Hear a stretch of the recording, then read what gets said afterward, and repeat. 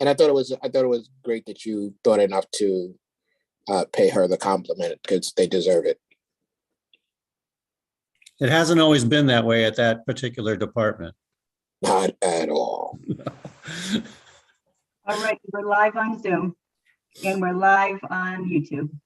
All right, thank you. Good morning, all. We're going to begin the public hearing for the Judiciary Committee for today, Wednesday, March 9th, 2022. My co-chair will be joining us shortly. I'd ask before we start if Representative Fishbein, good morning, if you have anything to say. No, thank you. Good morning to everyone and to you as well. And also to Senator Kissel, if you have anything to say, good morning. Just good morning to our great team and support staff. Happy Wednesday, and don't get fearful of the snow, couple inches. It's just March, Mother Nature. Thank you very much, Chairman Winfield. Thank you. All right, so good morning, everyone. We will begin with the first person in our list, which is Darryl McGraw. Good morning, Mr. McGraw. Good to see you. You have 3 minutes. Let me say to just for housekeeping, everyone gets 3 minutes. We will make an attempt to stick to that 3 minutes. I know that people sometimes get a little nervous about not getting everything in. If it appears that you are being cut off with a few more things to say, we will allow you to summarize. And hopefully your testimony is good enough that you get questions, and then we'll talk a little longer than 3 minutes. So, Mr. McGraw, you may begin. Thank you, Chairman Winfield, and good to see everyone, all the familiar faces. 3 minutes, I think you reminded me, because you know I like to talk a lot, so I'll try to stick to the 3 minute window. It's an honor and a privilege to be here, but it's also an honor and privilege. My name is Darryl McGraw, to have been and served as the chair of the Police Transparency and Accountability Task Force. This was, as many of you know, this was important work. It's definitely important work for those people like me who come from an urban environment, Black and Brown communities. I got to have the opportunity, the pleasure and privilege to work with law enforcement leadership and individuals around the table, as well as my colleagues from the IMRP. In that everyone has an opportunity to read the recommendations that we put forth. And once again, it just has an impacted person. I think I'll close with this, as I know my colleagues will have more to say, but as an impacted person, a person that spent 10 years of his life in and out of the correctional system, and then to be sitting in that chair and kind of leading the charge during some of the most difficult times in our country, as well as in our state, and getting to meet people around our state and hearing the challenges that, you know, communities are having, and coming together with law enforcement has been truly an honor and a privilege. And once again, it was important work. And I just want to say, if I could say anything in closing, it would be that, you know, I believe that the work is just beginning, and there's so much work, so much more work that we could do together. Senator Kissel has his hand up. How are you, sir? Good. Let me just say before Senator Kissel goes, for the knowledge of the committee, the first 5 individuals are not operating as a panel, but in total, they give you a full picture. So I would say that it might be useful, and I'm not making us stick to this, but it might be useful to let them each have their 3 minutes and then begin questions, because you may be asking a question of one that the other actually would be better equipped to answer. Having said that, Senator Kissel. Thank you very much, Mr. Chair, and I appreciate that comment. I guess, just in truth in advertising, I think the pendulum's gone too far on police reform. That's just me getting that out there initially. And I agree with you, Mr. Chair, but I really didn't hear any particular point highlighted by our first speaker. So I guess my only question is, what would you say is the most important thing that I can take away, or the members of this committee can take away, from the report that you guys spent so much time on, and with the recommendations brought before us? What's like the number one thing you want to make sure that we wrap our heads around? The importance of hearing the community's voice. The voice of the community is super important. I think if anything you take away from a lot of the report is based on information that we got from the community during community listening sessions, hearings, and from people from the public. So I think that if anything you take away is making sure that the community and impacted people are at the table at all times when these discussions are happening. Thank you for the question, Senator. You bet. And I appreciate that very much. And I appreciate it, Chairman Winfield. And I'll just say, he probably 15, 20 years ago, maybe 15, at that time, we were trying to get our arms around, guess what, juvenile crime and why a disproportionate number of Black and brown individuals end up in the criminal justice system. And so one of my ideas was, and I was lucky enough that Senator Coleman at the time, now Judge Coleman, agreed. We went to Hartford Public High School and we had a forum with the kids, with the kids in the school. And guess what? I learned an awful lot that afternoon in 3 hours that I would never get in a public hearing. And so I think your point is extremely well taken. Not only do we have to open the lines of communication, but sometimes we have to take field trips and just go out into the community and make it easy for those folks to communicate with us. So thank you very much. And thank you, Chairman Winfield. I thank you. I just wanted to say that Dr. Cooper's here as well. And we had young people on the panels together. So I'm sure she'll talk about that. And anytime you want to go into any hood, you let me know, Senator Kissel. We'll go together and we'll have lunch. Thank Maybe you. when it gets a little warmer, but I'm going to take you up on that. All right, cool. All right, we'll next hear from Senator Champagne. Thank you. As part of the panel, they made a bunch of motor vehicle charges secondary violations. Can you just explain how these were picked as secondary violations? Yes, Senator Champagne, I appreciate the question. I'm going to actually let Ken answer that because he was part of the logistics subcommittee, and and my colleagues, there are other colleagues that will be speaking, as Senator Winfield mentioned. So that might be part of the presentation as well. So who will I be asking those questions to? Oh, Ken Barone can answer that. Ken? So Senator Champagne, I don't know, were you here when I made the statement for clarity for the committee about how this is working this morning? I don't know if you were. Well, I heard I'm like everybody else on multiple meetings. Yeah.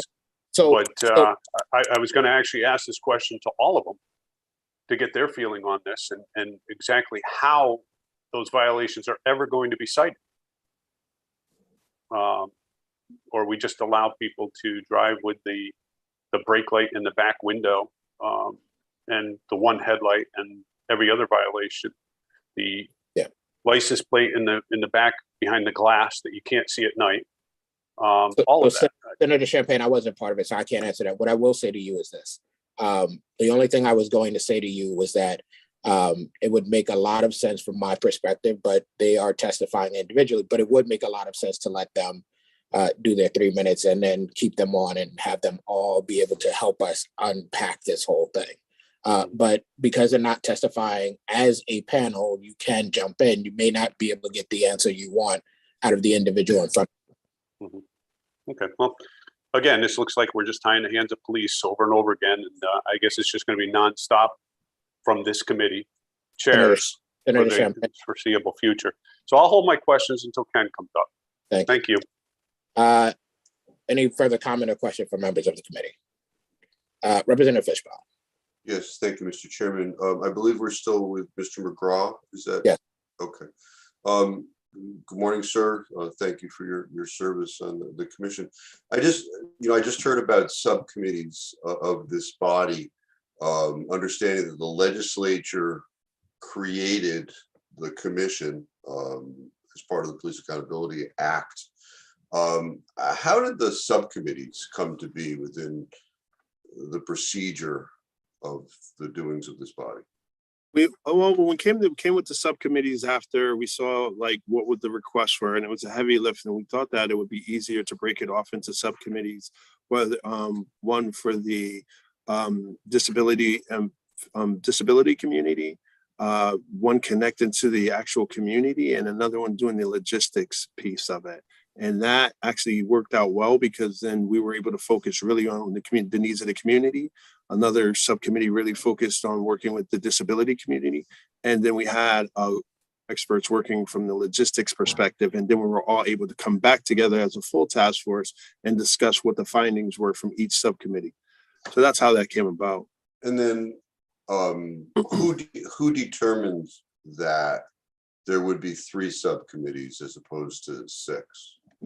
we determined as a group, as a body, we voted on, we discussed what it was this is what we were gonna do. And then as a group, we came together in the task force and we decided this was the route that we were gonna take. So the entirety of the body voted to have 3? Yes. Okay, and then how was the makeup of those subcommittees determined? Well, the majority of the people that were on the task force, the main body of the people were law enforcement leadership. So we determined people actually were able to self-select which group they felt best that they would be a part of, which subcommittee they felt their expertise was best in, and that's where they went. Okay, so once the subcommittees were identified, then you sort of opened it up to the membership to say which one would you like to be on? Is that Right. fair to say? That was the start, and then some other community members were added after the members of the task force had already figured out where they wanted to be within the subcommittees. Okay, and how was that determined that other members that were not on the committee were then going to be part of the task force? There were some members from the community, some members that were from the community that wanted to be a part of this, part of the mission. As you know, police accountability was a big topic, and there were people that were showing up to the meetings, and they asked, and we, based on what their role was in the community and who they were, they actually were asked to join that. Many people were asked, and people that said yes joined those subcommittees as well. We were able to add them to the subcommittees. So they were then determined to be voting members of the subcommittee, although they weren't on the task force? They were only members of the subcommittee. They were not allowed to vote in any of the decisions that the overall task force made. Okay, and your minutes reflect as such, because I didn't see any of the stuff that we've. That's correct. There were minutes in both subcommittees. There were minutes that were taken in the subcommittees as well as the task force meeting. No, I'm talking about the procedures. Okay. Yes, that should be in the minutes. We should be able to get that for you. Okay. Yeah, I did look at, I think, most of your minutes. I appreciate the minutes are not always copious, so I appreciate the exchange. But I have reviewed your report, and I look forward to future discussions. So thank you, Mr. Chairman. Thank you. Thank you, Representative. Further comment or question? If not, Mr. McGraw, if you stick around, you may be needed again before we're done with everyone. Next, we'll hear from Ken Barone. Ken, I saw you, I think. Yes, yep. Good morning, Senator Winfield, Representative Fishbein, Senator Kissel, members of the committee. My name is Ken Barone, Associate Director of the IMRP here at UConn. We provided staffing support to the task force over the last 2 years. I'll try and just briefly run through some of the bureaucracy of how the task force worked. I can try and answer your questions as well. The task force was comprised of 13 members. There were 10 voting members, 3 non-voting members. The voting members included 4 police chiefs, 2 retired police sergeants, 1 justice impacted person, 1 representative for the disability community, 1 state representative, and 1 pastor. The 3 non-voting members were the chief state's attorney, the undersecretary for criminal justice policy and planning, as well as the DESPP commissioner. Our work began over 2 years ago, and the report that the task force released in January was a culmination of that work. The task force formed its work by breaking up into 3 subcommittees. The chairman already mentioned it. The Public Awareness Subcommittee, which was chaired by Chairman McGraw, the Improving Police Interactions with the Disability Community, which was chaired by John Slifka, who is a representative on the task force, and the Logistics or Policy Subcommittee, which was chaired by Representative Hall. The full task force met 27 times since its formation, and all 3 subcommittees met more than 65 times over 2 years. Just to answer Rep. Fishbein's question, every subcommittee officially had 8 members to it. There was a minimum of 4 members from the larger task force and 4 members that the chair was allowed to select with approval from the task force to participate in the subcommittee meetings. Recommendations, the process we followed as recommendations would work through the subcommittees and would ultimately go before the full task force, where the task force would have 2 months to consider each recommendation. The subcommittee also hosted 14 public listening sessions over 2 years. They partnered with the Connecticut Bar Association Policing Task Force to help do research and formulate many of our recommendations, as well as made partnerships with the Post Council, the University of Connecticut Insurance Law Center, Commission on Human Rights, the Office of Attorney General. We had police unions represented at our meetings, as well as other subject matter experts. The final report reflects 21 detailed recommendations that were endorsed by the full task force, 13 recommendations for legislative consideration, 11 recommendations for post-council consideration, and 9 recommendations for municipal consideration. Public Act 20-1 also required that the task force respond to 3 specific questions, one on professional liability insurance and qualified immunity, one on the recovery of bail fugitives, and another question on no-knock warrants. So in addition to the 21 recommendations, the task force also provided 3 detailed reports in response to those legislative mandates. Finally, 7 of our 13 recommendations made it into the Police Transparency and Accountability Task Force bill today, and another recommendation made it into a separate bill. Some of the recommendations that didn't make it into the bill could also be acted upon by the Post Council. So there was some dual action there. So with that, I'm happy to take any questions, and I'll try and do my best to answer questions about the process or about a particular recommendation if I can. Thank you, Mr. Barone. Senator Champagne. Thank you, sir. I have some questions about the secondary violations. Sure. So if we can start with the license plate. So essentially, a secondary violation, the officer cannot stop a car for. Am I correct on that? That is correct. Okay. So a license plate in the rear window. During the daytime, you can see the numbers, you can see the words. At nighttime, because of the lighting, you can't. So I can stop the car at night. I can't stop them during the day. Is that how the law reads? So there's 2 laws, right, governing license plates. One obviously being in the rear view mirror, the other being that the license plate has to be legible. We made a reform in the proposal to say that the license plate has to be substantially legible, meaning an officer has to be capable of reading the letters and numbers in the license plate. So theoretically, if it was nighttime and an officer could not substantially read the license plate in a rear view window, that would be a primary reason to stop the vehicle. Okay, so the answer is yes. At night I can stop them, during the daytime I cannot. Assuming during the day the officer could still read the license plate in the rear view window, yes. Is that during the daytime, reading it at all times? If it's the license plate always has to be substantially visible to the officer, meaning the officer has to be capable of reading the letters and numbers on the plate. If it's substantially visible in the rear view window, then it would be a secondary violation. right. Well, in the rain, you obviously can't see it as good. And during the snow, same thing. So, I just want to make sure. I mean, we changed this law, and I want to make sure that officers understand that. So, the windshield. What would be considered? You got to, for the most part, it's got to be open. But that was changed to a secondary as well. Was not. That was not changed to a secondary violation. Okay.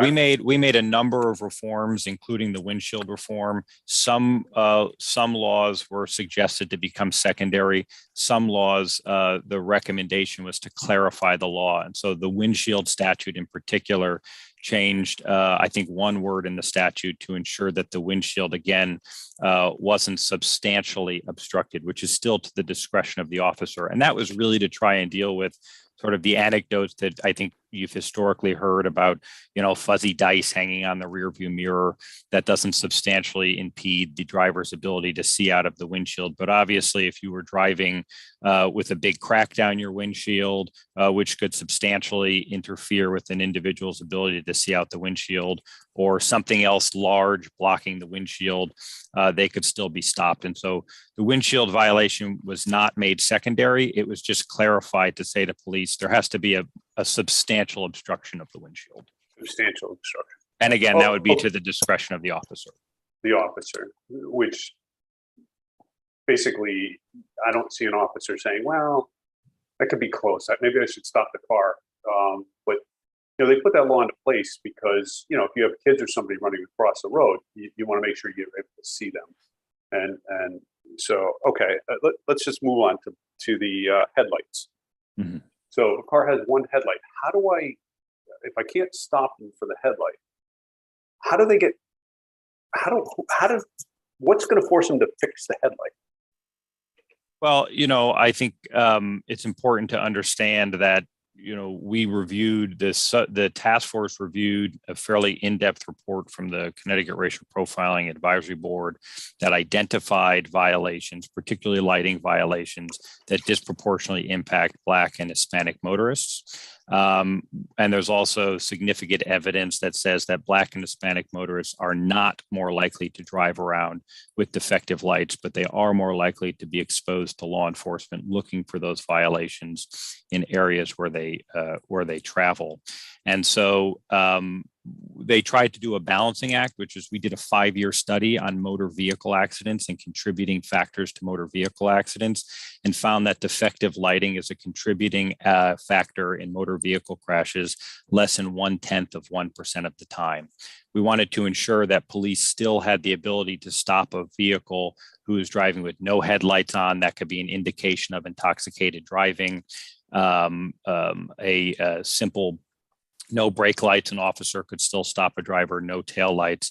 But the task force ultimately decided that a single headlight, a single brake light, a single tail light, or the license plate light being out didn't justify a primary stop by a law enforcement officer. I guess your point, you know, police could sometimes do that to inform the driver if they don't know that they have a light out.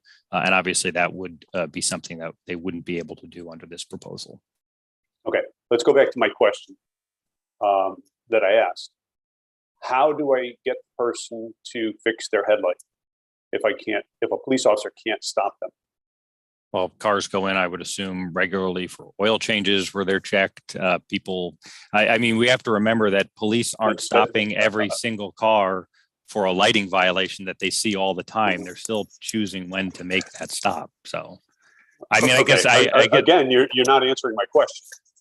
Sorry. I guess I'm. So I'm going to ask, if we ask a question more than 2 times, that if we're not satisfied with the answer, perhaps we won't get the answer we want. Well, Senator Winfield, when I ask a question, I'd like an answer to it. You know, I mean, they put this panel together to do all this, and I just want to make sure all my questions are answered.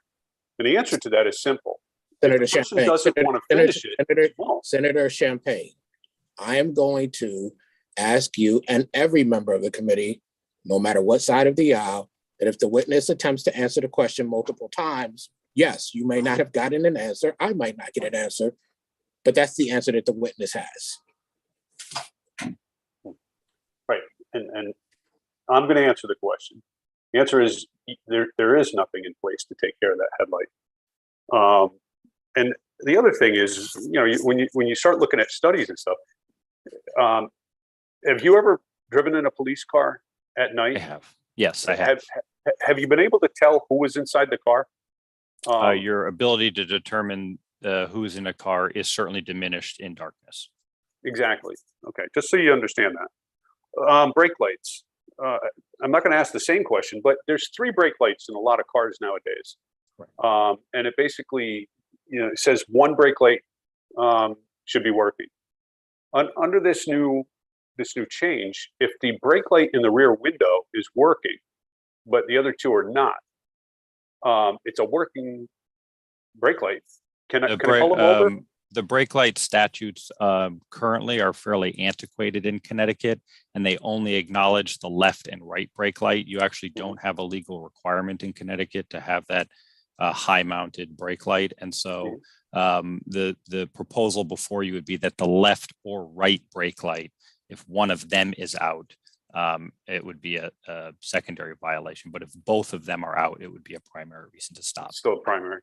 Okay. And just before you go, Senator Champagne, to Mr. Barone, I just the person asking the question and the person answering to be a little careful. You guys kind of stepping on each other a little bit. Let Senator Champagne finish and then respond to the question. All right, failure to carry license. Is that a secondary violation? I believe it was added as a secondary violation, although I suppose it's theoretically already a secondary violation. Police largely wouldn't know if a motorist had a license until they stopped the motor vehicle. Okay, all right. But we would call that a de facto secondary violation already. Okay. And how about the 2 license plates on a vehicle? Failure to have 2 license plates.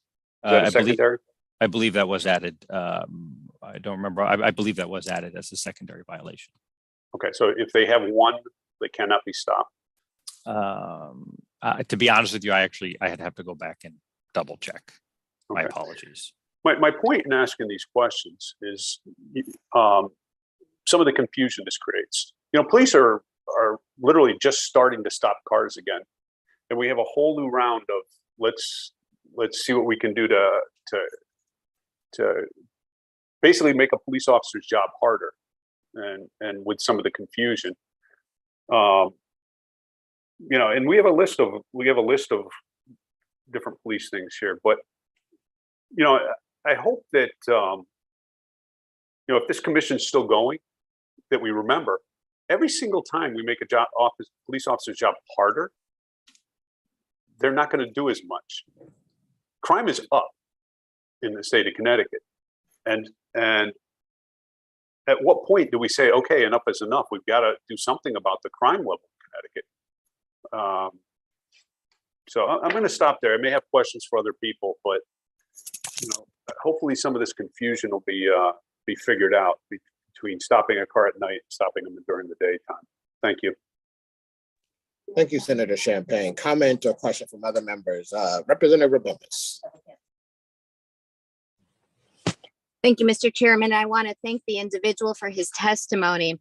I do have some follow-up questions. There was some testimony regarding statistics, and I believe, and I'll quote, that black and brown are stopped more often for taillights and what's being identified now as secondary violations. Are those statistics for the state of Connecticut? Yes, they are. And from what time period is those statistics taken from? Since the state made reforms to the Alvin Penn law, which took effect October 1, 2013, we have data on every single traffic stop that we've studied since October 1st, 2013 through present. Through present, what's the date through present? Present day. We have data right up through yesterday, but the study itself was through 2020, the data that we looked at. So the data that you're stating that there is a more likely that police stops are being done to minorities, you're using data from 2013 through today. Is that your testimony? Yes, and we conduct as part of the Alvin W. Penn law a study every year. We've conducted 7 studies for the state of Connecticut through the calendar year 2020, and we're in the process of analyzing calendar year 2021. So what percentage of those stops are regarding those violations that you have identified? And I guess the question also would be, how many violations are you identifying in your study?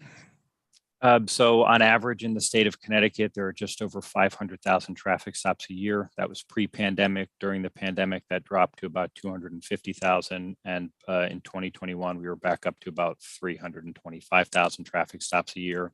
If we go pre-pandemic, the equipment and administrative offenses that have been identified in this particular bill represent about 80,000 total motor vehicle stops. And how many of those were solely taillights? I'd have to go and look in taillights, but there's over 50,000 stops a year for defective lighting, which would include all defective lighting violations. But I could certainly get the number on taillights if you were interested. Okay, so you actually don't have that number in front of you regarding taillights, is that correct? Not right now, no, but it certainly wouldn't be hard for us to get. And we did have that when we did our study. Sure, but my concern is that your testimony highlighted taillights. So in fact, it could be that there was a violation for taillights in in addition to some other reason for a stop. Because you I don't should- have the figure for just taillights before you right now as you testify. I was referring to all defective lighting violations. I don't think I was referring just to taillights. And if I was, that was a mistake on my part. But Okay, and I appreciate that correction only because I want to make sure that this is clear, because the impression that I'm being left with is that officers are making purpose stops for taillights only on an increase for minorities. Now, from 2013 to the present day, you're saying that there has been an increase of those stops? no, what we have found is that Black and Hispanic motorists are 3 to 5 times more likely to be stopped for a low-level equipment violation, most predominantly defective lighting. And we have done 7 statewide studies, and we have analyzed data in 32 individual municipal police departments here in Connecticut, where we have consistently found that Black and Hispanic motorists are not more likely to have a headlight out, a taillight out, a brake light out, or a license plate light out, but they are more likely to be exposed to police looking for those violations where they're traveling. And in fact, when we've run experiments where we've had law enforcement look for those violations in predominantly neighborhoods that are predominantly white, we've found a violation rate at the same or a higher rate than we have in Black and Hispanic neighborhoods. So there's a different enforcement patterns that occur in different neighborhoods for a variety of reasons. I'm not saying that that it's not complicated, but we have found that Black and brown motorists are more likely to be stopped for a low-level lighting violation, but they are not more likely. There's no evidence to support a claim that they're more likely to have a lighting violation. I find that fascinating. I don't know how, and could you share that study with the committee? Happy to. Yes, Okay. sure. Because I, conceivably can't understand how one can determine whether or not minority communities are more likely to have defects in vehicles than non-minority communities, especially in light of the fact, I don't know how you are racially profiling people in that regard on those studies, because then you're saying that purposely for the study, these individuals were being stopped and asked what race they were? So in the state of Connecticut, police have to complete the Alvin W. Penn form. They report the race and ethnicity of the motorist based on their perception of the driver. It's reported by law enforcement. That's the data that we use to do our annual study on behalf of the state. And I actually am well aware of that. And that perception is a serious issue and quite, in my humble opinion, offensive, as I do defend a lot of clients who are improperly identified to a race which they do not belong to. So that's a big issue that we have. And I don't know how we can take statistics and rely on statistics on false information. And that's proven because I can tell you, I have clients who have been improperly identified in that regard. So, again, I will look forward to that study, those statistics. I am seriously concerned that we are now trying to, as the good senator indicated earlier, make officers' jobs that much harder opposed to informing people. Because I'll tell you right now that I can't tell you exactly when it was, but a few years ago, I was very appreciative of an officer who told me I had a tail light, stopped me. I had a tail light out because I actually have small kids and they were in the car. And for that second, certainly that tail light is out, but it could be less than a few minutes that a second tail light could be out. And I could be on the road at night and I could be rear-ended or during the day, whatever the case may be. So there's good reason that we have these laws. Officers are very busy. I'm sure those are not just the reasons that they're stopping people. But I'm very interested in something else. Saying that you've got all these statistics, I want you to tell me which police departments in the state of Connecticut have you seen that have a higher percentage of pulling over what you claim in your statistics, minorities, for small violations? I've got, a lot of examples. Weathersfield has been consistently one of those agencies that has shown up with statistically significant disparities. They, for a long time, stopped the largest number of drivers for low-level equipment violations, predominantly on the Hartford border, of Black and Hispanic motorists. We had, I always share this story of, if you'd permit me maybe a minute, I could share you, I think, what might be an illustrative story of this. The Newington Police Department, in 1 year, on average, police departments typically about 10 to 12% of their stops are for low-level lighting violations. A number of years ago, the Newington Police Department stopped 40% of all their drivers for a low-level lighting violation. It was predominantly impacting Black and Hispanic motorists because of where they were doing that enforcement. After engaging with the police chief to understand their enforcement strategy, they had indicated to us that as part of their DUI enforcement, they would send officers out during peak drinking hours to stop cars for any low-level reason they could identify, so they could interact with the driver.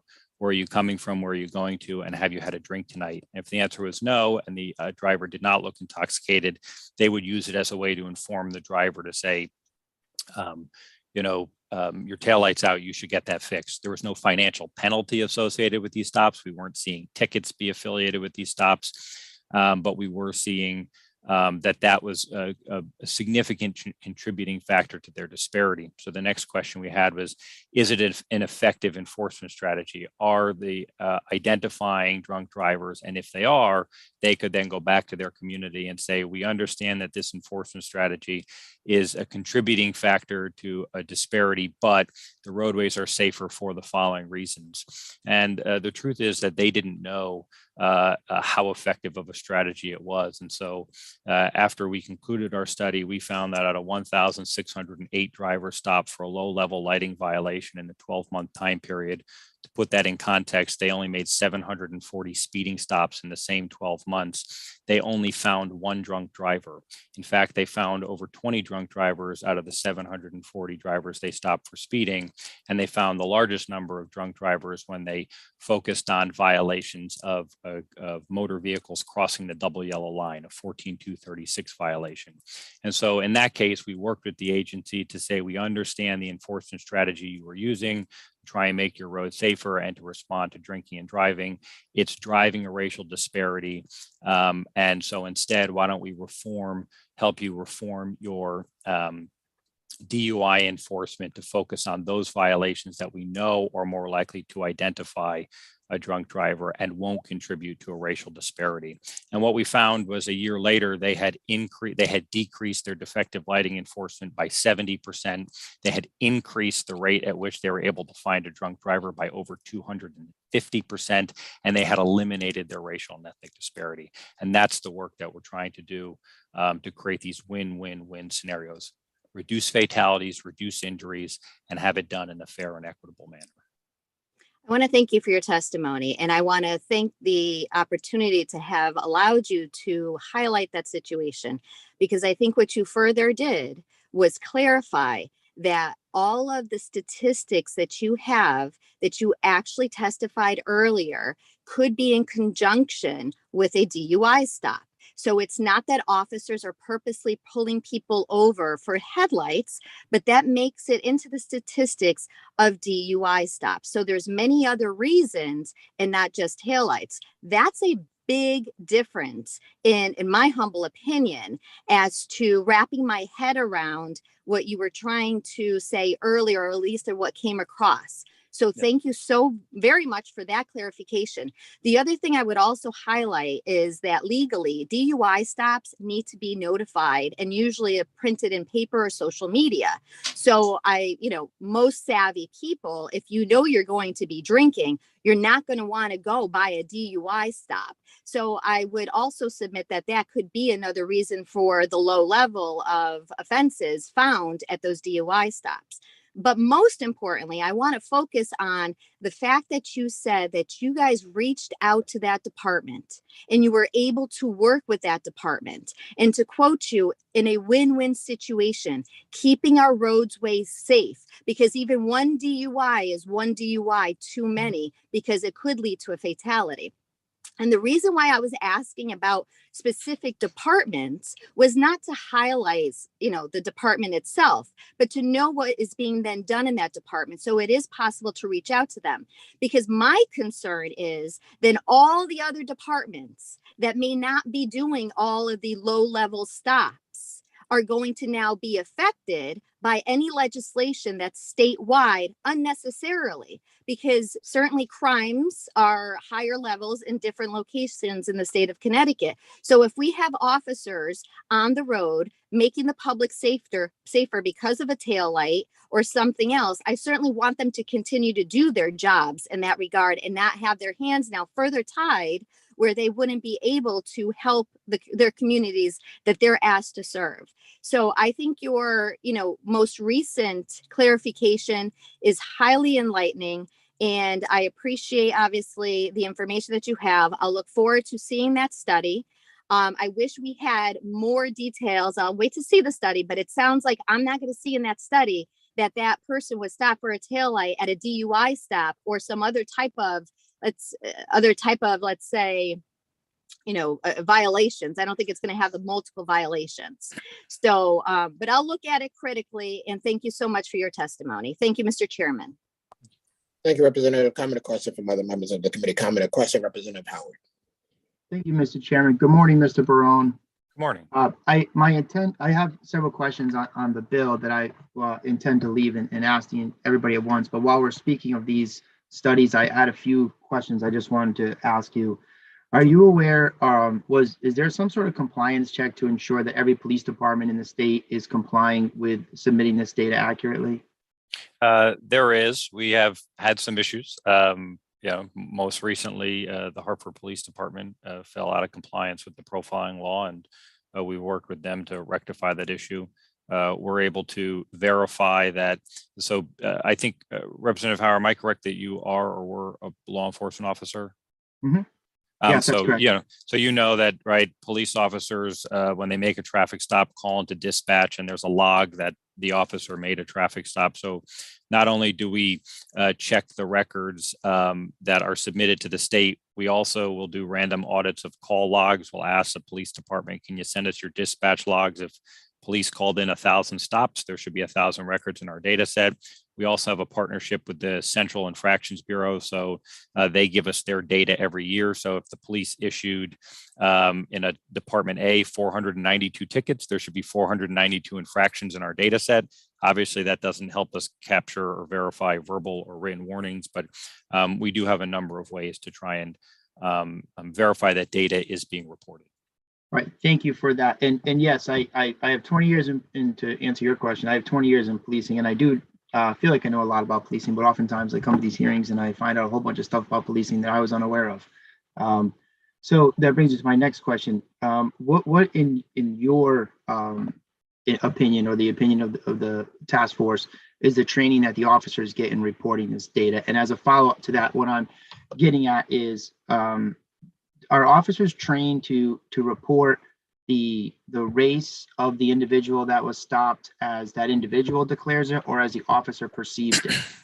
So the law requires that officers report their perception of the driver. Now, there's a few reasons for that. One is, in a perfect world, we would have race and ethnicity data on licenses. The officer would scan the license if there was one there, and the data would port in on the back end, and officers wouldn't be reporting this. We don't currently collect race and ethnicity on licenses for a variety of reasons. I know it was removed a number of years ago because insurance companies were using that information to I think it was like insurance redlining, so that got removed. Even if we change the law today to institute that on licenses, it would take 6 to 8 years to have everybody update their license to get the data. So there's some foundational issues in having it collected in that way. There's obviously issues that were discussed 10 years ago when this law was put on the books, and police officers asking motorists. We wanted to, and I think the legislature wanted to avoid that. And also, perception actually is important because at the end of the day, if I self-identify as one race or ethnicity, but an officer perceives me as another race or ethnicity, and say I have a particular bias against an individual based on a particular race and ethnicity, it's not going to be based on how that individual self-identifies, but rather based on the officer's perception of that individual. So fundamentally, accepting the perception of officers is a sound way to do this.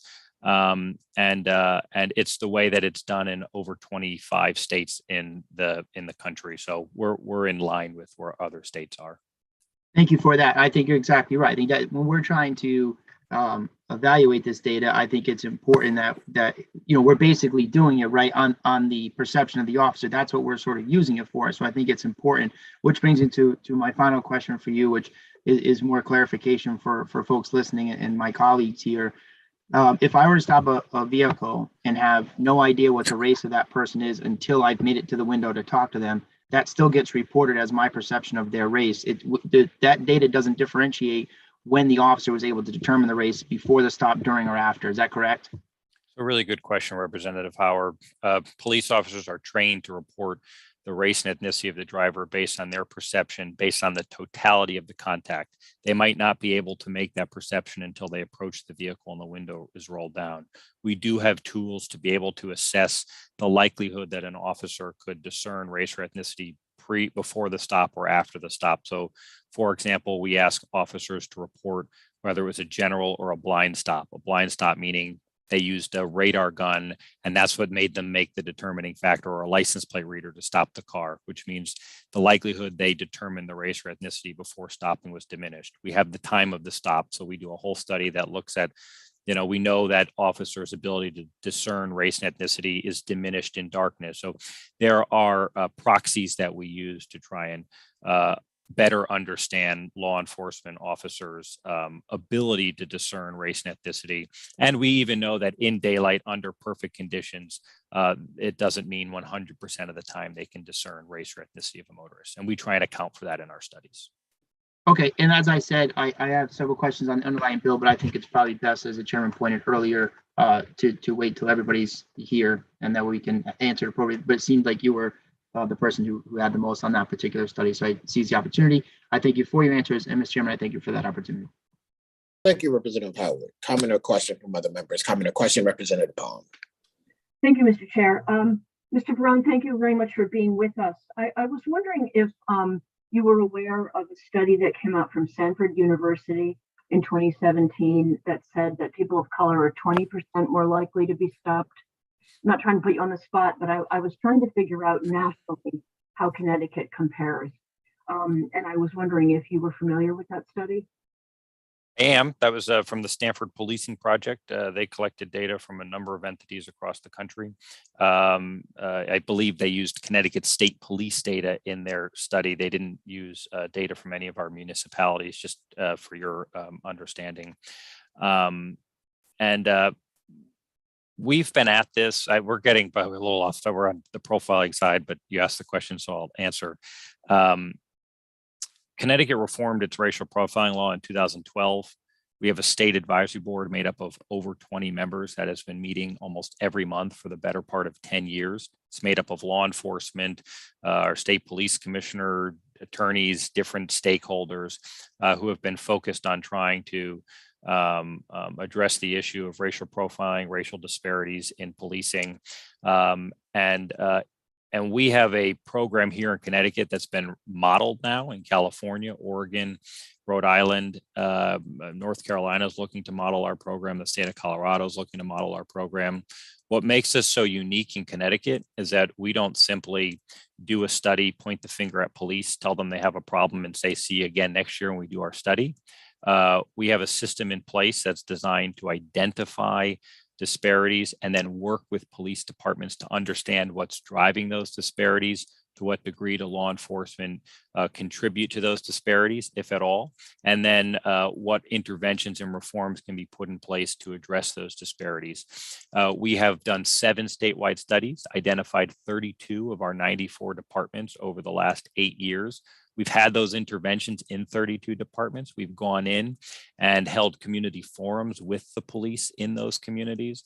As a result of all of this long and challenging work, the last 3 statewide studies that we've done here in the state of Connecticut, we have seen significant decreases in overall racial and ethnic disparities. And we are in a far better place here in Connecticut particularly over the course of the last 3 years, than many other states are across the country. And that's largely because we've been at this for so long.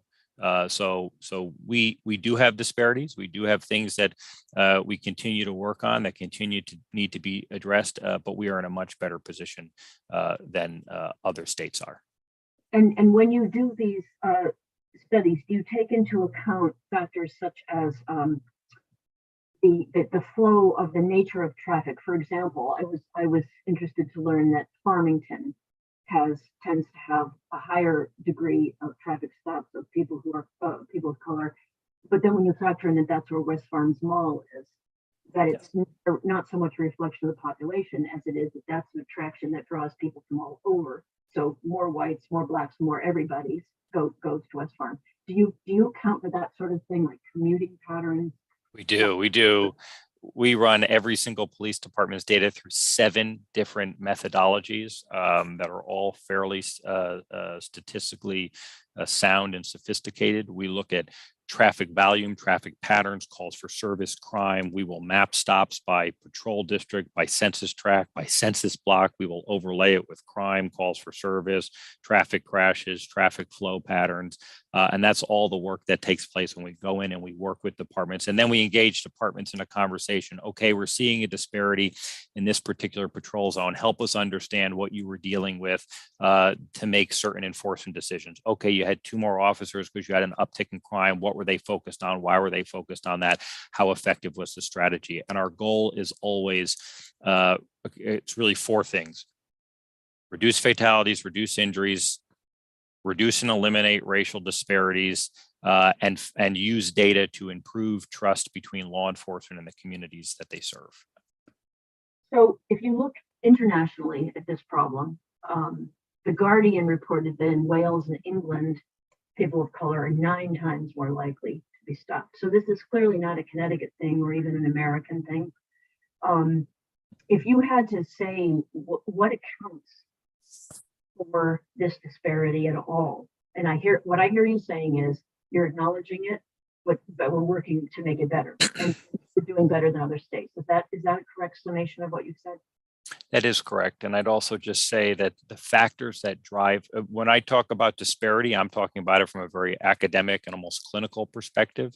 So I just always have to remind folks, disparity doesn't equal profiling.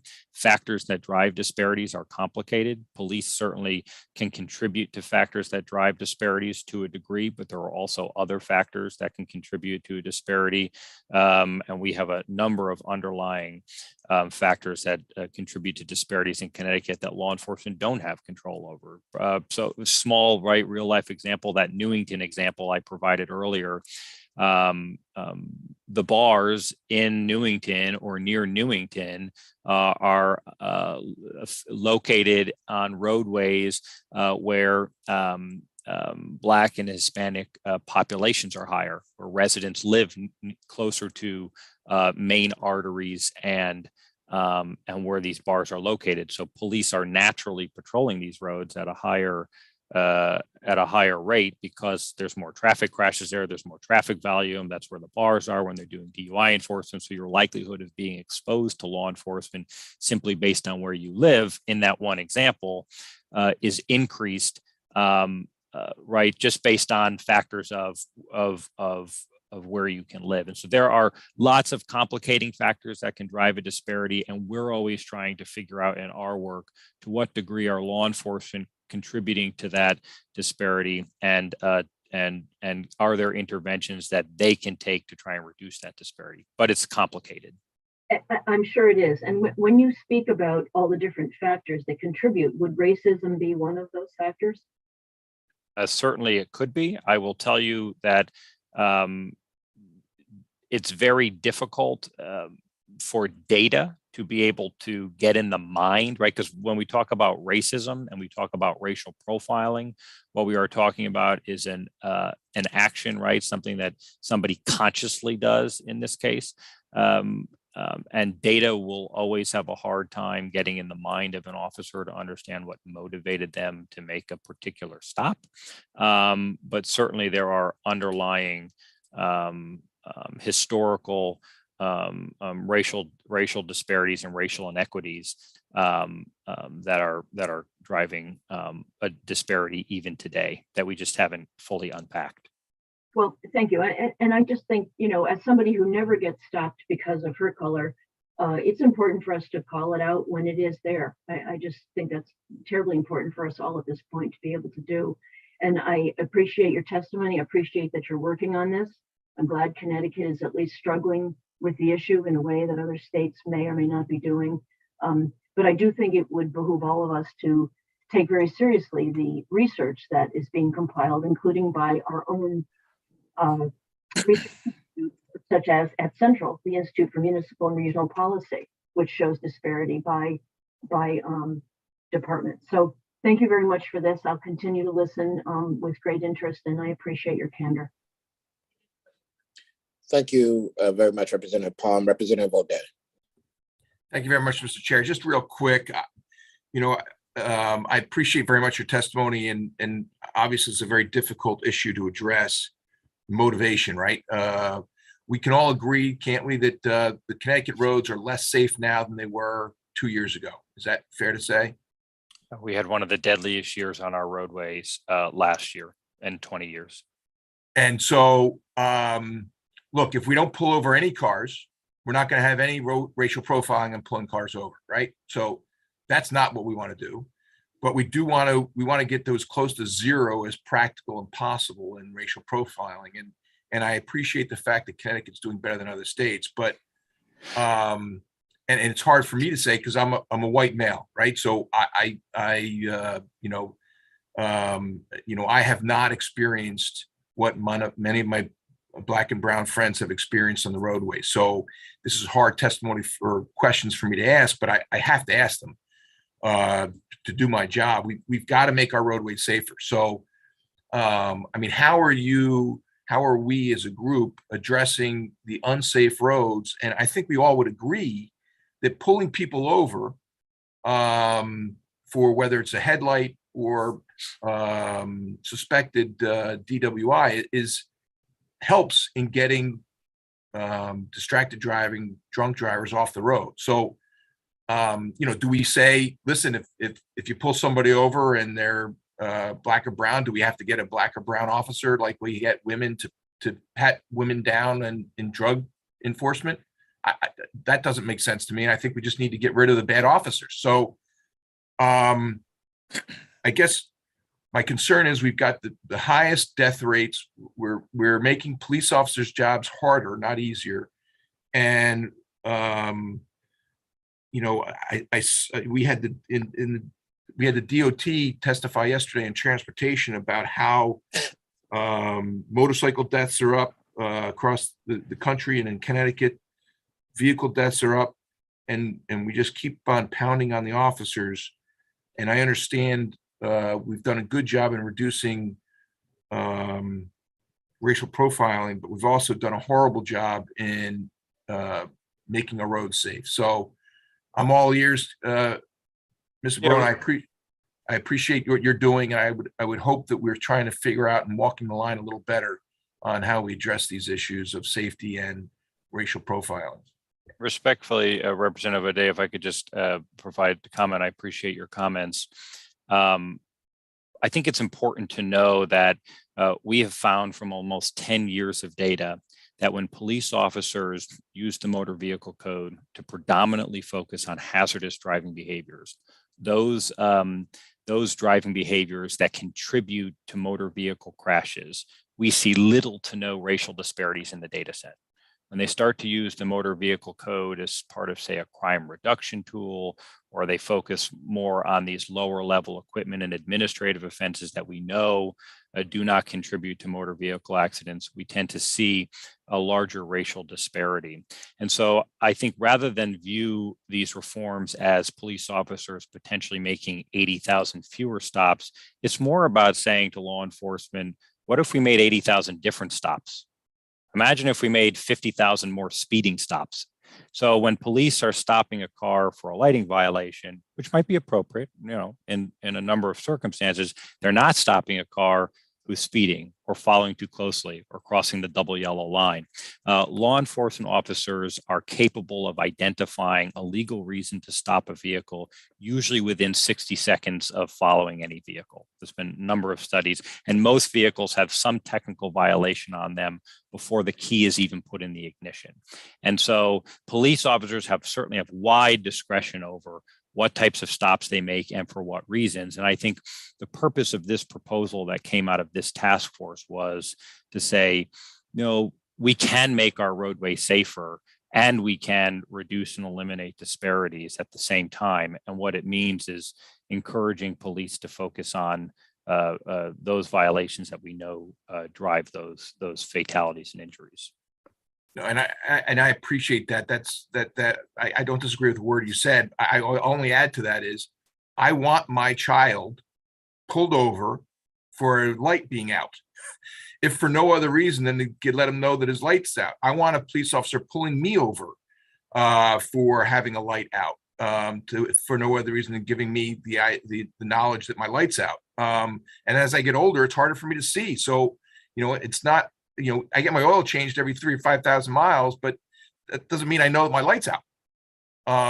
So listen, I think there's common sense would say, pulling people over for lights out is a good thing, not a bad thing. But I then defer to my friends on the Black and brown community who get pulled over for those reasons because of their race. But if the officer doesn't know their race before they're pulled over for a light being out, how does that bad?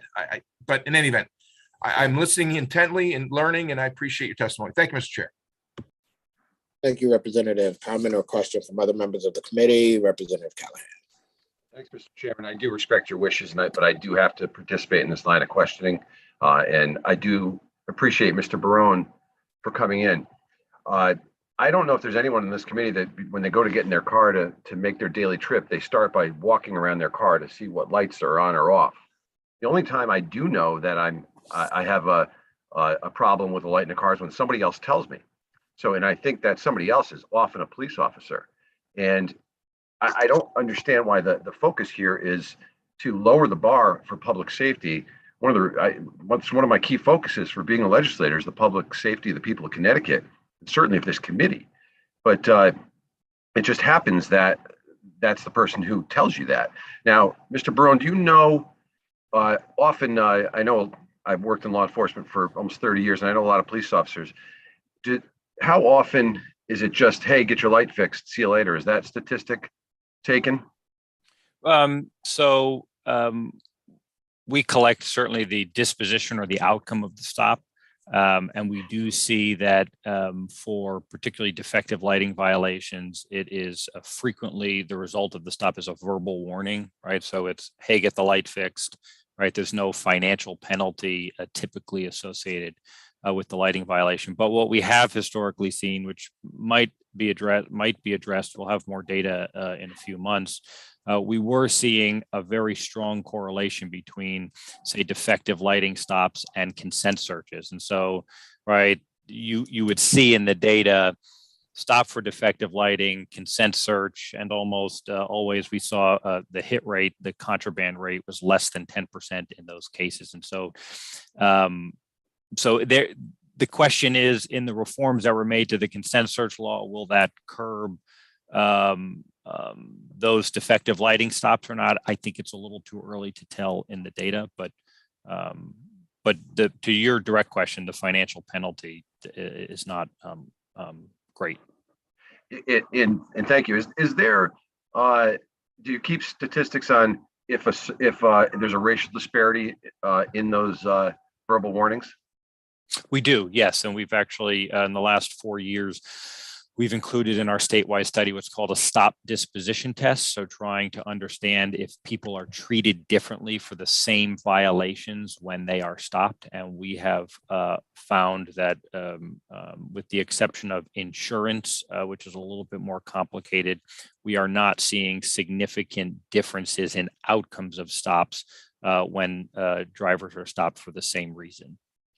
Thank you. And I think you can probably agree that the subsequent violations, if there was a stop for a lighting infraction and for instance, there's a pungent smell of marijuana or alcohol in the car, yes, that I would think that's a good thing that those things are being caught. And that person who stopped for the lighting violation, if there's nothing wrong in the car, and even if I do consent to a search and there's nothing wrong, I guess if I'm behaving without breaking any laws, I'm good to go. But if you are breaking other laws, I'm trying to figure out in my mind that's a bad thing that we did take someone off the street who was committing another law, regardless of their color. Yeah, all I can say is that, and again, there's certainly individual instances where I'm sure an officer stopped somebody for, say, a defective tail light, and right, there were, massive amount of drugs in the trunk and they were arrested.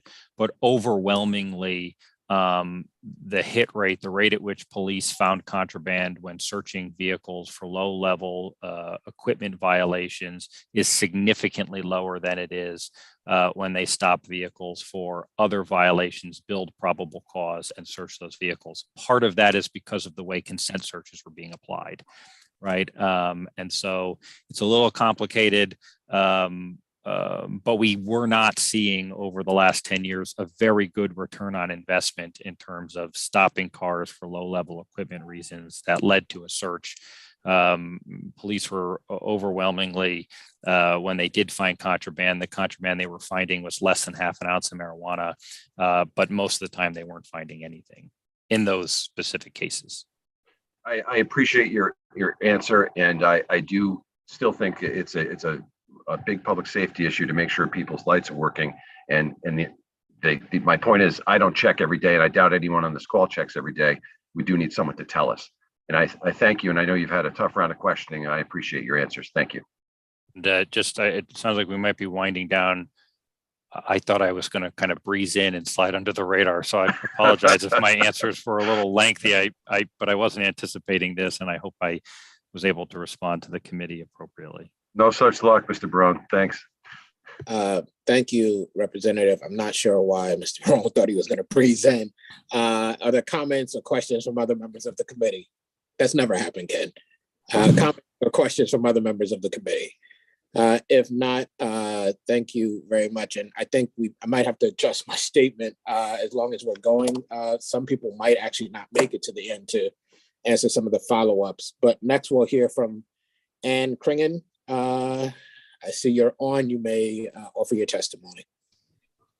Great. Thank you so much for having me. My name is Ann Kringen, and I've been working with the IMRP on these recommendations for the Police Transparency and Accountability Task Force.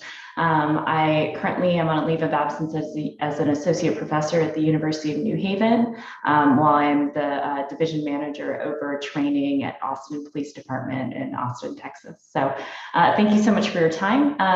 Our work on the diversity recommendations included 4 parts, but I just wanted to give an overall overview of some of the research and why this is important. First and foremost, to sort of link it back to why we're here today, is the Connecticut General Statute, section 7-291B, which was in 2015, related to making sure that law enforcement agencies implement guidelines for retention and promotion of minority officers, and then stipulates the type of diversity. I just wanted to discuss that since 2015, there's been a lot more robust literature supporting the reason for diversification within police departments, and that the 3 kind of components that I'll discuss are racial diversity, gender diversity, and ideology, right? And so for racial diversity, there's a study coming out of Chicago with a very large sample size, which demonstrates that there is some evidence that supports that Black and Hispanic officers use less force than white officers, and Black and Hispanic officers make fewer stops and fewer arrests than white officers. There's also representative bureaucracy, right, which is that individuals in communities would like to see people in positions that look like that, right?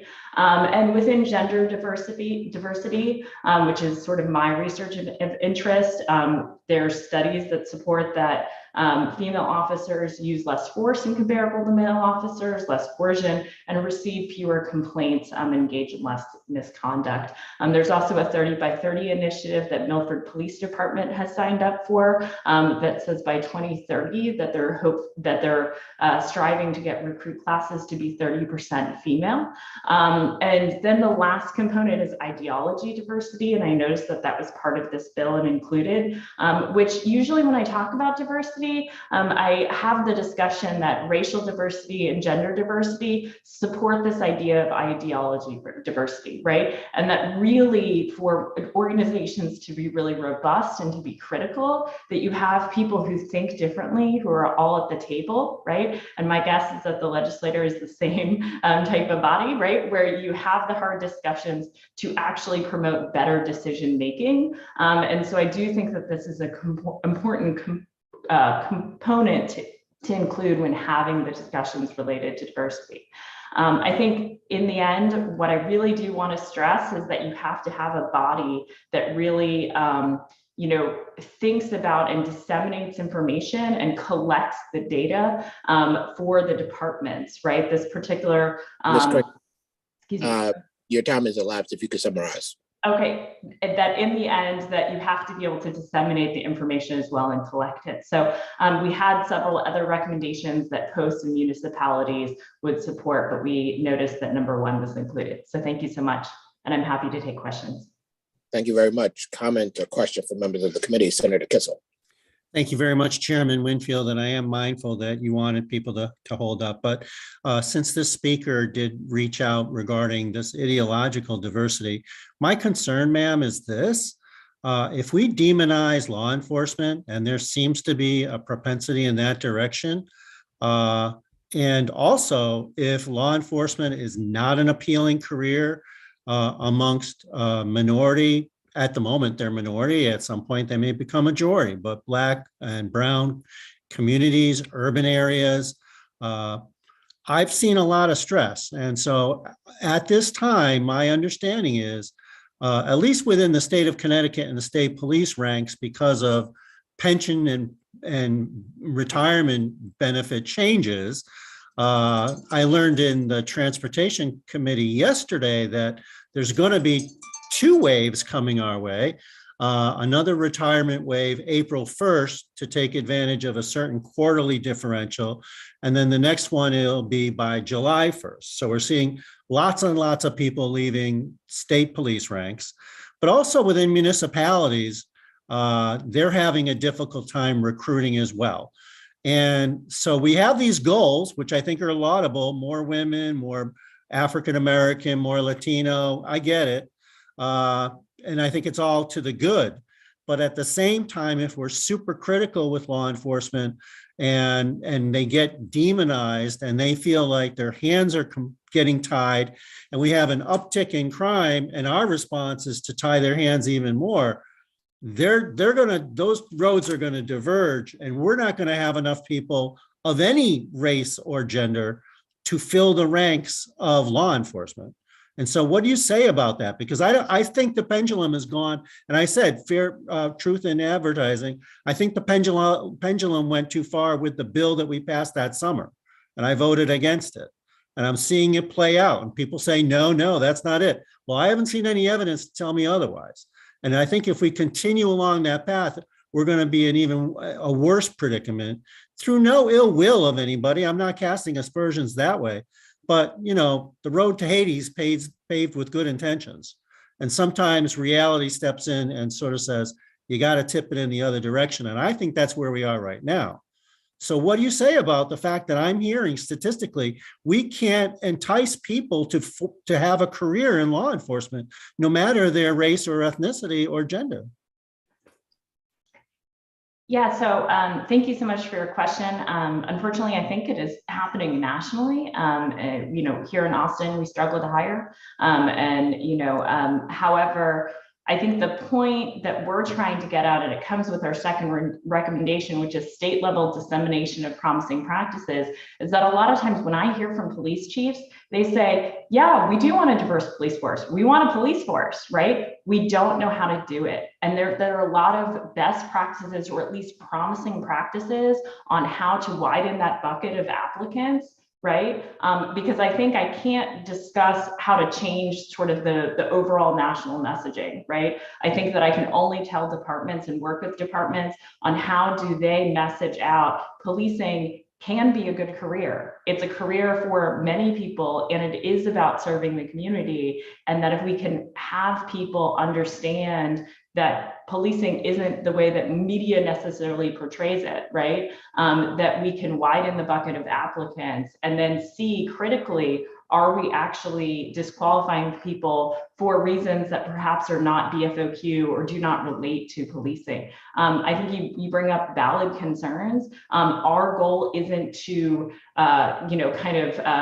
necessarily shackle policing into having to meet benchmarks, but rather to say, here's a goal, here are some of the practices that might help you get there, right? And that those are part of the kind of post recommendations and the municipality recommendations that we have. Well, Professor, I appreciate your answer. I personally think it's a little bit idealistic, but it's never bad to seek that as a goal to make a lot of policies aspirational. But I think in changing the law, I see, you said we don't want to have the same message like the media is portraying. Well, the media is portraying it for, because that seems to be the zeitgeist right now. We're going to be tough on law enforcement. And, it's not all like middle-aged white guys are like racist. That's just not the reality. It's almost like we have this notion that there's a problem out there and looking for a cause. Now, with Mr. Barone, he stated statistical evidence, but rather than one size fits all, which I don't think works, you said you feel more comfortable working with individualized departments. And I think that, for example, with the traffic stops, I agree with him that we're misusing valuable resources and we need to do the double yellow line crossovers and the speeding more than the lights. But I also agree with all the previous speakers that said, hey, if somebody doesn't pull me over for my light, I'm never going to know. And so rather than saying we're going to tie the hands of law enforcement, we can say to each department, as a policy, you may want to look at this. If there's a choice, you may want to predominantly pull over speeding and crossing the yellow line, but I don't want to tie their hands if they see a car without their light on, because I don't think it's necessarily purposely directed at Black or Latino members of our society or Asia Pacific Rim or whatever. I think maybe neighborhoods are maybe targeted and it inadvertently has these ramifications. And yeah, legitimately, we got to get our arms around that. And that's why when the first speaker said, go into the community and listen to people's in the community, law enforcement just might not be thinking it through by saying, if we focus in this area, we're going to get more people of color. So I think we can be more nuanced rather than just changing all the laws and tying law enforcement's hands. And I think we have to be really careful now because the pendulum did swing. And there is this thing where, if my house if anybody can sue me because they think it was an unrighteous bust, and all of a sudden everything I've worked for my entire life is now going to be attached in a lawsuit, I'm not really digging this. And there's not a lot of people that have that kind of potential liability in their jobs. But law enforcement now has that. And I'm not saying that they consciously pull back, but it's got to be back there somewhere. And we have to sort of disentangle this and be very mindful of disproportionate impacts on people of color and in certain communities. I get it, and I embrace that. But at the same time, we can't tie law enforcement's hands, and I don't want them to think like 10 extra seconds so that somebody rams into their legs and maims them for the rest of their lives. And so I appreciate what you're saying. I just think that the other side has to be talked about a little bit more stridently as well. I'm sorry for using you as my vehicle for my soapbox, but I wanted to get it out there so also my colleagues on the committee and those folks watching on CTN hear this perspective as well. I think we can do a better job coming together, and I think now is the time, or it's going to be too late and we're just not even going to be able to fill positions, and that's going to be a real problem. Thank you, Mr. Chair. Thank you, Senator Kissel. Comment or question from other members of the committee? Comment or question? If not, thank you very much. I will next hear from Danielle Cooper. Good morning, everyone. Thank you so much for allowing me this time to speak with you. My name is Dr. Danielle Cooper. I'm an associate professor of criminal justice at the University of New Haven. I'm also here in the state of Connecticut and in Florida, a certified prevention professional.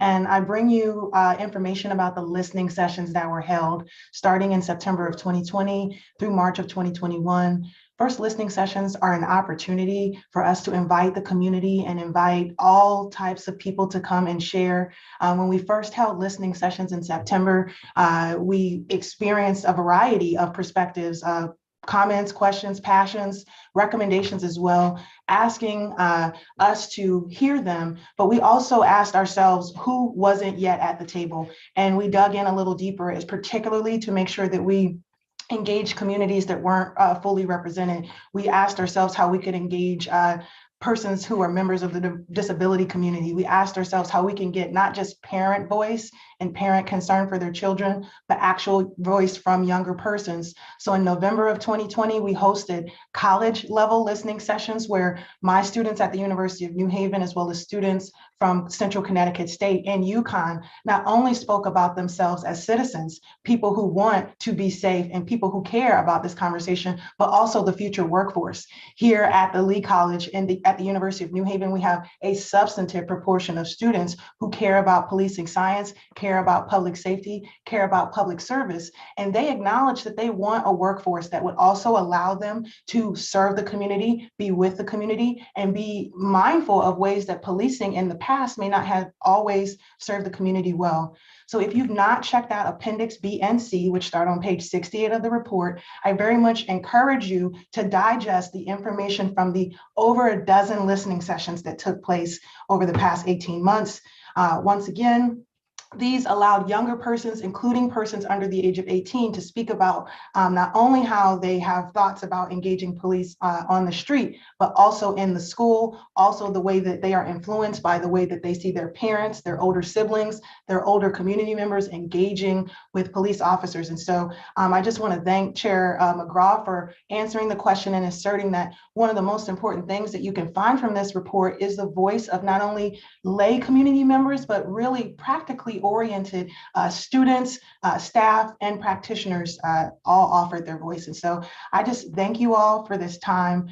It is very important that we continue to ask ourselves how we can amplify the community, especially the community who is telling us when they are suffering, when they are struggling, when they are not feeling represented, when they are not feeling heard. And this task force has taken an abundant lift to magnify those voices. Thank you. Thank you, Dr. Cooper. Comment or question from members of the committee? Senator Kissel.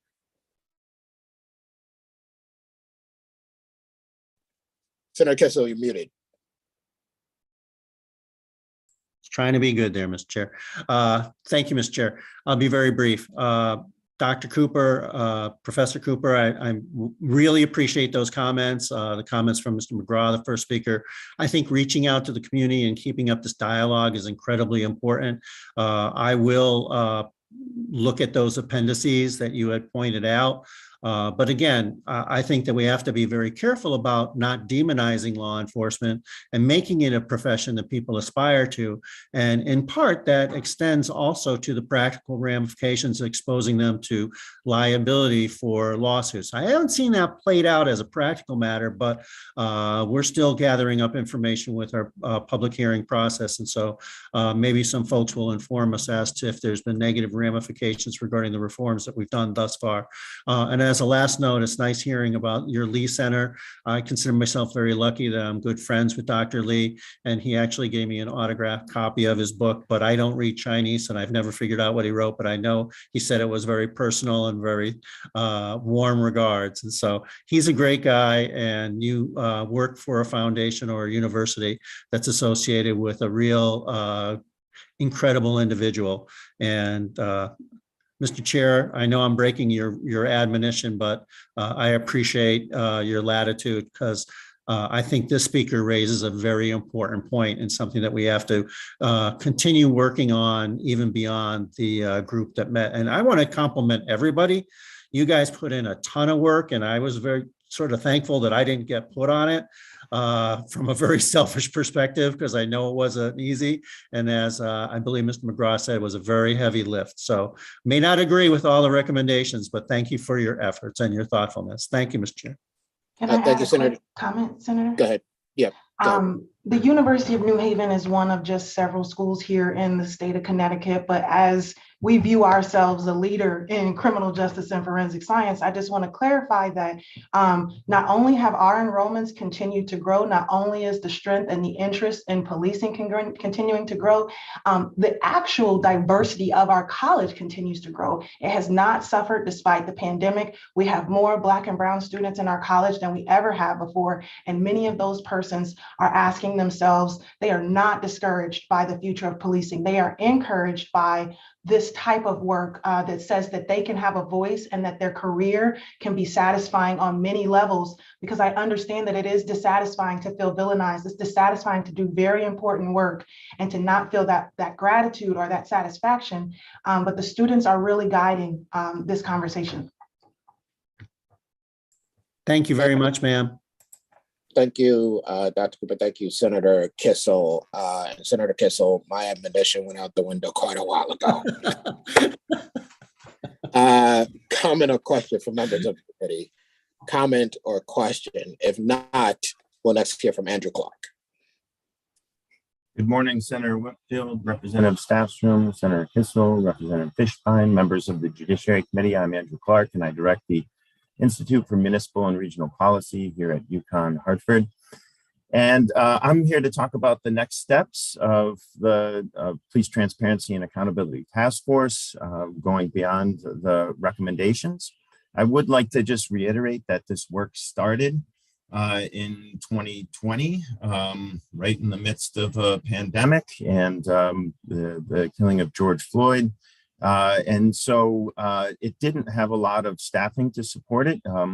And we just stepped in with, as Dr. Cooper mentioned, UNH and all the universities around, and tried to assist in providing the platform for the members of the task force to be able to do their work. And so we're just grateful for everybody that participated in that, including your committee administrator, Deb Blanchard. We want to thank her for her assistance with us in doing that work. And so as members of the staffing and the task force have testified so far on the recommendations, I'm here to tell you that the task force last met per the state statute in January 2022, and that's when it issued its final report. But as we heard in the listening sessions and as we heard amongst task force members, there was a general desire to really move forward and continue the work. We heard in the listening session, oh, that's great, you're doing this and that you're going to come out and report, but is that going to get dust? What are you going to do next? Task force members had developed relationships, as you all do in the General Assembly, and meeting together. And Ken mentioned the number of meetings that we had and said, well, we've developed these strong relationships between law enforcement, between community, between members of the disability community and others. And we want to continue that. And so one of the ways that we determined that we thought would be a good idea to do that was to continue to have virtual listening sessions to inform the public about the recommendations. We are in the midst of planning those. We're also taking lead from the 21st Century Policing report that was done in 2015, which created an implementation guidebook. And so our intention is to help municipalities, the state, and other entities understand, okay, so these are the general recommendations. As Dr. Kringen mentioned, what do you do now? How do you move these forward? How do you go from concept to reality? And how is that an iterative process so that we learn from each other moving forward? And so our intention is to put together a guidebook that will help further flesh out the recommendations. Tomorrow we'll be presenting the post recommendations to the post council, and we look forward to working with members of the Judiciary Committee and the General Assembly and helping and being a part of how do we move this bill forward and the general tenets around it, and just being a part of the conversation and providing that platform for the members of the task force. So thank you so much for your time, and we really appreciate this opportunity. Comment or question from members of the committee, comment or question, Representative Howard. I just, Mr. Chairman, will you let us know when each member who will be testifying has gone so we can, I just don't want to miss that opportunity if Mr. Clark was the last one. He is the last one. Okay, then yes, I have questions if that's okay. Proceed. And if it appeases the chair and the witnesses, or the individuals testifying, it doesn't matter to me who answers some of these questions, but I do have a few. My first question is, and whoever can take this question, regarding DDX and how DDX was considered in this legislation. Who could answer that for me? Can you clarify DDX? Yes, absolutely. Of course, Mr. Barone. It's the data-driven approach to crime and traffic safety. Oh, you're talking about DDAX. Okay. Okay. Yeah. Okay. Yeah. So DDAX is right, as Representative Howard said, data-driven accident, crime, traffic safety. It's a traffic safety approach the federal government has supported for a number of years. Again, in that assessment that the racial kind of doing double. We staff the racial, full disclosure, we also staff the Racial Profiling State Advisory Board and the Police Transparency and Accountability Task Force. So the state Racial Profiling Advisory Board issued a report to the State Policing Task Force, which looked at all of those issues, including DDAX. What I can tell you from just my own work in this field for the better part of a decade is that there's a number of agencies, including state police, for example, that use the DDAX program. There's a number of agencies, if I'm speaking frankly, that say they use the DDAX program, but don't have the fundamental data infrastructure to actually use the DDAX program. And so part of what we're trying to do in our work is to help those departments that generally want to follow that DDAX model, ensure that they have not only the data, but the analytical tools so that they can actually focus their traffic enforcement on those high crash, high traffic safety, high crime areas, which is sometimes, particularly in smaller departments, it's not done as deliberately as it can be. Right. Well, oftentimes it can't be. There's not enough staffing for it, right? Right. Correct. So in that realm, does the task force in agreement that the DDAX approach, does the task force accept the DDAX data that a targeted approach at high crime areas and motor vehicle led to a significant reduction in other crimes, burglaries, rapes, robberies, gun violence, seizures of guns, all of those things? To be honest, the task force did not spend a lot of time discussing DDAX particularly. What they did focus on was trying to ensure that every single change in the motor vehicle laws that they proposed, they tried to ensure that it wouldn't disrupt I'm trying to say this, the safety of the roadways. So they were really cautious. And in fact, they had received a report that basically told them, whatever you do, don't touch the speeding statutes, don't touch the distracted driving statutes, don't touch the seatbelt statutes, don't touch the cell phone statutes, don't touch the traffic light statutes, don't touch the stop sign statutes. Those are the factors that cause accidents. So they were having more of a conversation to ensure that the changes they made were not going to impact the violations that would drive crashes. Well, since you brought those up, I mean, NHTSA provides a certain amount of funding to the state relevant to all those statutes, don't they?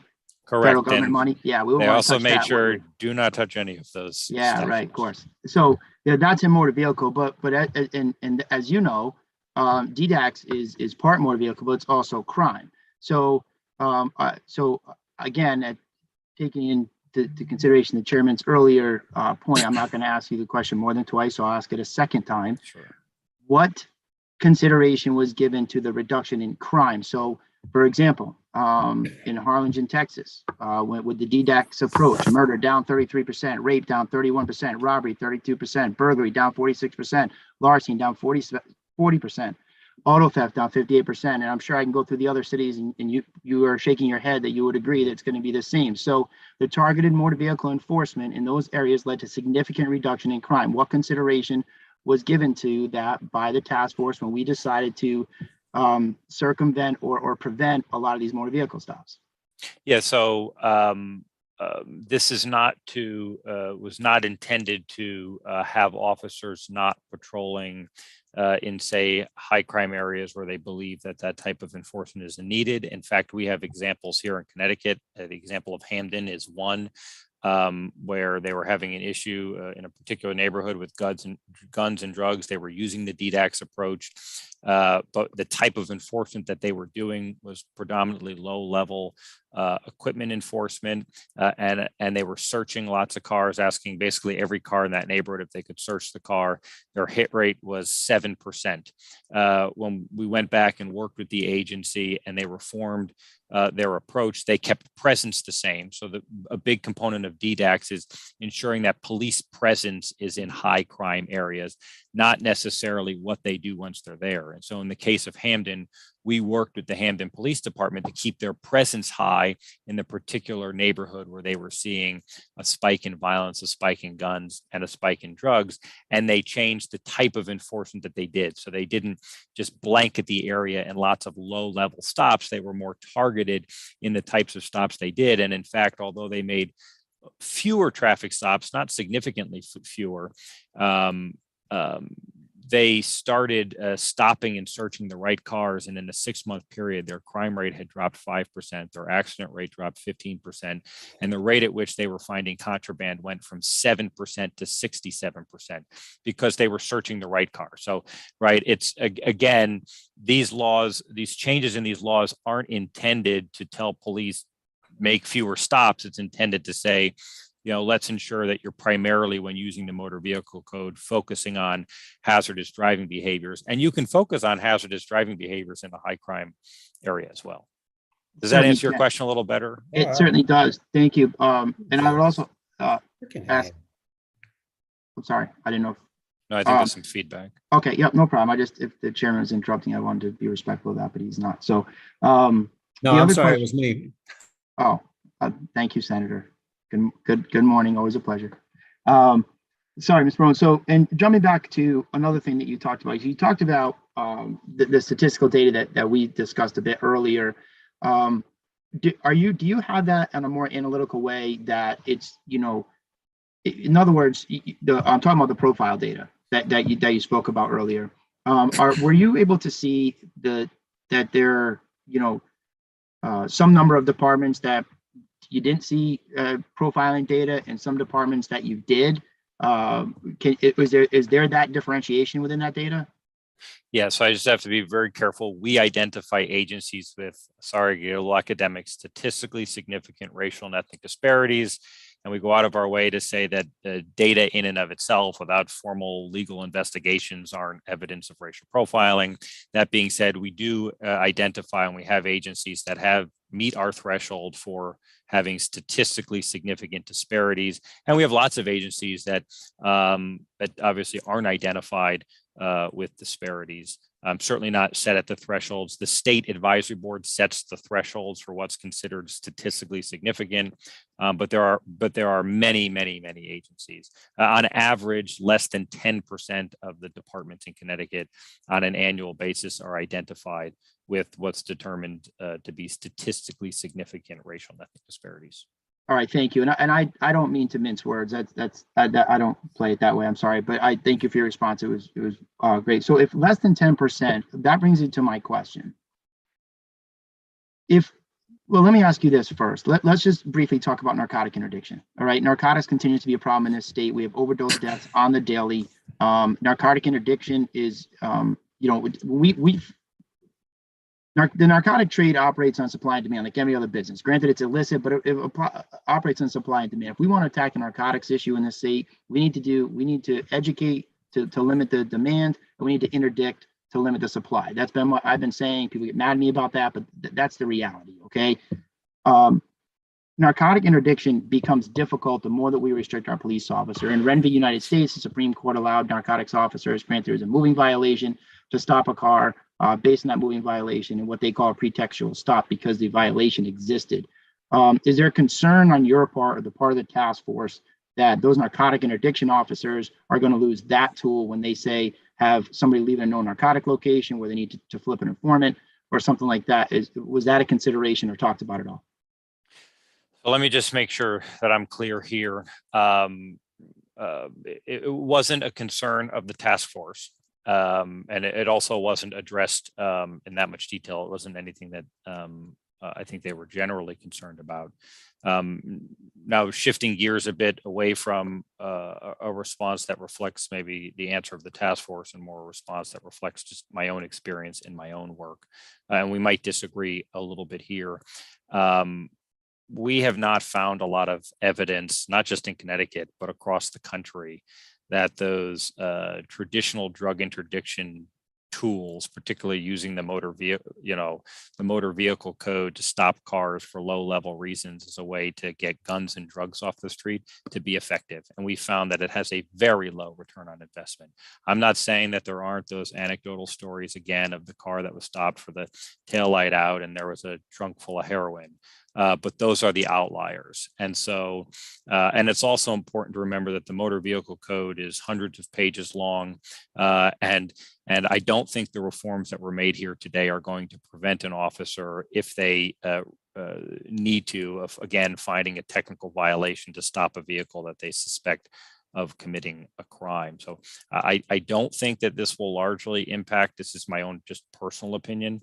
I don't think this will largely impact law enforcement's ability to do a drug interdiction, but hopefully what it does is it focuses those drug interdiction teams, because again, we study hit rates and we just consistently see that when the law is too broadly applied, and particularly when you have patrol out there broadly applying the motor vehicle code as a crime reduction tool, they come up empty-handed an awful lot, less than 10% of the time. The average hit rate in Connecticut is about 40% for all violations. That's about where you want to be.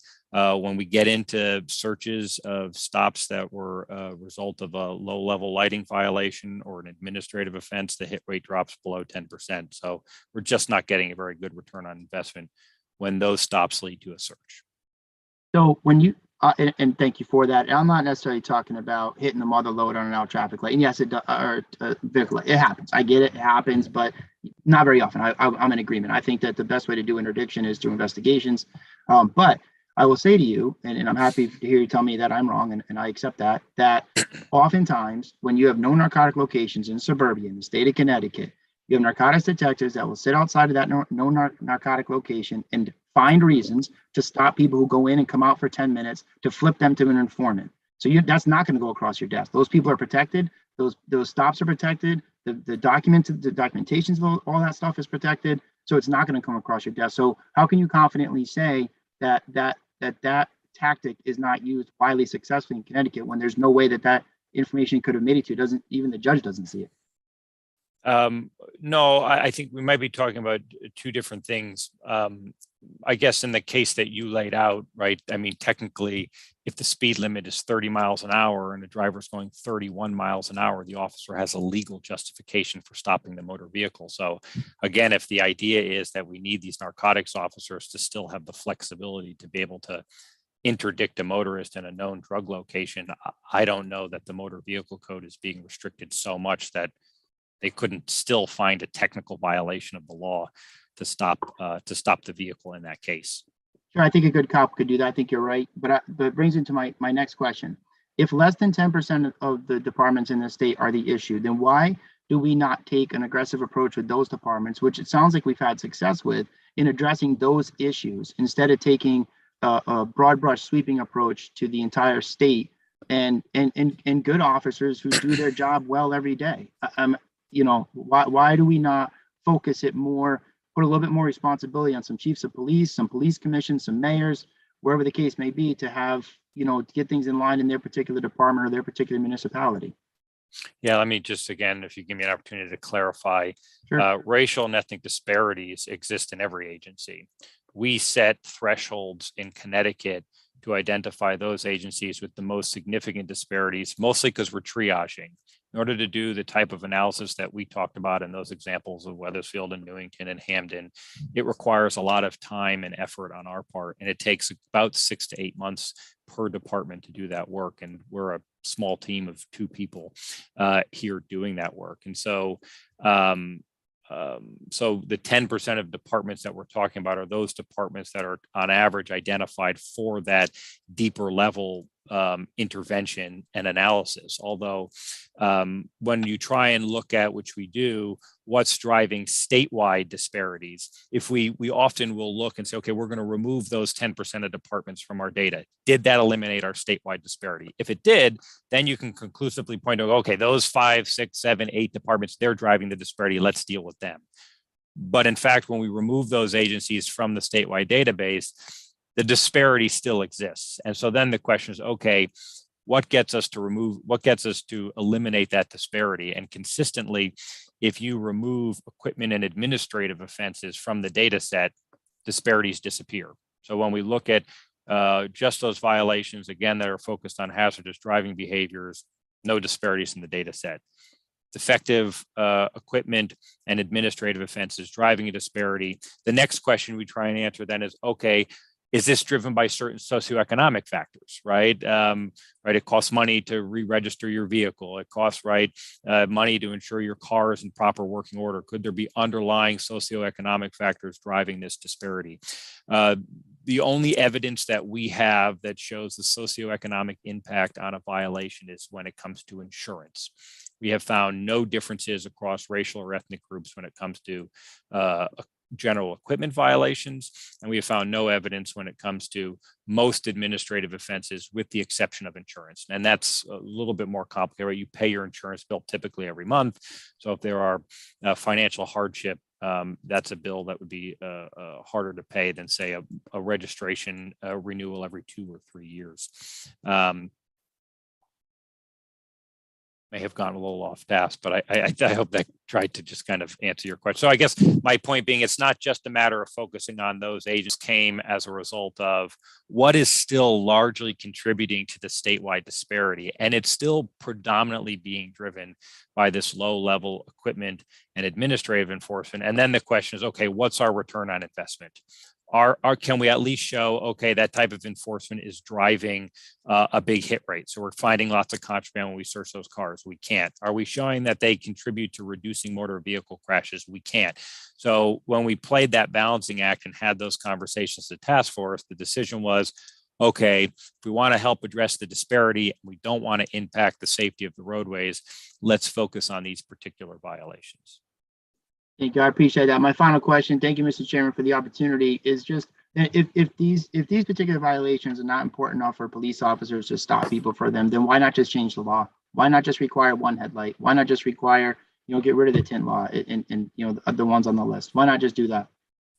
So we actually had that discussion and I think there were some law enforcement particularly that said, why don't we just get rid of the tint law, for example? Why can't we go after the tint manufacturer, the people that put the window tints, the manufacturers? Why aren't they more liable than the driver? I mean, those are discussions we had. Ultimately, like everything, it's a balancing act, it's a compromise.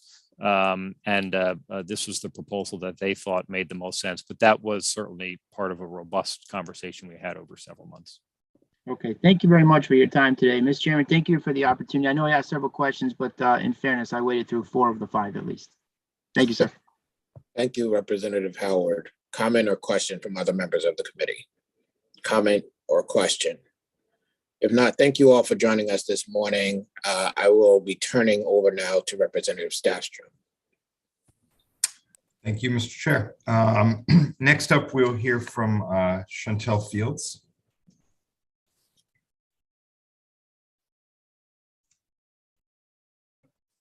Good morning, everyone. Good morning, Ms. Fields. Your camera's off. I don't know if you want to turn My it on. camera's off. Oh, let me see if I can fix it. Give me one moment. The camera. I got it. I got it.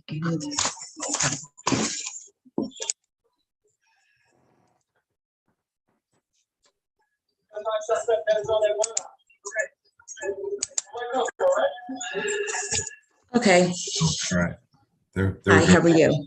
Good morning, Ms. Fields. Good to see you. Go ahead whenever you're ready. Thank you.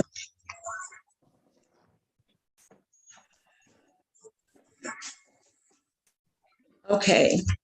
As of March the 9th, 2020, my daughter has been deceased for 88 days. I have to start by saying thank you so much for allowing me to have this platform to speak on my daughter's behalf. What I have to say is that having human decency and sensitivity and this common respect for everyone, on the 13th, our family was not given that. When it comes to notification of a family member being deceased, there should be a database in place to let family members know that their family is deceased. It should be something that the police should be able to access by a database immediately. It should be the responsibility of the authorities to make reasonable attempts to inform immediately relative that their loved one has been deceased. For example, my brother-in-law lost his wallet in Westport. Within 30 minutes, the Westport police contacted his mother. It took for me to go over to my daughter's house to find out that my daughter was deceased.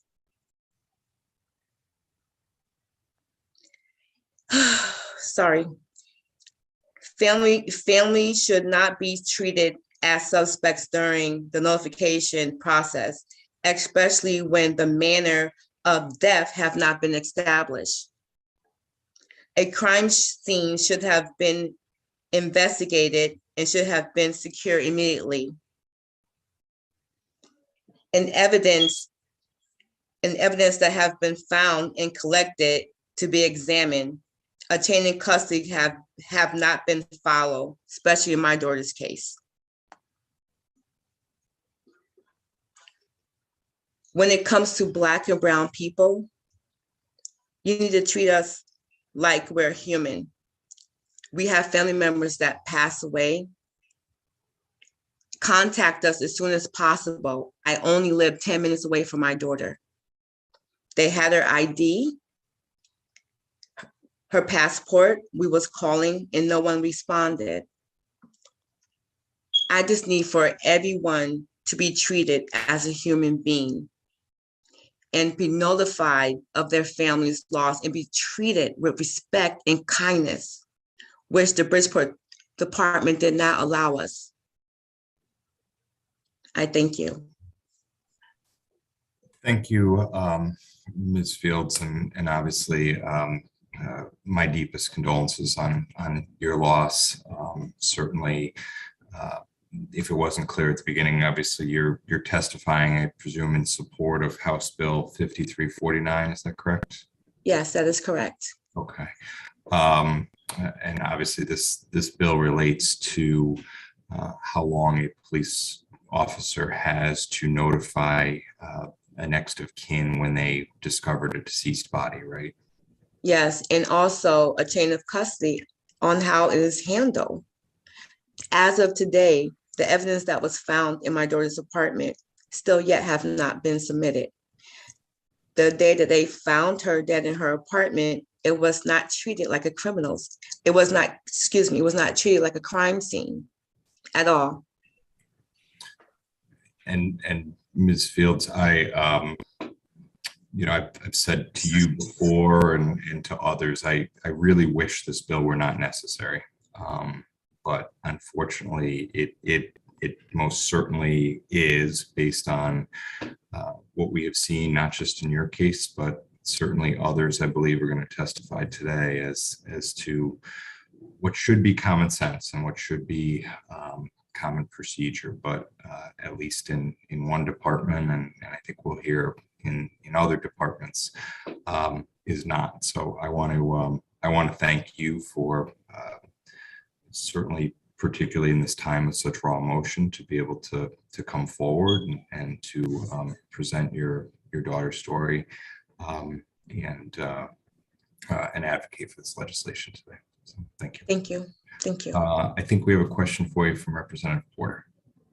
Thank you, Mr. Chair, and good morning, Ms. Fields. My deepest condolences, my sincerest condolences to you on the loss of your beloved. And thank you for having the courage to be before us today and the strength.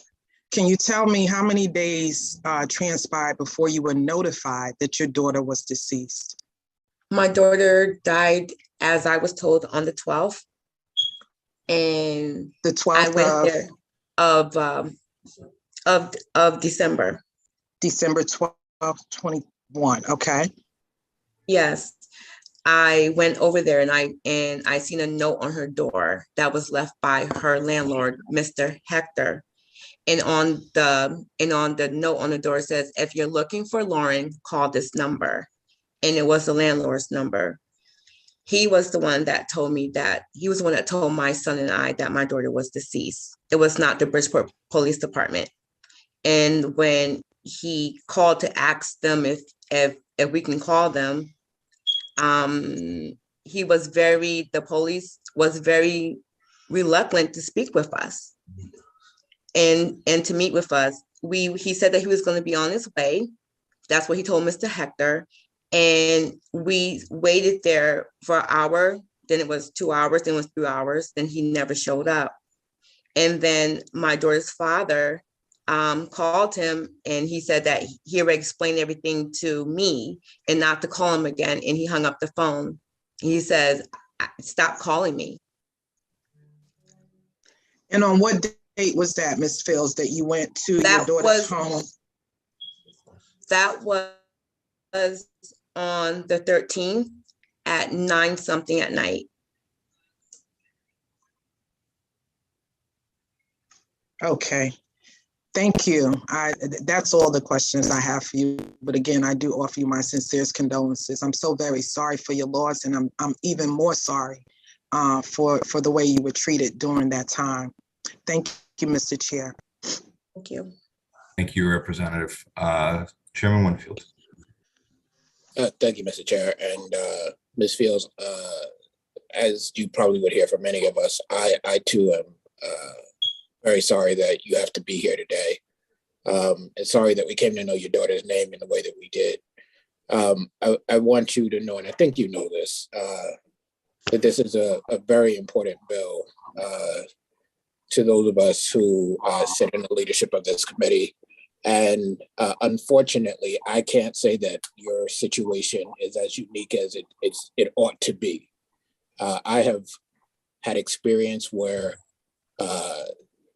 constituents have had issue with very similar situations, and they didn't blow up into something that we all talk about, and it was very difficult to get answers. And they were treated in the way that you explained you were treated when they sought answers. And any of us who have been parents would understand that a parent really wants to know what happened with their children. I can't imagine that anybody can't understand that. So I don't have any questions for you. I just want you to know that we take this extremely seriously. Thank you. And appreciate you for coming, because I know how present this is for you right now. Thank you. Thank you. Senator Kissel. Thank you, Chairman Staffstrom. Ma'am, I just want to be associated with the remarks of everybody that has already spoken. Many, many times I have spoken about the love between a parent and their child. And there's no worse information that I think that can ever be imparted than knowing that your child has passed. And certainly the dissemination of that knowledge and everything around it needs to be handled with sensitivity and the utmost respect. I don't know exactly the details of what is going on with this matter right now, but why a law enforcement department, which I stand strongly for in so many ways, wouldn't understand and actually make this a top priority to at least keep you informed as to what's going on, even if they've reached dead ends or problems. But I think Senator Winfield really nailed it when he said, how could anybody not understand the love between a parent and a child, and that the loss of that child is going to be devastating, and you don't want to just get it from a landlord, and you don't want to read about it in a headline. So I just wanted to be associated with my colleagues on the committee leadership, as well as with Representative Porter, and saying, takes a lot of bravery to testify any given day.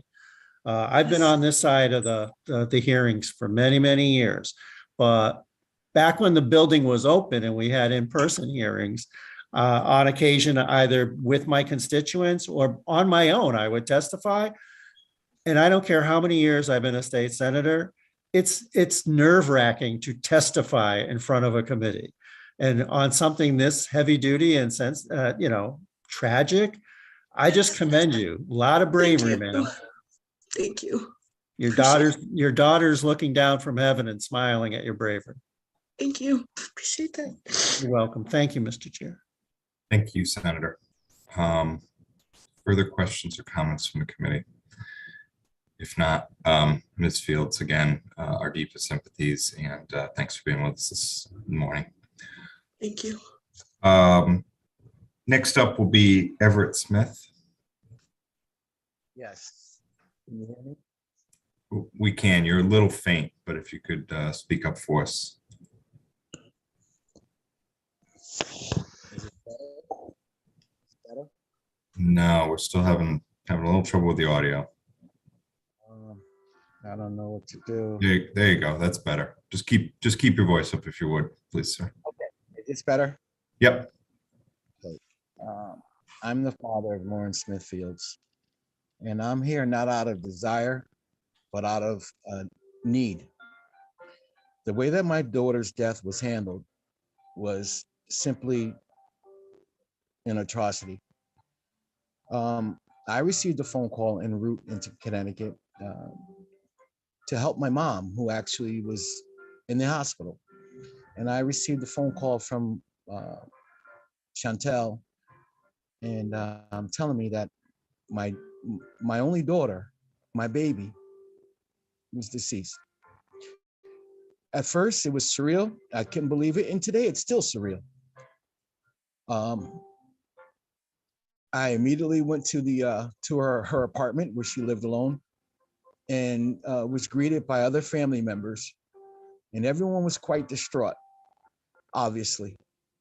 Not knowing what had transpired, but needing to have some answers, I was told about this detective that was handling the investigation.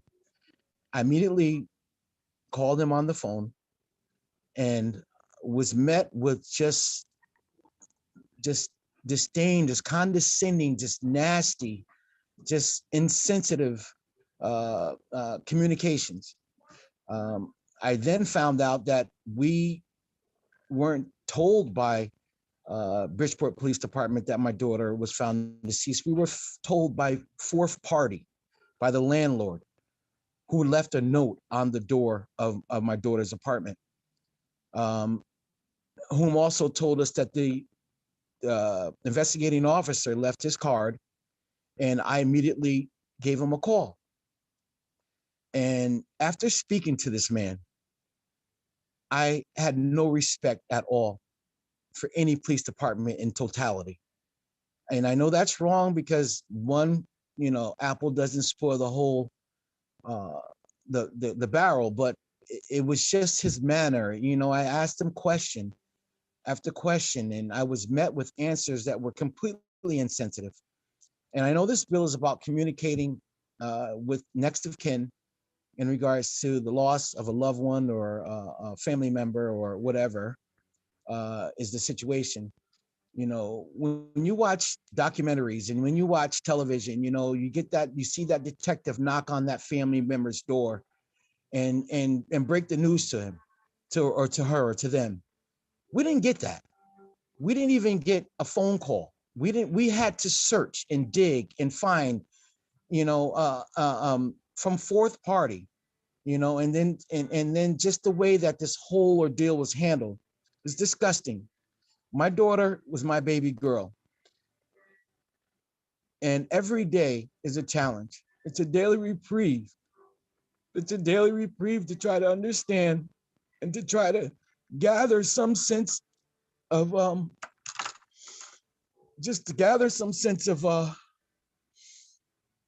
understanding, and we were robbed of the ability to try to have some type of closure, even though there will never be closure in totality, but some type of closure in regards to what happened, because we still have answers that need to be, the questions that need to be answered.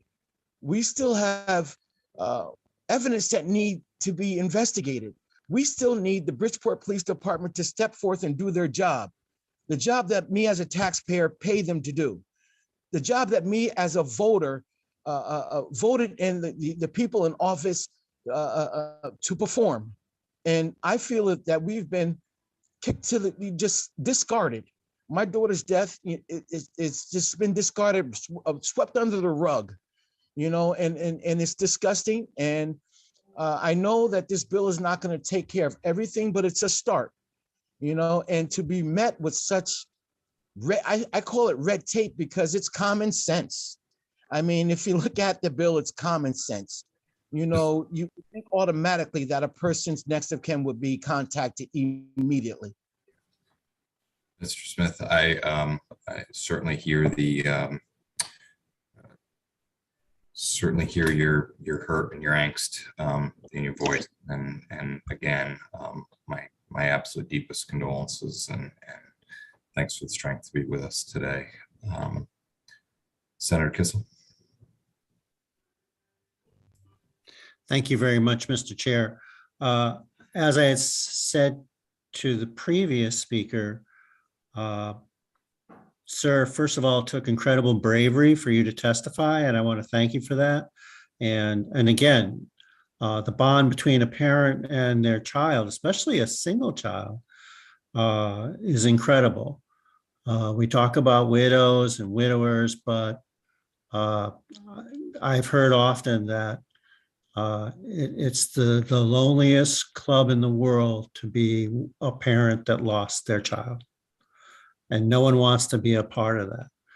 And our professional law enforcement staff should just be sensitive on a very human level, let alone law enforcement level. And I agree with the co-chairs that it's unfortunate that this bill has to be before us. I will say this, I have had the pleasure and honor of working many, many years with co-chairman Steve Staffstrom. He does an incredible job representing the people throughout the state of Connecticut, but in particular, Black Rock section of Bridgeport and the city of Bridgeport. And because this took place in Bridgeport, this is way high on his radar as a human being and dad, but also as a legislator that cares passionately about his city. You can't say any boo about Bridgeport, and Representative Staffstrom will say, hey, listen, those are the people that I honorably represent. And he takes it very, very seriously. So you couldn't ask for a better advocate on this committee. And we will look into this issue. But I hear you, and I want to commend you for your bravery and coming before us. This should never happen to any parent. And certainly when it does, we're far enough along the line of civilization and professionalism as a state where this just shouldn't be happening. But unfortunately, sometimes we have to step in and make the law fine-tuned so that people know what they have to do. So, sir, you have my condolences on your loss, but this matter isn't over. And thank you for coming to testify, and thank you, Mr. Chairman. Thank you, Senator. Representative Porter. Thank you, Mr. Chair. Mr. Smith, I just wanted to offer you my condolences as well. I'm very sorry for your loss and what you went through. And I just want to say that it's more than common sense. It's common courtesy. And you all definitely have my support. And I'm sure many other members on this committee support when it comes to making sure we get this out of committee and over the finish line. So just God bless you. You all will be in my prayers. Thank you, Mr. Chair. Thank you, Representative. Representative Howard. Thank you, Mr. Chairman. I would just like to say to the last two speakers, specifically Mr. Smith, you referenced seeing detectives knock on that door. As a detective who's knocked on too many of those doors, I am sorry for your loss, both of your loss and your child. And I look at this bill and you talk about compassion, and my personal opinion, someone who's done this so many times, unfortunately, a lot of what's contained in this bill is exactly what should just be happening anyway. I think you're exactly right. I look forward to working with my colleagues on the other side of the aisle and the leadership in this committee to make sure that what happened to you doesn't happen to anybody else in this state. I thank you both for being here today. And I know, rather than say this so many times today, I know there are other folks who are going to testify with similar loss. So I'll just say to all watching, my condolences go out. I know the other side of this issue very, very well. What detectives do, I've done it for a long time. And I'll work together with leadership to make sure this doesn't happen to anybody else. And thank you. Thank you, Representative Howard. We appreciate that. Senator Winfield. Thank you, Mr. Chair.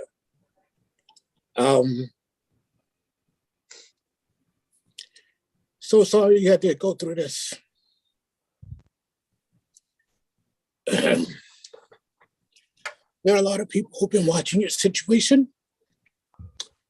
and feel it deeply. And I really appreciate you for fighting for your daughter and what you've gone through. And a lot of people, when we pass this bill, will be better for the work that you've done. So thank you so much. Thank you. Thank you, Senator. And thank you again, Mr. Smith, for being with us.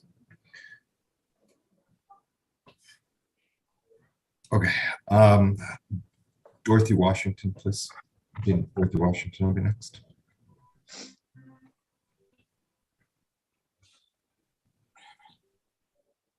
Good afternoon again, Ms. Washington. How are you?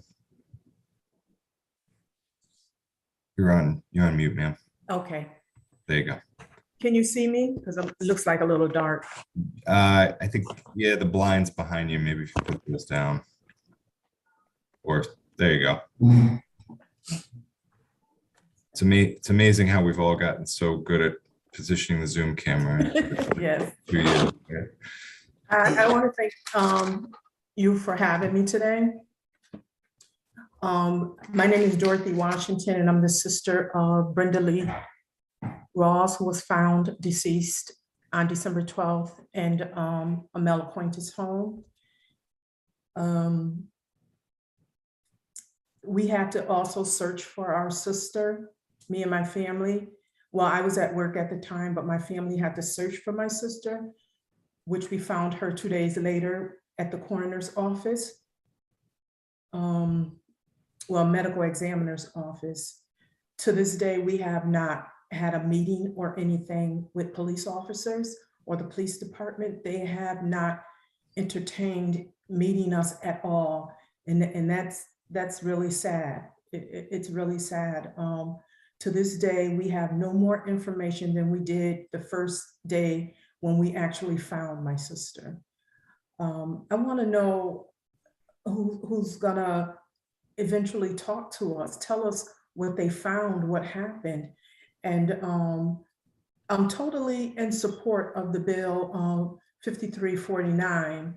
But my thing about the bill is that, yes, it's good that police officers need to notify the family within 24 hours of finding notifying the kin that their loved one has been deceased, was found deceased.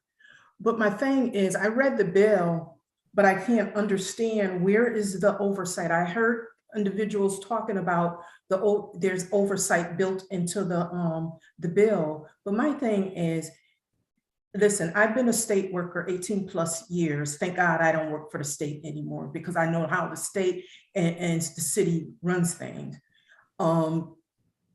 It's okay to do a bill and I'm all for it, but where's the oversight gonna be when that officer finds that deceased individual and is unable to notify the next of kin? He goes in there and write a note of his findings or of his attempts. Who's gonna be there to go and look at that documentation and make sure that documentation, that officer did his due diligence? Who's gonna be doing that? And also, it would be nice if the bill can include, after the officer documents his findings that he was unable to notify the next of kin, it would be nice for it to mention that within 24 hours or within the next 24 hours or maybe within the next 48 hours, the supervisor of that officer in question will oversee or review that policy and that bill was followed. You know, it's all good to do bills, but if there's no oversight, it's a waste. It's a waste of time. The bill just can't cure everything. There needs to be oversight that it actually is being done. Ms. Washington, again, my condolences on your loss. Your point is well taken. I think, you know, to your beginning comment about who is talking to you, you know, I want you to know you're being heard. You're certainly being heard by this committee. And I think your point about sort of supervisory review is something we should look at as this bill moves forward. Certainly there's a provision in the bill where a complaint could be made to the Inspector General, who would investigate, but I understand that would be down the road.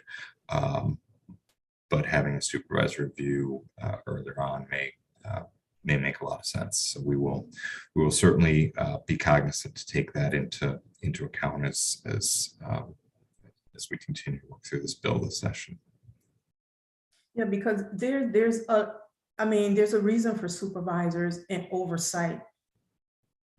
But if everything can't fall on the individuals that are out in the streets making these mistakes and being blamed for, yes, they should be held accountable for it, but also the individuals who oversee them, who supervise them, they also have to be held accountable. They need to be asked questions. Did you know about this? Did you talk to did you talk to the individual about this? Was anything documented on that?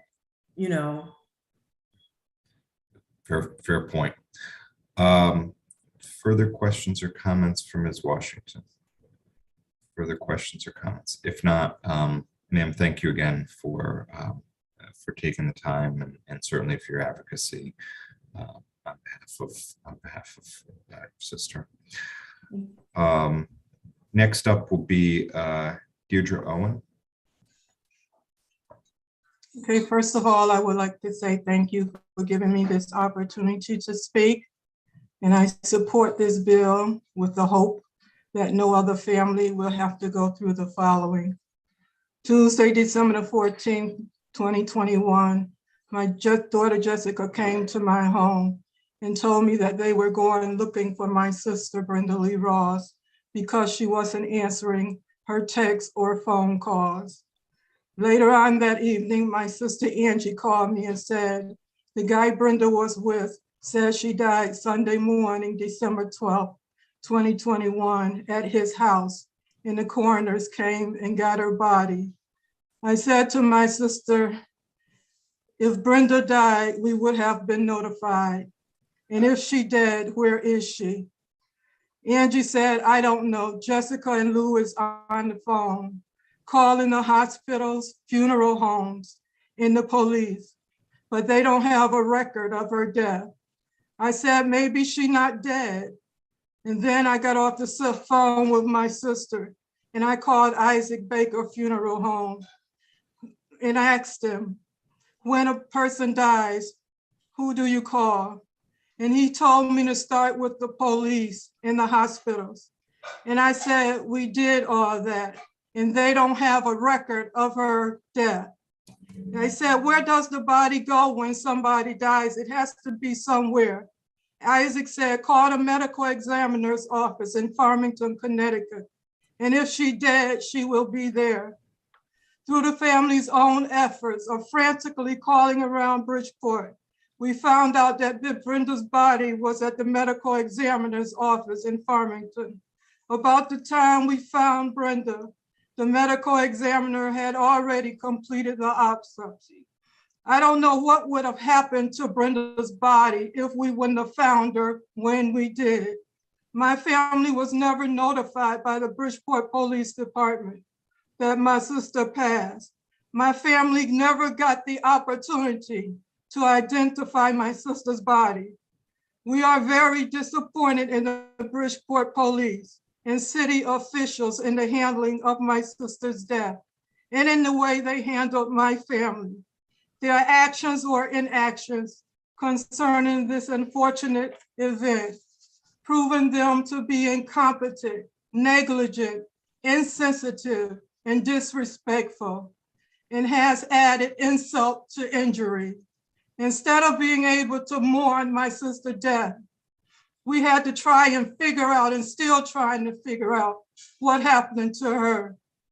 This has caused the family a tremendous amount of strain, physically, mentally, and financially. I believe that this passing of the bill or law will help prevent other families from going through all the grief, pain, and heartache that my family has gone through and is still going through. My family needs closure.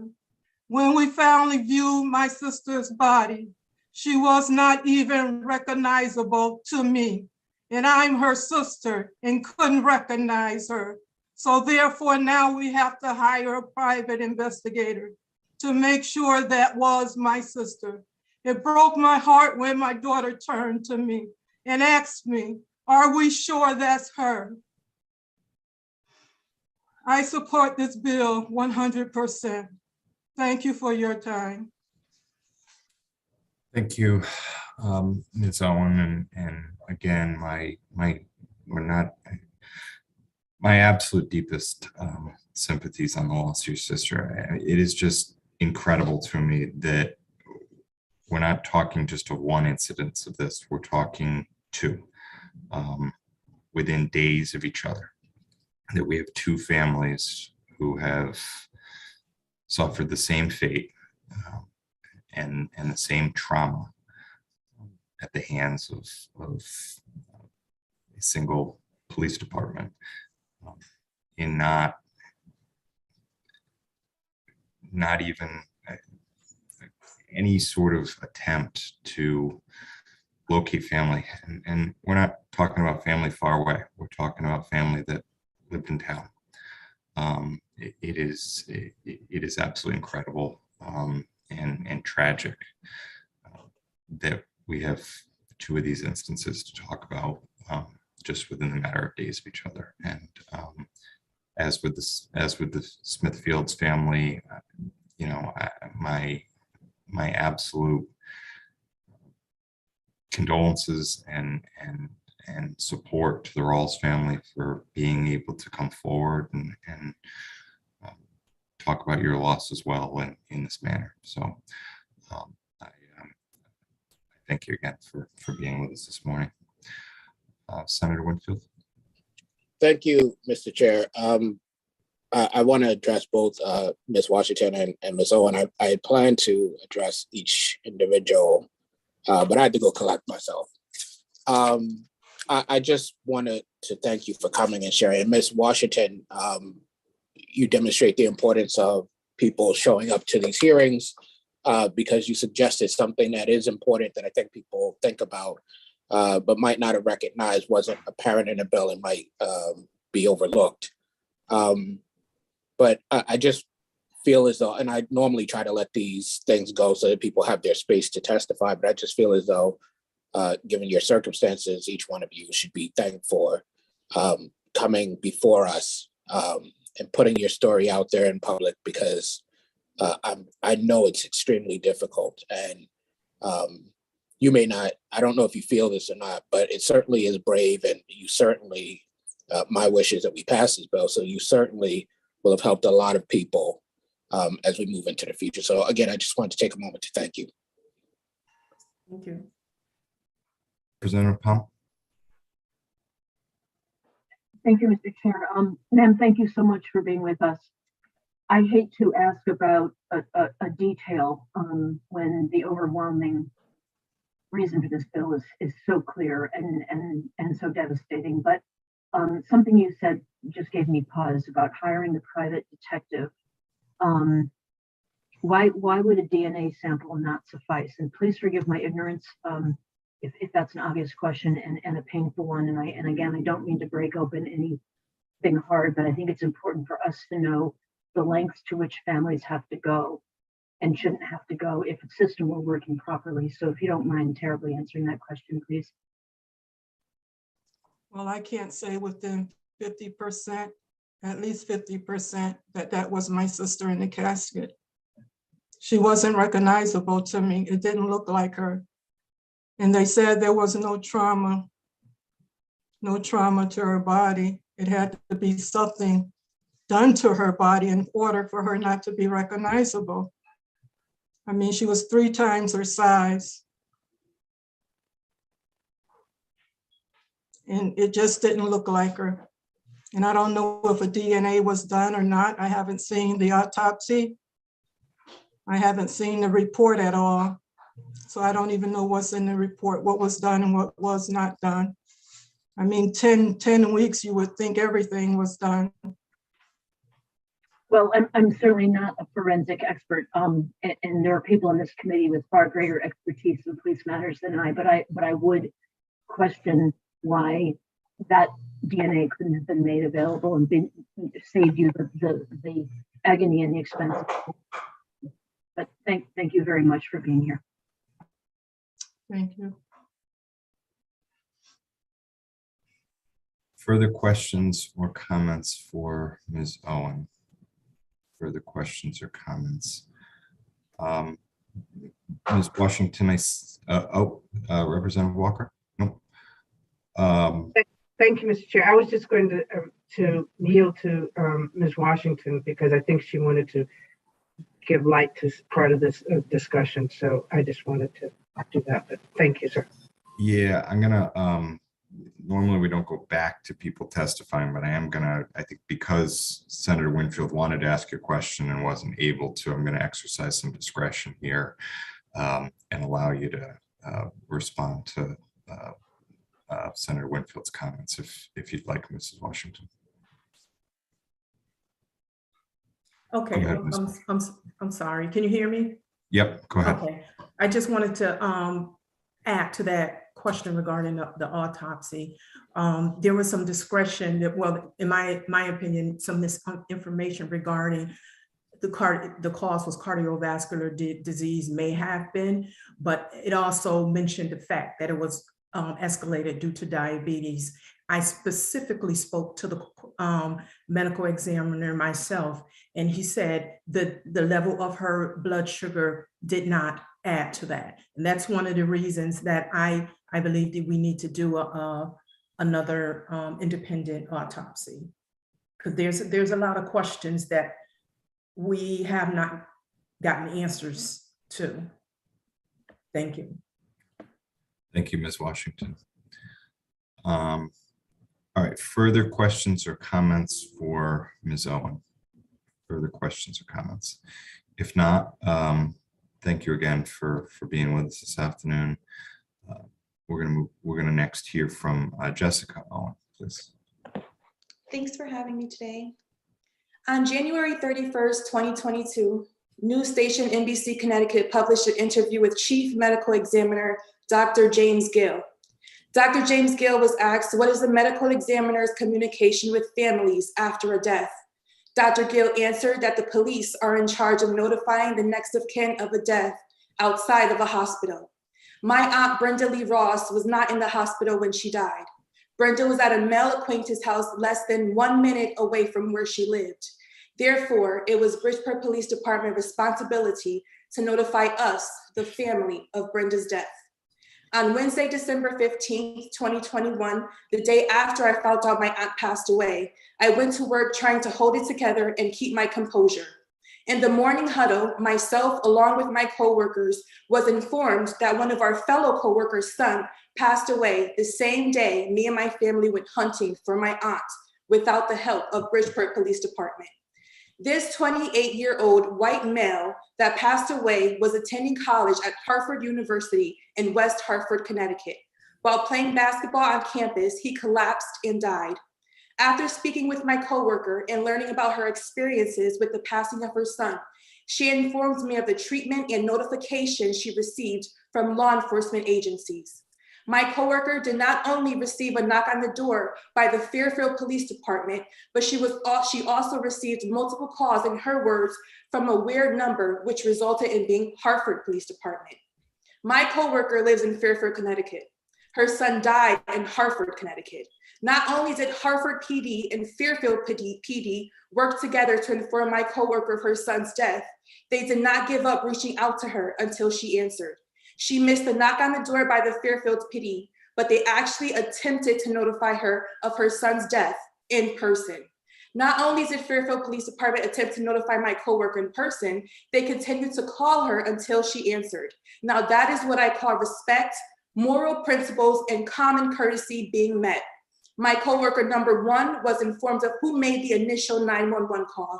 Number two, she knew the full details of what happened to her son. And number three, she was informed the same day of his death by 2 different law enforcement agencies. Fairfield Police Department, where she resides, and Hartford PD, where her son attended school. In contrast, Bridgeport Police Department has failed to surrender the bare minimum to my family, a 30-second phone call. This House Bill number 5349 being finalized would hold Bridgeport Police Department accountable for their lack of human sensitivity and even human rights, and will force them to have at least 1 ounce of human respect. No individual should have been sworn into the Bridgeport Police Department with a lack of sensitivity and respect to extend to the community because they are not aligned with the mission of Bridgeport Police Department. The last sentence of Bridgeport Police Department mission statement is, and I quote, "We promote dignity and respect while recognizing the needs of our diverse community and our responsibility to maintain order and protect individual rights," end quote. My family has not been given any respect, and our needs as Brenda's family have not been recognized nor met till this day. Going forward, I hope that we as Black women and residents of Bridgeport in general don't have to be cautious about dying here in Bridgeport. Based on my family experience, the town we die in determines the treatment we receive and determines if our next of kin would even be notified of our death, a basic, simple, no time lost task. As residents of Bridgeport and citizens, we pay enough money for Bridgeport Police Department to do the bare minimum of a 30-second phone call to notify the next of kin of death. I, Jessica Owen, am in favor of House Bill 5349. Thank you, Ms. Owen, very, very well said. And thank you again for being with us today, and certainly my deepest sympathies. Questions or comments from the committee? Questions or comments? If not, thank you again. Next up will be Darnell Crossley. Good afternoon at this point, am I correct? We are, yes. We have moved into the afternoon portion. So I spent the better part of the morning listening to other speakers as it relates to police accountability. And I learned a lot this morning. One of the things that was made clear to me is that when you listen to Jessica Owens and you listen to what this family went through, we were asked many times, why did this happen? And a lot of times we harken back to a racial disparity.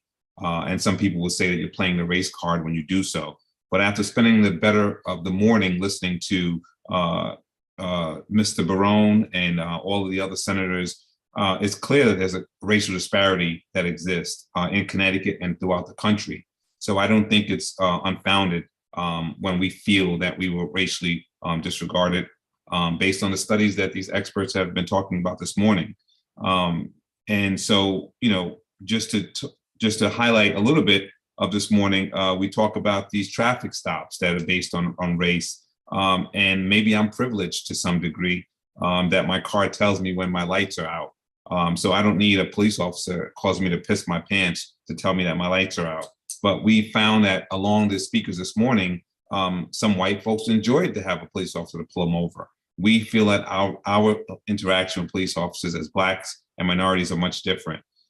So I wanted to make sure that I'm clear on that. I did appreciate Representative Howard, who was a police officer and a white individual, who was able to speak to me from a standpoint of saying that things need to change for the better, even though he's a police officer, and not making excuses for that. Make no mistakes, I represent families and people, and I take that job very seriously.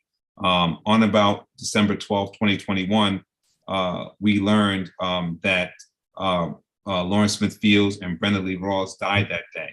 But we didn't learn it on December 12th. We learned this a couple days later. And I think that that's the problem that we're having here. We have a beautiful 23-year-old Black woman found dead in her apartment. And we have a 50-year-old beautiful Black woman found dead in the apartment of a male that she was with. And both instances, I think, highlight a greater problem, not just notice, but a disregard by the police. And in those particular cases, the investigations never took place. And the reason we're here today is because the judiciary is in charge of making the laws and enforcing the laws. And we're asking the judiciary under Senate House Bill 5349 to make sure at least we get notice. But I do think that we need to come back and expand that bill, or put in that bill many other things, such as proper investigations at both scenes, which we don't have enough time to talk about today before the hand goes up and shuts me down. Nonetheless, the mayor of Bridgeport did come out and acknowledge that these both families were not treated professionally and respectfully. And I agree with the mayor's position. To highlight something Dorothy Washington talked about, enforcement. The Civil Rights Act of 1964 was passed to address race and religious discrimination. One would think that it's common sense that you shouldn't discriminate based on that. But later on, Congress had to pass through the Commerce Clause and Section 8 of Article 1 enforcement issues, ways to enforce these laws. And so I think that that's what we're going to be faced with as we move forward. Senator, Mr. Crossland, the hand's been up for a little bit, so I just the hand has not been up any longer than I've seen the hand up this morning. I'll finish up right now. Senator Kissel and Representative Porter, I asked that based on your comments that you made this morning, that you support this bill with a vote and allow these families to not have to go through this anymore. All right, sorry about that. And I just want to thank Senator Winfield for showing emotion and showing real concern for this bill. Thank you, Attorney Crossland. Questions or comments from the committee? Questions or comments? Representative Porter. Thank you, Mr. Chair, and thank you, Mr. Crossland, for your testimony. I came in on the tail end of it, but I do assure you that I plan to vote in the affirmative in committee and on the floor. Thank you, Mr. Chair. Thank you, Representative. Representative Sims. Thank you, Mr. Chair, and I want to thank Darnell and all the individuals who came before us today to speak on HB 5349. And just like Representative Porter stated, I will certainly be voting on this bill, in favor of this bill going forward and on the floor. So again, thank you, Darnell. It's great to see you. Thank you, Mr. Chair. Thank you, Representative. Representative Howard. Thank you, Mr. Chairman. Good afternoon, Mr. Crossland. Thank you for testifying. Just giving your background as an attorney, a brief question on the bill, if you don't mind. As you probably know, and I certainly know, family dynamics are different oftentimes. And sometimes, in cases that I've had, we attempt to notify next of kin, and we do. And sometimes, days, sometimes weeks later, I'll get a phone call from another family member who says, "Hey, you never called me." And I said, "Geez, I'm real sorry. I thought your brother was going to call you." And he says, "Well, I don't talk to my brother." I said, "Okay, well, I'll answer all your questions." And we treat that with the same compassion. One of my, and again, as you heard me say earlier, this bill basically outlines how it should have been being done all along, in my opinion. But I want to ask you this: in the bill, it mentions next of kin, which of course can be interpreted as singular or plural. Would you be of objection in Section 1 if we elaborate a little bit on next of kin to give our police officers a little bit of protection, that when they in good faith notify some family member, that they can't have another family member come back and hold them accountable for not calling other family members that they may or may not have known about? Yes, I think a good faith effort will obviously be clear if you notify anyone in the household of the person who died, or mother or father. And I think that, any kind of common sense approach along that line would suffice. And we're not looking to hold police officers accountable for doing the best. We're just saying that in this particular case, they did nothing at all. And we want to avoid that. Yeah, understood. I loud and clear, and I'm not no argument from me. But I just, because I see things, from my experience, I know that there are times when you notify some next of kin, and because of family dynamics, like you say, maybe I notified one son, but then there's another son who lives out of state that doesn't talk to his brother and calls me and says, "Hey, I'm on the will too, and nobody called me." Well, we don't have access to wills, as you well know. We do the best that we can. So just a little clarification there, because the bill does talk about decertifying officers who don't comply. Just make sure that, once they've notified somebody, and they still should be obligated to talk to people who call them, I agree, but that they don't have the obligation of, going through the family tree necessarily and notifying everybody if somebody's upset at those dynamics. You would agree? I would agree. And as Chantel stated, Lawrence Smithfield's mom, she was right there in town, a couple blocks away. And Right. So I think if we just take a common sense approach, and I think all statutes, as a lawyer and as a law enforcement officer, you sound like, are you a lawyer as well? No, and I haven't insulted you in any way. I heard you quoted a Supreme Court case earlier, so that was awesome. So, I'll remind you, sir, that unlike lawyers, police officers are bound to know the law. We don't have time to go look up books, I appreciate that. So the only idea is, as we know, we take a common sense approach in law. So if they would have notified Chantel or anyone in Brenda Leroy's home, or just tried to make an effort and document that effort, I think we wouldn't even be here right now. And I think that's what we're asking for. I agree with you, and I support that 100%. Thank you so much for your dialogue. Thank you for representing those families and what you do today. Thank you, Mr. Chairman, for the time. Thank you, Representative Howard. Representative Godfrey. Thank you, Mr. Chairman. Now, I've been sitting here listening to this very emotional testimony, and certainly my sympathy goes out to everyone who's been brave enough to come in and testify on what is clearly a difficult emotional issue, a sensitive issue, and a human issue. And I'm having a flashback. A number of years back, I had to deal with a constituent whose son had died under unusual circumstances, and when she reported to the medical examiner's office to identify the body, was told, "Oh, that couldn't possibly be your son," because she was a white woman and he was of mixed race. And it made me angry then, and happily, and this is the part I want to emphasize to all who have testified on this bill, the Judiciary Committee took note. The legislature passed legislation to deal with this. The medical examiner at the time wound up leaving his job. So I just want to assure all who are testifying on this bill today, we are not just listening.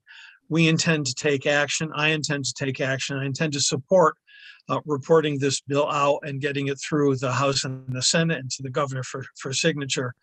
The wheels of justice turn slowly, but they turn it very fine. And your participation today, I'm sorry, I'm having a little trouble, but your participation today makes a huge difference to all of us who sit on this committee and who are involved in public service. And I just want to assure you that we have every intention of moving forward on this. So thank you, Mr. Chairman. Thank you, Representative. Further questions or comments from the committee? Further comments? If not, Attorney Crossland, thank you obviously for being with us today and also for your advocacy, not just on this bill, but certainly for these Bridgeport families and for so many families in our state. So thank you. Thank you. I apologize for going a bit over time. We've been waiting a long time today. No worries, and I apologize. I gave a little more latitude with respect to a couple of the family members, but we do have a long day ahead of us. So moving forward, we gotta get back on schedule here a little bit, but I appreciate it. All right, next up will be Councilwoman Pereira. Good afternoon. I'm City Councilwoman Maria Pereira, who represents the 138 District, where both Lauren Smith Fields and Brenda Lee Rawls died on the exact same day, December 12th. And first, I'd like to say that they were constituents in life, but they are my constituents in death. And I want to thank Steve Staffstrom and Senator Winfield for showing these families some humanity and compassion, which many elected officials, including our own mayor and our acting police chief, have not shown. To this day, neither the mayor of Bridgeport nor our acting police chief have contacted either of these families personally to speak with them and to offer their condolences and demonstrate empathy and compassion. I don't care what you do on camera with, TV and press releases. They're human beings, as we are before we were anything else. And I just want to say that I'm here as a city councilwoman, but I'm also here as a mother and a sister. And if this was my sister or my daughter, I would be, I would feel the exact same way these families have felt. It's already horrific that you're being informed just days before Christmas that your daughter, who is very young and beautiful and has her whole life ahead of her at 23 to die. And Brenda Lee Rawls was young. I'm 54, she was 53.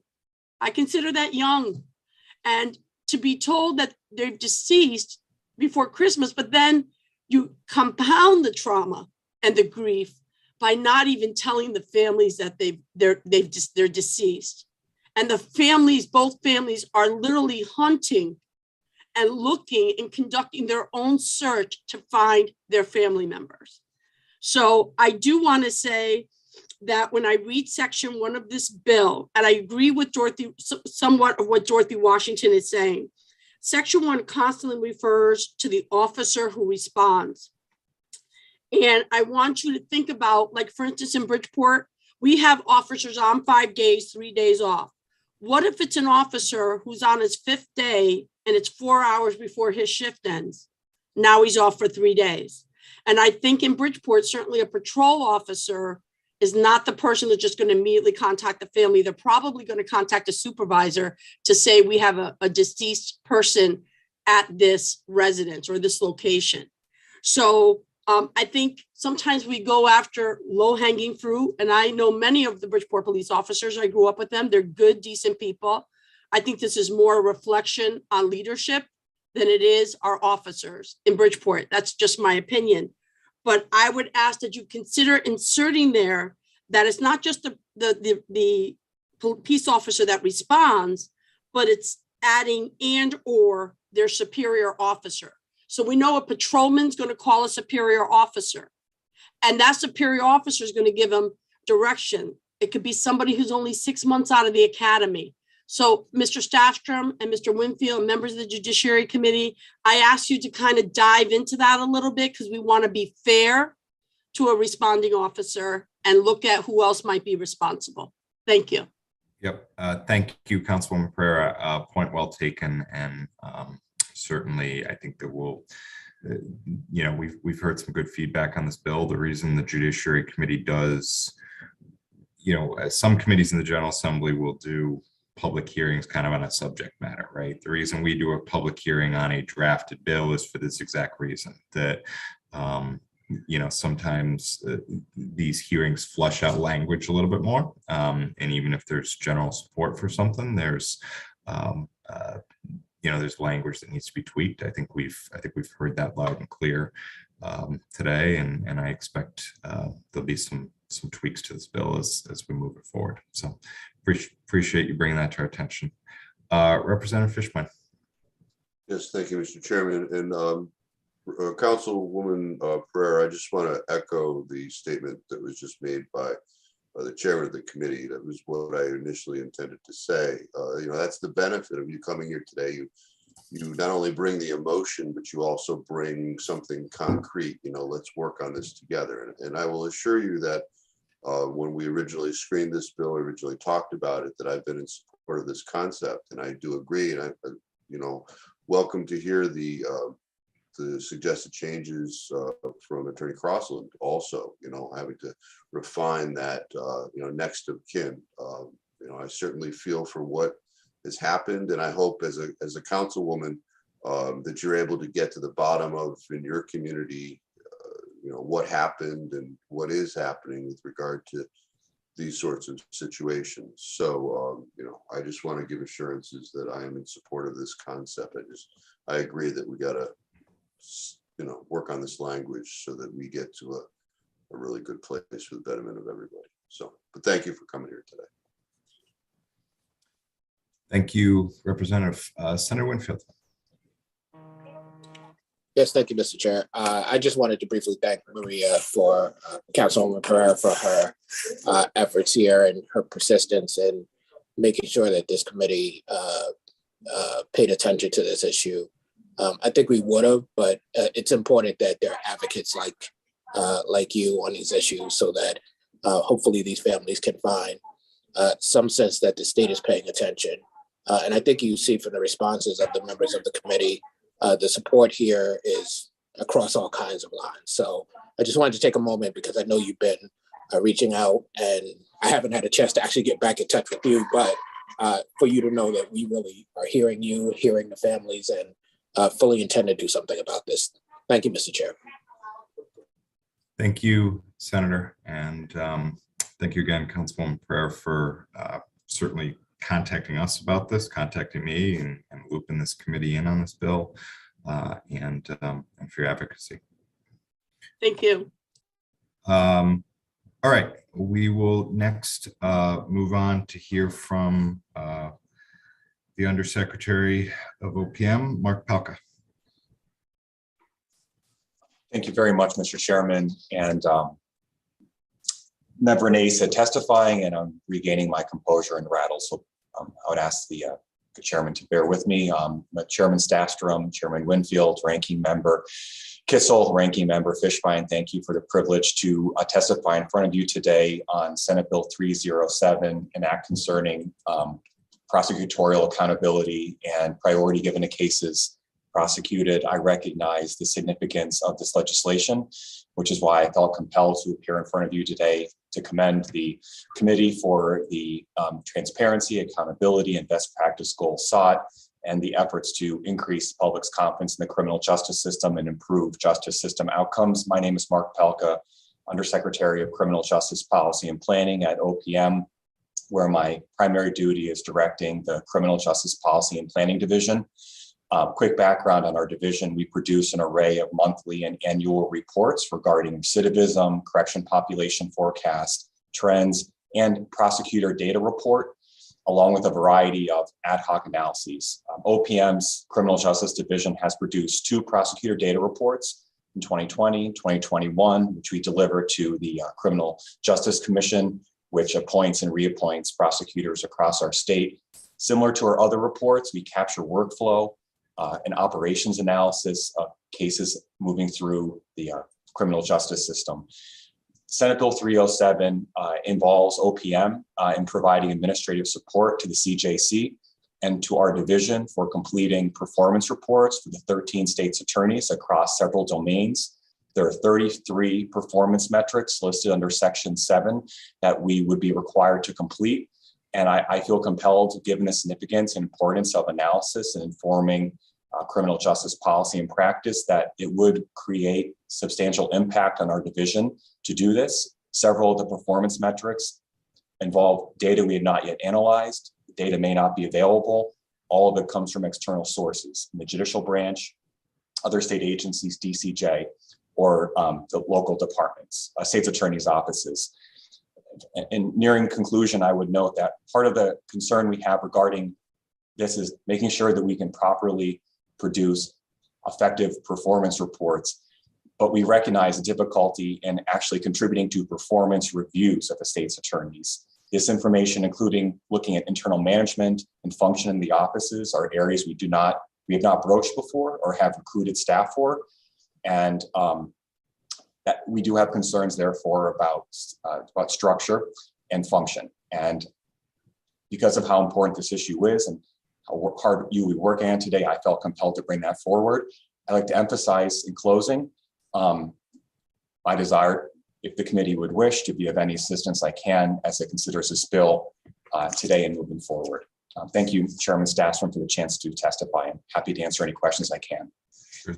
So, Thank you, Mr. Pelka, and thanks as always for your willingness to work with us on legislation. Senator Winfield.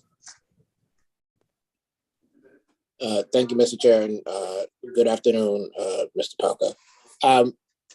So when I was reading your testimony last night, I was a little surprised that part of your testimony rested on the fact that there was data that, as you suggested just now, wasn't analyzed, and some of it that wasn't available. And it seemed like that might be data that would be important to understanding what's actually happening in the state, regardless of whether or not we have a bill.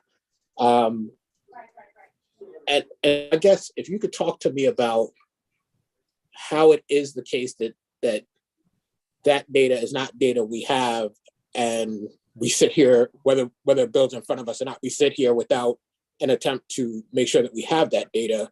That would be helpful to me to understand the context in which we're having this discussion. Thank you, Senator. Some examples of data that may not exist include non-judicial sanctions. That's the term that's used for prosecutor-led diversion programs. Although data is known about the judicial branch administered diversion programs, we learned through our work that that information is tracked only in prosecutors' offices. There is not currently a statewide system to enter it. So I wanted to acknowledge that performance metric is one of the 33 that's listed. Some of the other ones are witness cooperation, median cases per prosecuting unit.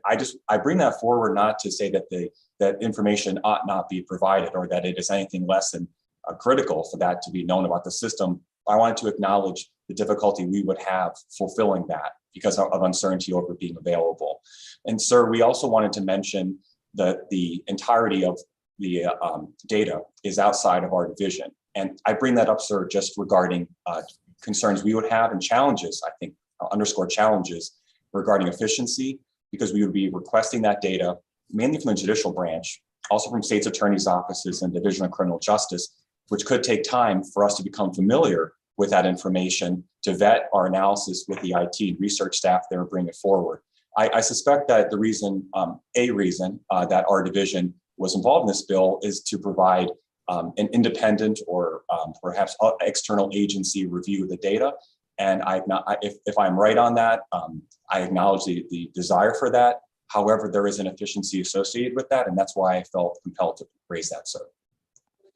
And Mr. Pelka, I appreciate it. And know that it is important to me that you raise the point. It just raises a question, particularly given that, as I read through all of the testimony last night, the testimony of the prosecutors, that part of the problem with this bill is how we seek to have the oversight / transparency, and that it should not be, in their words, political as we constructed this, right? And that this is an entity that, when we had the constitutional change, is an entity of the executive branch. Therefore, I guess the logic is that the oversight should come from the executive branch. But if we don't have data to tell us what's actually happening, I'm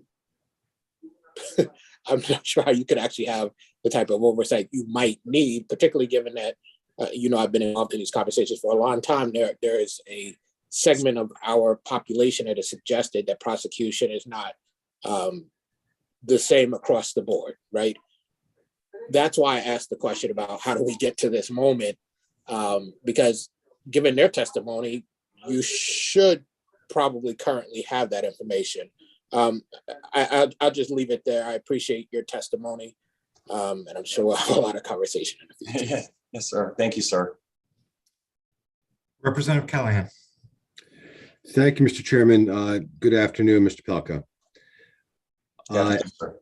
Thank you. I had some questions on Section 1. It seems to me, in reading Section 1, by taking this out of the CJ division, putting under the executive branch, it makes it a political. The prosecutor's office could be a political football. What are your thoughts on that? I thank you, Mr. Chairman. Representative, I see the aim is to remove. I would infer that the aim of the bill is to remove the Criminal Justice Commission from under the Division of Criminal Justice to make it a standalone commission under the executive department. Where I'm focusing my testimony is on the role that OPM would play, and under Section 1, as you point out, as you cited, OPM would serve as a administrative support for the commission. OPM was therefore put in an unusual position as the state budget and policy office, also producing performance reports and contributing to performance reviews for the 13 states attorneys in our state. OPM is not an agency that oversees prosecution or prosecutors. So I think that's a tension that I felt compelled to bring forward. We have reduced from our division to prosecutor data reports for the purpose of increasing understanding of case flows, operations, and data analysis. This bill, again, I understand the aim it's in pursuing, and I commend the effort at accountability and transparency and best practices. It has struck this agency as a challenging endeavor to take on. I thank you for your answer, but there's several sections of this bill that I have concerns with, and perhaps you're not the right person to ask. I'm not sure who else will be testifying on the list from the state's attorney's office, but you're right. And the review from 8 to 5 years and the extra review criteria, it seems like this could have a large fiscal bill because there'll be quite a bit of staff that seems to be needed to do this. Would you agree? Sir, Representative, I do acknowledge in my testimony the staffing that would be required. We anticipate, we wanted to bring to the attention and hopefully in the spirit of collaborative approaches and ongoing effort on this bill to note that to implement the requirements of our division in the time prescribed would be costly. It would require permanent staff to do it right. Although our division has been involved in analysis of prosecutor data and presentations, this takes it to another level, which comes with it heightened expectations for delivery. And because we take it so seriously, I wanted to bring that forward, that we would be entering into new areas of analysis that we hadn't done before, and we would likely need to request positions to fulfill that. Well, I thank you for your answer, and I have multiple questions on this bill, but I think perhaps I'll save them for further individuals testifying today, and I appreciate your help. Thank you, Representative. Thank you, Mr. Chairman. Thank you. Representative Fishbein. Thank you, Mr. Chairman. Good afternoon, Undersecretary Pelka. Nice to see you again. Yes, sir. Good afternoon to you, sir. Thank you. So you indicated that your agency was involved with this bill, and you've already testified against certain portions. Is there particular sections of this bill that you, as a representative of the executive branch, Undersecretary OPM, are in support of?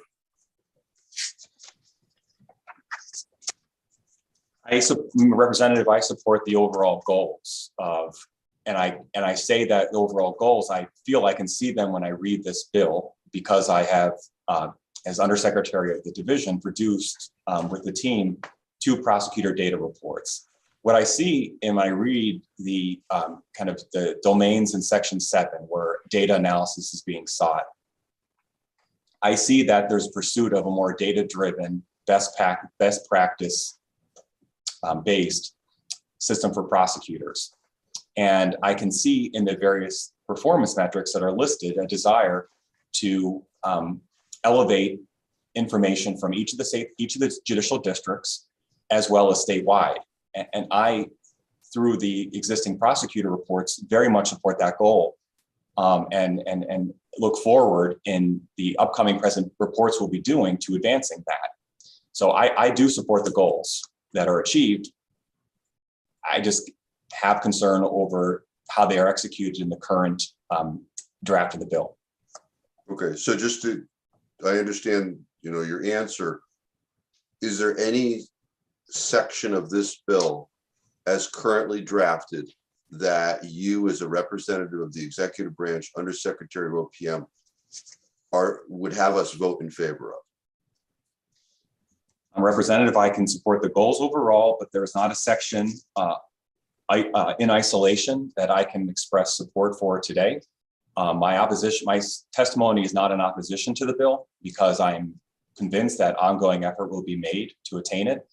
So I apologize for the multi-layered response, but goals in alignment, no section in isolation or in totality that I can express support for. I do not oppose the bill because of I think the appropriate goals that are being sought.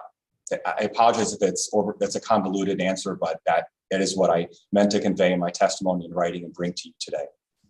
Well, no, I can deal with convoluted answers. That's part of what I do. So let's unpack the convolution and let's just look at Section 9, the very end of the bill. It's one sentence. Are you, as a representative of the administration, Undersecretary of OPM, in favor of Section 9? I am not representative. I am not in favor of Section 9 in its current, based on the information that I have.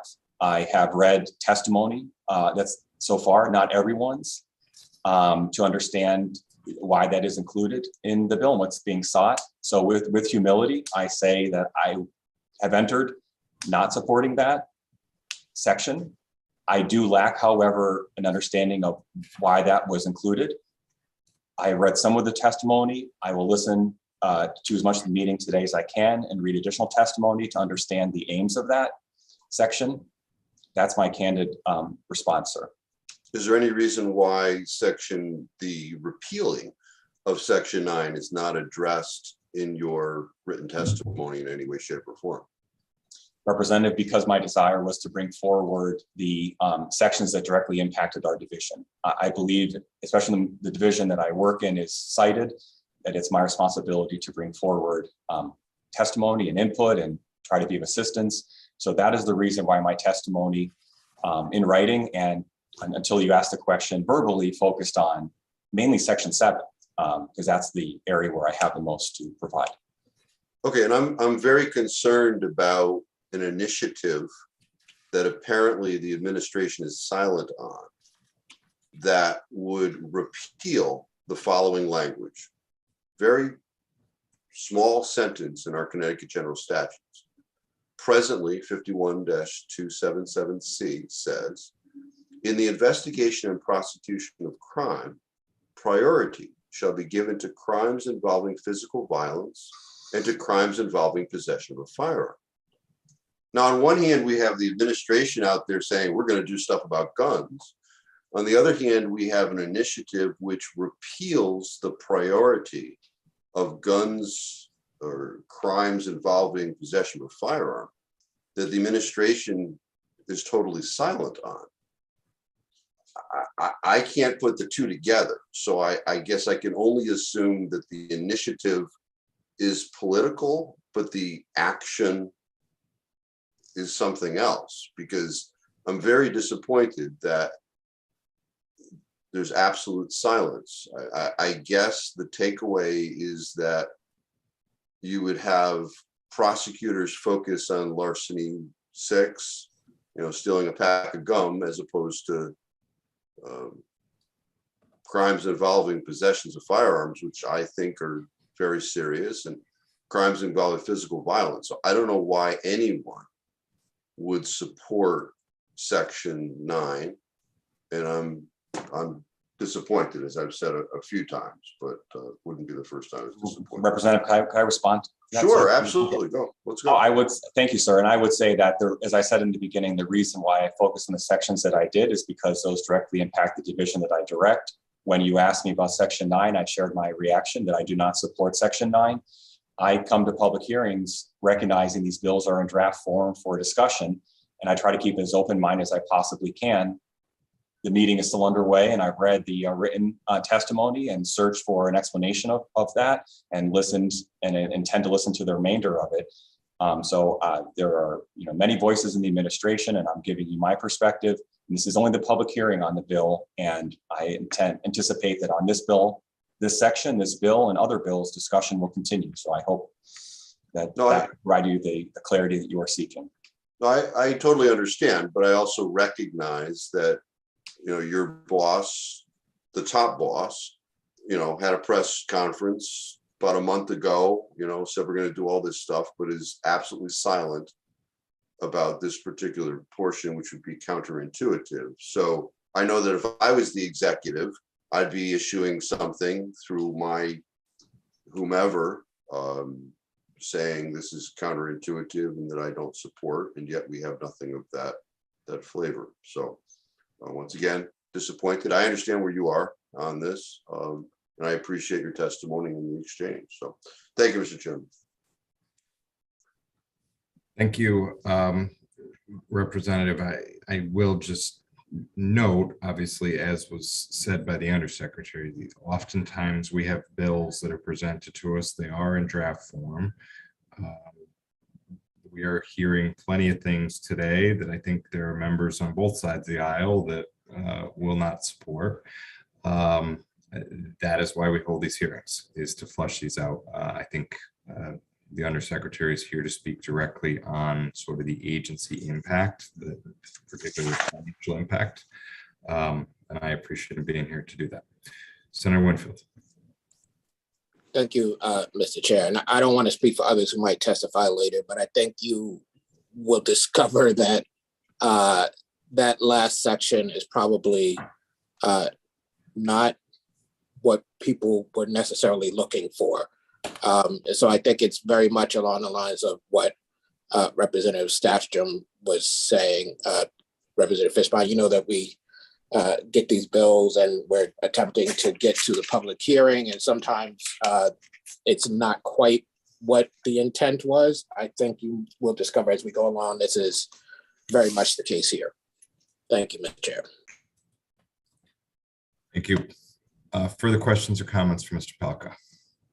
If not, appreciate you being with us, and we will move on to Everett Kissel. Hi, how are you? I apologize if I got that horribly wrong. No, you're good. That's actually one of my friends. My name is Tia.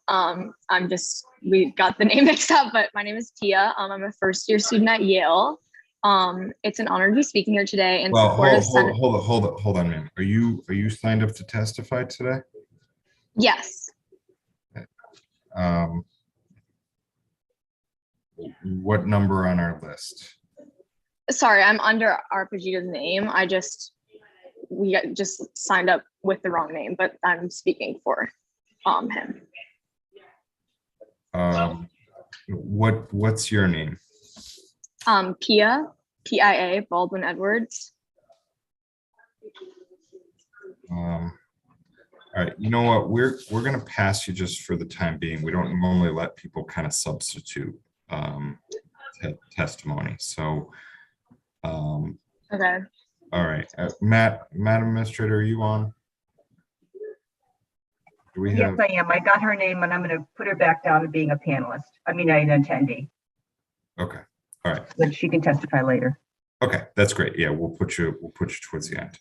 All right, next up will be Mayor Joe Ganim. Can you hear me, Mr. Chairman? We can. Thank you so much, Mr. Chairman, Senator Winfield, ranking members, and all the members of the committee. One, for allowing me a few minutes to testify this morning on this important bill, 5349, concerning the timely reporting by the police of a death. But more importantly than allowing me the time this morning, as I take a moment, as you've done, to pause, take a breath on a human level, and pay again respects and sympathies to the families after hearing them today, trying to hold back tears as they've expressed theirs for the loss of their family members and the things that have happened to make this tragic time in their lives and their family lives even worse. I know this bill will go and solve, I think, or address a major concern about the timeliness of notification within 24 hours. And I'll share with you that upon reviewing our local police policy and procedures, that it contains a lot of elements that are laudable, but it doesn't contain a time limitation. So this goes a long way, I think, to making sure the notification, or at least the attempts for notification within 24 hours take place, or there better be good reasons why not. With this bill, to Representative Antonio Felipe, who sponsored this bill along with the others, thank you for stepping up on behalf of the families and people all over Bridgeport and the state of Connecticut who will benefit from this, as it sounds like there's strong support for it. But I guess what this bill can't do, and we can only try to recognize and fix at this point, and maybe look that never happens again, is a lack of sensitivity, respect, and human decency that was non-existent, and not with one family, but at least with two that we've heard from today. And that's clearly, whether it's by the state of Connecticut, whether it's by the city of Bridgeport, or just any individual, it's just clearly unacceptable. And we will do what we can on a local level. And I want to compliment the families for their strength in being here to support this bill, because it means a lot, as you have expressed. And the articulation of a clear position, criticism appropriately by Attorney Crossland for failures. I've expressed my disappointment with leadership of the Bridgeport Police Department. I've been criticized for taking action that some say was above and beyond my authority when facts became clear to me that lack of sensitivity and respect and answers were not provided as they could and should have been, in those that we still seek. So I want to support this bill. I heard in listening, there are possibilities of even adding language that might be for what for after 24 hours or 48 hours. I'd ask the committee to consider those and everything else that they're doing.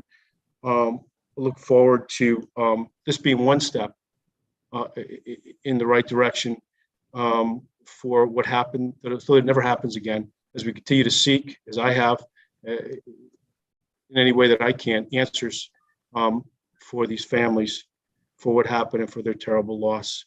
I think Senator Winfield, I know he pulled away for a minute, and I saw Senator State Representative Staffstrom. You know, we all put this, if you put this in the context of this being your family or my family, it becomes really easy.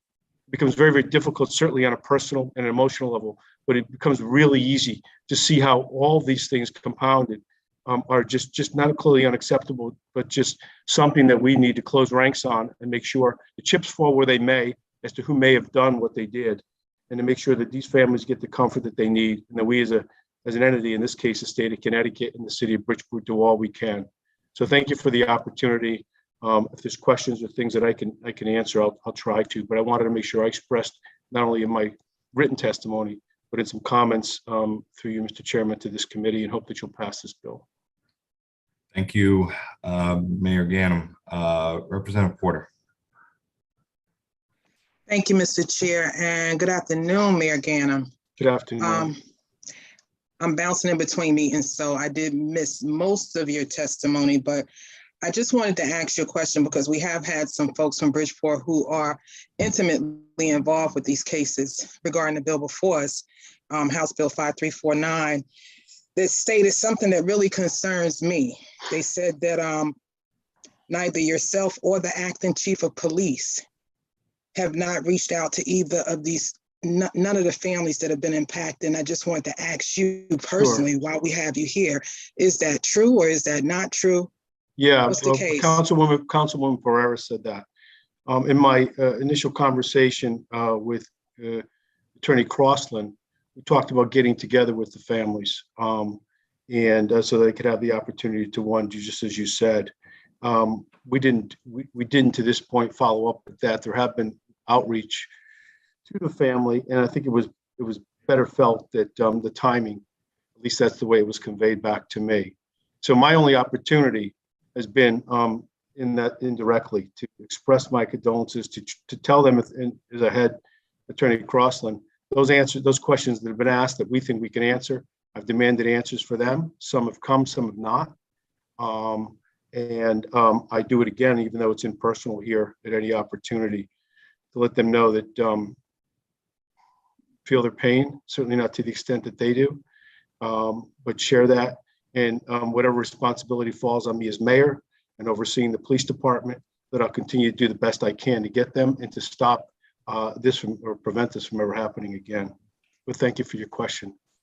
Thank you. And just for clarity, so there's been no direct communication, no between personal yourself, face-to-face. There was, no there phone was talk calls. about an opportunity for us to get together through council, and then there was, frankly, at least one other attempt made, and it was kind of felt, I think, in response that the timing at that point wasn't good. I hate to do this in a public forum like this, but I appreciate and respect the fact that you asked the question. Thank you, and thank you, Mr. Chair. Representative Fishman. Thank you, Mr. Chairman. I just, I don't want to delve into things that may be privileged, or I'm just trying to figure out why, once it's found out that something disturbing has happened in the municipality, the mayor is precluded from calling a family member, a complaining individual, to express condolences, as well as, I'll get to the bottom of this, something like that. Is there some sort of preclusion of that contact? No, the contact was done through, originally, me personally, through Attorney Crossland, having known him and felt that that was the most appropriate way.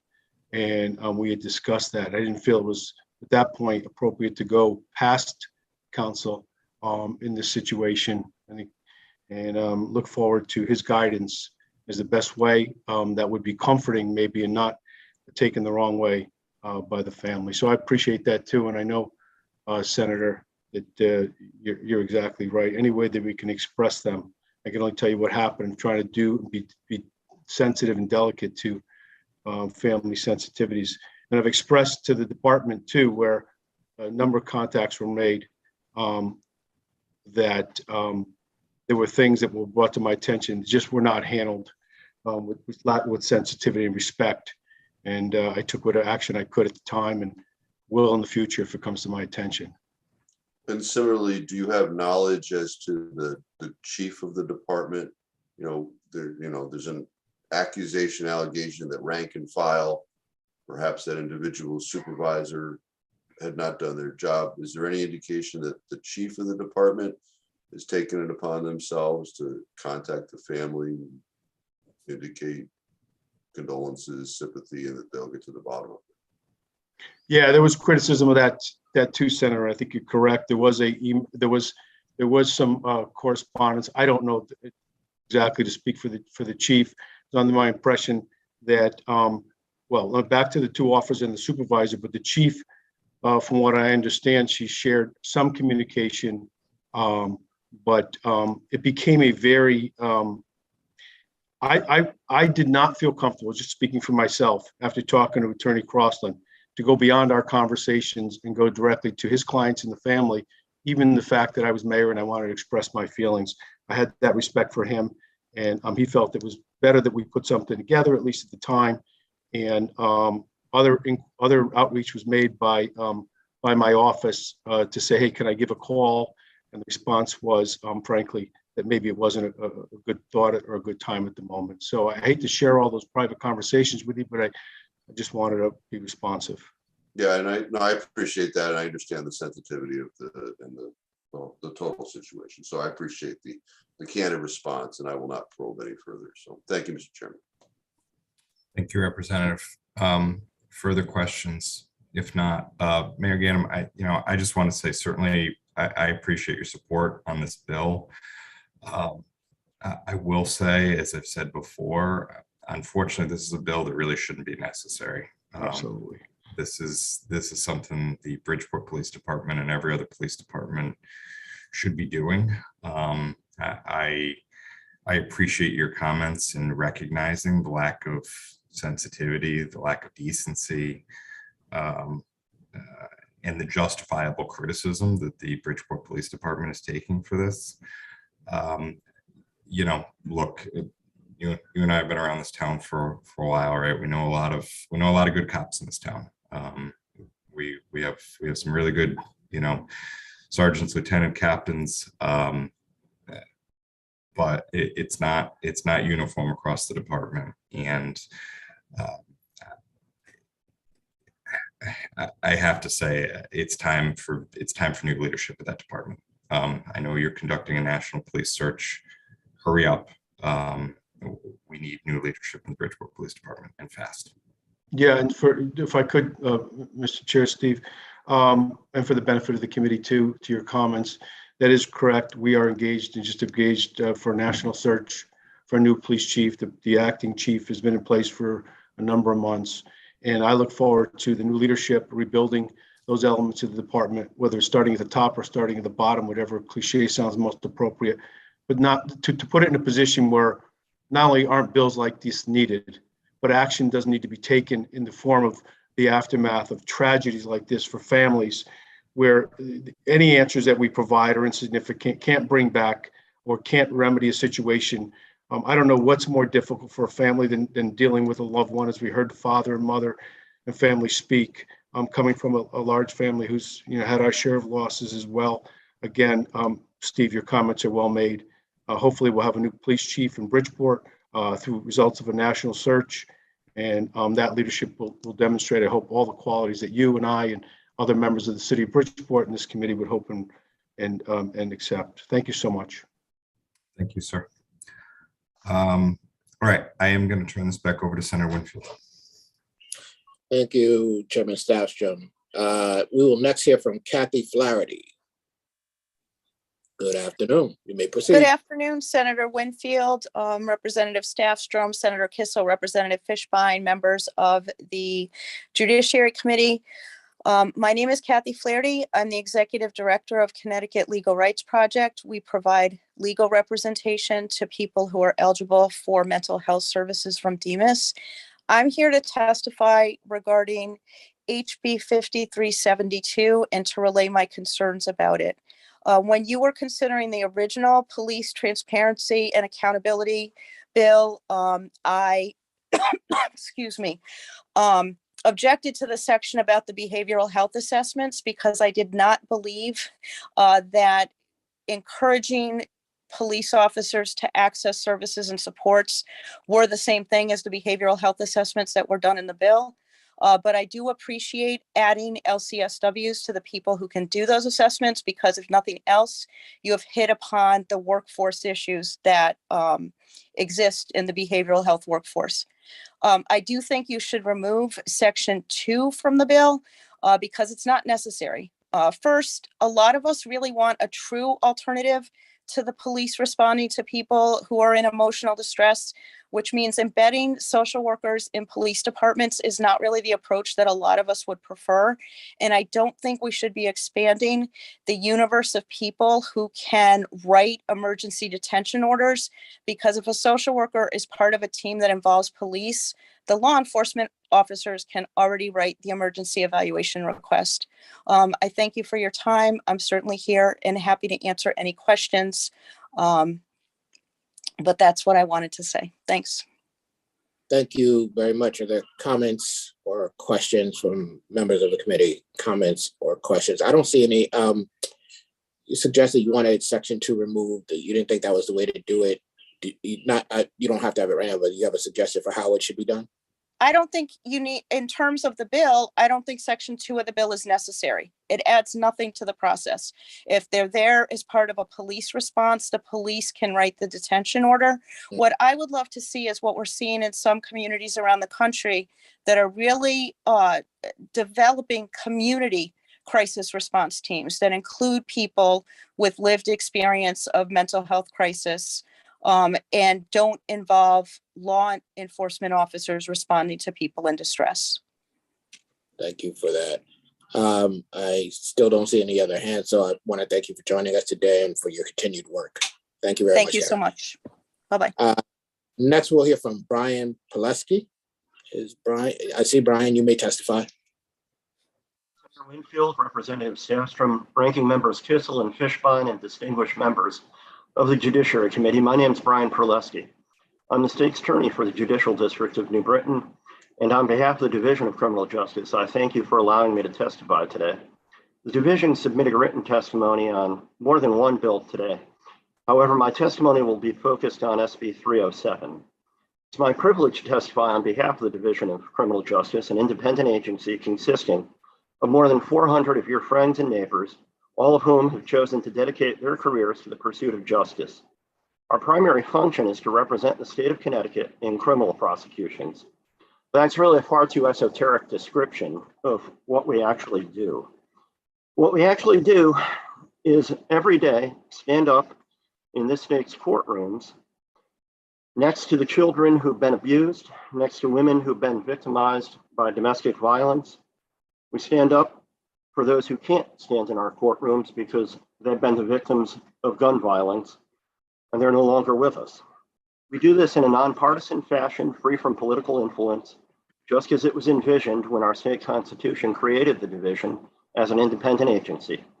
Because we represent the state of Connecticut and the state seeks justice in its criminal courts, we've also created innovative pre-arrest diversionary programs to help people avoid the criminal justice system altogether, worked with community partners to offer mental health and addiction treatment services, and employed social workers to assist people in need of services. It's a difficult job and we make hard decisions every day, decisions that we understand are enormously consequential in the lives of the people we serve. That's why we want to do those jobs as best we can, and SB 307 just doesn't help us do that. Because I only have 3 minutes, I want to focus on Section 7. Section 7 would mandate that OPM prepare performance reports based on a variety of criteria, many of which we have no control or role in. Further, the Division of Criminal Justice has implemented a policy that's included in our written testimony that's based on best practices. It provides biennial performance evaluations based on 10 criteria. They're open to the public and they consider the actual duties of our office. This policy takes a peer review, committee-based approach and involves all stakeholders in our criminal justice system. We just completed the first round of those evaluations a few months ago. Most striking to me about Section 7 is that of all those criteria listed, and I know that Undersecretary Pelka described 33 of them, it sort of depends on how you count, but of all those criteria listed, the word victim appears only once. In terms of much of the balance of this legislation, I think it's important for the committee to know that we are constantly striving to improve our performance, to enhance the public's trust in our criminal justice system and better serve the communities that we work in. To this end, we received the Moving Justice Forward grant from the Singer Foundation. The division has retained the Center for Court Innovation to do a top-down review of our operations. Over this calendar, I see my time is up. Can I just wrap up my sentence, Senator Winfield? Yes, you may. Over this calendar year, and I anticipate that will be presented to us next year with a blueprint for moving forward, which will address the matters in this bill and more. Thank you very much. Thank you. Senator Kissel. Thank you very much, Chairman Winfield. Thank you so much, sir, for all you do as a state's attorney. Over the years, when I was special public defender up in the North Central Connecticut area, worked in GA 13. So Chris Parakilis, I don't know if you know him, but great guy and works in the courts as well. And as well as I've been very closely working with Brian Casangino on juvenile matters, and another great constituent and state's attorney up in our neck of the woods, although he lives in my district but works down in Hartford.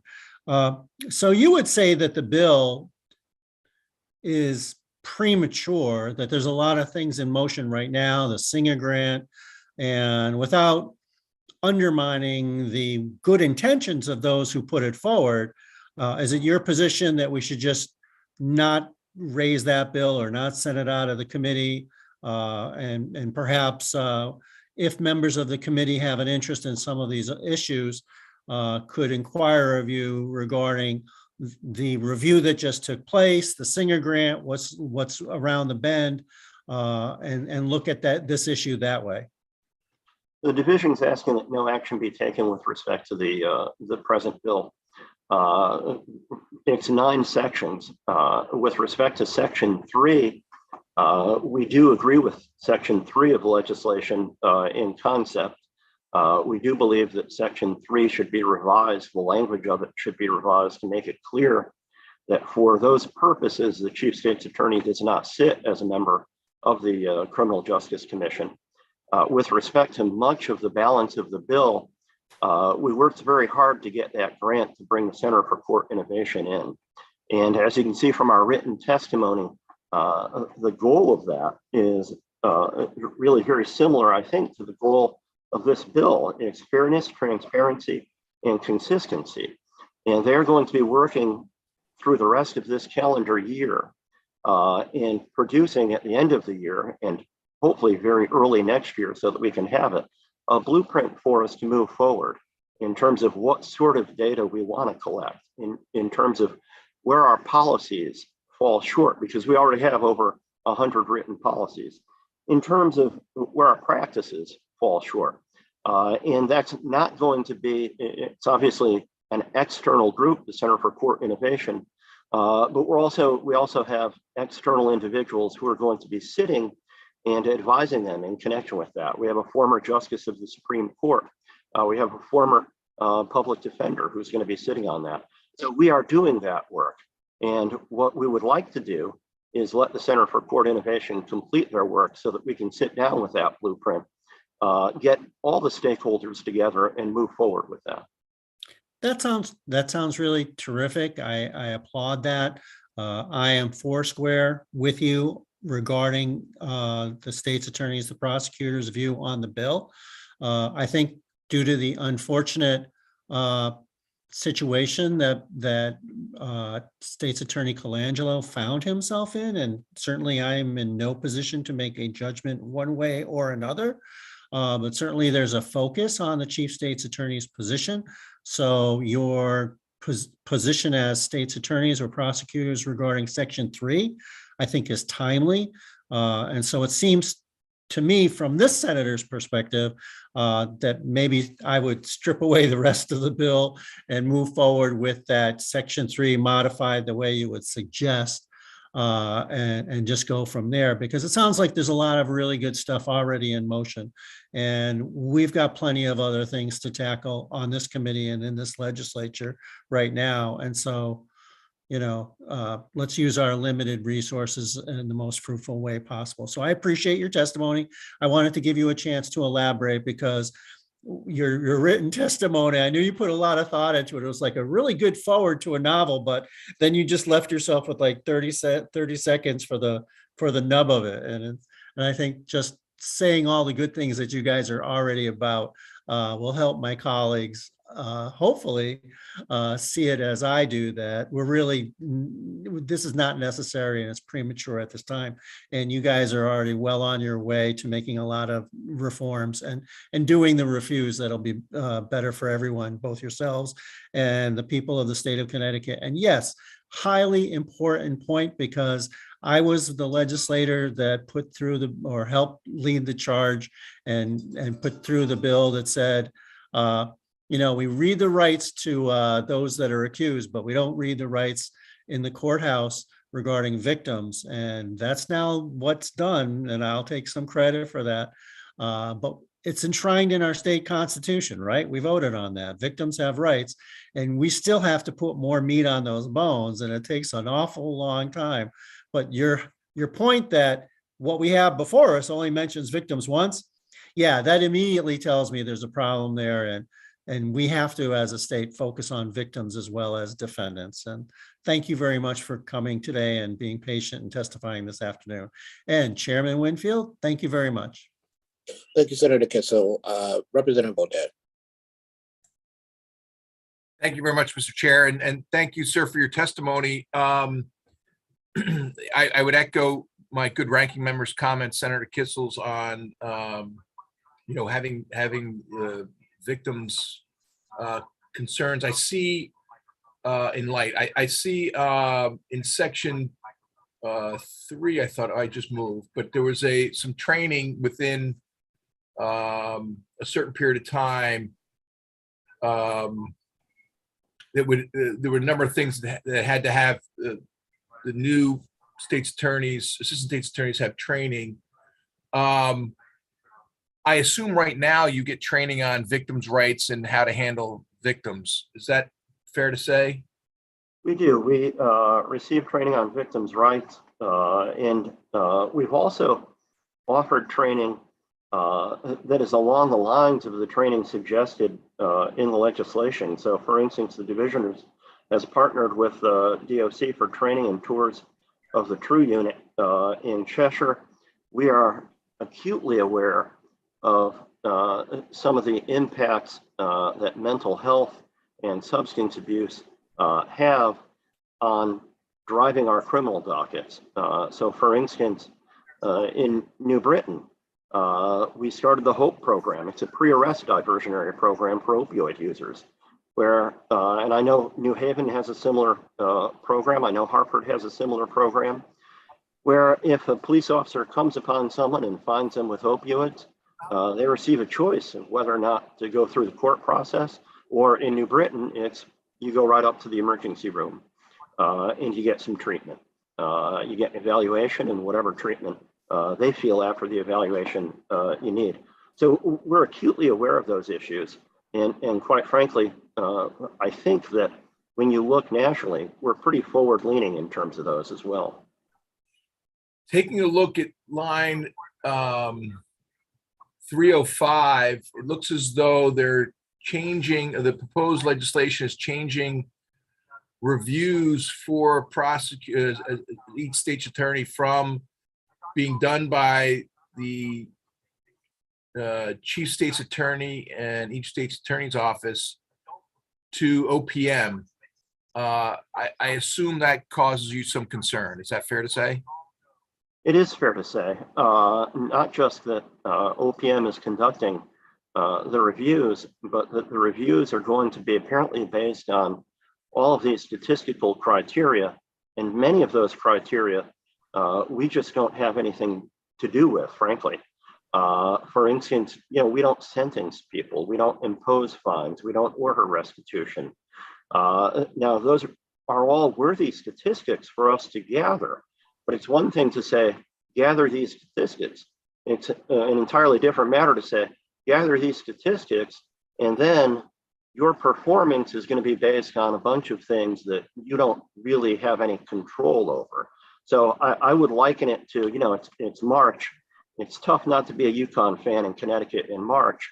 I would liken it to somebody saying to Gino Auriemma, look, you're here, you're coaching the team, and one of the things we're going to evaluate you on is how well the football team does, because you guys are both in UConn's Department of Athletics.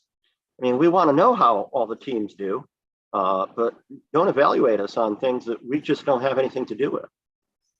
I appreciate that, and I agree with you on that. I have concerns there, but another concern I have is I'm a Providence College grad, so the Big East tournament is starting this week, and I'm going to be down in New York watching some of those games live. But in any event, I know this is a serious topic. I try to lighten the mood a little bit here on occasion. My good chairs and ranking members know I apologize. I guess my last question to you really is just, you said you were focusing on one area. Have we kind of given you a chance to talk about other concerns you have beyond Section 7 that you had initially focused on? Well, I focused on one area because, as you know, we only have 3 minutes. And we did submit extensive written testimony in connection with the entirety of the bill. And I know that members of the committee review that very carefully. Yes, thank you very much. And thank you, Mr. Chair. Thank you to the chairs and to you for your testimony here. Thank you. Thank you. Thank you, Representative O'Day. Representative Callahan. Thank you, Senator. Thanks for coming in to testify, sir. As my colleague before me just mentioned, there are several sections of this that I have concerns with. And one of my concerns, as I mentioned earlier, was taking it from out of the under the CJ branch to put it under executive. It seems to me that turns this into a political organization with political ramifications. Do you see that as such, sir? Well, what strikes me about it is that the Criminal Justice Commission has operated under the umbrella of the Division of Criminal Justice since its inception. And what this committee doesn't have before it is any former or current chair of the Criminal Justice Commission, or for that matter, any former or current member of the Criminal Justice Commission, saying that there's been any issue with that. And of course, what we know is that OPM is under the governor's authority, and it is a more political organization than the Division of Criminal Justice should be, which the division shouldn't be partisan. I agree, and it also is under Section 5, reducing the term from 8 to 5 years also seems to have political overtones to me, because you're going to be under the thumb of the chief state's attorney, and they appoint and reappoint state's attorneys, and it seems to me that that can even have political ramifications there as well. Do you concur? I do. So the commission, there are 16 prosecutors in Connecticut who are appointed by the Criminal Justice Commission, and they are the chief state's attorney, the 2 deputy chief state's attorneys, and the 13 state's attorneys. At the time this legislation and the Constitution changed to provide us with 8-year terms, that term was 8 years because it was consistent with the terms that we give judges. And we want to insulate judges, and we want to insulate chief prosecutors, which is what the state's attorneys and the chief are, from political considerations in their decision making. In addition to that, an 8-year term really lets us get involved and know the communities that we serve. And it also allows us to do things that don't have, frankly, an immediate impact. And I can give you an example of a program that we started in my judicial district just this January. It's called the SAVE program. And what we have is we have a violence prevention interventionist who we hired. And what we've recognized is the impact of trauma on children. When kids are exposed to trauma, and that's whether it's domestic violence in the home, whether it's violence outside their home, those kids need mental health treatment so that they can cope with that trauma. We instituted this program because we're in a unique situation where we can see not just the kids who are directly impacted by trauma, but if there's a domestic violence situation that spills outside of the home in a city like New Britain, lots of 3-family homes, lots of multifamily residences, the kids upstairs see that. The kids at school talk about that. And we've got somebody now who is going to educate parents about the long-term impacts of trauma. That's not going to have an impact on anything in the next year or 2 years. That, I really hope, is going to have an impact 5 and 10 and 15 years down the road by making sure that those children's parents are educated and are aware of the resources that are available to them and can then go out and get those kids hooked up with those resources so that they have the coping skills they need to deal with the trauma that they've just had inflicted on them. So, when you have a 5-year term, it's much more difficult to think about things in terms of, I think everyone here knows that. You have 2-year terms. It's tough to start thinking 5 and 10 years down the road. But the reality is, if we want to keep kids out of the criminal justice system 5 and 10 years down the road, we need to start having programs like this now. But that's not going to have an immediate impact on juvenile car thefts. I appreciate your answer, and the good chairman's been very generous with me, and I do have more questions, but I'll leave it to. I do have other concerns with Section 4 about removing discretion, coming from someone who's written, read, and reviewed thousands of pre-sentence investigations. Each individual case is quite different, and removing all the discretion from the prosecutors with uniform policies sometimes doesn't work, and I have concerns there. But I thank you, Mr. Chairman, for allowing me the time, and thank you, sir, for your answers. Thank you, Representative Callahan. And I just want you to know I will never stop people from asking questions. I will intervene if we're badgering people, but I won't stop from asking questions. You fully have the right to do that. Representative Fishbein. Thank you, Mr. Chairman. Good afternoon, Attorney. Good afternoon. I just wanted to go back to something that you were talking about early on in your testimony, and that's the review area of Section 4. And part of what Section 7. Part of the review of a state's attorney, as contemplated by this language, would be the number of arrests. So what do you as a state's attorney have to do with whether or not someone is arrested?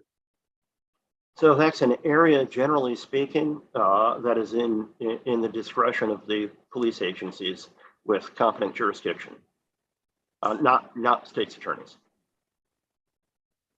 Okay. And then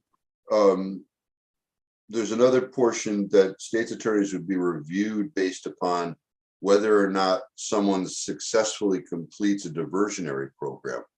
Is that something, does your office make sure that people attend and that they get whatever treatment? Is that something that you handhold these individuals that apply for and get granted these programs? We don't have any control over who applies for the programs. We don't have any control over who the service providers are. The programs themselves are, generally speaking, creatures of the legislature. And of course, we don't have any control over whether or not once somebody is in the program, they go to the classes or receive whatever treatment is mandated by the program. And certainly in some of these cases, individuals are represented by public defenders. If their client doesn't complete the program, are you aware of how we rate and grade and score public defenders when their clients don't successfully complete? To the best of my knowledge, that is not a criteria that public defenders get evaluated on, because again, the public defenders who represent the defendant represent them in court. The public defenders don't have control over whether or not the person then attends the program or complies with whatever other court-ordered conditions are. Yeah, I understand. Understood. I'm just looking at the process is adversarial. By nature, the neutral is the judge. I'm just looking at it seems like the attack on the public, on the state's attorneys here. And the last area, looking at lines 351 to 353, it has to do with the number of cases that are dismissed or nollied. So I take it from what's here that whoever's put in this language, if you nollied every case, that you'd get 100% score. Is that, do I read that correctly? Well, what I can tell you is that it is within our discretion. That's one of the areas where we have discretion, whether or not to pursue cases. I don't know whether or not there's a right number there. I sure hope that the right number is not that we drop 100% of the cases that we have in court. What I can indicate is that there was a statistical analysis that was done that Undersecretary Pelka presented that showed no racial disparity whatsoever across demographics in terms of cases that were nollied. And that is something that prosecutors have exclusive discretion over. Yeah, no, I appreciate that. And I've certainly experienced that. I'm just looking at, you know, what one would have one side of the equation evaluated with apparently no evaluation of the other side. But I thank you for coming here today, your testimony. Thank you, Mr. Chairman. Thank you. Thank you, Representative Fishbein. Comment or question from other members of the committee? Comment or question? Attorney Pulaski, there was a conversation about moving the branch of government. What branch of government are you currently under? We're an independent agency within the executive branch. You're in the executive branch, correct? Yes, So an independent agency within the executive branch. You're in the executive branch, I get it. So this move between branches would be to what branch that you're not currently in? The Criminal Justice Commission would become, I believe the language is autonomous within the Office of Policy and Management. In the executive branch? It would be in the executive branch. Thank you. And where's the oversight for state's prosecutors come from? So the current level of oversight comes from a variety of sources. First of all, we're attorneys, and we are held to account by the rules of professional conduct. In Connecticut, there are special rules of professional conduct that govern prosecutorial conduct. That's one level of oversight. We're held to the same standards that every attorney is. In addition to those standards, we are held to account for state's attorneys by the Criminal Justice Commission. And what you've seen over the past couple of years is that the Criminal Justice Commission, in one instance, did discipline a state's attorney, and on other occasions has begun the disciplinary process. So the commission has disciplinary authority over those 16 individuals, that is the state's attorneys, the two deputy chiefs, and the chief state's attorney.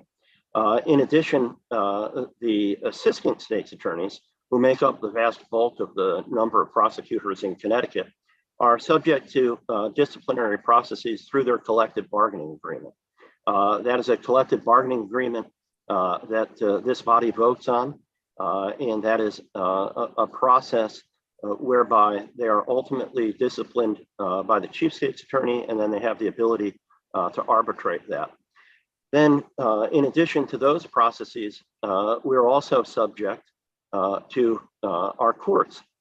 Everything that we do in court is subject to potential discipline by both Superior Court judges and ultimately by appellate and Supreme Court decisions. And what we've seen is we've seen over the years that prosecutors have been essentially called out by our Supreme Court and by our appellate courts. So there are a variety of layers of discipline, if you will, and it in some part depends on whether you are subject to that collective bargaining agreement or you are a criminal justice commission appointee. Mm-hmm. And the performance evaluations you brought up earlier that were conducted, what was the reason they were conducted? The biennial performance evaluations, we have a new policy, and they were conducted pursuant to that policy that was enacted last year. It's a policy that, and I chair our management committee. The management committee took a look and spent a couple hundred hours reviewing best practices, both from the private sector and in state government. I was, frankly, it's attached to the testimony that we presented to the committee today, Senator. And if I frankly was the primary drafter of the policy.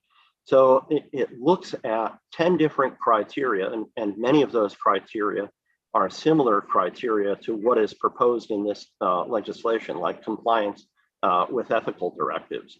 It looks at 10 different criteria, and it's a 360-degree evaluation. And by that, what we mean is it's not an evaluation that's being conducted by one person with one person's opinion, perspective, and views.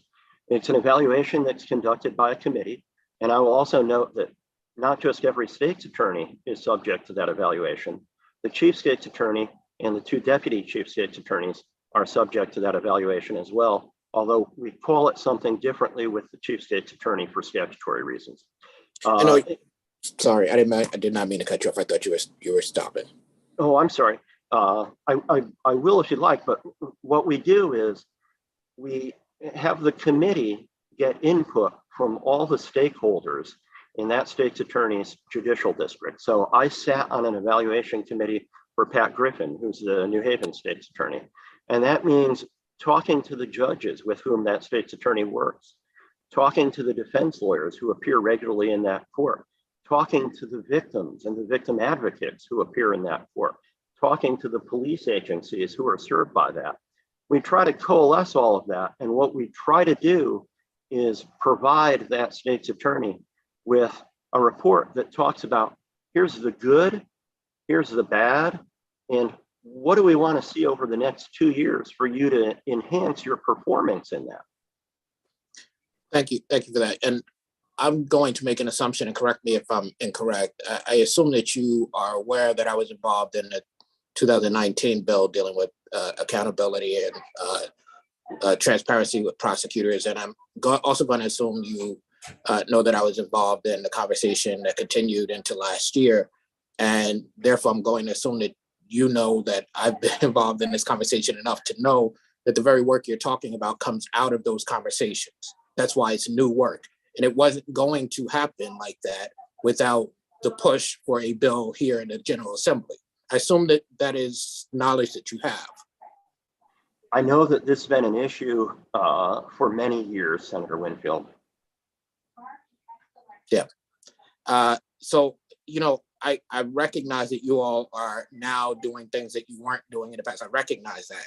But I have to tell you, that's not wholly convincing to me, given the fight that I had with the with the branch in order to first get the bill that we did in 2019. And the branch did eventually come around, so I will give you that credit, but that is not where you started. And the opposition to doing exactly what you are doing now. So I just have to tell you, as a person who's been deeply involved in this conversation, that's disturbing.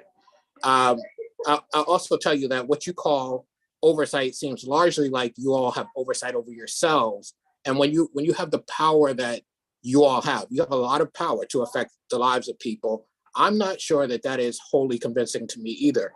And I'm not going to go back and forth with you because I think it's important for us to have an open conversation and allow people to speak without myself trying to lord over the conversation. I would just say this, that you have a 5-year term, you can't think for the future is actually quite curious to me. I get a 2-year term. And from the beginning of my term, you may know this as well, I'm not sure, but you might. I've been engaged in conversation about the very traumas you talk about and thinking about those traumas long term. And that's going back way more than 2 years or 4 years, or, you know, you get the point. I do.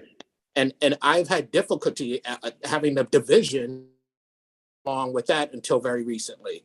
And that's a 2-year term that allowed me to do that kind of thing. And so, you know, if we were to move to a 5-year term, I understand the point you're trying to make. I'm just not sure I'm convinced by that either. And I would, because I don't want to cut you off, I'll give you opportunity to respond should you choose to.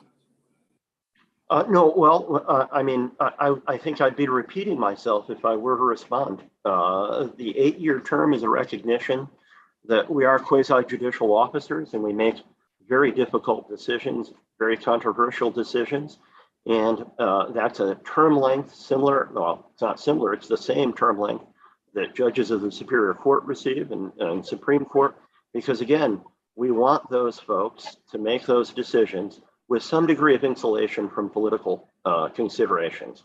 And an 8-year term was the balance that was struck with them. It's the balance that's been struck with us for 40 some odd years. Representative O'Day for the second time.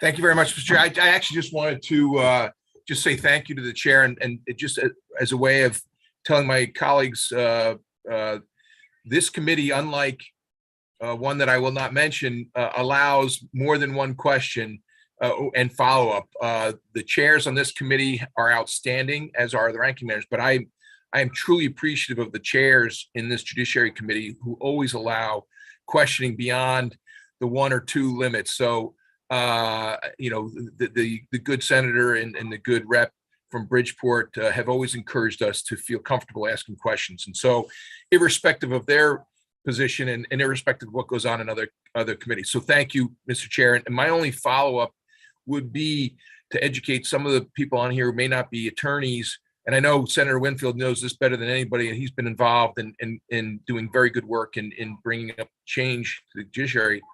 The prosecutors are monitored and chastised and reprimanded by the judges fairly more regularly than people may know. So I am familiar with a number of those, and so there is a number of oversight. But to the good chair's comments, he has made good changes with the judiciary and with the prosecutor's branch. But I think, respectfully, I think we need more work on this legislation, and I look forward to working with the good chairs on that. So thank you. Thank you, Representative O'Day. Representative Godfrey.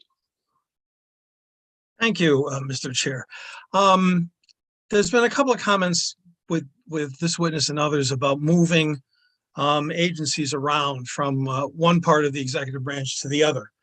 And the discussion sounded to me like people are not quite familiar with or understand the designation for administrative purposes only. It's set out in section 4-38F of the general statutes. And there are independent agencies, watchdog agencies that come under this. And the statute specifically says that agencies that assigned to a department for administrative purposes only shall, 1, exercise any quasi-judicial rulemaking or regulatory authority, licensing, and policy-making functions which it may have independent of such department and without approval or control of the department to prepare its budget, if any, and submit it to the budgetary request through the department, and 3, hire its own personnel or enter into contracts if authorized by their particular statute. The department to which an APO agency is assigned provides mostly backroom stuff: record keeping, reporting, clerical functions, dissemination of notices or rules or orders, provide staff of the agency subject to the provisions of this the other part of the statute, include into the department the agency's budgetary request without any change. So it's beginning to sound like somehow moving this makes it more political. Well, if it's an APO agency, it does not. In fact, APO was created back in 1977 when Ella Grasso did her major government reorganization. It was started with things like Freedom of Information Commission, State Ethics Commission, the State Elections Enforcement Commission, and many, many other agencies, mostly that have some kind of judicial decision-making charge or power.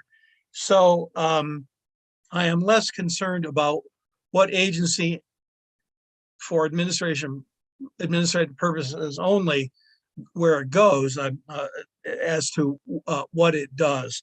So I'm not saying this is a particularly good proposal or a particularly bad proposal in this one case, but I think people need to understand that regardless of what major State Department and administrative purposes only agency is put, it bears nothing to do with political control. It bears nothing to do with budgetary control or administrative control or rulemaking control. And so, as we move forward, I think we all need to keep that in mind. Thank you, Mr. Chair. Thank you, Representative Godfrey. Comment or question from other members of the committee? Comment or question? Seeing none, thank you very much, Attorney Pileski, for joining us today. Thank you, Senator. We will next hear from Shelby Henderson. Good afternoon, Shelby. You may proceed. Thank you. Hello, Senator Winfield, Representative Strathstrom, Ranking Members Kissel, Representative Fishbein, and distinguished members of the committee. My name is Shelby Henderson. I'm a formerly incarcerated person, a second-year law student studying for a dual MPA JD degree, and I am a smart justice leader with the ACLU of Connecticut. I'm here today to testify in support of an act concerning accountability for state's attorneys. Pursuant to the 14th Amendment, no state shall deny to any person within its jurisdiction equal protection of the laws. Yet, in my opinion, the protections of the amendment have not been kept. In every single GA court in Connecticut, Black people are convicted more often than white people. There's not a single GA court in Connecticut without a racial disparity in conviction rates. The widest disparities are in Stamford and Norwalk. Prosecutors holding people's lives in their hands and until recently have been acting in the dark with little to any public evaluations or accountability. Prosecutors linger as the most powerful actors in the criminal legal system. Prosecutors carry broad, if not boundless discretion, and the decisions that control both the process of plea bargains and what charges are brought against a defendant, whether someone is charged with 1 misdemeanor or 6 felonies. The actions of prosecutors, not judges, unbound, effectively predetermine the outcomes of most criminal cases. And in Connecticut, that means that Black residents are more likely to receive harsher sentences. But whether or not prosecutors are intentionally or unconsciously discriminating against defendants of color, every decision that they make, even legitimate race-neutral ones, may be influenced by unconscious racism, and as a result, it perpetuates racial disparities in the system, which is why we must first dispel the illusion that we are colorblind in our decision-making as a crucial first step to mitigating the impact of implicit biases. No one wants to be called a racist, and when the bias is unconscious, racist may not be a fair label. So please note, I'm not here today to shame prosecutors, as pointing fingers does nothing to solve the problem. It is the responsibility of this legislator to ensure that Connecticut's criminal legal system will treat everyone fairly, no matter where they live, their education, their wealth, or their race. I believe in accountability for state's attorneys, and we need to create real accountability and oversight, which is why I'm asking the members of this committee to pass this bill, because the residents of Connecticut deserve a better system. Right now, we're flying blind because there's no data-driven performance evaluations. And because of this, we've ended up with a system in Connecticut where there's wide racial disparities in conviction rates. So I strongly support how this bill will assign a task force to create uniform policies and procedures so that justice is not determined by a person's zip code. I strongly support how this bill will give the Criminal Justice Commission independence. I strongly support how this bill will create biannual performance evaluations. And I strongly support how this bill will create an overdue ethics policy for prosecutors, which is in line with the national policy and professional standards. Thank you for your time and listening to my testimony. Thank you, Shelby, and thank you for coming in under time. Representative Porter. Thank you, Mr. Chair, and thank you for your testimony, Ms. Henderson. It's good to see you, and I just wanted to say, I hope that you will one day be one of those prosecutors. I'm looking forward to, your journey. It has been tremendous and awe-inspiring, so I just wanted to say that. You make me so proud, and I'm glad that you are here today to testify on this bill. Thank you very much. Thank you, Mr. Chair. You're welcome. Thank you. Thank you, Representative Porter. Comment or question from other members of the committee? Comment. Seeing none, Shelby, thank you for joining us once again, and thank you for continuing your work. Thank you, and have a great day. We will hear from Alaric Fox. Thank you, Senator. Good afternoon, ladies and gentlemen, and thank you all for the opportunity to join you. I am Chief Alaric Fox of the Enfield Police Department. I have had the opportunity to serve as the town of Enfield Police Chief for the last 4 years. This is my 38th year in the law enforcement field, with previous career stops as a Willimantic police officer, an FBI agent, an attorney, and with the Connecticut State Police, from which I retired in 2018 as the State Police Colonel and Deputy Commissioner of the Department of Emergency Services and Public Protection. I join you this afternoon to offer my support for Raise Bill 5351, with a particular emphasis on Section 11 of this proposal. The Connecticut Police Chiefs Association has submitted our written testimony in this regard, and I would invite you to review this material as you see fit. I would take the liberty, however, of drawing your attention to the high points of the submission as to consent searches. Approximately 2 years ago, Connecticut General Statute 5433B and 5433O were modified to effectively eliminate the vast majority of what we traditionally refer to as police consent searches. Last year, modifications were made as to our ability to request consent to search from individuals that we might encounter, but requesting such consent to search at the scene of motor vehicle stops remains largely prohibited. Please know that my fellow chiefs understand the concerns that some have raised, that the mere asking for consent to search at such stops may have been previously exercised in a haphazard way. What is before you is a fair resolution of the competing interests in this area. This search warrant exception represents a valuable tool in our ability to ferret out criminal offenses that harm your residents, that denigrate your communities, and that challenge my coworkers.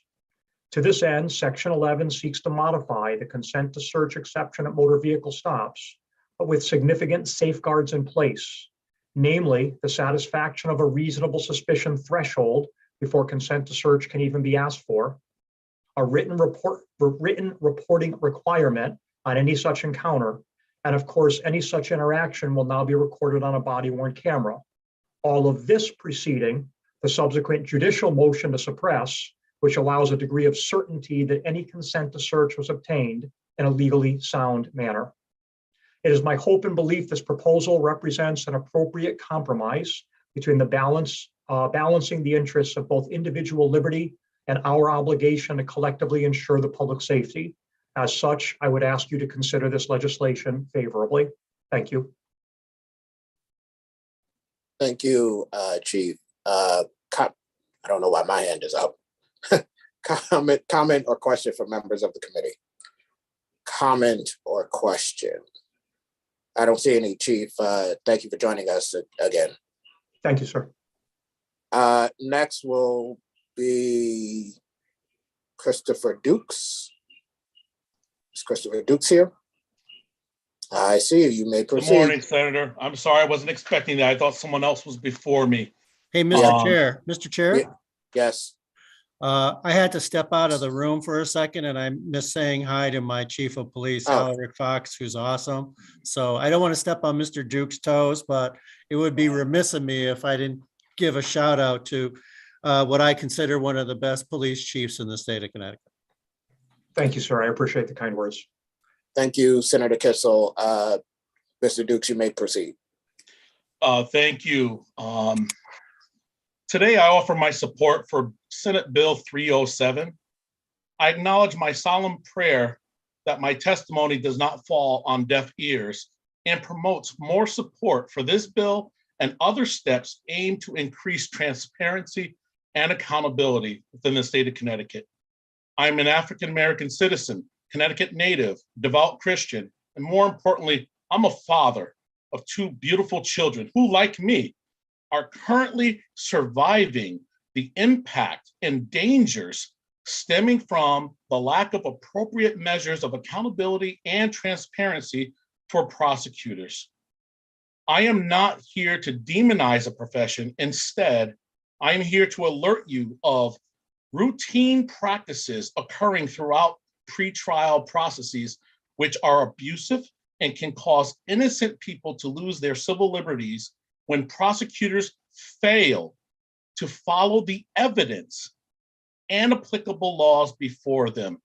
On April 25th, 2018, a horrible American horror took place where my sleeping children and I were the only occupants at my home when a large-scale emergency response descended upon my residence.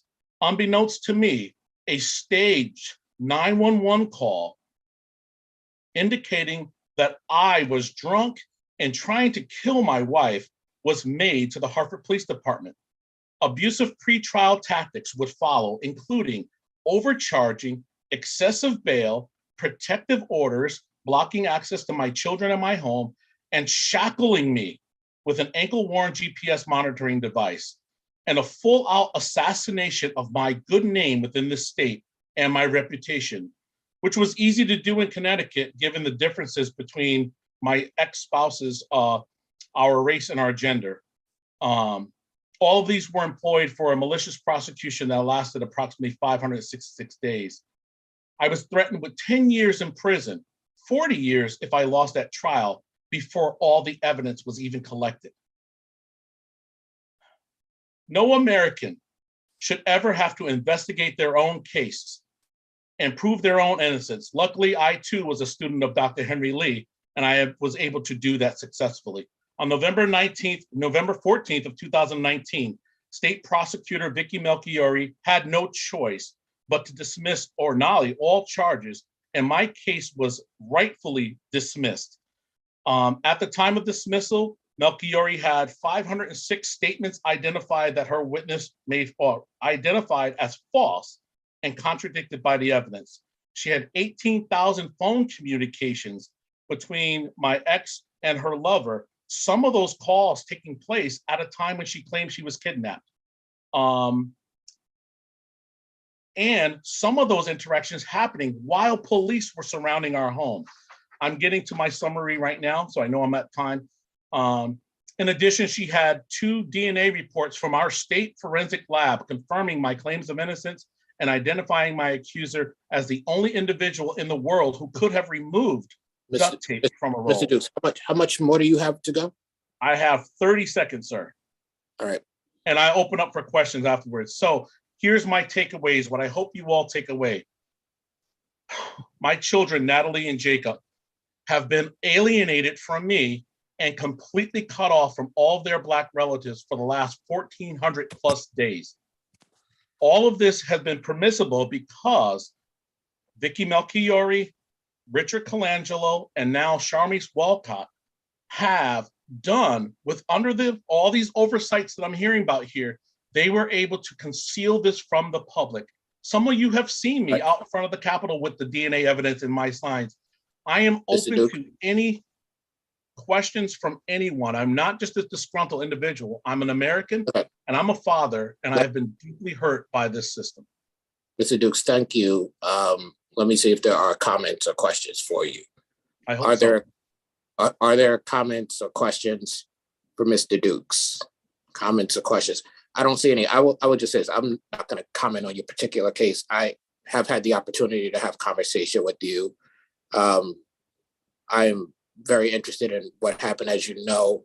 And all I will say here is that I am glad that you remain, despite the fact that I know you sometimes feel as though you're not being heard. I'm glad that you remain consistent in attempting to get the attention of people in positions like mine, because that is how we actually eventually get to the space where we figure out what actually happened and we get justice for people. So with that, I want to thank you for joining us again, and I'm sure we'll see you in the future. Yes, you will. Thank you. Yes. Next, we'll hear from Senator Kevin Kelly.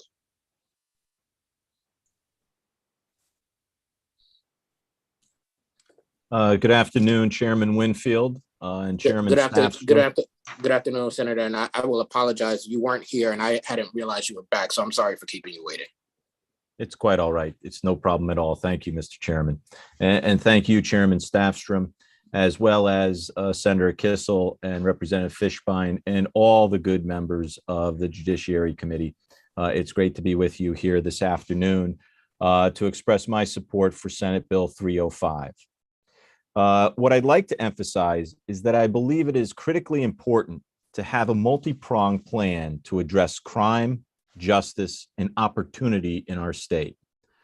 While other portions of our Safer Connecticut plan have been raised by other committees, I must underscore that this package is intended to be a holistic solution.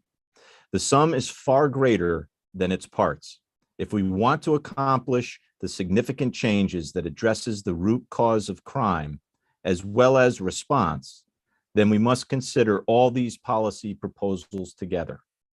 We need a holistic approach to accomplish this goal, including all three components of our plan, which include criminal response, prevention and opportunity, and police support in safe communities. Justice reforms and opportunity must go hand in hand. You cannot address one without the other. A safer Connecticut starts with a stronger Connecticut. It starts with an economy that can support jobs and housing, build hope, and create a path to success for young people. It starts with services to address trauma. It starts with proactive policing, appropriate consequences for high-risk repeat offenders, and ensuring our justice system has the tools to successfully rehabilitate. As we heard from advocate, community leaders, and law enforcement alike, if we are talking about data and detention, we have already lost. If we are only talking about preventative services, we are missing the need to address serious criminal activity and stop crime now, including high-risk offenders. We need action on both fronts. We need all voices working together to make our state a safer place for every family in every city and town. With that, what our bill really deals with are a few points. One is we need to look at law enforcement pipeline to create more recruitment. We need to expand Explorer programs. We need to fund and get data-driven results through social media intelligence. We also need to make reasonable revisions to the 2020 Police Accountability Bill, looking at the issues of qualified immunity, consent searches, and duty to intervene. I think if we look at this in a holistic approach, we will reach the goals that I think all our families want and desire. With that, I'll take any questions. Thank you, Senator Kelly. I would thank you also for coming on under time. I will just say this before I go to Senator Kissel. I think you know that I don't agree with everything that is in your proposal, but I do appreciate the fact that you had a broad range of things that you brought into the proposal. I was happy that we were able to get your housing portion over into the Housing Committee, and it had a hearing, and so that's in the process. I appreciate the difference in the approach than some things that we've had as part of our experience in the past. Senator Kissel. Thank you very much, Chairman Winfield. And I also want to... Senator Kissel, I think Senator Kelly wanted to respond. Sure. Yes, just before we get to Senator Kissel, thank you very much, Mr. Chairman. Thank you for your assistance and help with the housing initiatives. And while we may disagree, I do appreciate the opportunity in the conversation, because I think that's what's necessary. And we did look at this much broader than just looking at what's happening today. I think there's a lot of components here, and there's a lot of good work that can be done to move these initiatives forward. So I do thank you for your assistance with housing and other initiatives in other committees. And I look forward to keeping the conversation going. Thank you. Now, Senator Kissel, I'm sorry, you may go. Not at all. Senator Winfield, Mr. Chair, I thank you very much. And I was just going to highlight that you've gone above and beyond, both you and Chairman Staffstrom, but you in particular, regarding the Senate Republican proposal regarding this. It is a holistic approach. This committee is addressing these things on separate days, and it wouldn't be fair to others if we just had ours in its totality form while requesting or requiring of others to bifurcate or trifurcate or break theirs apart. So there's a method to the madness. But Senator Kelly, I want to commend you for being patient and testifying this afternoon. I actually did have the coat on for about 4 hours, but That's actually a long time for me, as you're well aware, especially speaking on the floor of the Senate or let alone in a committee. But if there was one major or just a gist, it's really hard to distill everything into 3 minutes. And I thought you did an awesome job. I'm sure there might be someone like Nicole Rahl or other wonderful people that may have been of assistance, Attorney Welch, Attorney Caffarelli, and others. We just have a great staff. But I want you to take this opportunity to tell the members of the committee, as well as maybe folks that are watching on CTN, what the highlights of this proposal really are. In other words, yes, our caucus decided this is trying to break the cycle of recidivism before somebody even bumps into the criminal justice system. But I love the fact that you said you can't just hit one without the other. We have seen a spike in automobile thefts, and unfortunately, and that's by juveniles in particular, but also a spike in I think, homicides, especially in our urban areas. So serious crimes are on the rise. At the same time, if we could find a way to divert individuals, especially young people, from even getting involved in the criminal justice system in the first place, that will spare and save us from a ton of victimization down the road. And I actually earlier today heard an interesting sermon that went to some of the issues that we have. It had to do with going through a metal detector. And they said sometimes he would walk through and it would go off just because of his keys. Sometimes he'd walk through and it wouldn't go off. And he said, because the person manning it may have changed the sensitivity. And he equated sensitivity with a moral compass. And so he was saying the lack of a good male role model in the family structure sometimes acts as undermining a good moral compass for young men in particular growing up in families with just one parent. And it's not fair to criticize the mom or grandmother, whoever is that caretaker, but sometimes youth that find themselves in trouble with the law never had the appropriate guidance and moral compass in the first place. So that's housing, that's labor, that's job opportunity, that's education. And so I think your approach, our caucus's approach, is spot on. The entire spectrum of an individual's life needs to be addressed for the betterment of our society. And I put public safety as one of the foremost, if not the foremost, goal of a good and sound government. And so that was my long-winded way, and you're very used to that, of saying, spill it, Senator. What are the most important takeaways of this proposal? Well, I think the most important takeaway is that ideally we would like to see nobody in jail and have hope and opportunity and be able to be who they want to be and never come in contact with the criminal justice system. Now, as we fanned out across the state of Connecticut, and that's what we did this summer, we spread out, listened to stakeholders, prosecutors and public defenders, social workers, advocates, and listened to a holistic and comprehensive approach.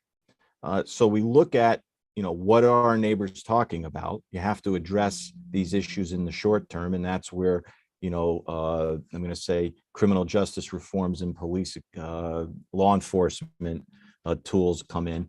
But more importantly, what happens and how do we get people so that they don't ever come into contact with that or nor go towards crime in the first place? That's where the housing initiatives come in, because you need to have safe and affordable housing. You need safe neighborhoods. You also need to have workforce development and jobs and make sure that we can get to kids sooner so that they don't go down a road towards this type of behavior in the first place. And that all starts with mentoring and making sure that if somebody has witnessed crime, that we need to deal with the trauma, because that's one of the indicia, trauma and truancy, and start to work with these families early on, give them the support and services that are necessary, make sure the state's involved in that, and so that they have a real opportunity to go in a different path. We have to deal with it in the short term, but I also think it's necessary and important to make the investment in the long term so that nobody ends up in jail in the first place. And Senator, just one last follow-up on the criminal justice and the police reforms. What would you say are the highlights in those two areas? Well, what we want to do is if somebody does come in contact with the criminal justice system, we want to make sure that the services and investment with regards to rehabilitation are available and that the person gets access and that they're successful. That's what I think you want to make sure you see. And so our proposals are focused on making sure that we get those to individuals sooner rather than later in the process. The second is to look at, when we talked with law enforcement, what they were looking at. They weren't looking for a total repeal of the police accountability, but some reasonable revisions to the police accountability bill so that they could become more efficient in the way that they handle law enforcement. And you heard, your police chief before me looking at things like consent searches, not just going back to the way it was, make sure that there's protections in place, but at the same time, allowing police in a reasonable situation to do their job. And one last point, Senator Kelly. One of the parts, I remember the press conference that our caucus had outside the Capitol in the fall.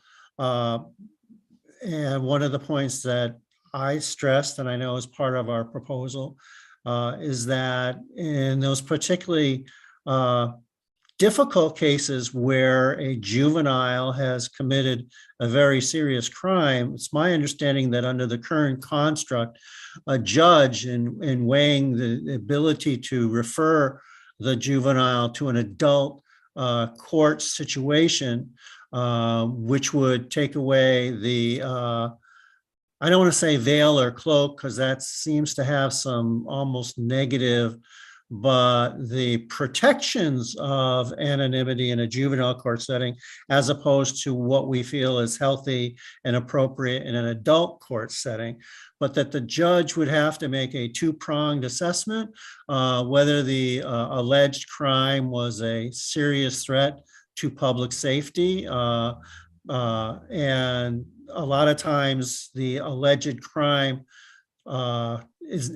that's not a difficult it's a difficult determination if it's really close, but it's not something where you'd have to search. What's alleged is what's alleged, and the victimization is going to be suffering injuries or death or something like that. So at least that's a somewhat quantifiable determination that a judge, he or she, would be able to make.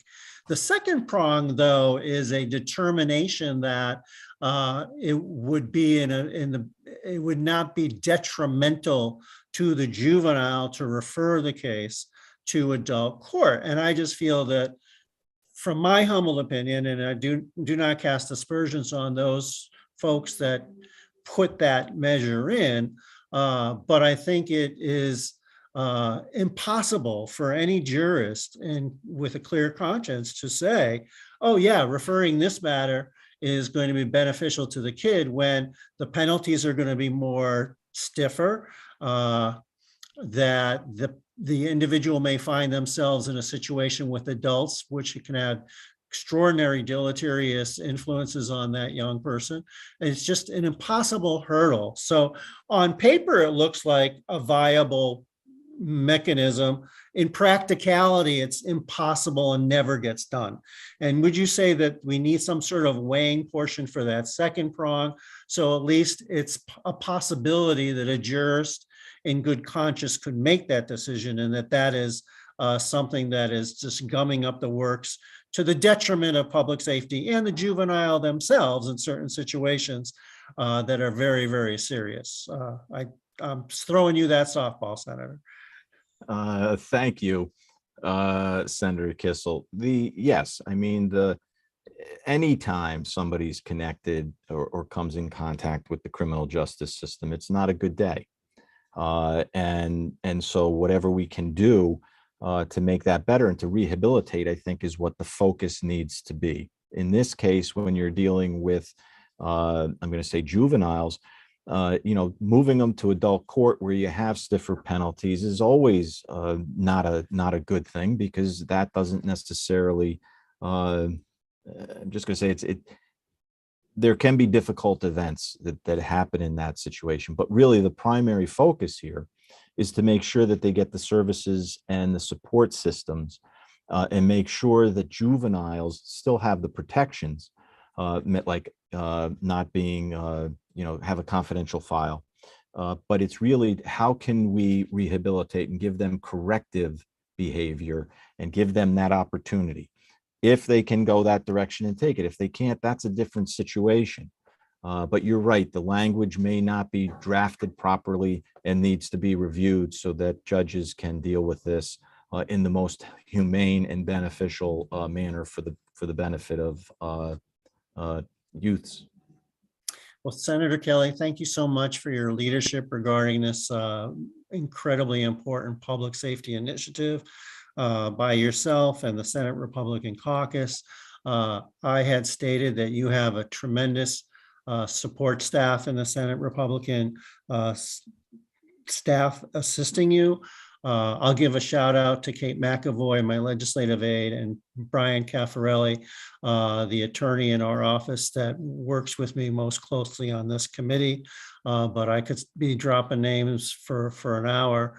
But we've got a really good team that poured a lot of, Jason Welch as well, Nicole Rawl, really worked hard to support our initiatives and going out and meeting with members of the public. And I think this sort of broad approach is the one that is best apt to be very, very successful in the long run. And so I'll conclude with thanking again Chairman Winfield for working closely with myself and our caucus and you, Senator Kelly, on a variety of issues, not just the one before us today. And as I think Senator O'Day said, Representative O'Day said earlier, not every committee operates the way ours does. No one is ever limited with questioning, especially if it's germane. As Senator Winfield said, can't badger the witness though. But I want to thank you for your leadership again, Senator Kissel, myself, Senator Kelly. I thought I could do like long hearings. And Chairman Winfield, thank you so much for your kind indulgence. Thank you, Senator Kissel. Comment or question from other members? Comment or question? Chairman Staffstrom. Thank you, Mr. Chair, and I certainly will try not to badger the witness. Good to see you, Senator Kelly. Thank you. Senator, I just sort of want to ask a process question here, which is, I certainly understand the comments about a holistic approach, and I certainly think we all share a goal of trying to keep as many folks out of the system as possible. But this committee has both today and I think Senator Kissel started to bleed into our hearing on Monday talking about juvenile stuff. I'm not sure that's in this bill before us today, but be that as it may, we have a number of somewhat overlapping proposals. We have a number of issues on police and policing. We have a number of issues on guns. We have a number of issues on juvenile justice, court reform, all of which sort of circle around the same topic. So I just want to make sure that when you say you're taking a comprehensive approach, that there is a willingness and room to negotiate on this, and that this is not an all or nothing, here's our plan, take it or leave it type approach that the Senate Republicans are taking. Well, certainly. I'm like I always say, I'm a product of a mixed family. My dad was a Republican and my mom's a Democrat. And the family advanced because mom and dad had conversations at the kitchen table that were for the benefit of the family. The same thing goes here. The Connecticut family is depending upon us to have those conversations to get it right. I do believe, however, that it's not just a criminal justice and law enforcement answer will solve all these issues, nor do I believe that the the support mechanisms, the opportunity and housing will solve all these issues. I think we have to look at both. But I would more than willing to sit down and talk and see if we can't come to common ground to move this issue forward, because I think, the people of Connecticut want us to do that. And I think it's something that would be of a benefit to our state. So yes.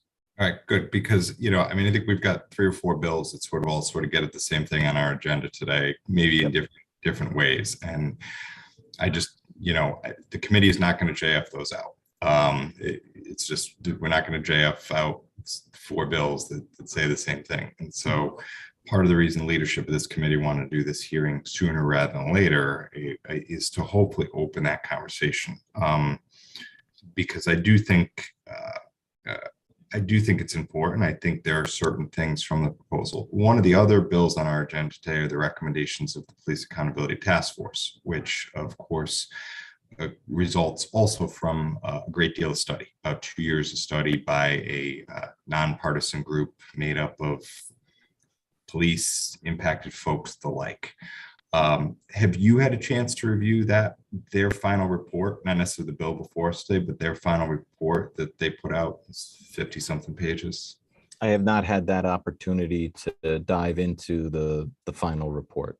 Okay, because I know in your bill, you again revisit this issue of qualified immunity and also the duty to intervene, which, at least on the qualified immunity piece, was something this legislature specifically asked that task force to look at and to come back with us and say, do we need to make changes? Do we need to make tweaks to the bill we passed 2 years ago? And their finding on page 45 of their report was that there is no evidence that individual Connecticut officers have actually incurred personal liability that is not otherwise covered by the municipality's insurance policy since passage of that law. So my question to you is, in your research on your bill, on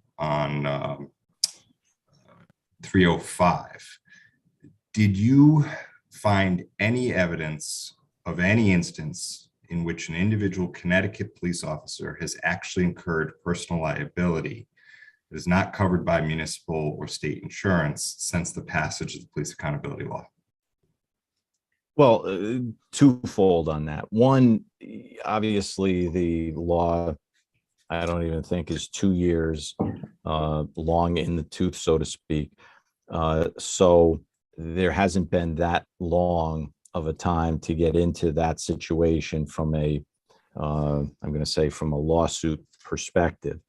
The second, though, what I did hear in talking with law enforcement personnel was that police are less likely to be proactive in their policing.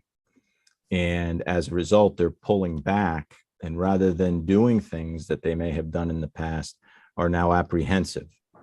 And so they're not going near anything that might be considered caught into those, the state-based claim for qualified immunity.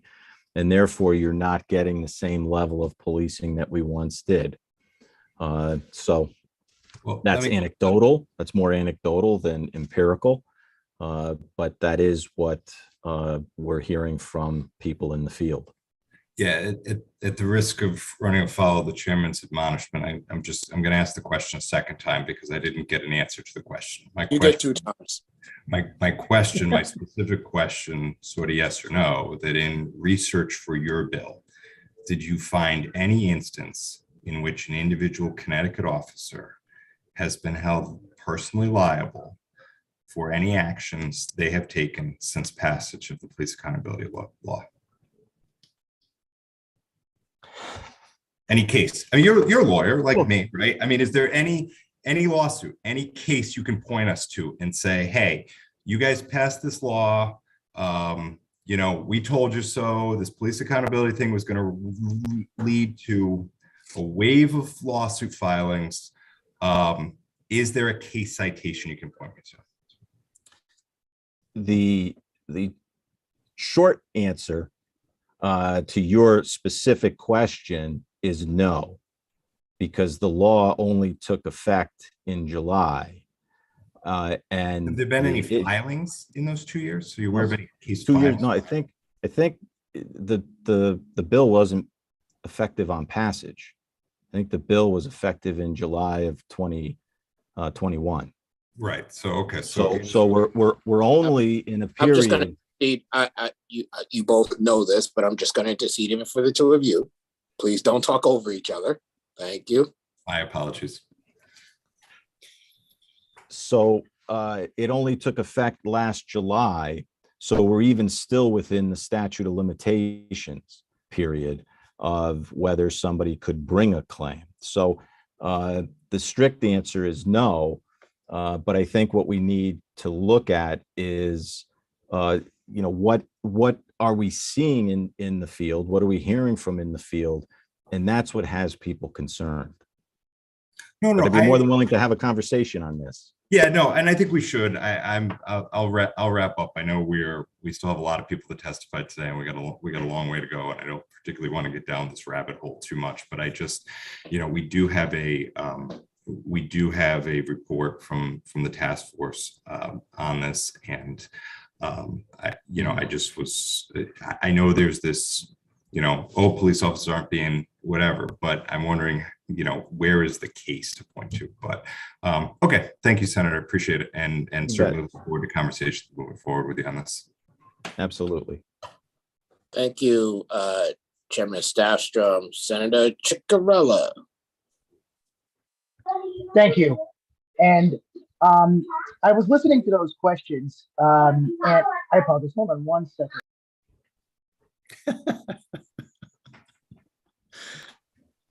Snow day, got the kids home, so I want to pre-apologize. No Give them the warning I am on Zoom before they start fighting with each other. So I do apologize. The question that was asked, Senator Kelly, just prior, there hasn't been, from your understanding, an instance where an officer was personally sued. But have you heard of incidents where departments were sued and individuals, and the department settled the case, which ultimately, in that process, that it would relinquish any responsibility to the officer? Have you heard of anything like that in the last year and a half? No, I have not. I'm not saying that they don't exist against the department, but I have not heard that. So thank you for that answer. The reason why I asked, I've heard from a few different ranking officers in some local departments that there has been incidents and situations where officers were named, and then they would settle before they actually file suit. They could just write to the department, say they're being sued before they file suit. Is that correct? You're an attorney, so you know better than I. So if you're gonna sue somebody, you don't have to file a lawsuit. You could write to somebody saying you're going to sue them, and you could try to settle prior to that happening. It's a prior possibility. To filing suit. Okay. And maybe I'm misinterpreting the law, and I'm not an attorney, but I've heard from ranking officers where there were situations that the department and officers were named in lawsuits, and the departments did settle the case and did back the officer. But it's my understanding that with this passage, they don't have to back the officer. And like you said, this is very new law, but it takes time for these cases to come into the fold. But I have heard, and I was just curious if you also heard anything where there was lawsuits filed, but the department stepped up and settled the case. And it's my understanding that you have not, but I was just letting you know that I did hear that. And I'd like to be part of that further conversation at some point. Sure, we can look at that and continue the conversation. Thank you, Senator Ciccarella. Representative O'Day.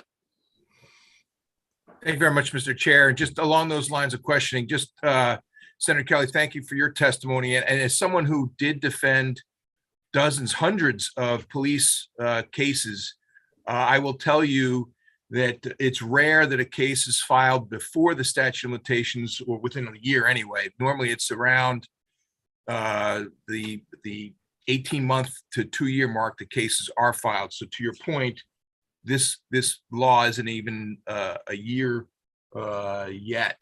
I will also tell you, as someone who has defended police officers, it's my opinion that this bill absolutely, just to follow up on the prior senator's comments, is going to increase the settlement values. So what happens is, as a lawyer who's been hired by insurance companies to represent police officers, I did represent both the officer and the department.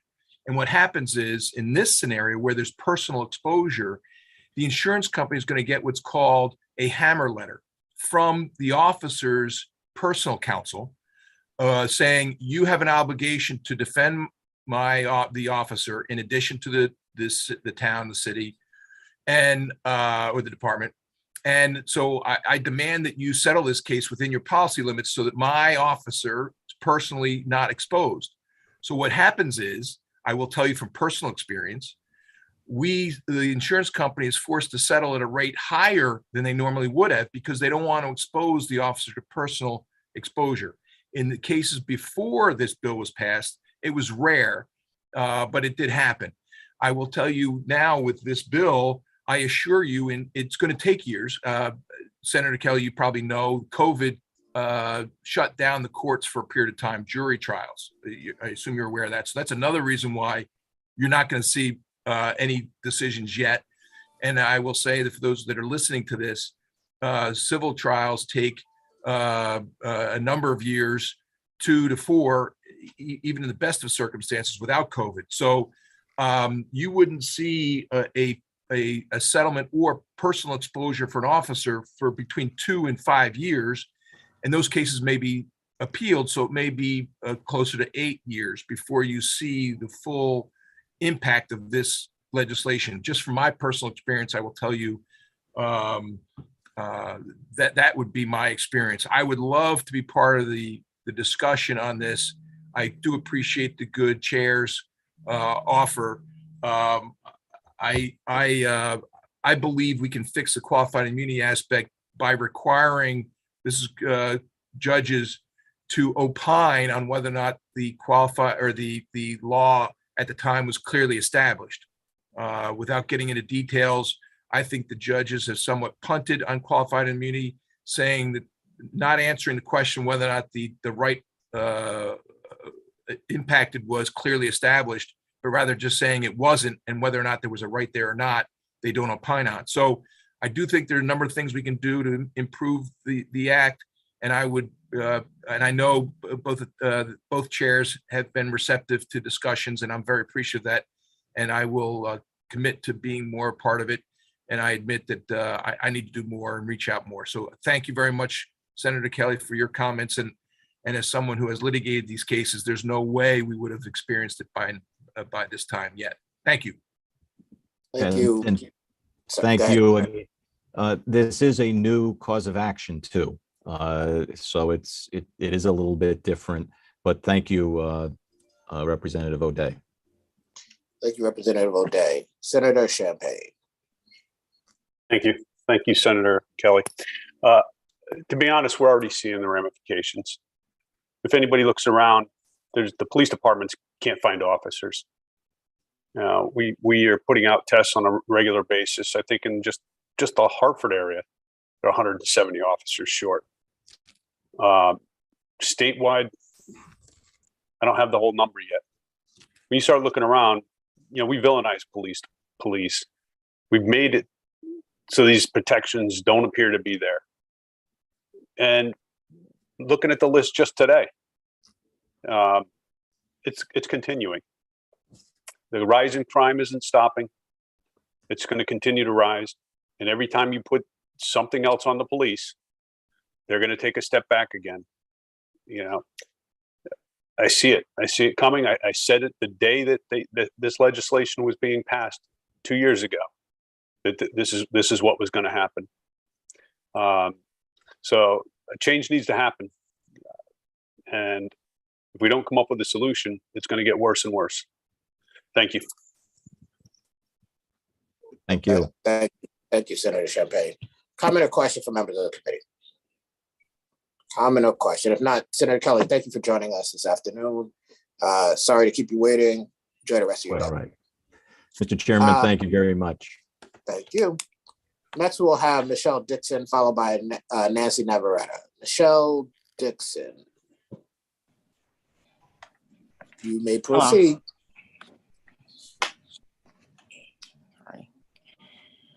Hi, I'm here in regards to Bill 5349.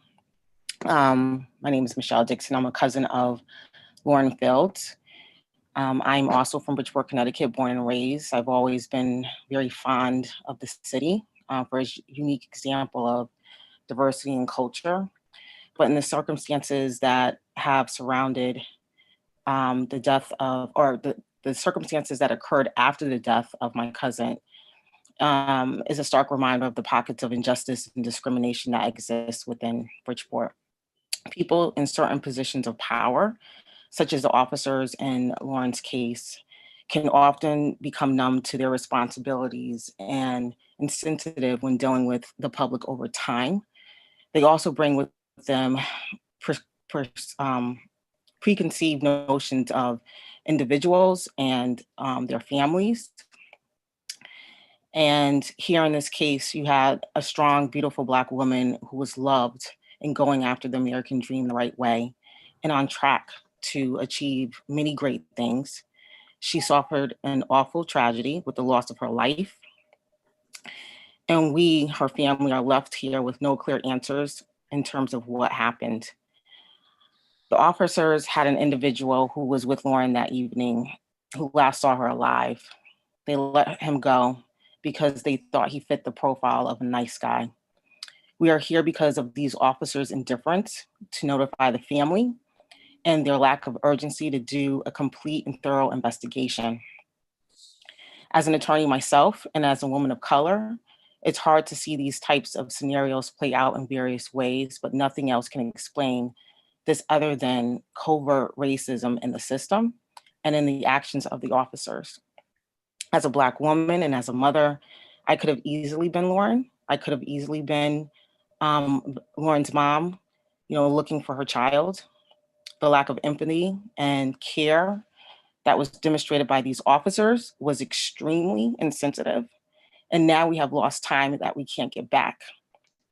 I believe the people of Bridgeport and across the state will want to know that regardless of the circumstances of an individual, and regardless of their status, race, background, or education, that families are being treated with respect and dignity when dealing with the loss of their loved ones.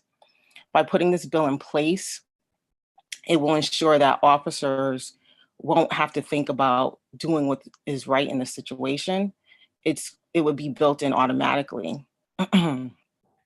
We are way too in advance in terms of the technology and with today's technology, not to be able to make a simple phone call within 24 hours to alert the next of kin of their loved ones passing and to let them know that the circumstances surrounding their death are being properly investigated.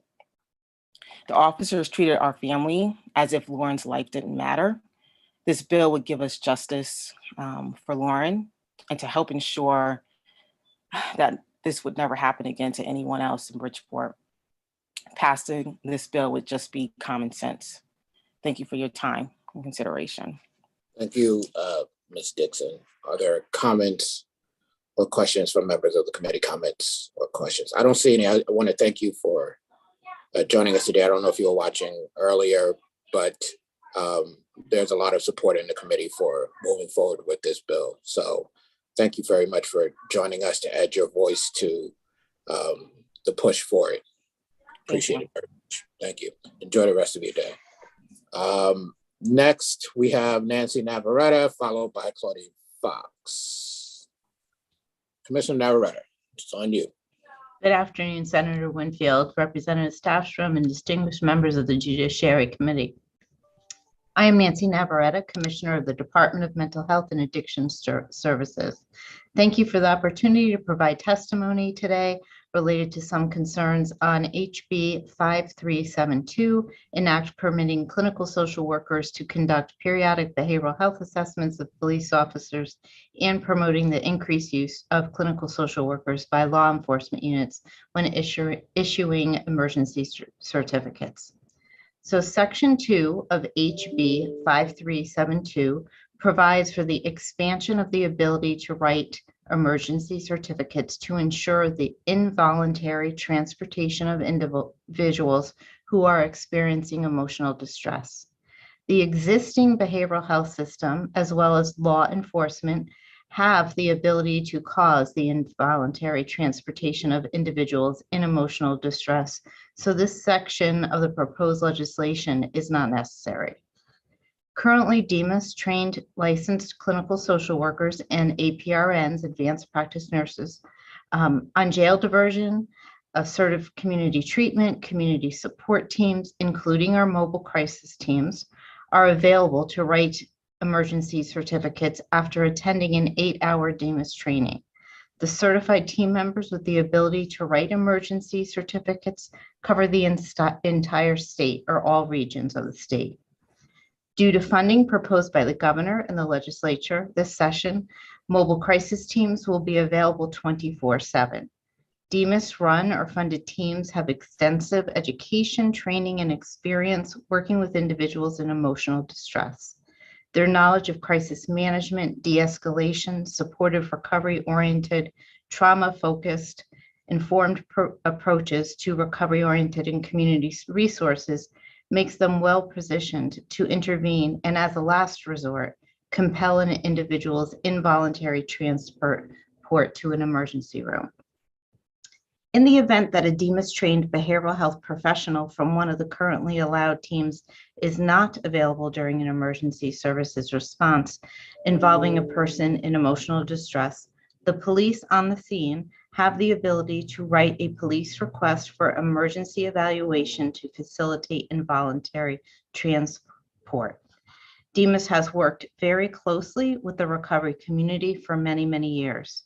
One of the most important lessons that the agency has come to learn from people with lived experience is that recovery must start with choice. Forcing individuals to be transported may adversely affect those with a history of trauma. It may also create an adversarial relationship between consumers of services and behavioral health professionals.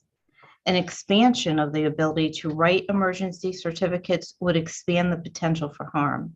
It may result in more involuntary transports, increasing the number of individuals in emotional distress in already crowded emergency rooms. An increase in involuntary transports would decrease choice, a vital ingredient of recovery. I encourage the committee to remove Section 2 from this proposed bill. I'm happy to answer any questions you may have regarding my testimony. Thank you so much. Thank you, Commissioner. The comments or questions from members of the committee? Comment or question? I think you're free to go there, Commissioner. Thank you. Thank you very much. Thank you very much for joining us today and offering your perspective on the bill. Appreciate it. Have a good afternoon. Next, we'll hear from Claudine Fox, followed by Michael Densmore. Ms. Fox, you are up. Hi, everyone. Senator Winfield, Representative Staffstrom, Ranking Members Kissel and Fishbein, and distinguished members of the Judiciary Committee. My name is Claudine Fox, and I'm the Public Policy and Advocacy Director for the ACLU of Connecticut. I'm here to testify in support of SB 307, an act concerning prosecutorial accountability and priority given to cases prosecuted. The ACLU believes that everyone plays a role in ending mass incarceration, including people operating within the criminal legal system. State's attorneys hold people's lives in their hands. Their decisions impact a person's freedom, fundamental rights, and entire future. In 2019, this legislature supported a nation-leading bill, Public Act 1959, which mandated the Division of Criminal Justice to track specific data points based on the cases moving through Connecticut's 13 judicial districts. Last year, DCJ presented preliminary outcomes based on the data collected, which highlighted areas where prosecution perpetuates rather than ameliorates mass incarceration. Please refer to our written testimony for the stat-by-stat examples of this. Last year, we came before you to testify in favor of a bill that called for similar policy solutions to this one. The overwhelming feedback we received from actors within the criminal legal system asked us to consider who should actually be addressing discretion. After several meetings with DCJ and the Office of the Public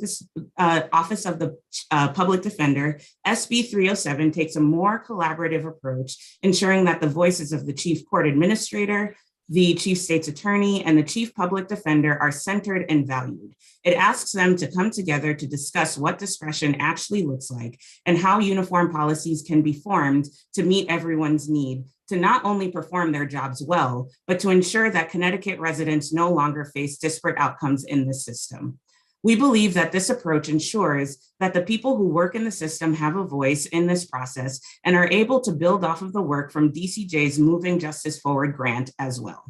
I'd really like to take a moment to highlight how the news over the last few moments demonstrates the critical need for oversight over DCJ, particularly the most powerful actors, state's attorneys and the chief state's attorneys. While the passage of 1018 last year would not have prevented the fate of Chief State's Attorney Colangelo, SB 307 seeks accountability and the need to ensure that Connecticut's top prosecutors are not functioning within an inherent expectation of raises and upward mobility because of who they know, but because their performance is tied to meaningful data collection. Not only that, it seeks to ensure that the Criminal Justice Commission's capacity to meaningfully and independently provide oversight and discipline for their actions. Right now, the CJC is currently housed within the body that they are supposed to oversee and is functioning with only a $400 budget, leaving them with little to no room to perform investigations or search nationally to fill vacancies.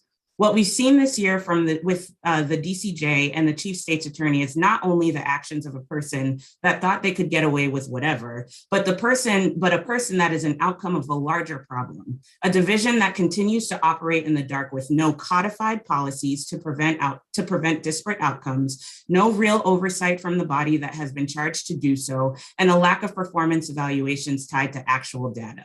Just because the system has been functioning the same for decades does not mean it is meant to function the same way forever. We urge this committee to consider the passage of SB 307.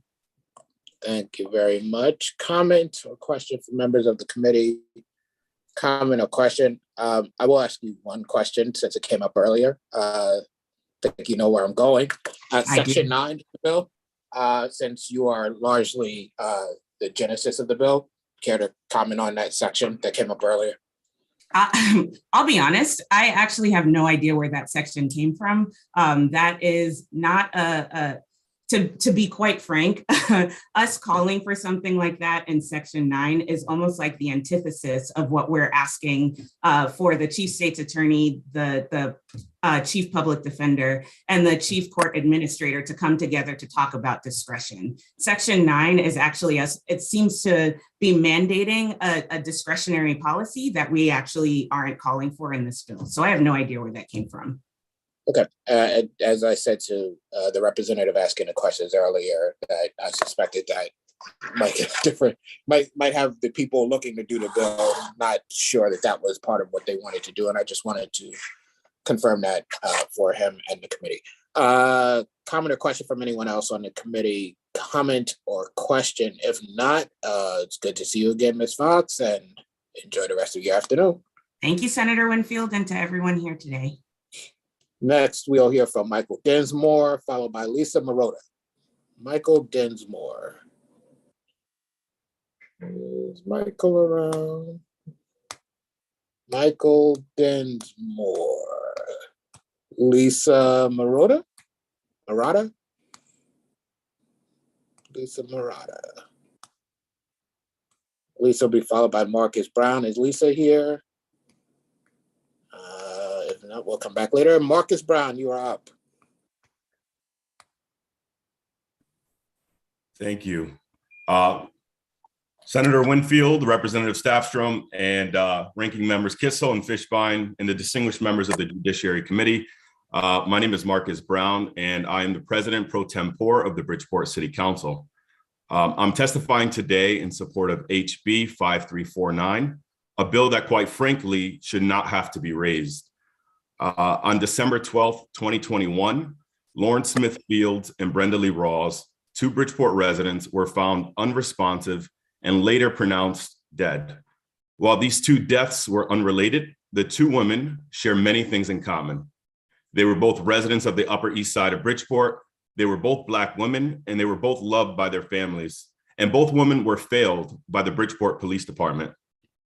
The Bridgeport Police Department has a very thorough policy for death notifications.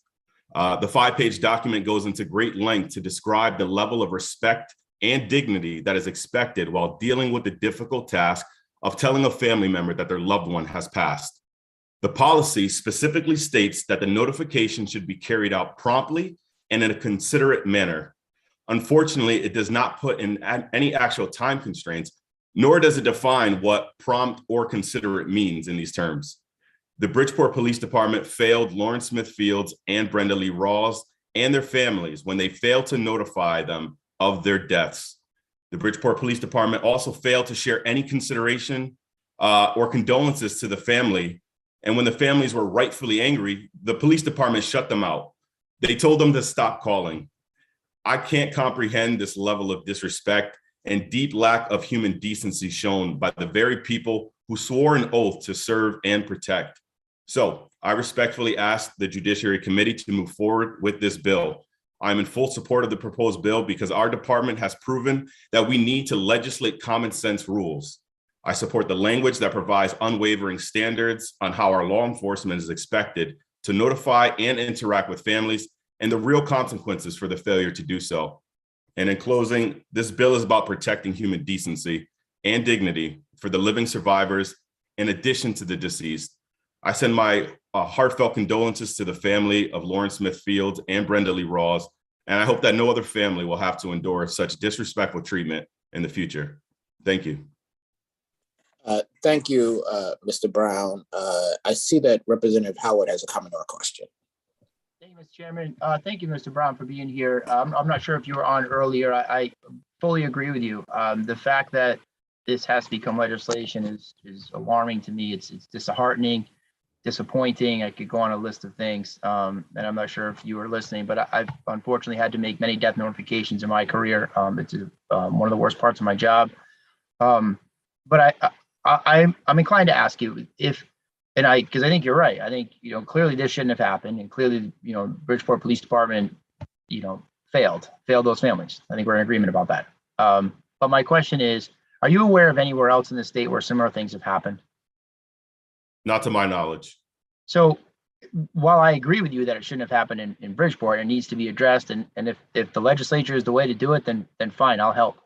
But what, if anything, has and I know I was, listening with the chairman and the mayor earlier, at what point can the legislature fairly ask the city council in Bridgeport, when do you take responsibility for the actions or inactions of your police department, as opposed to passing legislation that sweeps the other 160 odd, municipalities?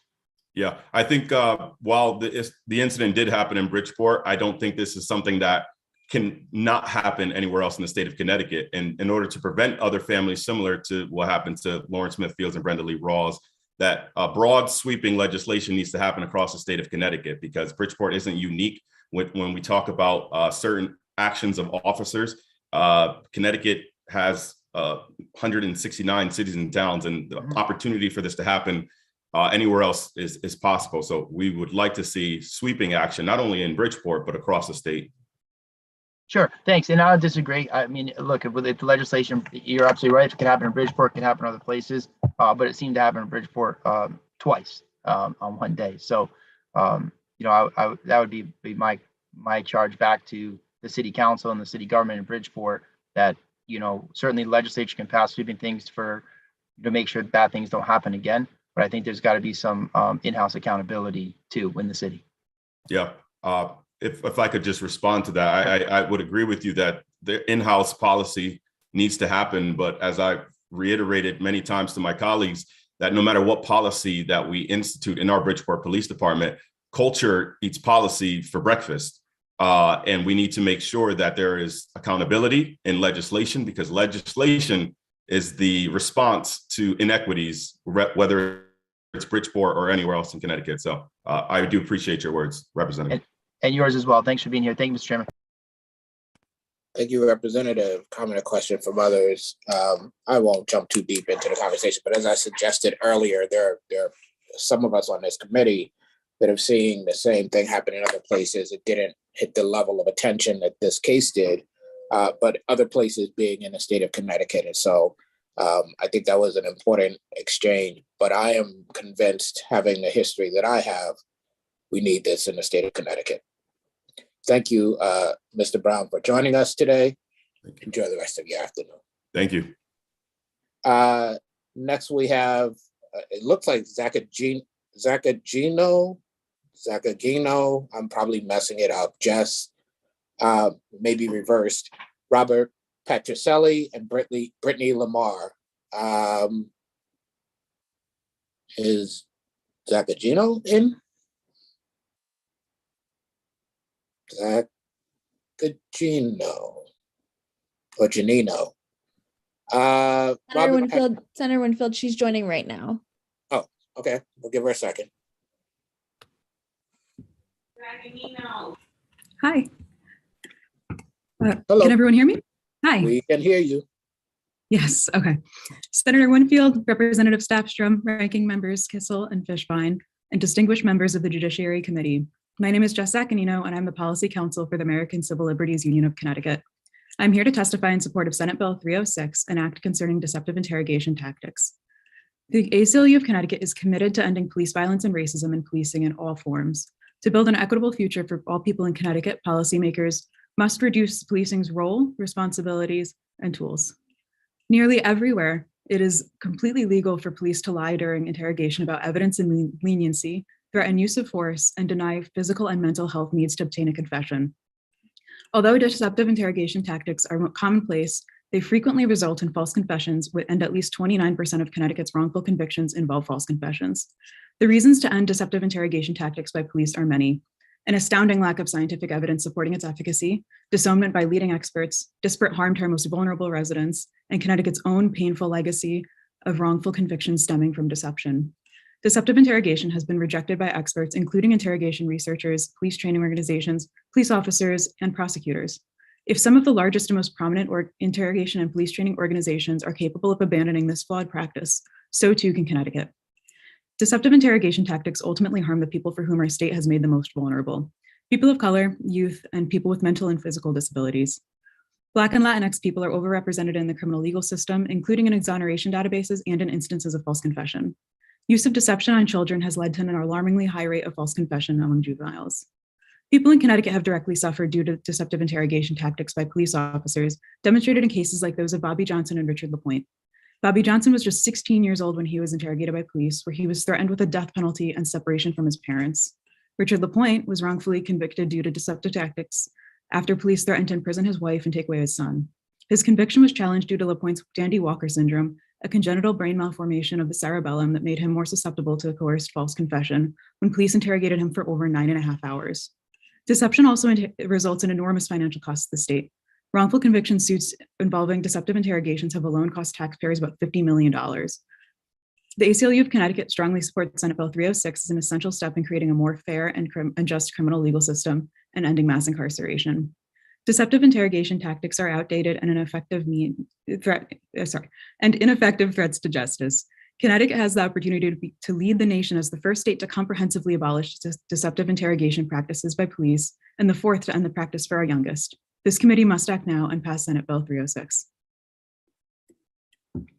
Thank you, Ms. Zaccanino. Comment or question for members of the committee? Comment or question, Representative Dillon. Thank you very much, Mr. Chairman. And it's good to see you, Jess, on the other side. I guess I have a question because I was interested in the testimony against this bill, which I believe said that the only existing similar statutes nationwide only apply to minors.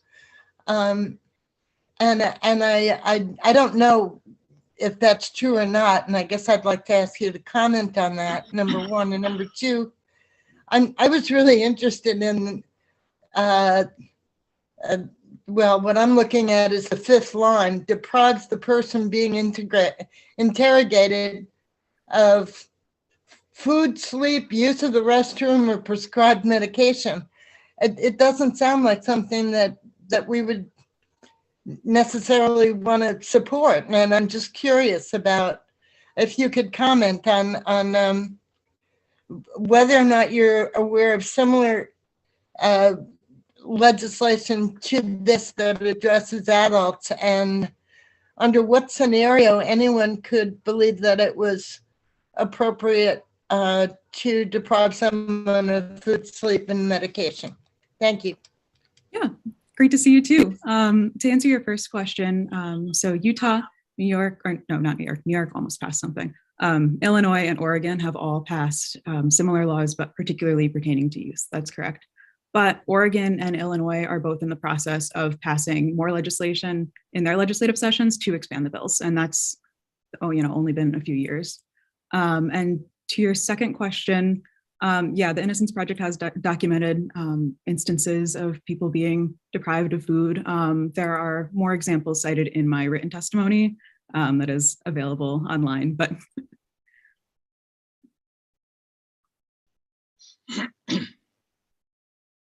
Representative, you're on mute. Thank you. Well, food, I guess, but sleep, use of the restroom, and prescribed medication. I trust that that your testimony, which I will now go to, going between 3 different meetings, will have sites of specific cases. Yes, and I'm happy to connect with you more offline about that too. Great, thank you very much. Of course. Thank you, Representative Dillon. Representative Howard. Thank you, Mr. Chairman. Thank you, Jess, for being here. There's actually, I agree with what my previous colleague just said. Sections of this bill, deprivation of food and needs, I would go so far as to say false or misleading promises of leniency, false statements or misrepresentations of the law. Police officers are generally, the public counts on us to know the law and be honest about it. And again, that's something I can support. Threatened use of physical force, of course, threatened use of enhanced penalties. There's aspects of this bill that, in all my training, we've been trained not to do. And certainly I would hope that those interrogations would be suppressed pre-trial, and in some cases even further action. But there are parts of it that I think are difficult. So when you talk about the other states, going to section 1, representing false facts about the evidence, are other states prohibit officers from doing that? Yes, I believe so. Which ones do you know?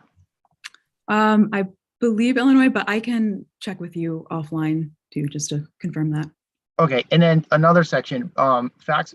The officer would be prohibited from providing facts pertaining to the crimes that were not previously articulated by the person being interrogated. So it might understand that, if I'm a police officer trying to investigate a crime, I can't say, well, this is what we know. This is, this is what we're investigating. This is what happened. Can you tell us what you know? I can't say that.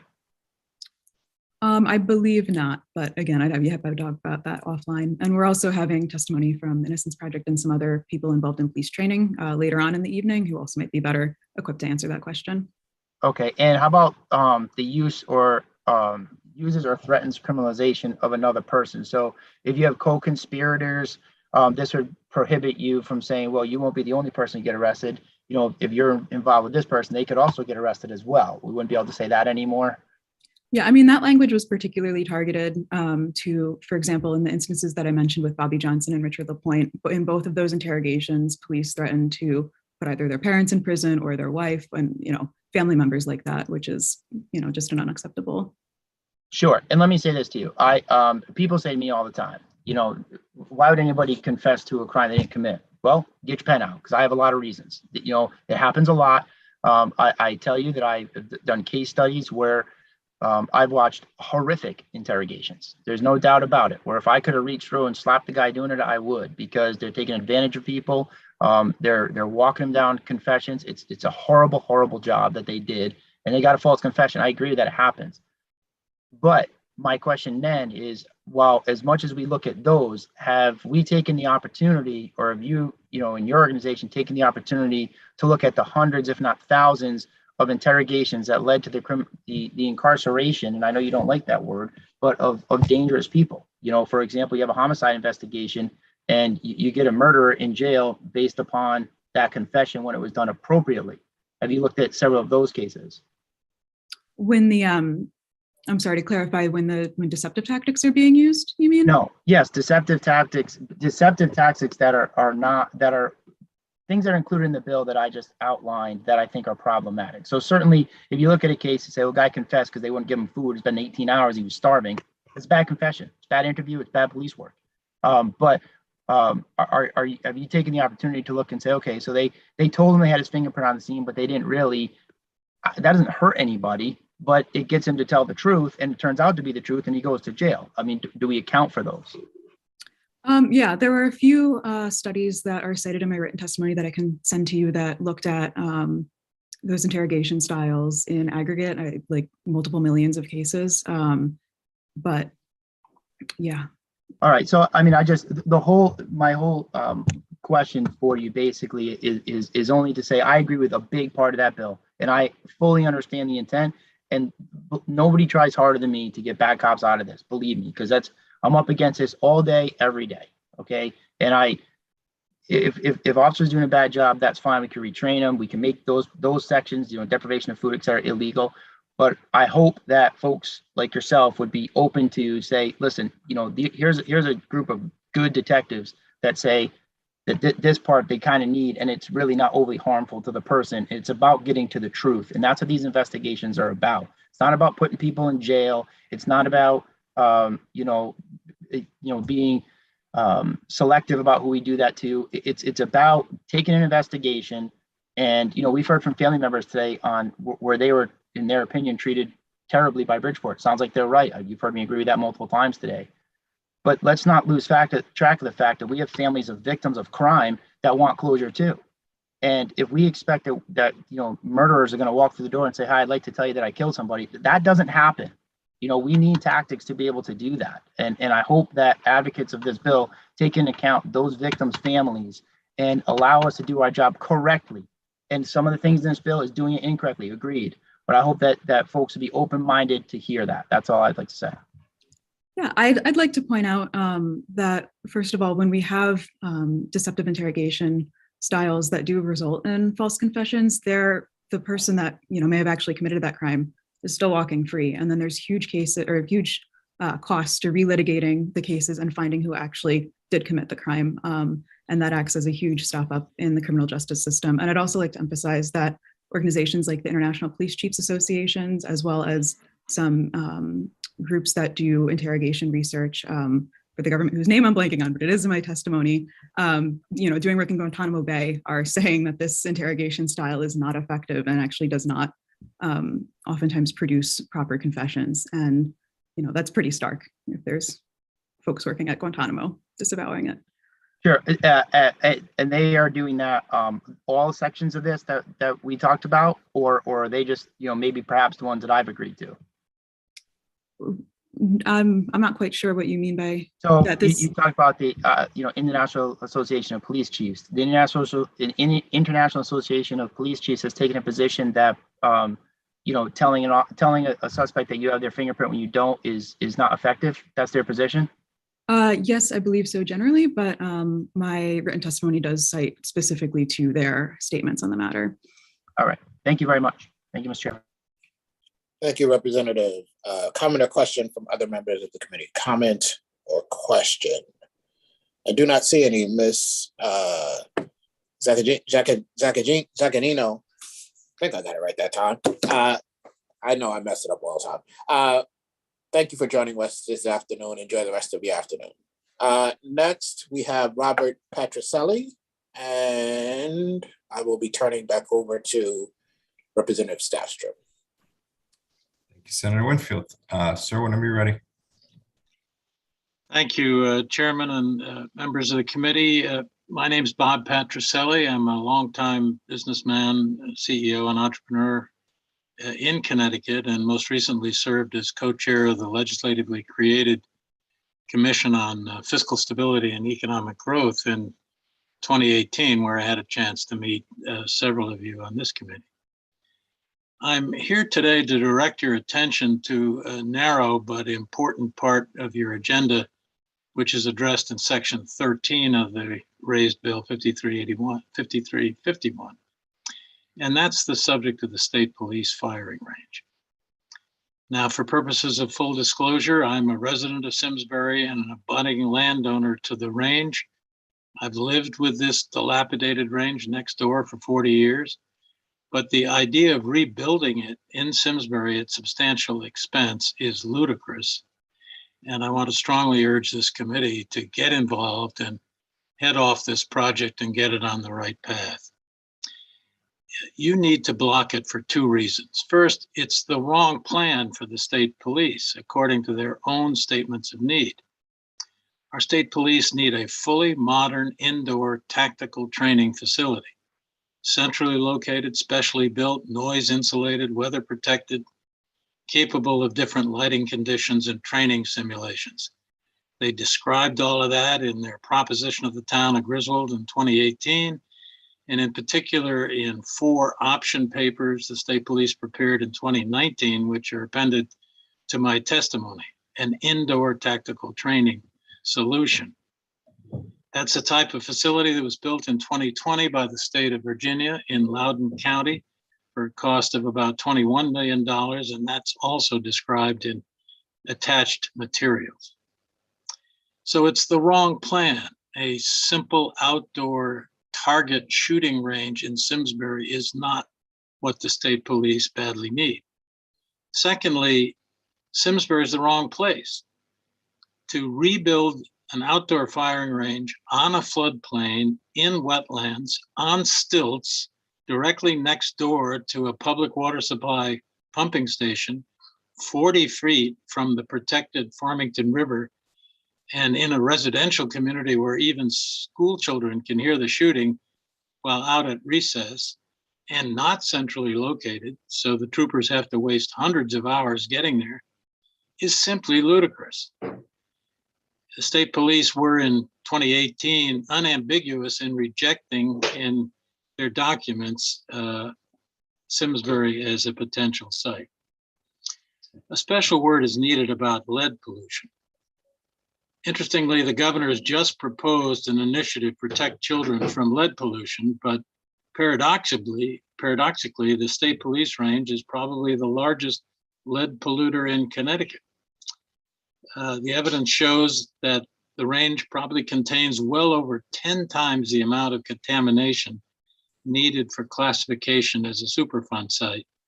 And yet there's no evidence that the state police are about to undertake any remediation as process. So we're at the 3-minute mark or a little over it. So if I can have 1 minute more, please.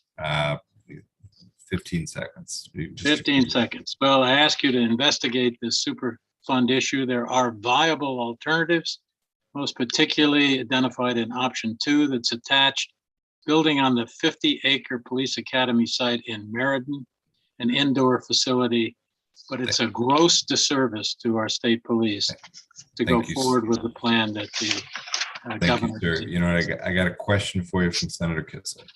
Yes. Thank you very much, Chairman Staffstrom. Mr. Patricelli, it's great to see you again. Thank you for being patient today. Your testimony is spot on. I think you raised any number of very valid points. I don't represent Simsbury, so geographically, I don't really necessarily have a dog in this fight, but I am well aware of what the state police are looking for, whether they'll eventually get the indoor all-purpose $25 million, shooting range of their dreams. I don't know if we're going to go that far. There was no initiative regarding that from the administration. But whatever we settle on, I think just has to be closer to centralized as opposed to up here in Simsbury's close enough to say North Central Connecticut. And I'm familiar with the area. And yeah, it's, to have it within earshot of school children with the lead already there and the close proximity to water sources. Yeah, you raise a ton of really, really good points. And so as opposed to just being straight up, not in my backyard, I think you've volunteered countless hours for a variety of issues regarding the state of Connecticut. And you put a ton of thought into this. And so I think that these are all considerations that we really should take to heart. And if we're going to go down this road, we have to do it correctly. And I think in the meantime, there might be some federal facilities that the state police can utilize that is closer to what they actually need, as opposed to something that we build either purportedly a renovation or something out of whole cloth. So I just wanted to say hi. Thank you so much for coming to testify. And your insights and thoughtfulness are always welcome before this committee and any others that we have here in the legislature. So thank you very much, Chairman Staffstrom. Thank you, Senator. So just a process question real quick before I go to Representative Dubitsky. Do you, I mean, I know this, I think this bill was actually one of the caucuses put this bill in. I guess I'm trying to figure out why this particular section of this is before this committee. And this really relates to, I don't know, either a budgetary issue or oversight of the state police, which is properly the cognizance of the Public Safety Committee. Do you have, not expecting you to necessarily have an answer, but do you know why this provision is before this committee? I really don't, Mr. Sastrom. I have tried mightily, along with Representative Hampton, Senator Whitkos, and the first selectman of Simsbury, to meet with the administration to try to get to the bottom of their thinking on this. And our state representatives and senator have been trying to lead the charge. We just need somebody to grab hold. And if this is the wrong committee as a matter of jurisdiction, you know, that's not something I'm expert on, but frankly, this is just the wrong plan, and the legislature needs to step in because it seems to be on autopilot within the administration. Okay. Yeah, I you know, look, this committee has very broad cognizance. We can kind of claim cognizance over almost anything we want to, but you know, I guess I'm just not familiar with this plan. It's not first time hearing of it coming from Bridgeport, let's put it that way. So Representative Dubitsky. Thank you, Mr. Chair, and thank you for coming in to testify about this today.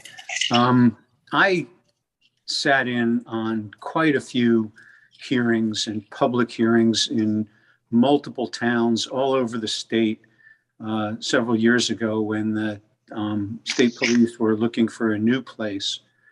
And it became pretty apparent that nobody wants this thing.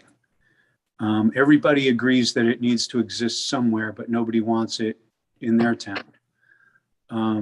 If not in Simsbury, then where? Well, that representative is of course what you hear from the administration. Nobody will take it, so we've got to leave it where it is. But it comes back to the definition of what's it. And the state police have never really gone out and said, we're talking about a noise insulated 60,000 square foot warehouse appearing building that won't have negative environmental impacts. And by the way, there's lots of state-owned property that could accommodate a building of that size. The Loudoun County facility took 10 acres. Surely the state's got 10 acres somewhere in one of its state-owned properties where it could put a building like this. What people object to, of course, is the outdoor firing range. And for the life of me, I don't understand why option 2 in the papers I've attached, which calls for an expansion of the current state police outdoor range in Meriden at the training facility, wouldn't answer that question. So I think this is resolvable, Representative Dubitsky, if the state would be more directive about going the indoor route. Now, yes, it's going to be more expensive, but isn't there a ton of infrastructure money coming our way? And wouldn't this be a very apt use for some of that? Let's get our state police a first class, best in class training facility. So you're suggesting there be 2 separate facilities, an indoor and an outdoor? You could fit them both on the 50-acre state-owned site in Meriden, I believe. In fact, option number 2, again, attached to my testimony, says that. Put the building up there where the State Training Academy is now and expand the outdoor ranges that already exist there.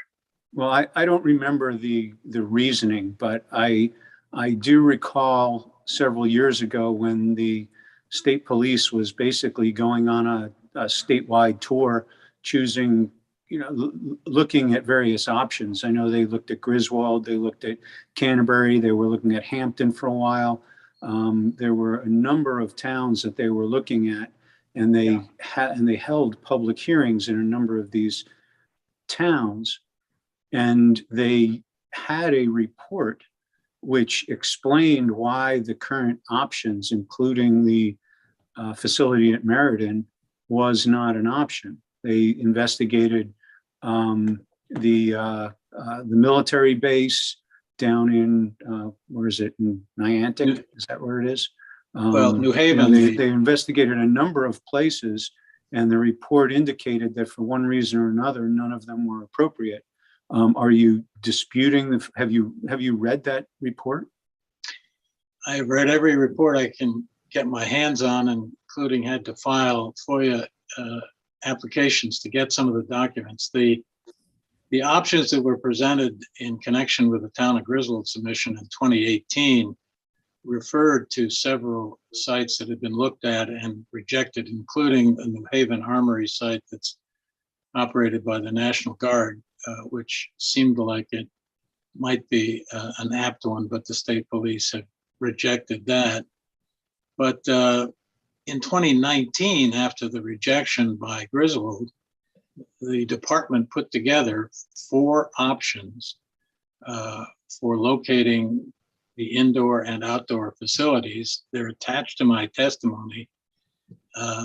Option number 2 was not rejected at all. It was presented as a viable option in Meriden at the current State Police Academy. So, Representative, I have been unable to determine what happened to the consideration of those options between 2019 and now. I do know that I tried to meet with the state official responsible for this, and I did meet with Costas Diamantis in 2021, who had responsibility for this project, and he just shut me down.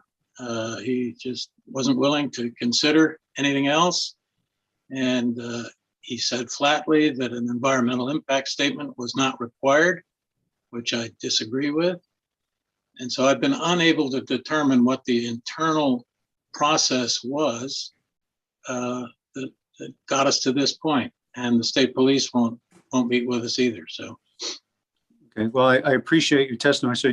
So you submitted, so your written testimony, does that include any type of engineering analysis and analysis of the needs of the state police with regard to ranges and things like that? I have not seen your testimony yet. It does not. I'm going off of the department's own option papers. Now, we were given an extensive 160-page consultant report on the Simsbury range, which says that to just rebuild that as an outdoor range is going to cost all in around $11 million. So, and that's to put it up on stilts. So there's a lot of engineering in that document, but that's the only engineering I've seen. Okay. Well, thank you very much for your testimony. I'll take a look at your written submissions. Thank you very much. Thank you, Mr. Chairman. Thank you both. Seeing no further questions, appreciate being with us. Next up is Brittany Lamar. Hi, Senator Winfield, Representative Stastrom, Ranking Member Senator Kissel, Representative Fishbein, and distinguished members of the Judiciary Committee. My name is Brittany Lamar, and I am a Smart Justice Leader with the ACLU of Connecticut. I am also a student at the University of Connecticut studying a master's degree in public policy, and I will be attending UConn Law in the fall. I am also a mother and homeowner. I am also a formerly incarcerated person. I am here today to testify in support of Senate Bill 307, an act concerning prosecutorial accountability and priority given to cases prosecuted, because I believe that public officials as powerful as state's attorneys should be held accountable for the decisions that they make that will impact people for the rest of their lives. Asking prosecutors to follow a standard set of rules for fairness is common sense and necessary to make sure people are treated fairly across our state, no matter what zip code they are in. But right now, there is no real oversight to prevent discrimination, disparities, or overly harsh sentencing. States' attorneys should be embracing their roles in preventing these things, and it is up to the General Assembly to ensure that the Criminal Justice Commission provides external and public oversight to hold them accountable. I strongly support giving the Criminal Justice Commission more independence and the ability to evaluate the state's attorneys every 2 years based on the data being collected by OPM since the passage of the Prosecutorial Transparency Law in 2019. SB 307 would work to create a true merit-based system in which state's attorneys are held accountable and measured based on how well they do their jobs, not left for 8 years without external oversight. The departure in 2020 of the Hartford State's attorneys after failing to complete multiple investigations into deadly police shootings, and the more recent investigation into the conduct of the chief state's attorney resulting in his resignation shows symptoms of a system that operates outside the bounds of democratic accountability.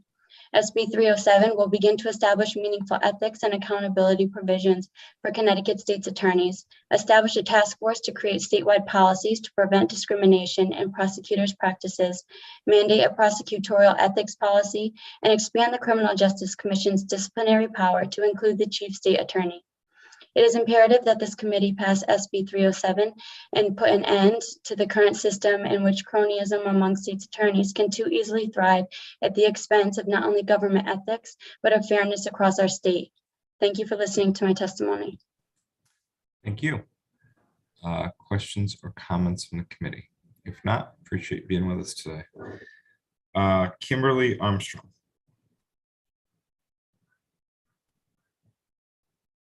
Kimberly Armstrong.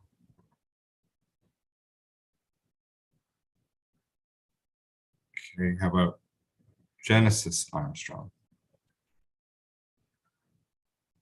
Genesis Armstrong. All right.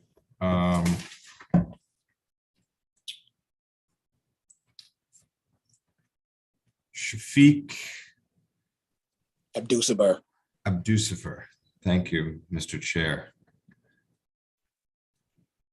Shafiq Abdusifer.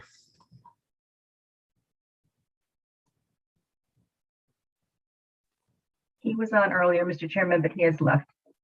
Okay. Erica Arden. Yes, I'm here. Can you all hear me? We can.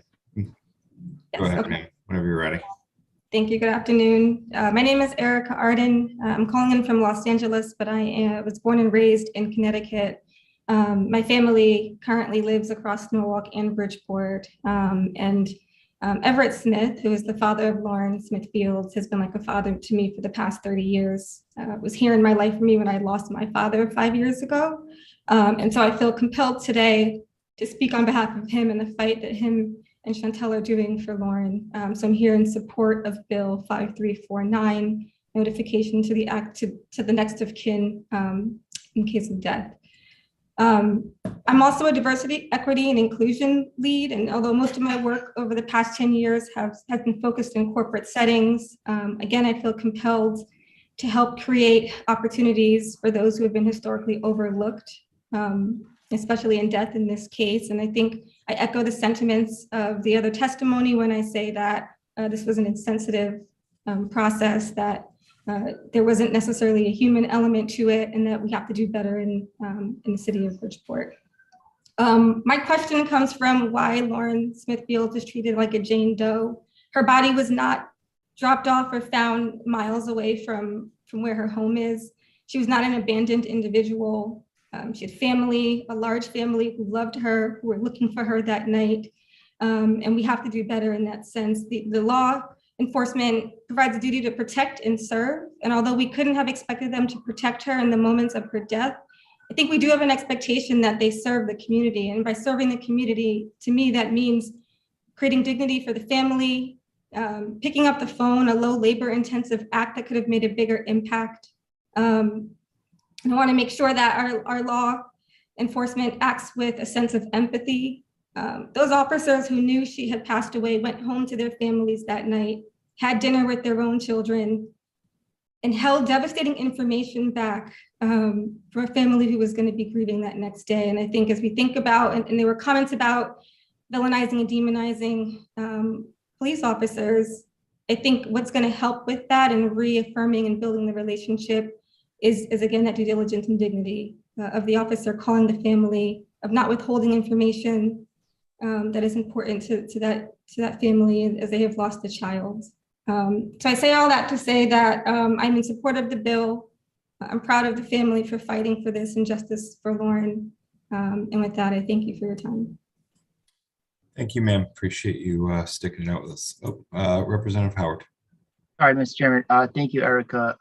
And I'm not sure if you were on earlier, but certainly my condolences to you. I've offered my condolences to her family.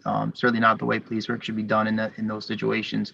And I'm learning about this case today as we work on this legislation. You said and I didn't know this part, she was treated as a Jane Doe. She was not, to me, it was the sentiment that she was. Oh, okay. As if she didn't have an identity, as if no one knew her family who was 10 minutes nearby. And I think that's the sentiment the family holds, is that why wasn't someone notified? They've lived in Connecticut for years. And so I just wanted, for me, it's sharing the sentiment from the family of how we feel in the moments. Okay, thank you. And certainly understood. I just wanted that clarification as I learned about this case. Thank you so much. Thank you, Mr. Chairman. Thank you, Representative. And thank you, Ms. Arden, for being with us today. Next up will be Lawrence Hunter. Hello, can you hear me? We can. Go ahead, sir.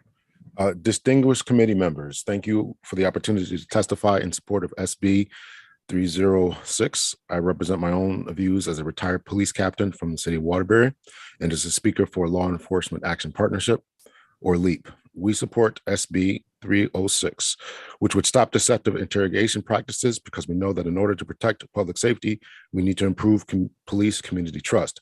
LEAP is a nonprofit organization of police, prosecutors, judges, and other criminal justice professionals who speak from a firsthand experience.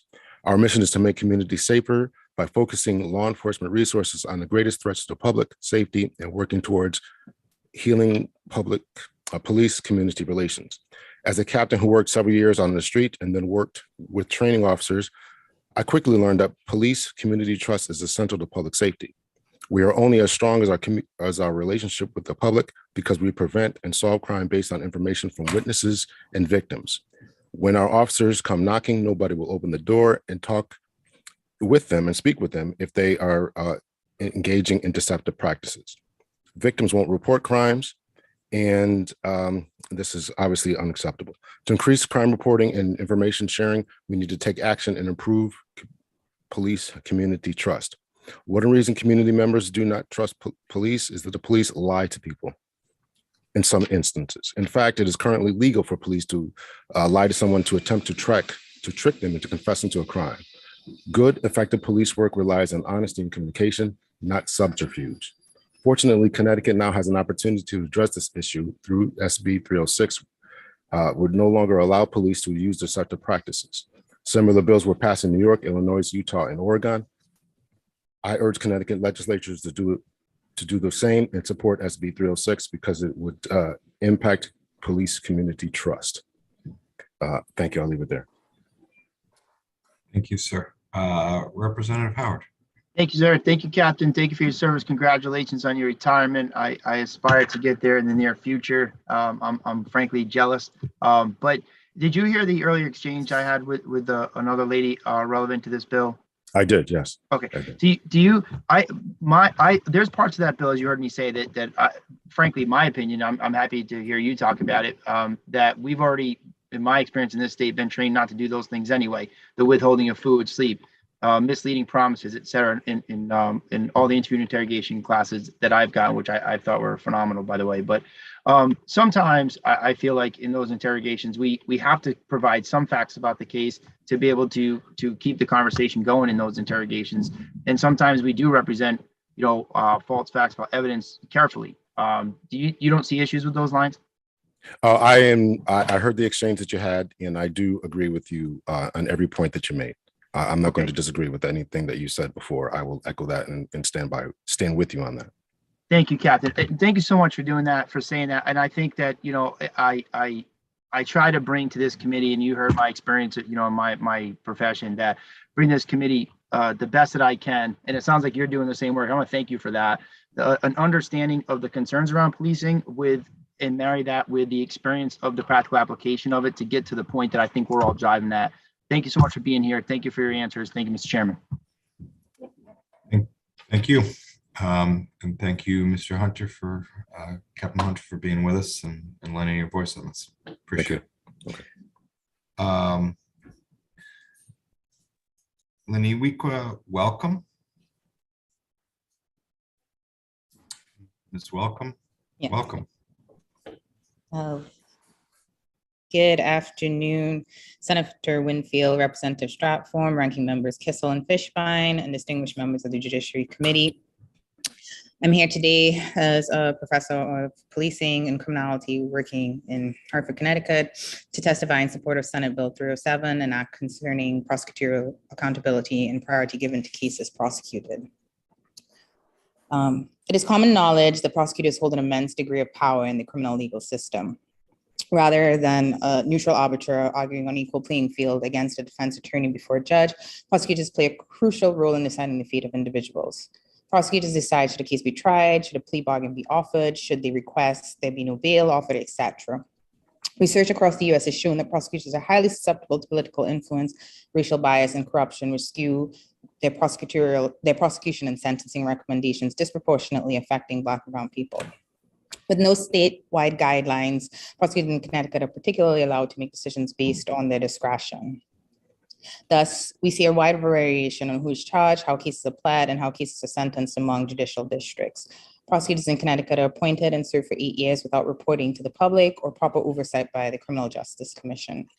This means that though prosecutors in theory are meant to serve the public, there's no opportunity for the public to hold them accountable and no truly independent institutional body acting on behalf of the public to regulate the performance of prosecutors. While I must say that I'm much more interested in non-punitive forms of accountability and harm reduction to address mass incarceration, as long as the current judicial system and prisons are being used, legal state actors need to be held better accountable. The CJC needs to be an independent body within the executive branch if it is to effectively evaluate the work of prosecutors. Prosecutors need to be more transparent, and the public should be made aware of how prosecutorial power is being used in their supposed interest. Prosecutors need to better understand the collateral consequences of the decisions they make and sentencing alternatives, which the bill proposes to make part of regular prosecutorial training. Prosecutors need to act more uniformly, and this uniform behavior should not importantly be oriented to harsher punishment based on tough on crime cultures that have been proven time and time again to not reduce crime rates, and scholarship shows this. Instead, they should act more uniformly in the interest of restoring the lives of those who've endured harm and those who have perpetrated it. At the end of the day, all people are humans worthy of life, and everyone deserves a chance because acts of harm are rooted in structural issues, not individual deviance, and we can talk more about that. Passing this bill to increase the accountability of prosecutors is actually the bare minimum that can be done to address prosecutors' role in mass incarceration, and I strongly encourage you to make this small step in the process of really trying to rebuild communities in Connecticut. Thank you. Thank you, ma'am. Questions or comments from the committee? Seeing none, appreciate you being with us today. Next up will be Stephen Wenjic-Karp. Sorry.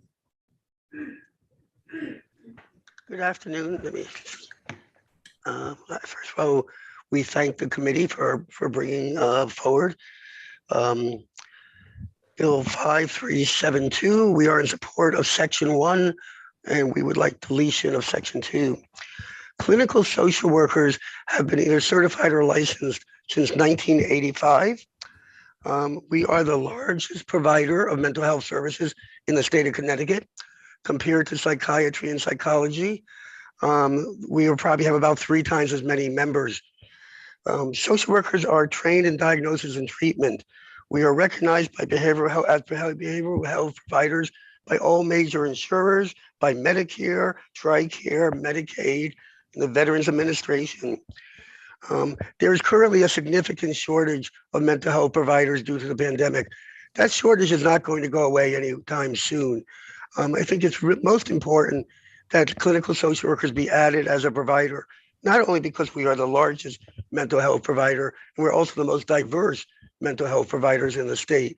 But the reality is that when this section of the law comes into full effect, police departments are going to be scrambling around to find people to meet the requirements of the assessment.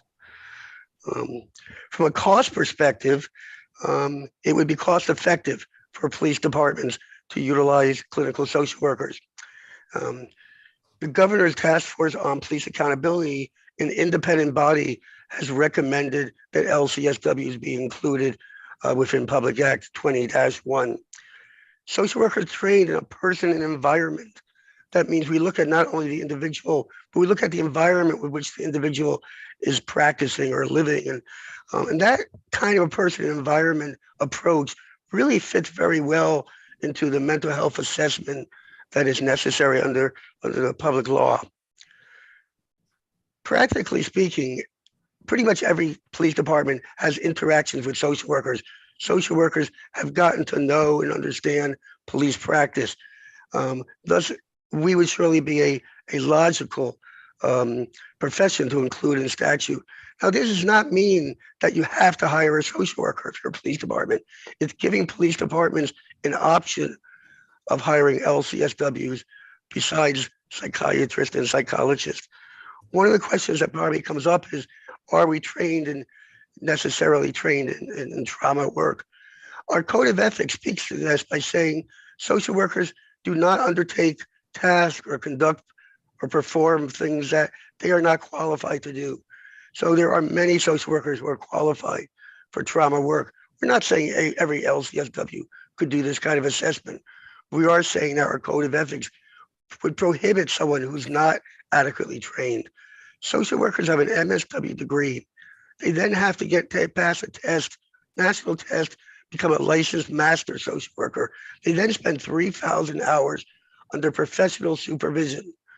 They then have to take another national test, become an LCSW. This is a very qualified profession that we're speaking of.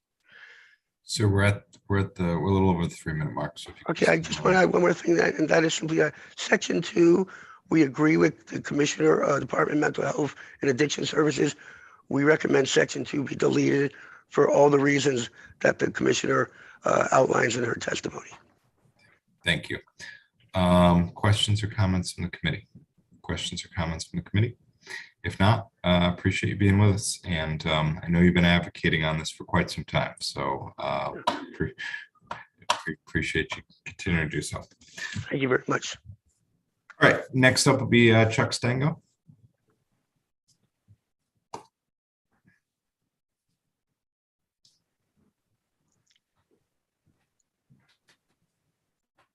Chuck Stango with us? Okay, I don't see Chuck. Robert O'Shaughnessy.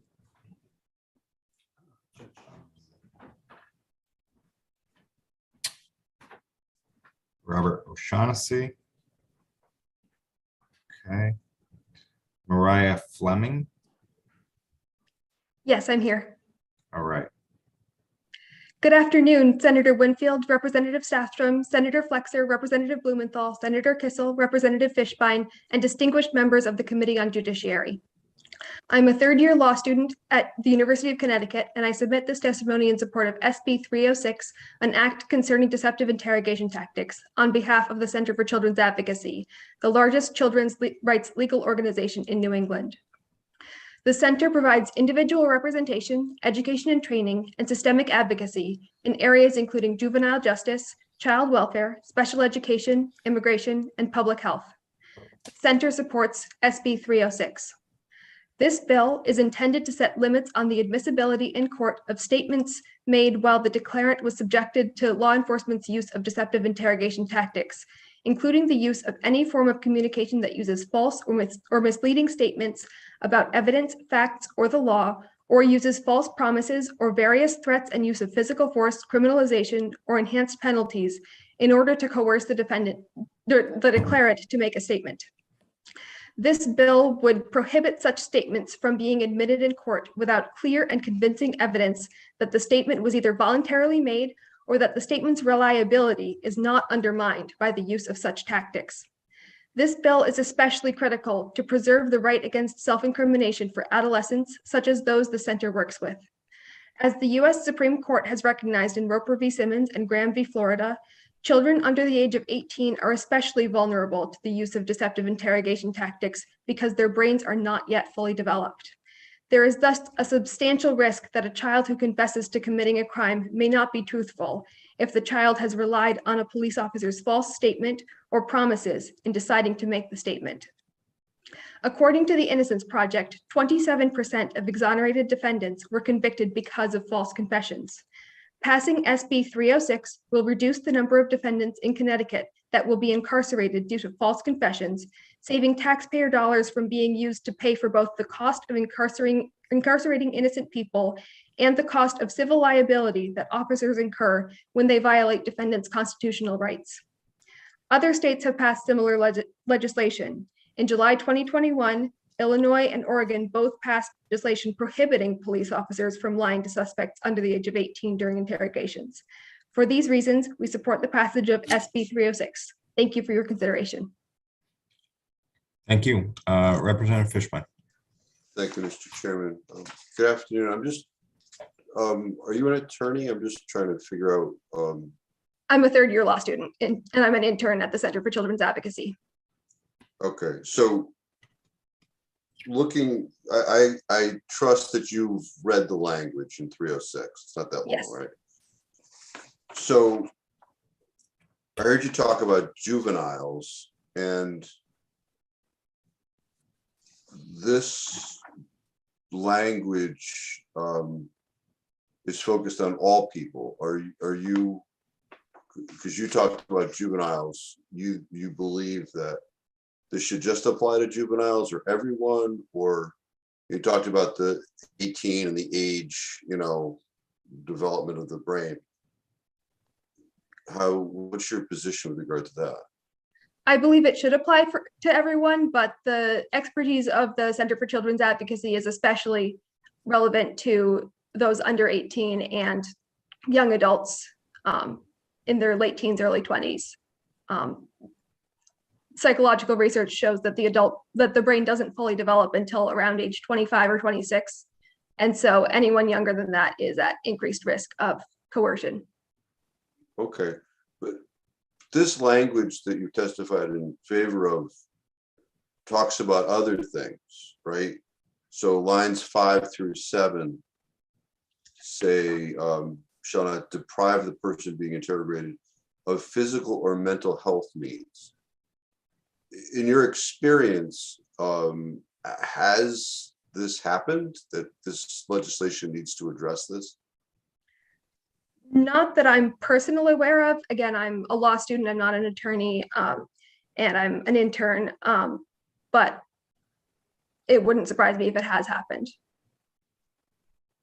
recently. I mean, I'm sure it's happened in more distant history, but I wouldn't be surprised if it continues to happen, even though, as Representative Howard mentioned, police are trained not to use these tactics. This bill would prohibit statements made by people who are interrogated by the bad actors who don't follow the instructions that police officers are trained in. So let's just say that in some world in this state that happened and this language passed. How would the remedy change?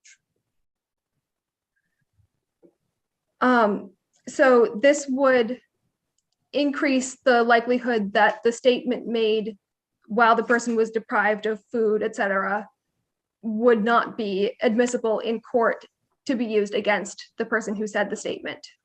But isn't that available now? I'm not sure what the exact standard is right now, but this would, this would make it even more clear to the courts that they need to think very carefully before they admit a statement like that.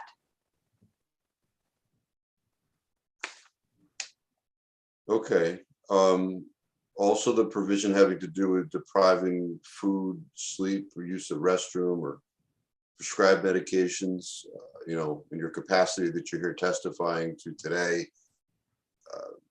Do you know of any instances where that's happened in the state of Connecticut?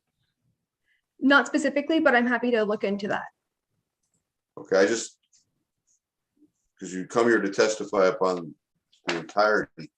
Also, line 14 prohibits the use of physical force upon the person being interrogated. Isn't that currently improper, illegal?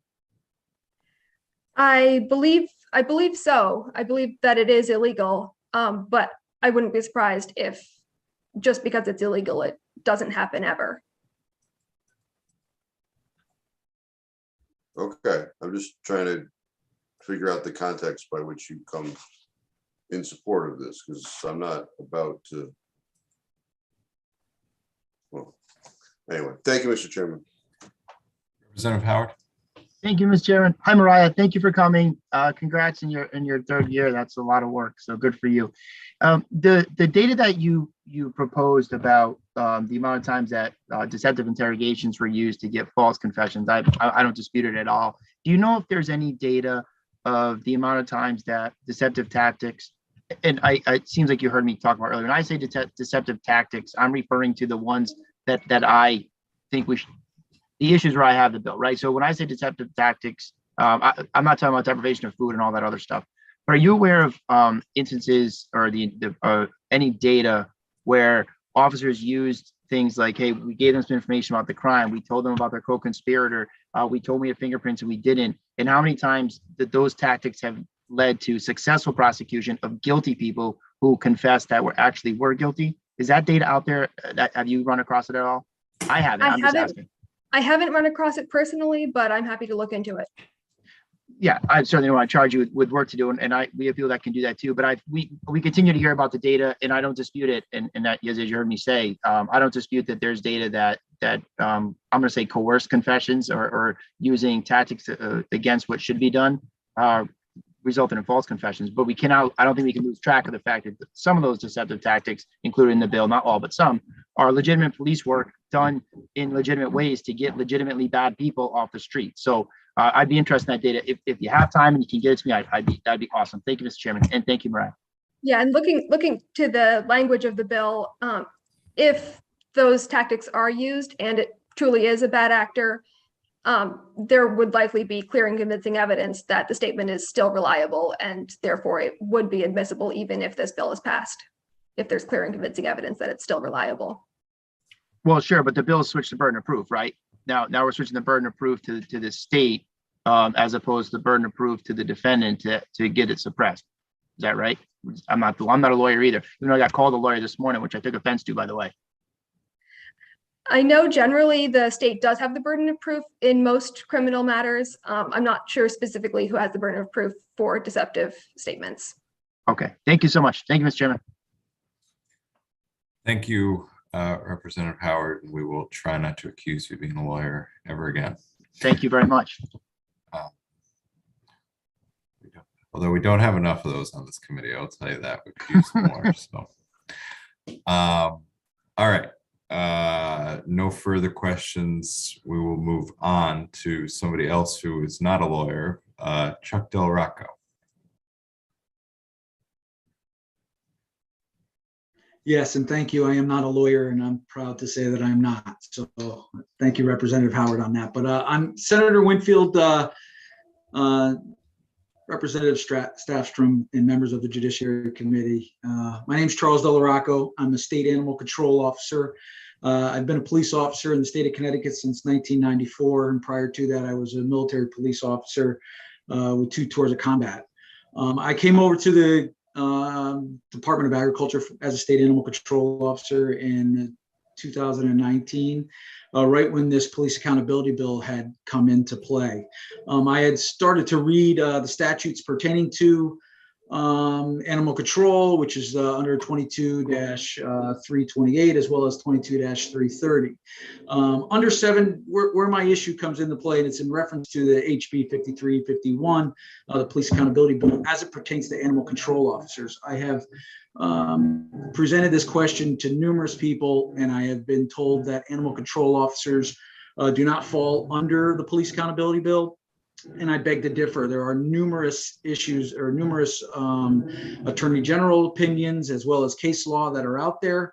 And I will specifically go to case law from to D'Amico versus Willis, which was where the New Britain police chief had thought that had read the statute, which is 7-294A, the definition of a police officer, as well as the definition of a law enforcement unit, and had interpreted it the same way I had, where he had sent his animal control officer to post, or NPTC at the time. This individual then graduated from the academy, and to get his full-blown police powers, he would have had to go through a FTO program, and the police chief denied him of doing that, and he in turn sued the chief. The court case actually ends up going to the appellate court, where a decision was rendered in favor of the police chief, stating that under 22-331, all requirements for municipal animal control officers are to be waived. That includes training, age requirements, health issues that a normal police officer would have to abide by to get hired. If you go to Attorney General's opinion, which is done by sitting Senator Blumenthal, back then when he was an Attorney General, under 93-0, it's Attorney General opinion 93-028. He actually specifically talks about animal control officers and the difference between the municipalities, animal control officers, and state animal control officers, and that state are to be post-certified, and municipal, because of 22-331, they're not. And then if you go to Attorney General opinion, George Jepson just had an opinion back in 2013, which is 2013-006. He affirms exactly what Senator Blumenthal had stated. So I sit here and I read the recent Office of Legislative Research study pertaining to animal control officers, where they're actually agreeing and saying that, yes, animal control officers are considered police officers under the statute, and that their departments are considered law enforcement. The reason why I bring this all up is— Yep, Mr. Delarico, we're well past the 3 minutes. So I need you to wrap it up. Got it. I'm just bringing it up that there is a definite issue here where I don't know where else to turn, but I would assume that the legislature and the intent of the statute to be upheld, and that some of our ACOs don't have the equipment or are not being trained in the ramifications of what they're required to do under the Police Accountability Bill. Thank you. All righty. Thank you very much for raising the issue for us, Representative Palm.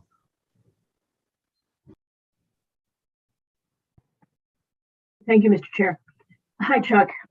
Thanks for appearing before us today. In conversations that you and I have had, I don't think your testimony adequately helped my colleagues understand the danger that ACOs are sometimes under. Could you please very, very briefly give us a couple of examples of why you feel your personal safety was at risk, even though you weren't going to a quote unquote crime scene, but you were going to answer an animal control call and then something untoward happened? Yes, there was an issue that I could personally talk about. I had gone to a call up in Plainfield to help out the Plainfield animal control officer. And while I was waiting with her in her department for another issue that she was taking care of, two gentlemen came in and began to become very belligerent with the animal control officer, which as I was watching this gentleman, he was kind of reaching towards the middle of his waistband, where I noticed what appeared to be a knife. And I have no radio. I'm in full uniform, which is a badge. shirt. Our patches are similar to that of the Department of Environmental Protection. And I had no defense weapon. I had no radio. I had no bulletproof vest. And I immediately noticed this guy was getting very belligerent and he was reaching. And I ended up having to put my hands on him and detain him while the Plainfield officer had called for backup from the police. And in turn, the gentleman had numerous warrants as well as weapons and drugs on his person. That's one of the issues that I personally have. I believe that this has gotten into the point where animal control officers, and I can go into some of the other municipalities, that it gets so confusing because some fall under a police department and are taken care of very well, and others fall under a mayor's office or part of a select person, and they don't have the equipment. They're using their own vehicles. They don't have radios. They might not even have a uniform. And yet here we have the police accountability bill that's requiring them to do these things, and they don't have the tools to do it. And therein lies. Am I correct in you believe that ACOs are being held to the same standards as police in the bill, but that you are not given the same protections as police? Is that a simple way to put it? It's a better way of putting it. There's confusion on some depart, like Post doesn't consider, or this is what they told me, that they don't consider animal control units, law enforcement units under the statute, which that's why I referenced Attorney General Opinion 93-028, because the question in that was from Chief Knapp at the time, who was the executive director of MPTC or Post. He had posed the question on who does Post or MPTC govern? Who does the police academy govern? And in that opinion, Blumenthal references numerous departments such as special constables, lake patrolmen, housing authority police, and he then references animal control to where he says yes, you are they are police officers under the statute. They are law enforcement units, and it's just being ignored. So Post, who was told way back when in '93 that they should be overseeing this, and they're not. And now this bill is bringing that back to fruition about law enforcement units, and specifically saying, I know there's a thing to change it from CALEA to just Post, but if you're not including law enforcement units or animal control as law enforcement units, then the ones that are not part of a police department are going to suffer from this, and they're not going to have the protection, or they're not even understanding what's going on. So I'm hearing you say you want to be able to carry a firearm, to have a ballistics vest, to get the training at Post, and to have a radio to contact. Is that in a nutshell what you think needs to be changed? Correct, Representative. We're not even allowed to use the collect system, the NCIC, or do background checks. There's a case out of Brantford where recently that phenomenal group of individuals that are animal control officers, they had a abandoned dog. This was in November, December of 2021, where they had a license plate, a partial license plate. They couldn't go to the police department to run that plate for them, and at least try to get some, narrow it down. They ended up going to the town hall in the surrounding areas, including theirs, and went by vehicle on the ID or the tax, the motor vehicle tax, and that's how they found out who this individual was, and made contact with him, and subsequently arrested the person for animal cruelty. Do ACOs respond to complaints of cockfights or dog fights, or does that go to a municipal police officer? That's a great question. It depends. There's certain circumstances where they might not know that it's that situation, but a lot of officers would, even if it was a dog fighting, the municipality would obviously call their animal control officer to obviously go out there and help with the containment of the animals that are involved. That's just they're in charge of domesticated animals. So even a cockfight, the local municipality would go out there, ACOs. But the investigation, who knows? I don't know. Some departments might have their ACOs doing it, and others, they just might have the troop take care of it, or the local PD. Last question from me, Mr. Chair. Chuck, how many roughly ACOs are there in Connecticut? Do you have any idea? It's approximately 250, around in that ballpark. Okay, thank you. Thank you very much. I think this was important testimony to hear. I appreciate your being here. Thank you. Thank you, Representative, and thank you, Mr. Delaraco. Next up will be Chuck Stengo.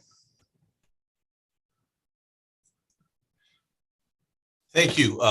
First of all, I want to apologize to all the members of this committee. I technologically slow here. I had it on my screen, but I had on my cell phone a union call. I'm president of the union, and I thought I was being able to balance both things, and I screwed both things up. So I meant no disrespect to all of you, and I apologize for wasting your time when you called my name earlier. I'll be brief.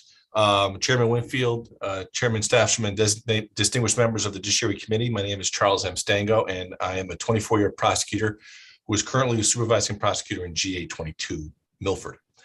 I'm also the president of the Connecticut Association of Prosecutors, and I'm here today to express our opposition to Senate Bill 307 as currently written, an act concerning prosecutorial accountability.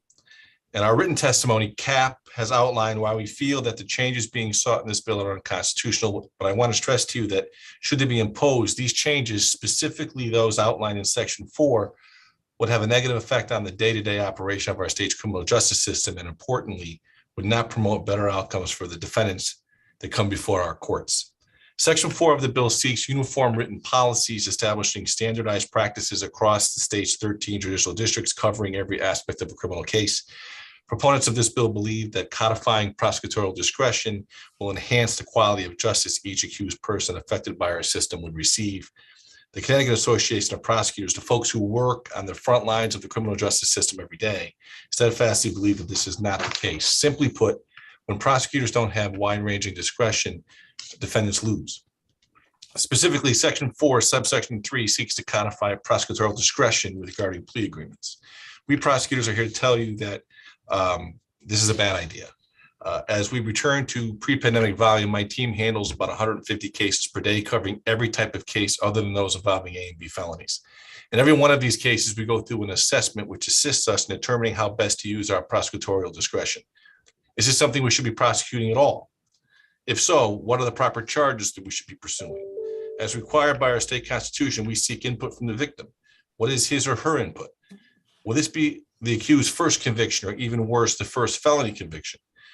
Realizing the significant effect that any period of incarceration has on a person's life, does this matter call for such a sentence or such an offer? I cannot stress this point enough. There are more variables in each case than any piece of legislation can account for.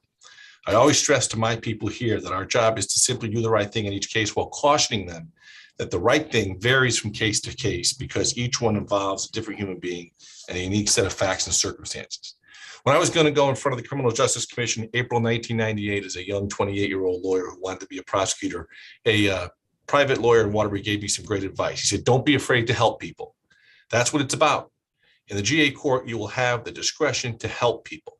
And he was right. Part of the allure of work in the front lines, so to speak, is that you can help everyone involved in the case, both the accused and the victim. The most fulfilling moments in my job are when I can bring two parties together to resolve a matter where everybody wins. During the 2021 legislative session, Norm Pattis, a prominent criminal defense lawyer, summarized the problems with the former version of this bill. He said, one size doesn't fit all. The standards of prosecutorial accountability are appropriate for an assembly line or a sausage factory, but not for the halls of justice. I'm requesting that you reject this piece of legislation. It will have consequences you do not intend. I believe Norm Pattis was right then. I believe it now. Senate Bill 307 specifically. We're well over the 3-minute mark. So I have like 30 seconds. I specifically Section 4 would harm the individual is just trying to help. Look, my time before was limited, and I've already wasted it early on by missing when my name was called. Let me conclude by saying I'm willing to meet with any members of this committee to discuss what we do every day. Further, I invite you to come to Milford to observe a typical day and what we are faced with and the unique challenges that each case carries, and see how we strive to meet those challenges. Once again, I apologize for missing my first call. I'll take any questions. It happens. We're all juggling multiple devices at this point. I'm embarrassed by it, but I wanted to thank you. Don't worry. I know you're busy. Representative Fishbein. Thank you, Mr. Chairman. Good afternoon, Chuck. Afternoon, Representative. I just wanted you, after you've gotten to take a breath, did you have any other main points that you wanted to point out to us with regard to the legislation? Well, I know that State Attorney Perleski handled the first 3 sections. Section 4 is what I wanted to focus on because it deals with these unique, individual ideas that they want to try and codify. And a lot of what the bill is seeking is we already have. They want to talk about uniform policy for initiation of charges. Well, right now, the police actually initiate the charges. We would welcome, and we've talked about this at the division level of trying to invite some change in that to deal with how we could maybe screen cases on the way in and determine whether charges should be brought. I do that now informally during the pandemic. I actually call defendants on the phone as we get the cases before they're down and tell them the cases aren't going to be pursued. The standard of proof required to maintain charges, that's probable cause, it's universal. The practice book covers all discovery aspects, especially 40-5 when we are unable or incapable of giving full disclosure at the proper time. There's sanctions that can be put on us with regard to even dismissal of the charges. So I think a lot of that stuff is already covered in different areas of the practice book. I focused on plea agreements because it's just a unique thing about really fundamental to what we do. Just today alone, I had, I called 2 individuals on the phone. They had a fight in a Turkish restaurant in West Haven. I spent time with an interpreter with one of them. That case is going to be just disposed of with a nollie. They're not going to have to commit. I had another case just today. The gentleman had a gun in a bag and he left it in the laundromat. Turns out he took that gun from a friend who he thought was going to do something to himself. Plus he lives in South Carolina. These are all in cases that we have to deal with every day. There's a mandatory minimum sentence for that particular charge, by the way. So we have to decide if we're going to exercise our discretion in that particular case favorably for that defendant or not. And that's just today. That's just this morning. And so, these are some of what we deal with. And I think what defense lawyers will tell you is when there is a codification of discretion, it's difficult to go the extra mile for the accused due to some factual circumstance that is new. Every case is different. At the risk of being that guy, every case is like a snowflake. And under the circumstances, we need to be able to embrace each case in and of itself and try and do the best we can to wield our discretion. I understand the goal. I understand the concern that there may be some districts that do things differently than others, and I appreciate that. But I think that attempting to come up with a guideline, says the guidelines in federal court have been universally, a problem. A guideline here restricting what we do best, I think would have a detrimental effect to the people that I think that the proponents of this bill want to really protect and assist. And with regard specifically to Section 9, the repeal of 51-277C, which currently makes it a priority to prosecute violent crimes and gun crimes, what is your understanding if that was repealed? What would be the priority? Yeah, I was happy actually to hear. I've been listening. That's the ironic thing. Even though I missed when my name was called, I was listening to a good portion of today's hearing, and I was happy to hear members of this committee, including both chairmen, indicate that Section 9 is really not something that is they're viewing as an important aspect of the bill. Certainly, I don't understand why we wouldn't prioritize violent crime and gun crime. And I think I heard from the members of this committee that they may agree. And that's why this is an important procedure. Representative Stasham has educated me in our prior meetings as a union representative that this is how the work gets done. And so I'm happy to see that maybe that prong will be removed. Okay, thank you. That's all I had. Thank you, Mr. Chairman. Thank you. Representative Howard. Thank you, Mr. Chairman. Hi, Chuck. Hi, Representative Howard. Good evening. Even if it's anecdotal, what percentage of cases in your GA go to trial? It was historically, it's been a low number in the GA courts. Oftentimes, the Part A courts are prioritized because those are the folks that are in. Oftentimes, but since the pandemic, infinitesimal amount. Right now, we they had a suspension of jury trials. It's been a very, very, very small amount to go to trial. The GA courts are largely program courts, mediation courts, and plea agreement courts. That's why what we do, I think, is so important. Certainly, the trials are there should people wish to avail themselves of their right to a trial. But for the most part, especially now since the pandemic, very few GA cases go to trial. I think that's the fair way to say it. So you reach plea agreements? Almost without exception. But it's not just plea agreements. Sometimes the agreements are a mediation where I'm dealing with them in the hallway or on the phone since the pandemic, and we try and work the case out, a neighbor dispute, an incident in a bar, something of that nature, to where they don't even have to come in. We're very cognizant of the individual having to come take time from their day, from their job to be here.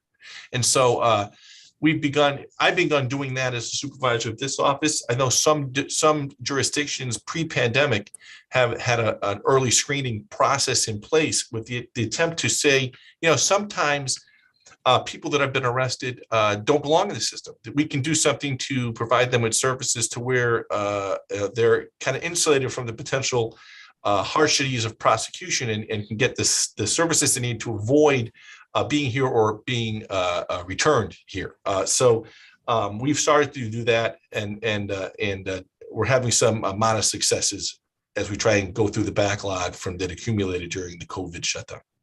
And of the cases that you take, either you or your staff, are there instances where you and or your staff recommend a defendant to a pretrial diversionary program or some sort of services that they need to get the underlying issue? Absolutely. It is. We really go through a great deal of time and effort to especially when you're paying attention to each threshold moment in someone's interaction with the criminal justice system, their first conviction. All right, this person has no record. They're such and such age. What happened here? Maybe we can mediate it. Maybe there's a program for them. Their first felony conviction, that carries obviously significant problems with regard to their future. Their first jail sentence. We do very good work here, and I think throughout most of the division, to try and pay attention to those threshold moments in someone's life when they come into contact with the criminal justice system, to avoid that at all costs. But there are times, obviously, when you have to do what you have to do. But the legislature, you people have given us a lot of tools to assist people coming into our courts. There's the accelerated pretrial rehabilitation program, there's drug treatment programs, there's school violence programs, there's alcohol education programs. We have a lot of arrows in our quiver, so to speak, to give people a chance to avoid having a conviction or the lasting effects of such a conviction. So yes, we take that very seriously here, and sometimes that's the most satisfying part of my day.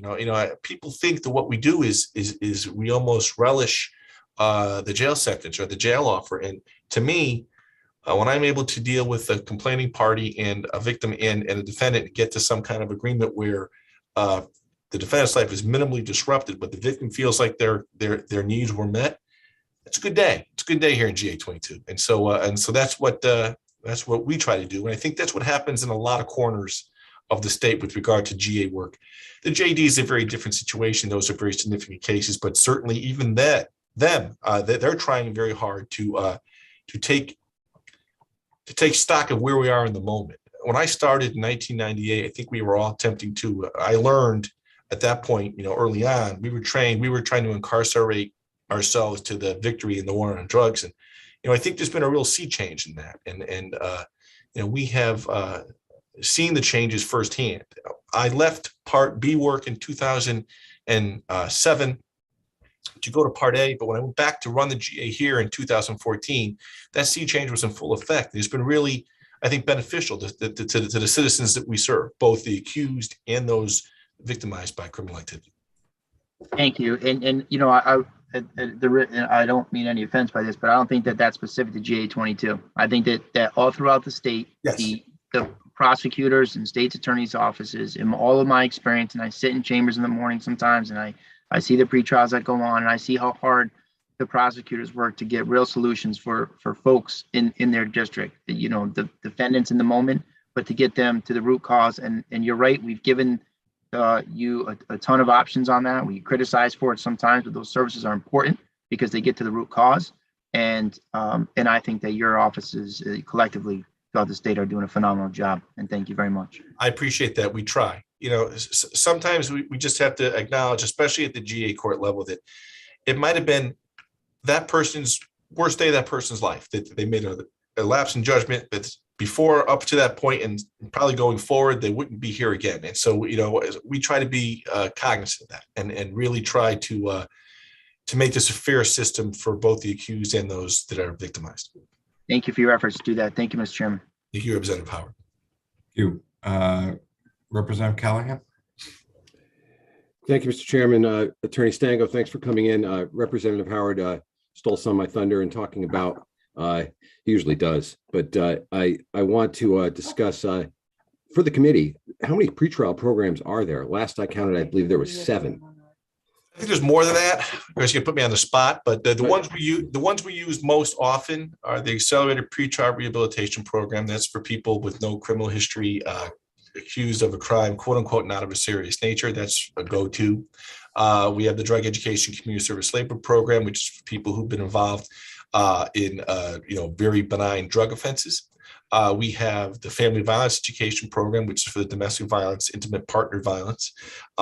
That's a large, percentage of our domestic cases where there's a couple that have been together for years and had a real bad moment and they're both embarrassed, and we're able to facilitate those dispositions.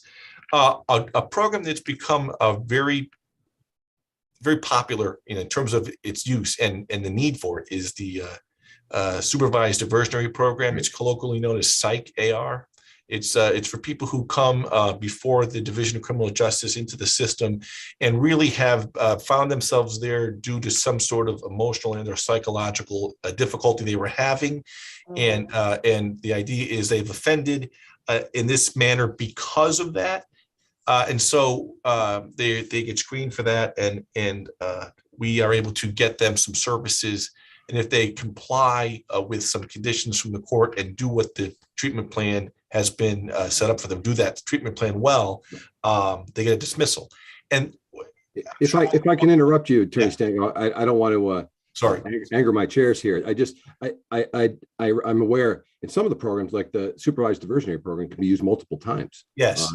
And so my point is that every effort, and for the most part, what percentage of Part B cases are considered for them, would you say?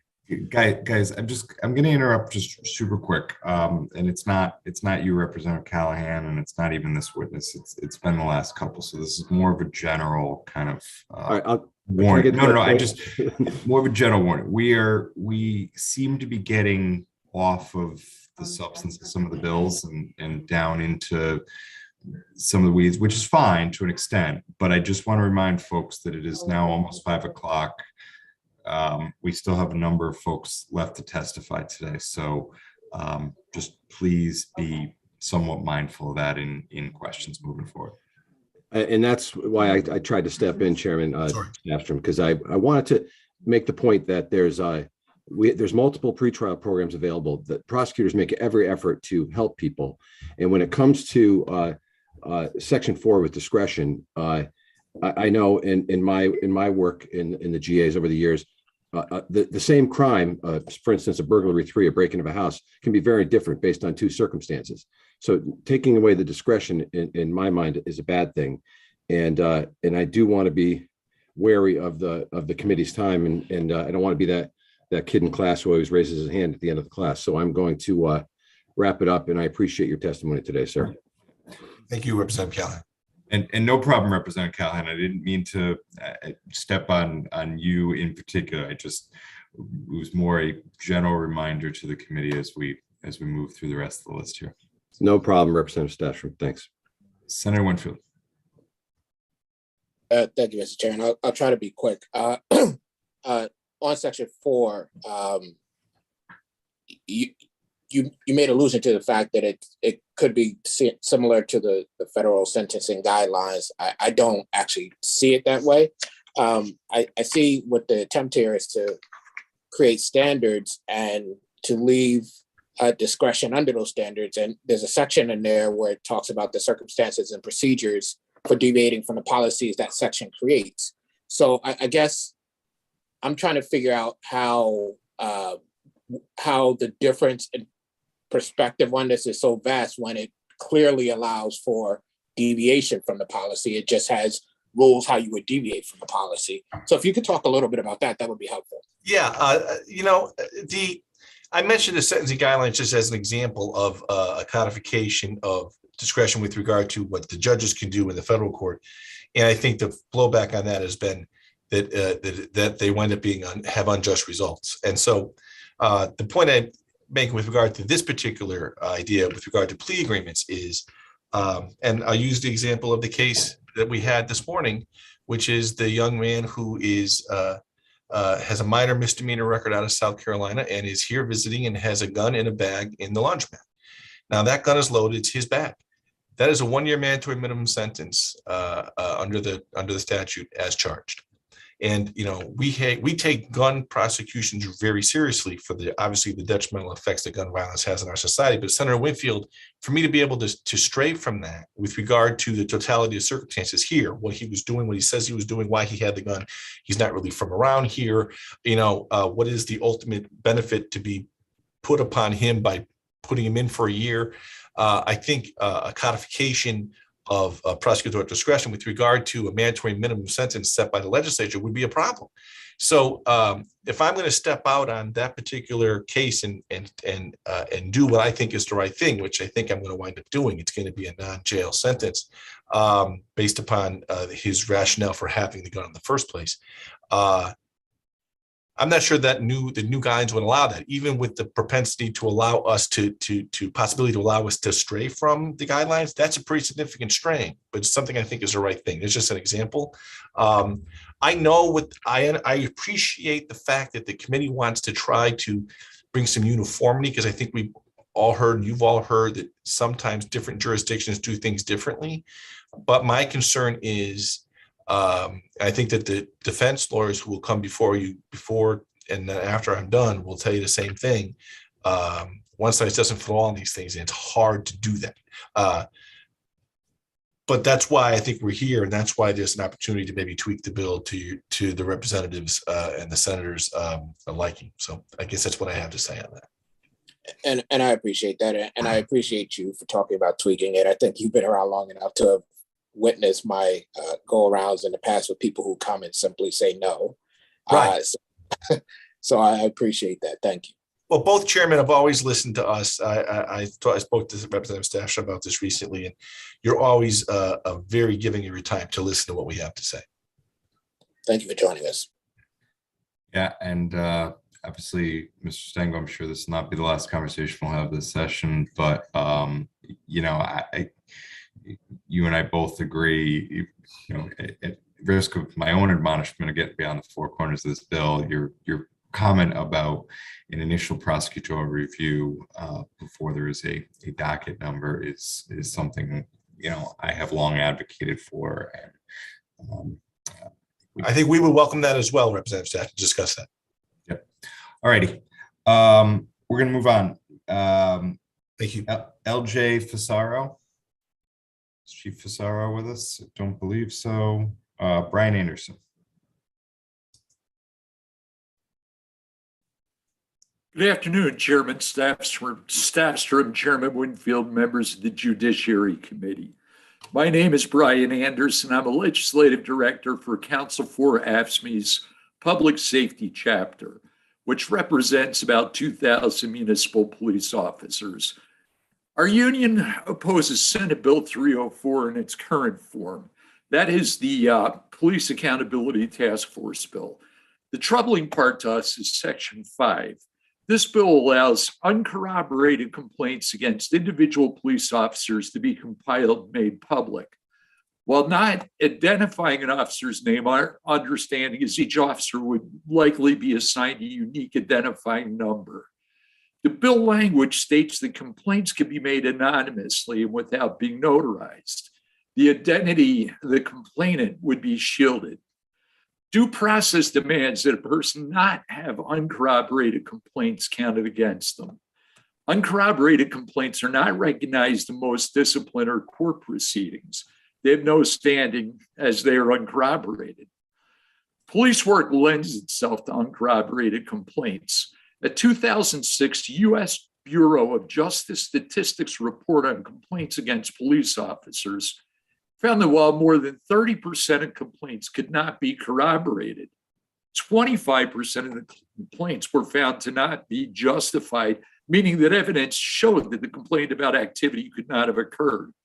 Officers were exonerated from 23% of the complaints. Our members often have to investigate members of criminal conspiracies, such as street gangs or organized crime families. Such organizations can be creative in their efforts to thwart or harass our members. A system that treats uncorroborated complaints against officers with the same validity as corroborated complaints lends itself to abuse.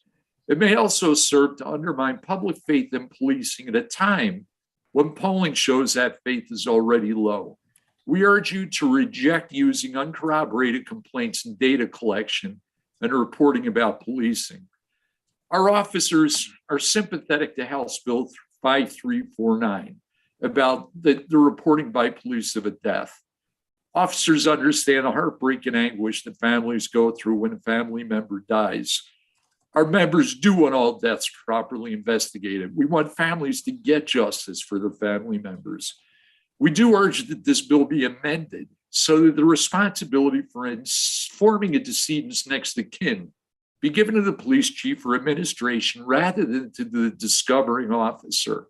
A first on the scene officer often has his or her hands full in handling the death scene. It seems more proper to place such notification responsibility with management rather than rank and file officers. Our union also supports House Bill 5372.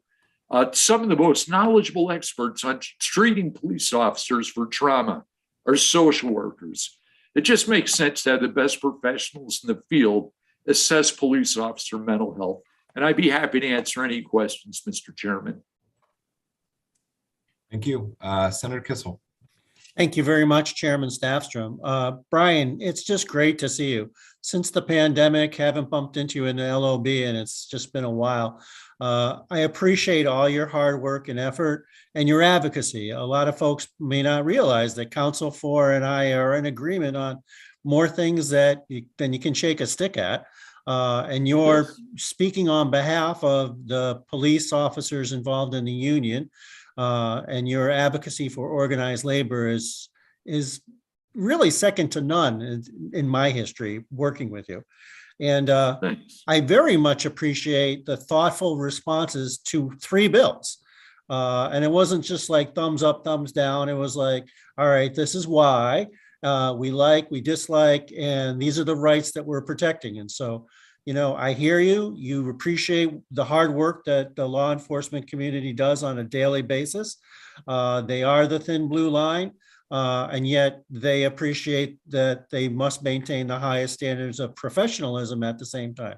And I think your notion of that the assigning party on the notification of a death should go to the chief, because the chief's going to know who's available in a timely fashion is spot on and is a great suggestion. So thank you, Brian. I hope you and your family are doing really well, and appreciate your testimony as always. Thank you, Chairman Staffstrom. Thanks, Senator. Further questions or comments? If not, Brian, always good to see you, and I'm sure we'll be talking to you as these move forward. Thanks, Mr. Chairman. Thanks, folks. Okay, next up, I have Alex Stein. Mr. Stein has left the meeting. Okay. Peter Little.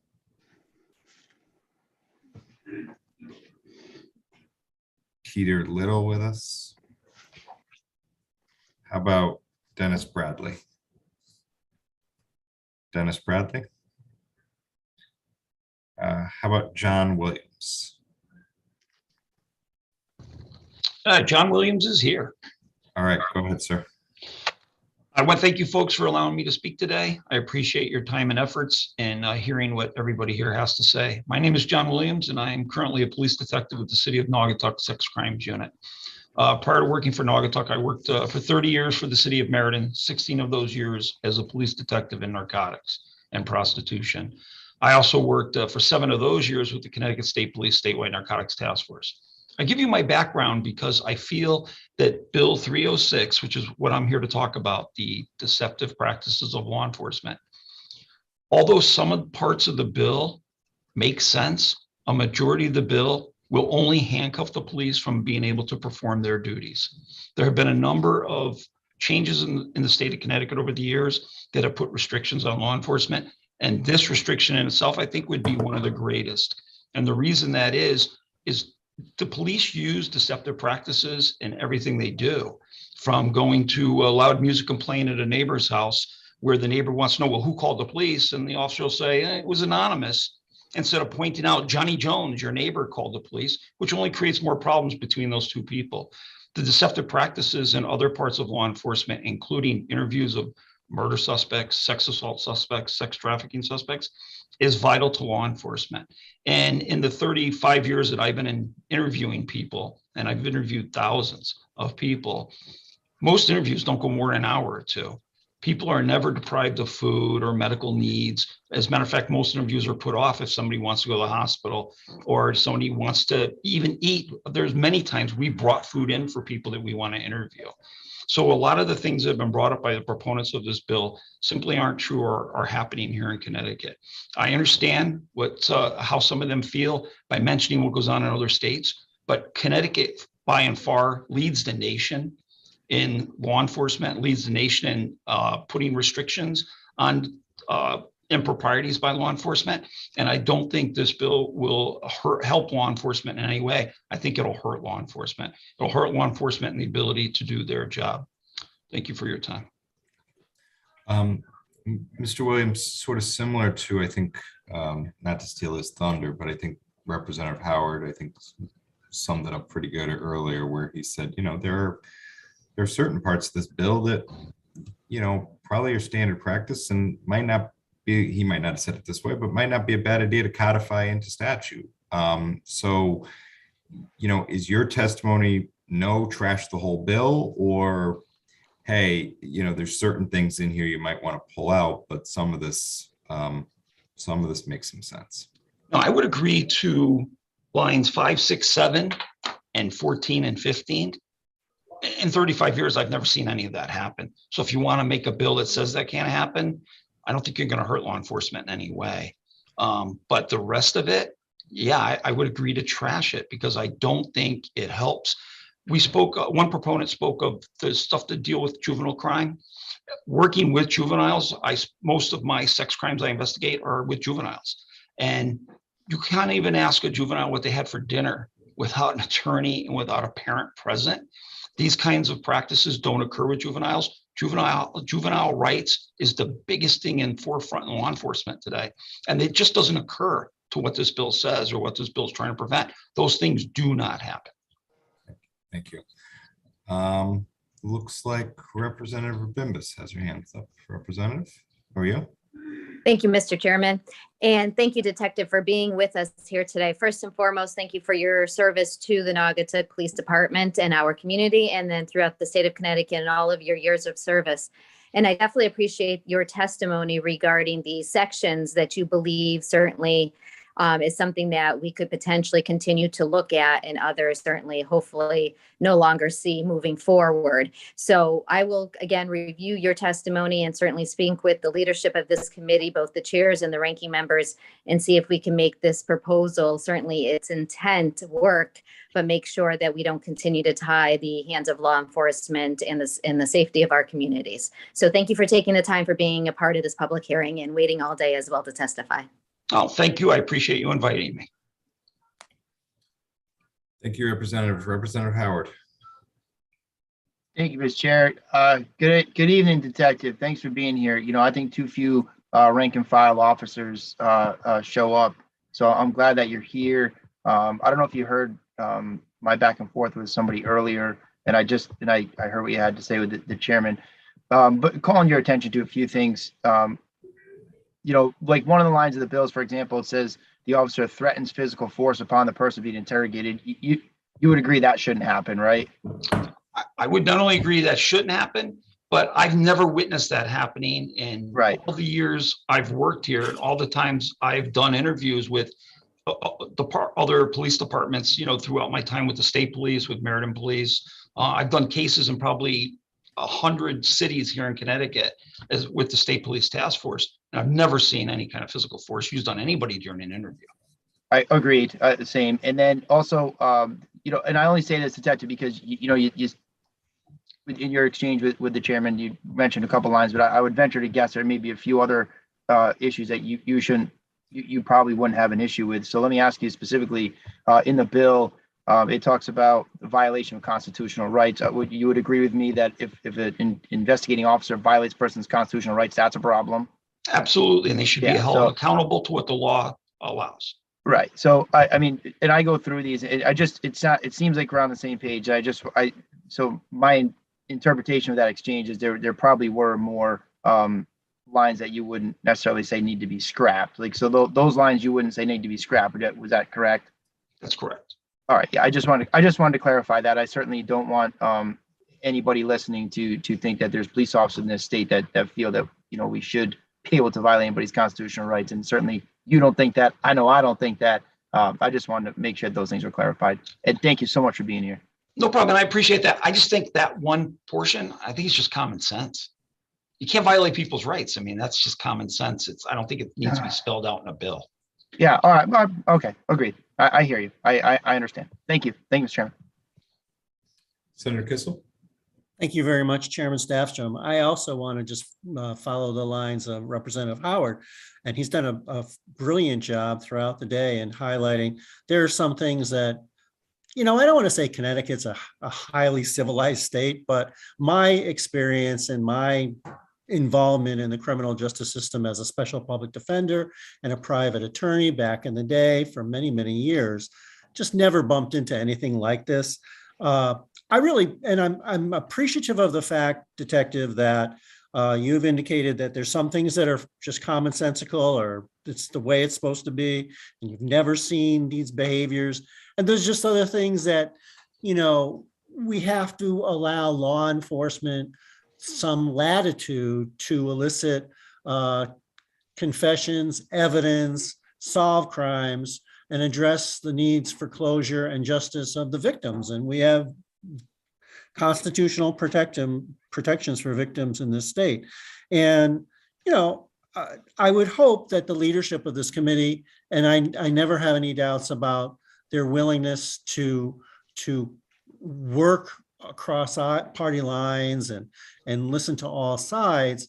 But I would hate to see that we push through a bill where there's stuff that really I would be totally opposed, withholding food, withholding people's drugs, not letting them go to the bathroom. Come on, threatening force.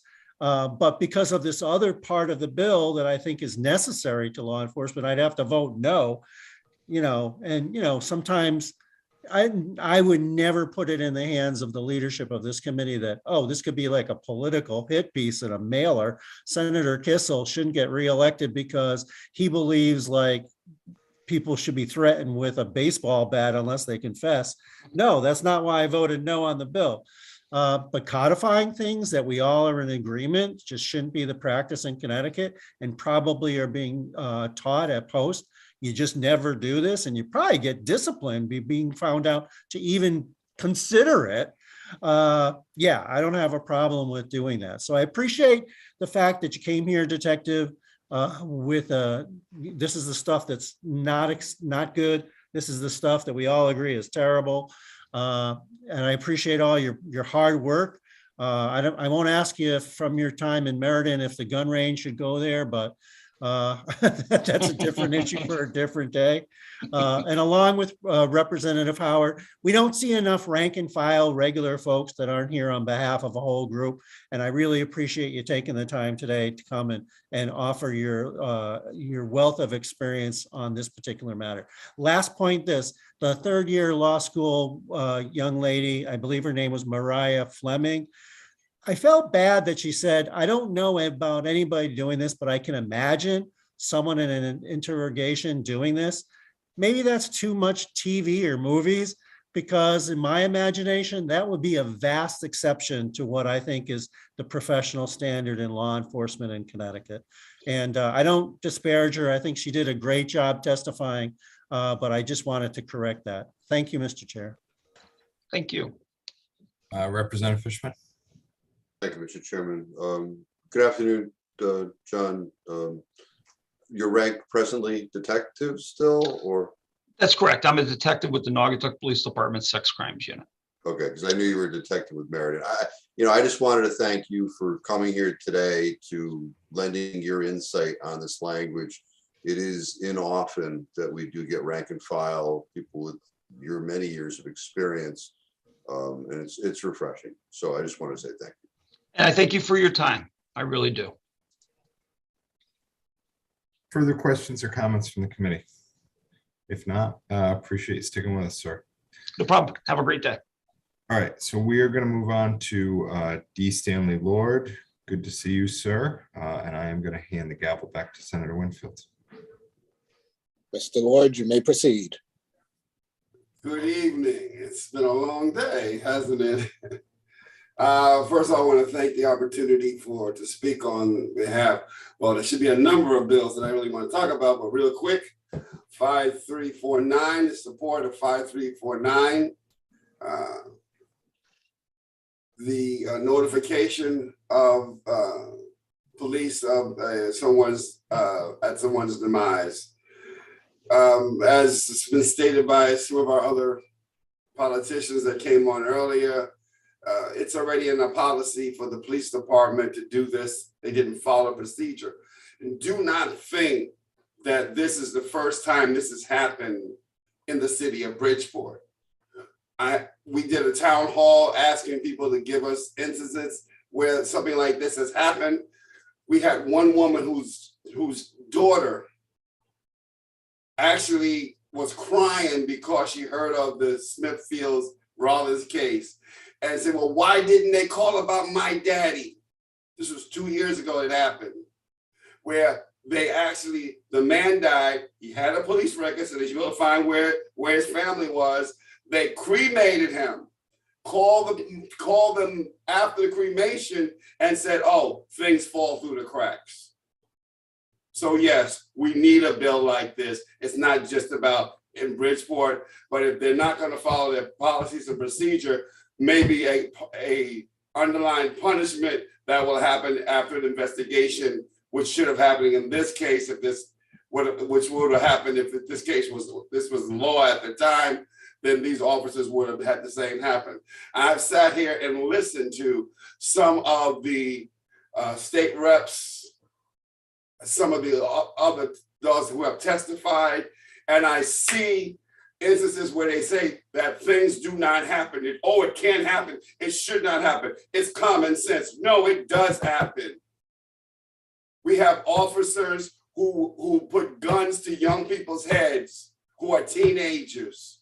We have officers who would take our young people behind the car and put the fingers where it doesn't belong, searching for drugs. So please don't tell me that this doesn't happen.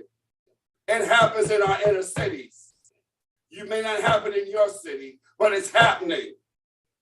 Don't sit here and say it's common sense. It happens every single day to the Black and brown community. And to sit here hour and hour after hour to listen to these testimonies and the state reps are saying, oh, this shouldn't happen. Oh, it shouldn't, but it does happen.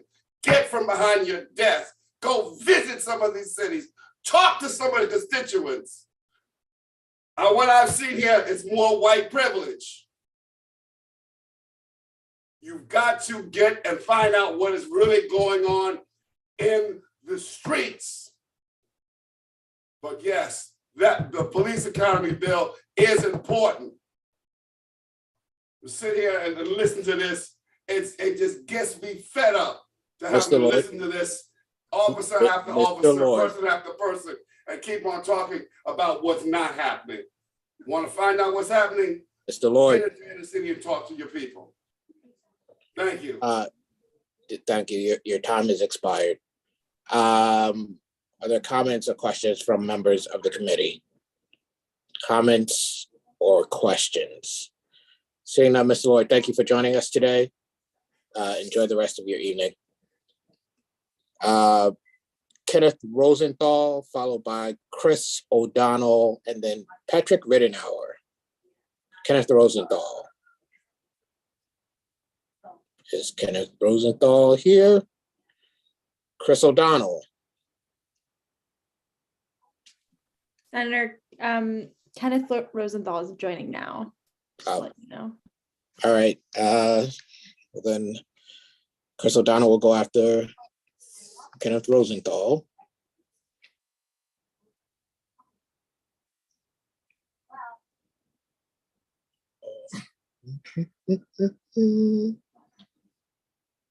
Still joining, Zoe? It said he was joining. Let me see. I'm here. I don't know if you can hear me. We can hear you now. We can't see you, but we can hear you. What do I need to do to be seen? Maybe nothing. Hearing. I would ask that you make an attempt, and if you can't, go ahead and testify. Very well. Can you see me now? We do see you now. Good. Thank you, Senator Winfield, and thank you, members of the committee. I'll try to be brief. I'm an attorney. I've been an attorney for 40 years, a little more than 40 years. I have lived in New Haven all those years and practiced both criminal and civil law. I was a public defender for a while back in the past, and more recently, I was the co-chair of the committee pursuant to legislation 3 or 4 years ago on the habeas task force. I teach a habeas corpus course at Quinnipiac University, and I've been involved in 4 or 5 of the wrongful convictions that are on the National Registry of Exonerations for the state of Connecticut. The case I want to talk about today in particular is the case of Bobby Johnson. I represented Bobby on a habeas. Bobby was 16 years old at the time that he was arrested for a homicide he did not commit. He spent 9 years in jail from the age of 16 to the age of 25. We were ultimately successful, but it took a while in getting him released and exonerated. And to the credit of the state's attorney's office, the chief state's attorney's office at the time, conviction integrity process that they had informally that's now become formalized, they cooperated in that process of vacating his conviction.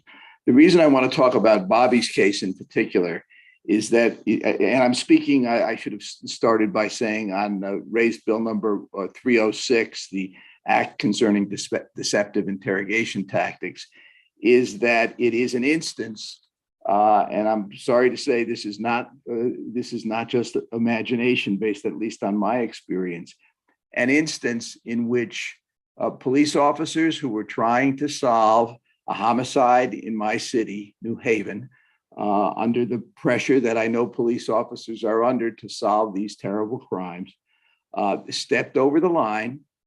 And the subsections of the bill, and I know you've had discussion from other members about why some of these subsections should not be there, but there are a number of subsections of the bill that Bobby's experience teaches us, unfortunately, happened. First is subsection B, represents false facts about evidence, known as the evidence ploy. Unfortunately, the United States Supreme Court has ruled that in the United States, unlike in Great Britain, it's okay for detectives to lie to suspects or targets and tell them things that aren't true in order to get them to confess. In Bobby's case, he was told that there was gunpowder residue on his hands when there was not, that another teenager who was with him had already told them that Bobby had committed the crime when they had not. that had not happened. And that, among the other factors I'm going to discuss, led to a confession by Bobby that led to his pleading guilty and serving. Mr. Rosenthal? Yes. I know you will be surprised to hear this, but your time has elapsed. So if you could summarize, that would be great. Very well. I just want to indicate that the feeding of information to Bobby to get his confession, subsection C, false promises of leniency, telling him he get probation if he confessed to the murder. This is by New Haven detectives at the time. And the use of the threats of an enhanced penalty, subsection I, telling him he'd get the death penalty if he didn't, all led to a tragedy that shouldn't have occurred. And I encourage the committee members to adopt this bill as it's drafted, because unfortunately these things happen, and Bobby's case is not unique. I could talk about other cases if I had the time. Thank you, Mr. Rosenthal. Are there comments or questions from the committee? Comments or questions? I don't see any. I want to thank you for sticking around today and joining us. You offer a perspective about something that actually happened here, and that's useful to inform the committee. Thank you. Thank you. Enjoy the rest of your evening. Thank you. Chris O'Donnell, you may now testify.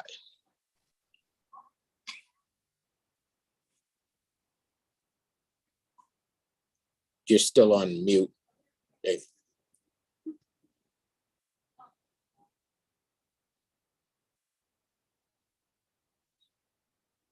Ms. O'Donnell, you're still on mute right now.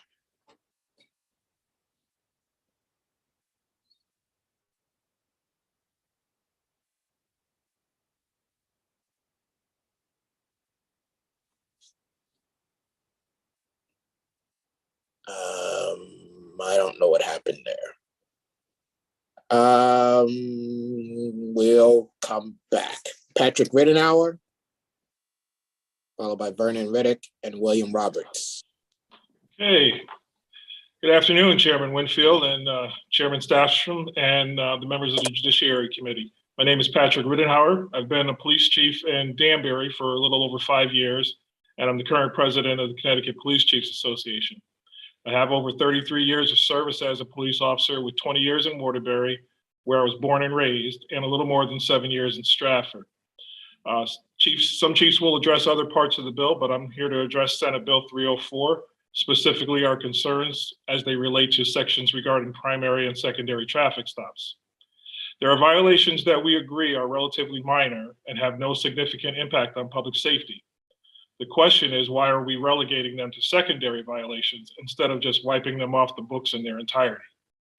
However, there are still some items in the bill that we believe will have a detrimental impact on public safety. For example, allowing a motorist to drive with only one headlight poses a safety hazard to other motorists, bicyclists, and pedestrians. Mr. Barone mentioned that there was a study that showed a very small percentage of accidents were caused by defective lighting. But I question, when and where did those accidents take place? Is there a common theme, such as narrow roads or inclement weather? When it's late at night and you see one headlight coming towards you, it's often assumed to be a motorcycle. If the roadway is narrow, it's too late to take evasive action by the time you realize it's an automobile. Another example is the missing or broken mirror. I don't know about you, but I have a tough enough time changing lanes on the highway or making a turn even with a mirror. So how is having no mirror or a broken mirror not a serious hazard that needs to be addressed immediately?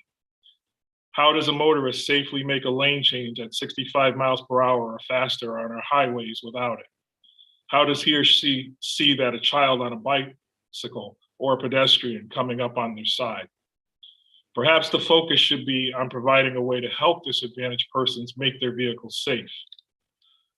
With the deadline fast approaching for all departments to have both body and dash cameras, I question the need for this hybrid approach with regard to traffic stops.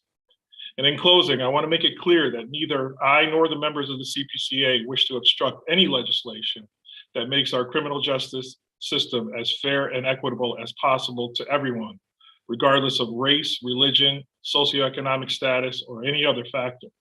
In fact, we support it, which is why we hope that you will take our concerns about specific items into consideration. And finally, I know that some police officers will say that You aren't allowing us to do our jobs. I'm not one of those people. As our elected officials, it is you that decides what our job is going to be, and I respect that you often have difficult decisions to make. My testimony is not about making the job easier or harder for our police officers. The concern is that we strongly believe some, but not necessarily all, of these provisions could severely impact the safety of our communities as a whole. And I would ask that you revisit this bill as it is currently written. Thank you for your time and attention. Thank you, Chief Rittenhour. I see that Senator Kissel has a comment or question. Yeah, thank you very much, Chairman Winfield. Chief, I appreciate you coming before us on behalf of the Police Chiefs Association and your nuanced testimony. Back in my 20s, I was at actually an award ceremony. You know, I was like, I got an award. I was like super psyched. And then I come back to my car. At the time, it was a 76 Impala, but it ran great. But while I was in the event, somebody took off my side mirror on my driver's side. Now, of course, I have the one inside, right? But I never knew how much I depended on that outside one until it got torn off. And I needed my car to go to work all the time. So it wasn't really just like really easy to replace it. And I was like living paycheck to paycheck. But, you know, just driving for like probably a couple months till I got it fixed, I never realized how much I turned to the left to look at that mirror. So, you know, we passed these laws, these traffic laws, these automobile laws for a reason. And I think they all have a good reason. I heard the testimony earlier today that I think in their enforcement, and it may be predominantly because of the neighborhoods that are chosen, as opposed to, see, the inference is that it's disproportionately impacting people of color. I'm guessing the statistics can be interpreted that way. That may be the net effect, but I don't think that we can draw the necessary conclusion that, oh, law enforcement are targeting people of color. It's just that that's the net result if you stick to a certain geographical area. And to my mind, it would be more beneficial to enforce the laws in a greater, more expansive way that won't have that disproportionate impact. And yet there's still a lot of validity to these laws. And I think Senator Champagne pointed that out, Representative Rabimbis pointed that out. And so I think there's a halfway in here, but I appreciate your testimony. And I just wanted to say I can relate to the mirror example. And the older I get, the more I don't like driving at night either. So I appreciate your testimony. I know that we have other people that want to testify, but I appreciate that, Mr. Chairman, your indulgence. I'll just wrap it there, but good points, Chief. Thank you, Senator Kissel. Representative Godfrey. Thank you, Mr. Chairman. I don't have a lot of questions, but since he is my chief of police, I had to say hello and just tell everybody what a great chief he has been and what a great job he has been doing in Danbury. And he's had some very tough situations, Chief. I'm certainly sympathetic to some of the gun violence activities that the Danbury police have been involved in the last few weeks. And I think you're doing a great job on not merely enforcing the law, but making our neighborhoods safe. As you know, I represent the downtown part of Danbury, the urban part of Danbury, and we really appreciate the service levels that the Danbury Police Department has provided to my constituents and to the city of Danbury. So thank you for that. And I'm looking forward to working with you and the Chief of Police Association as we fine tune this particular bill and other activities that involve police accountability, which I know you have been very helpful in promoting. So thank you for that. Thank you, Mr. Chairman. Thank you, sir. Thank you, Representative. We have Representative Callahan. Chief, good to see you. Good to see you too. Thank you. I like the beard. My wife won't let me get rid of it. I just wanted to echo Representative Godfrey's comments. Your testimony today about the traffic stops is very useful. As you know, we've talked about that at length today. And it's been a pleasure working with you professionally side by side with your officers over the years. and your expertise here today does not go is not taken lightly. So thank you for taking the time and hanging around today. Thank you. And thank you for hanging in there with us. I know you guys have had a long, long day. We appreciate Thanks, Chief. taking the Great time to see you. listen. Thank you, Representative Howard. Thank you, Mr. Chairman. Good evening, Chief. Thank you for being here. Thank you for your service. I know you probably, like many of us, were back and forth today. Did you happen to hear my exchange earlier? You referenced Mr. Barone about DDAX and the effect of omnipresence and police presence on motor vehicle stops and the effect on crime? No, I'm sorry. I did not hear that part. Okay, if I could just, if you would just, for the committee, my question to him and the dialogue that we had was reference to NHTSA and DOJ's, I call it DDAX approach, targeted approach for motor vehicle, and how that has an impact on, lowering crime rates, in those target areas. I basically was trying to understand from him what consideration the task force may have given to how, those targeted enforcement areas and that motor vehicle enforcement and the presence of officers on those car stops impacts, overall crime in a given target area or a community when it comes to interdiction, and again, omnipresence for crime deterrence. I just interested in your opinion on that. No, I don't think there's any question that motor vehicle enforcement can be an effective investigative tool. And certainly a presence in high crime areas and being able to use motor vehicle enforcement can be effective. But I think there's a happy medium somewhere, as we go through this and no one is intentionally trying to have any sort of disparate impact. And I do believe that there are some things in this bill that we can live with in terms of not enforcing. But again, when I say if we're not going to enforce it, then why make it a secondary violation? Why don't we just say it's not a violation at all? But then there's some other things that I think both will help us with our investigative side of it, but are also serious public safety issues. Thank you, Chief. I think exactly right. I think you're right. There's parts of a lot of these bills that are fine, and as you heard earlier, they're in keeping with what we do, or let me say it better. It's in keeping with the way police officers should be doing their job today. All right. And that's the way that I say it. And I don't deny that there are people who don't do it right. I think that there's people who do their job wrong, all over the place. But do you ever have an opportunity to work narcotics in your career? No, not officially. Yes, I did some work, but not officially, no. Okay, I'll withhold it then. Thank you, Chief. Pleasure to meet you virtually. Look forward to meeting you in person. Take care. Thank you. Thank you, Representative Veach. Thank you, Mr. Chair. Chief, I just wanted to do a shout out for our new chief here who came from Danbury, Lieutenant McNally. We are absolutely thrilled to have him. He's doing an awesome job, and thank you for coming to testify today. We appreciate it. You have a great evening. Thank you. Thank you, Representative. Further question or comment from members of the committee? Further question or comment? Seeing none, Chief Rittenhour is good to Representative Staffstrom. My apologies, Mr. Chair, and I do almost hesitate to ask this, but it's bugging me. Chief Rittenhour, good to see you. The Police Accountability Task Force, these are recommendations that came out of that task force. And that task force, by my count, was made up by a majority of that task force was law enforcement, including several police chiefs who I believe are members of your association. So I guess what I'm trying to figure out just kind of procedurally is, these aren't some ideas that we cooked up kind of in a back room or came from an advocacy group. These are vetted proposals over 2 years of work by a group of folks predominantly made up of law enforcement, including some of your members.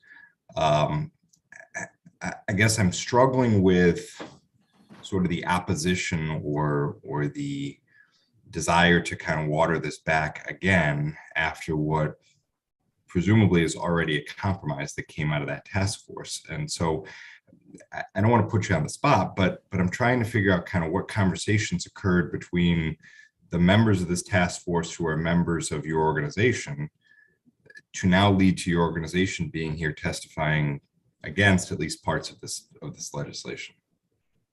It just Well, seems- again, I'm not so sure the entire task force is I don't know all of the members on the accountability task force, so I don't know if it's a majority of the members or not. I'm sure they're voting members, and each chief does look at how things may affect their communities. But as a whole, like I said, I think the majority of this bill, as you know, I only talked about maybe 2 areas that were problematic. So I think the majority of this bill, we can live with. But there's always going to be some concerns, and I've never seen anything, even in your legislature, as a unanimous vote. So as our board and some other members of our association have brought some of these things, these concerns to our attention, I'm here to testify on that. Yeah, I count 3 chiefs: Madison, Milford, Wallingford, deputy chief of the Yukon PD, and then a sergeant from Hartford, sergeant from New Haven, which makes up the majority of the board. So anyway, all right. Well, like I said, we'll take a look at it moving forward, but I appreciate Much appreciated. That's all we ask. Thank you. I appreciate your perspective. Just kind of curious on how that all came about, but thanks. Senator Champagne. Thank you. Welcome, Chief. Just hearing the last speaker brings me to a different task force where those officers involved were basically in not as involved as some people would actually think. They were there almost in name. Hopefully that isn't what took place here. And I'll have to run into some of them one of these days to ask them. But, I agree with you. If you're going to make a motor vehicle charge secondary, why even have it? I asked earlier, how do you enforce a missing headlight? Not sure how, but I do want to thank you for coming in today. Thank you. Thank you, Senator Champagne. Representative Fishbone.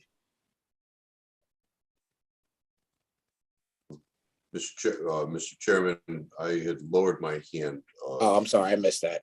No problem. Thank you. Thank you, Representative Fishbone. If there are no other questions, I don't see questions or comments. I want to thank you for coming today, Chief Rittenhour. It's good to see you again. Yes, you too, Senator. Thank you. All right. Next, we'll hear from Chief Vernon Riddick. Chief Riddick. Good evening. Thank you, Senator. Representative Stafford, to you also. I'm here to discuss Senate Bill 306, an act concerning deceptive interrogation tactics, and voice opposition as currently constructed. My name is Vernon Riddick. I'm the police chief of the West Hartford Police Department and a former Waterbury police chief. I'm a vice president of the Connecticut Police Chiefs Association. And we have a genuine appreciation for what this bill is attempting to accomplish: to keep innocent people free. To that end, I would just like to list a few of the statutory, policy, procedural, and scientific factors currently in place to avoid or eliminate wrongful arrest and convictions. 1, let us not forget that people always have a right to invoke their Fifth Amendment right to remain silent. 2, there's been tremendous advancements in DNA and other forensic technology. 3, advancements in cell phone technology and other electronic media, GPS, EasyPass, etc. 4, there's cameras everywhere. The availability of video evidence, cell phones, Ring. 5, statutory requirements for videotape interviews of suspects. As you know, back in the day, that was not in place, but now for felony, Class A and B felonies, it's a requirement. 6, statutory changes with eyewitness identification for photo lineups. 7, based on the police accountability bill, we now have requirements for body cam and cruiser cameras. So collectively, these processes, these technology, and the like have tremendously mitigated the possibility, but not eliminated, but mitigated the possibility for wrongful arrests and convictions. We believe that under section 1, subsection B, C, a portion of E and section H are not necessary. And we would need some clarification on letter G. Listen, as a society, every day we utilize some of these techniques in our daily lives. Those of us who are parents, let's assume that you're at home, you turned off your camera surveillance system, you hear a loud crash in the living room, you run into and your kids are like, it wasn't me, it wasn't me. And when you see your coffee table broken, well, what do? We separate the kids, we question them, we ask them. You might even say, even though you know your camera is off, you might just say, hey, I'm going to check the camera to see who did this. And then your kids will tell you the truth. Now, I'm trying to use a very simplistic answer to illustrate a very important point. And the other things that are egregious that were mentioned earlier, I think you'll find universal agreement that this should not occur.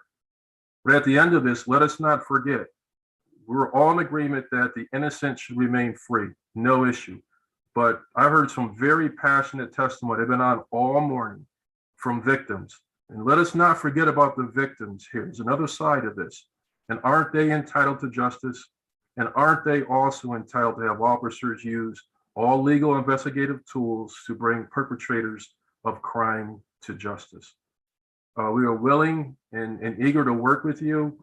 Everything here should not be taken off. There's some things are just absolutely ridiculous. I think we can work together to have a better final bill. And I thank you for your time. I'll entertain any questions. Thank you very much, Chief Riddick. Comment or question from members of the committee? Comment or question? Seeing none. Chief Riddick, it's good to see you. And when you were going through the videotaped interviews and eyewitness ID, I was like, this guy's listing off my whole career. But it's good to see you again. Have a great evening. All right. Next we'll hear from William Roberts, and then he will be followed by Maureen Lopes and Dave Thompson. William Roberts. All right. Good evening, Senator Winfield, Representative Stastrom, and Ranking Member Senator Kissel, Representative Fishbein, and distinguished members of the Judiciary Committee. I've been listening to this for almost all day, and I've had to review and revise some of the stuff that I'm about to say. My original testimony was on raised bill SB 308 regarding an act revising statutes governing actions by the police, proactive policing, and enhancing recruitment efforts. I want to say I'm against section 2, line 32 through 39, expanding or developing a recruitment training program in high schools. We are in the process of trying to find alternatives for students that are in distress, students that barely are mentally capable of even understanding the state that they are in right now. And so I do not see why we should be training high school kids with a complete lack of education regarding how heavy police presence in communities suffering from barely any resources often leads to mass incarceration. This training also fails to show any instances how a law enforcement's decision can affect someone's life, mental state, and doesn't include people who have been through the system and have been affected by it. Overall, the state should not be using high schools as a recruitment ground, especially when the programs are biased, and leave out more complex understandings of the law and how it applies to a social structure that kids themselves are trying to navigate. Basically, what that breaks down to is a high school kid cannot simply comprehend what it's like to be in law enforcement on either both sides unless they are experiencing it firsthand. And usually in this training that is they are applying to high school kids and in universities, they are leaving out the testimonies and people that have been affected by, either getting arrested, coming home from prison. Mr. Chairman, I just, point of order, if I may. The gentleman has stated that he's testifying on SB 308, which is not on our agenda, and I'm just trying to follow along. I am listening. Can we just figure out what the gentleman is testifying on? Because I can't track. Yeah, Mr. Roberts, what that was a bill that was supposedly raised. I don't know if it's. Look at my agenda, sorry. So it's SB 308 is titled an act concerning. 305. Oh, you did say 308, so you're on 305? Yes. Is that what you're on? That's what I'm reading. I am here to give testimony on raised bill SB 305. I think you regarding may have act- just mistakenly said 308. Okay, we'll give you the remainder of your time. Thank you. All right. So that's for that part. But after listening to a lot of these testimonies, it's come to the conclusion that there is a clear divide on the, I like to say law enforcement on their perspective on what's happening in the community, in their perspective on what the reality is. I can tell you, I've lived in Hartford. I've also lived in Bridgeport. I've also lived in New Haven. I was actually born in New Haven. And what is being raised as far as testimonies against a certain bills is kind of disturbing. What I also see is a lack of issues being raised regarding the uptick in police getting caught committing crimes within the last 2 years. I haven't seen any, when we're trying to expand, when they're trying to expand qualified immunity as far as a police accountability bill, anything pertaining to it, we should not be doing that, considering that there has been a complete uptick in police getting caught. I see it constantly on the news almost every single month. Mr. Roberts, if you could summarize. Yes, so there's basically a lot of stuff that I also wanted to bring up, but I'm not gonna have enough time. So with that, I am against SB 305, Section 2, line 32 through 39. I am for getting rid of qualified immunity and extending time what it would take to sue a police officer. I would also like to. Go ahead, just make that final statement and then we'll go to comments and questions. Well, comments and questions. So. Okay. Senator Kissel. Thank you very much, Mr. Chair. Sir, thank you for your testimony. I just have sort of one question. I have variety of law enforcement departments in my district. A lot of them utilize youth. In fact, I grew up in the town of Windsor. I represent a part of Windsor. Windsor borders Hartford, and they have an exemplary Police Explorer program, which basically taps into a lot of interested young people that are high school age, male and female, all races. And I'm the dad of someone who's in high school right now. He has no interest in becoming a law enforcement officer, but he's a very smart young person. And so my question is, why do you just think that high school kids can't be at least shown that there's an opportunity for a career in law enforcement? I mean, and we're looking at everything from being a counselor and with psychological background and higher education to assist law enforcement. I mean, it's not just the men and women in blue, but there's so many other support staff that has to go into public safety. I'm just wondering. I did say that. I said that in the training, they only give the perspective of law enforcement. They do not give the perspective on people who have been through the system, whether it is through other kids or grown adults. Okay. And I think that if you're going to give an unbiased training to somebody that you're preparing them, whether or not that decision's up to them, that you should include everything, the good and the bad. Unfortunately, if high school kids, their brains still aren't fully developed, and the training program is only showing one side of it.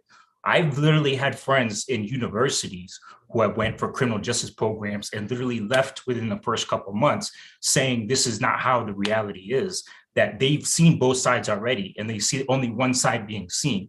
Now, just imagine if you're using that with high school kids who are still being molded and who are still being programmed to think a certain way. Right, we saw it with the DARE program. We went through years of DARE program being told that marijuana was bad for us, and look where we are right now. So. Okay, I understand more. Thank you. And that's a valid perspective. Thank you, Mr. Chair. Thank you, Senator Kissel. The comment or questions from other members of the committee, comment or question? I don't see any. So Roberts, thank you for joining us again. You seem to be a lot more comfortable with this than you were in the past, and that's a good thing. Thank you. Yeah, thank you. Have a good night. I am told that Chris O'Donnell, who had trouble earlier, is on. Is that correct? Hear me, sir? I can hear you. You may testify. Okay. Thank you. I would like it noted that my husband, Farmington Police Officer James O'Donnell, is recovering from an incident in which a career criminal struck him with a motor vehicle. No one can tell me that this situation could not have been prevented. Connecticut residents are being terrorized daily and our law enforcement has its hands tied. Since September, a Hartford officer is involved in an unprovoked ambush. A Norwich officer is shot at while a suspect is walking across the road. A Naugatuck officer is run over in broad daylight by suspects who hit not one, but two buses full of school children. Women are being abducted. Juveniles are leading cops on chases and stealing cars. And this is a direct result of the actions of Senator Winfield, Steve Staffstrom, Mike D'Amico, and Bob Duff. Our legislators have provided the perfect storm. Ms. O'Donnell, Yes. just for our sake, because it's unclear from your testimony, what bill are you testifying to? Senate Bill 305 and House Bill 5351. Okay, we'll make sure you get your full time. Thank you. Our legislators have provided the perfect storm for the creation of disorder and civil unrest. This perfect storm of murky legal language and a statute that some believe to be contradictory to years of jurisprudence does nothing for this state except create hesitation in the mind of good cops. This is a disastrous predicament which almost cost my husband his life. It is pertinent to restore qualified immunity to ensure proactive policing in the state. I find it sickening to know that there are legislators in this room who believe law enforcement is protected under federal law and use it as an excuse to vote against qualified immunity. I would like to remind people in this room that our police academy is in the top 3 of the entire United States. No one disagrees with the psychological tests, police transparency, and active recruitment of diverse candidates. I seem to be extremely confused by what we planned on accomplishing. There is not a situation that was causing tension in this state between law enforcement and the public, yet a law was pushed through in the middle of the night. You scream transparency, but your actions say differently. You want to create trust with the public, yet only hold police accountable. You want to create proactive policing in inner cities, yet want to take school resource officers out of the education environment. You want to create equality, yet criminals have more rights in this state than law-abiding citizens. People have justified shootings on their record and cannot find work or provide for their families due to the anti-police rhetoric allowed by this group of legislators. I have just one question. What's the backup plan? I want to know who you think is going to sign up for $46,000 a year with no pension in New Haven. What have we achieved since the law has passed except less qualified recruits being given jobs, the governor allowing a state police academy to graduate early with less training, one officer stealing a gun from a store in Newington and only receiving a 10-day suspension and a transfer to another troop, and low morale. I hope that you pick one of these less qualified candidates as your security detail while my husband, who was #1 in his class, continues his recovery. Thank you very much. Senator Kissel.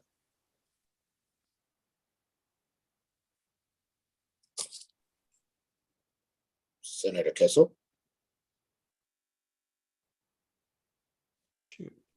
Thank you very much, Chairman Winfield. Ms. O'Donnell, thank you for your very thoughtful testimony. I agree with nearly every single bit of it. I certainly, though, don't believe that the legislators that championed that legislation had any ill intentions whatsoever. Nonetheless, I agree with you on the substance of your concerns, and I have stated that throughout the day. I hope the prognosis for your husband is good. I know it's a personal question, but I was heartbroken when I heard what happened to him. And I do believe that we're going to see more of that unless we push the pendulum in the other direction. That being stated, I appreciate you taking the time to be with us today. And, it's a thin blue line, and that's what keeps us safe. And I agree with you. I think we're going to face, and Senator Champagne pointed it out, in the greater Hartford area, he said that there's over 100 openings for law enforcement candidates. And I think it will be very bad if we lower our standards, because then more problems will arise because people won't want to go into this profession. So I think that we need to just keep an open mind in marching forward. But boy, your testimony really resonated with me. And I want to thank you and your husband for the sacrifices that you have made and you continue to make for the people of the state of Connecticut and the town of Farmington. So thank you for coming. Thank you, Mr. Chair. Thank you, Senator Kissel. Representative Howard.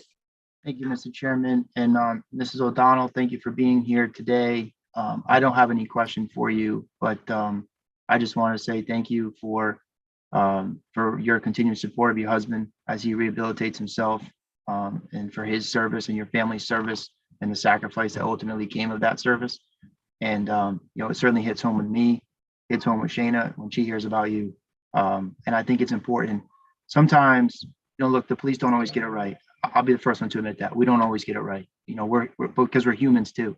And I think that too often, we become a uniform, we become a word or a car, and people lose track of who we are, that we're individuals, that we do a lot in our communities, that we have families, that we have children, and our children are subjected to a lot of things too. And this is not to diminish, what other people have to go through, but it's a tough time for everybody. And I think that you bring in a humanity to this profession with your testimony today is appreciated by me. And I wanted to say thank you. And thank you, Mr. Chairman. Senator Veach. Thank you, Mr. Chair. I just wanted to kind of reiterate what Rep. Howard just said. And I thank you very much. It's nice to see you. I'm glad to hear that your husband is on the mend. Certainly my prayers go out to you and your family. And thank you for your testimony today. It was extremely hitting the nail on the head. And I thank you for coming out and sharing it with us. Thank you, Representative Veach. Are there comments or questions from other members of the committee? Comments or question? If not, thank you very much for joining us. Enjoy the rest of your evening. Thank you. Next, we'll hear from Maureen Lopes, followed by Dave Thompson and John Rasmus. Maureen Lopes. Maureen Lopes. Dave Thompson.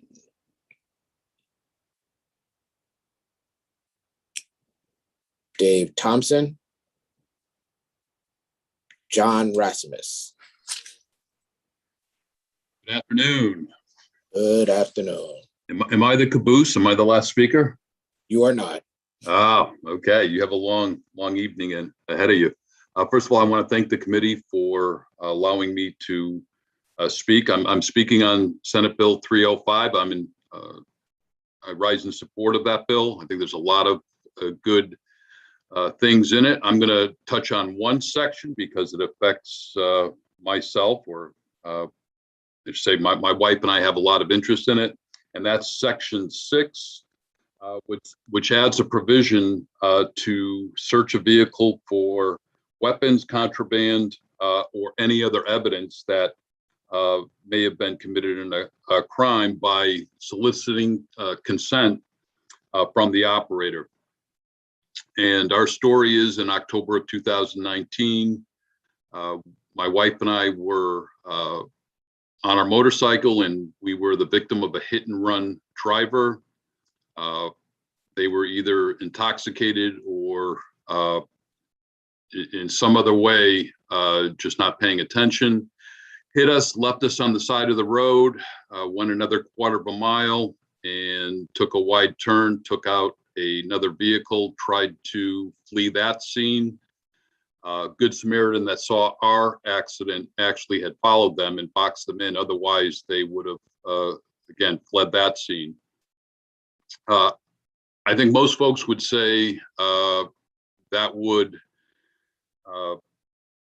a field test should have been at least considered for someone that tries to flee a second scene, and that was not performed. It was a municipal police officer. We ended up talking to that officer, and they told us that unless they had just cause, they could not search the vehicle. They cannot even ask the operator if they could search the vehicle.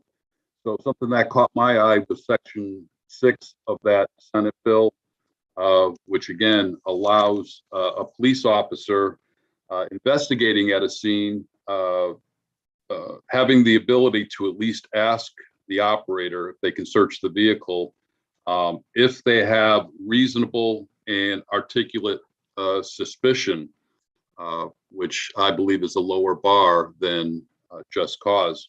And again, I think under the example that I provided, I think at least a field test should have been conducted, and it had a lot to do, and it would take me longer than 3 minutes to explain it, but it would have a lot to do in how that case was adjudicated. This was a 16-year-old that had his license for 43 days and had 2 classmates in the vehicle at the time. So again, I rise in support of the bill, and again, I just wanted to point out that Section 6, which I think has a place in the statutes. Thank you very much. So comment or question from members of the committee, comment or question? I don't see any. Mr. Rasmus, thank you very much for joining us this evening. Enjoy the rest of your evening. Thank you. Next, we have C. Marcella Karowski, followed by Jen Jacobson and Cindy Prezio. C. Marcella Karowski. Hi, members of the committee. Thank you so much for the opportunity to testify. I support SB 305 because the plan to respond to crime addresses why crime happens in the first place. I agree with keeping 2 parents in the home, and increasing vocational and manufacturing training will create a self-reliant youth. Holding cities and landlords accountable for poor housing conditions and offering mentorship for traumatized children makes sense. And it seems that more training for law enforcement and immediate consequences for crimes may prevent repeat offenses. And I do support more training and recruitment for our PD, because when a child is missing, we rely on our officers' tools and experiences. May Connecticut families have health, peace, and abundance. Thank you so much for today's hearing. Thank you. Comment or question from members of the committee? Comment or question? I don't see any. Thank you for joining us. Thank you for the succinct testimony. And I hope you enjoy the rest of your evening. You too. Thank you, Senator Winfield. All right. Next, we'll have Jen Jacobson, followed by Brianna Formansky and Nathaniel Erb. Good evening, everyone. Hi, I'm Jen Jacobson. I will also try to be very quickly for you. I'm speaking more to a technical nature regarding Section 2 of the Bill 305 regarding the elective credit for high school graduation requirements. Not sure if the intent is to refer this over to Ed, but just putting on my BOE hat, looking for greater clarification around this requirement that would be more in alignment with the existing statute regarding credit requirements, time, statewide mastery content standards by the State Board of Ed, or excusing it from that. Also not clear if this is a 0.5 or a 1.0, STEM, humanities, or supplanting. If supplanting, what can be supplanted? I've also put in a couple of other ideas. It would take it away from the standards approach. There's the 0.5 community service provision in 10-22-1A where this may fit. Still some requirements there that would need to be sorted out, or the middle school provision as well. I noticed that some of these start at age 13 or 14. Not sure if you're thinking that that might be a possible area for this to sit. So really just looking for greater clarification from a technical component so that we don't create a conflict and that we have the guidance that we need to actually operationalize this elective, but right now we wouldn't be able to do it with the language that you have in here. So just wanted to point that out, and just I'll raise a little bit of a concern from my administration just around the activities, thinking in the back of your mind, where would we place liability issues pertaining to that? So as you move forward, just some food for thought on that section, and I'm done. Thank you very much. Very succinct as well. Comment or question for members of the committee? Comment or question? I see none, but I want to thank you for coming, and your points are well made, and definitely as this bill moves forward, or it will be considered by the legislature. I'm sure. All right. Thank you, guys. Have a great night. All right. Have a great night. Brianna Formansky, Nathaniel Erb, and Manuski. Is Brianna in? You may testify. Hello. To the distinguished chairs and members of the Judiciary Committee, I am testifying in support of HB 5372. My name is Brianna Formansky. I am the current intern with the National Association of Social Workers Connecticut chapter.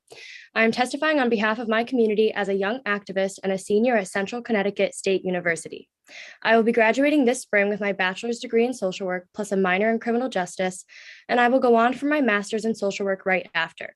This is why HB 5372 held significance to me. HB 5372 would allow licensed clinical social workers, LCSWs, to conduct a behavioral health assessment on police officers. This does not mean that I would be able to perform these exams once I receive my BSW and pass licensure, because there is much more experience that needs to be had. This is what really needs to be understood when contemplating the imminent future of this bill, because the conductor must have past experience diagnosing and treating post-traumatic stress disorder. LCSWs, psychiatrists, and psychologists must have a particular amount of training and experience in order to complete these assessments. Therefore, this means that the professional will be well-versed in their approach, and due to the training and education that social workers undertake, there is no one better suited. As a social work student, I know what is seen in a Bachelor's of Social Work program, and there are particular ethics and policies we are taught from day one. We are aware of the many moving factors that play a role in an individual's environment and how that affects them. When discussing the experience of a police officer, they face high levels of stress every day. This can be operational stress, which is due to the daily exposure to tragedy, or organizational stress. Organizational stress refers to the emotional effects of policies and practices that the police department has on the individual from their bosses, equipment, or training. This is only one of the many reasons why behavioral health assessments are a critical part to the future of police departments, and why its inclusion was necessary in the governor's task force on police accountability and transparency. Due to the importance of behavioral health assessments being raised, it is crucial to advocate for social workers at this time. Social workers not only have a proper view of what can affect one's mental health, but there is already a formed relationship between social workers and police departments. Allowing LCSWs to conduct these assessments would not only further that connection and relationship, but also would be beneficial to every police department's budget as well, due to the cost efficiency of contracting a social worker compared to a psychologist or psychiatrist. HB 5372 would be a great benefit to police departments and officers themselves. If passed, an intern will recognize the increased use of LCSWs by law enforcement units when issuing emergency certificates. I urge the importance of this notion to be seen, heard, and understood, because social workers are finally being brought to the light and public significance that is deserved. It is time to recognize that our abilities are well-rounded and perfectly suited to assist police departments in assessing their officers' behavioral health. Thank you for your time.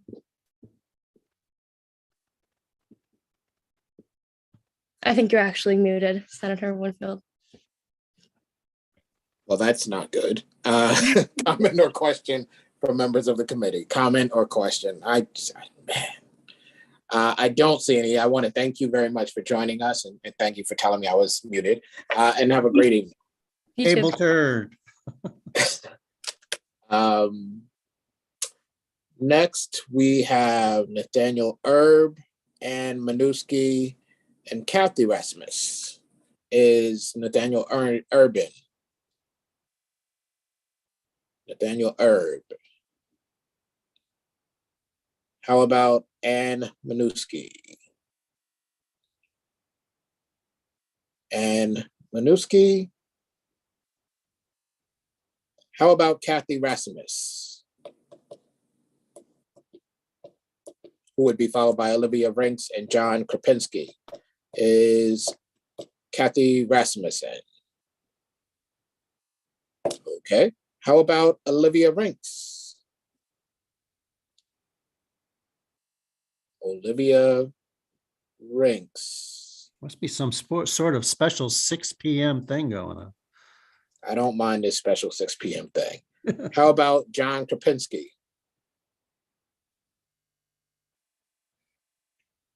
John. Hi, I'm here. Am I able to speak still? I'm sorry. Hold on. Who is that? I can't see you. That was Olivia. Olivia Rinkus. Yes, you can. Yes. Thank you.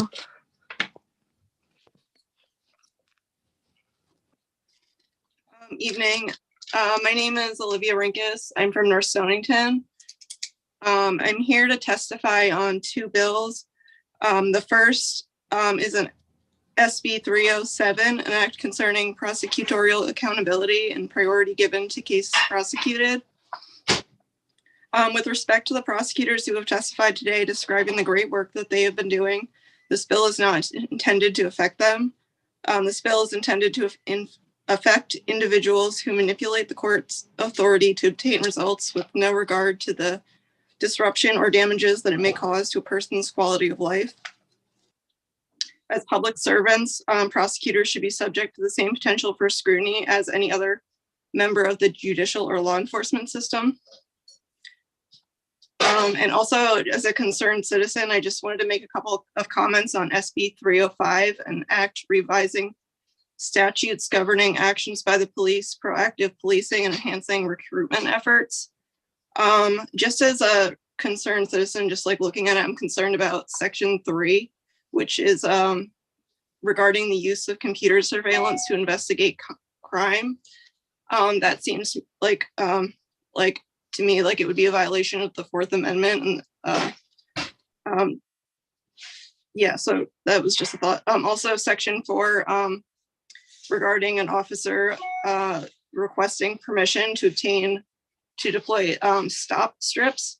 I do believe that an officer should always be required to obtain authorization before deploying a tactic that could injure or kill a member of the public. And also just finally regarding Section 5, the police accountability bill is vital to the safety of the public. I'm concerned that the language change here would result in a decrease in the strength of this law to hold officers who commit malfeasance accountable for their actions. Thank you for the opportunity to testify. Thank you, Ms. Rinkus. Comment or question from members of the committee? Comment or question? Seeing that, I want to thank you for joining us, and I know you've been around before, so thank you for joining us again. Enjoy the rest of your evening. We'll next hear from John Kropinski, followed by Robert O'Shaughnessy and Nathaniel Erb. John Kropinski. Yes, I'm here. Can you hear me? I do. Hi, Johnny Kropinski here. I'm the president of the Connecticut State Fraternal Order of Police. I'd just like to comment on a few of these. I've been watching the testimony all day. There are some things I would dispute. So I'll try to keep this as quick as I can. I know you guys want to go home. I would support 305. That would take care of most of the issues that we have. In response to earlier testimony, yes, police officers are not getting sued because they've stopped taking action and taking chances in losing their house, which has resulted in a rise in crime. I heard several people testify that's what they heard. I'm still a cop. I've been a cop 40 years. I deal with cops across the state. I can tell you that's reality. So yeah, there's been no lawsuits, but because the officers unfortunately aren't doing the full potential of their job that they could be, because without those protections, it's not going to happen. That's contributed. I testified on the police accountability bill. I said, yep, if you put this in, there's going to be a lot of changes and there's going to be a rise in crime. And I wish I was wrong. Homicide rate in Connecticut is up 30%. Shootings are up. Overdoses are up. And that's the result of that. But 305 would take care of a lot of those problems and actually allow people to go back to work. So we would support this. 306, most of the things that you worried about in 306 are against the law as we speak. They're against departmental policies. I agree 1,000%. You're not going to be threatening people with physical violence or anything, but there are some things that weren't taken into consideration that are mentioned in there. Line 11 says a promise of leniency. Well, if somebody is cooperative with us, I believe that he would deserve leniency. And it can be a case of in a drug search, if somebody's forthcoming, and I've seen this many times, where they say, look, officer, the drugs are over here, they're in here. That's taken into consideration, and maybe extra charges that could have been put on wouldn't be put on. I find that line 11 is a problem. Line 20, the threat of criminalization of another person. There are many times on a drug stop, again, you can have a car with two people sitting in it. Maybe it's this, 19, 20, 21-year-old kid. He's a target investigation, but the drugs are in a common area. There's no reason to arrest that other child. Mr. Krupinski. Yeah. Your time has elapsed. If you could summarize. That's it. Wow. Okay. I didn't get to the other ones. I'll summarize by just saying that those bills are not the best of bills. On the timeline, I would absolutely agree with the committee that I think the people in any death notification, I've done it myself. It's not something I like doing. They should be done in a timely manner. There's no question about that. The only part of that bill I didn't like was in that bill, it also goes back to, we're gonna go and suspend your certification. That goes around our contractual obligations and our CBAs. We're defined by those, what action can be taken against somebody. The bill itself. Thank you. I think there are comments and questions for you. Rep. Callahan. Thank you, Senator. John, it's great to see you, and thank you for taking the time to come in today. I should tell the committee I've known you for almost those 40 years and worked side by side with you. That's true.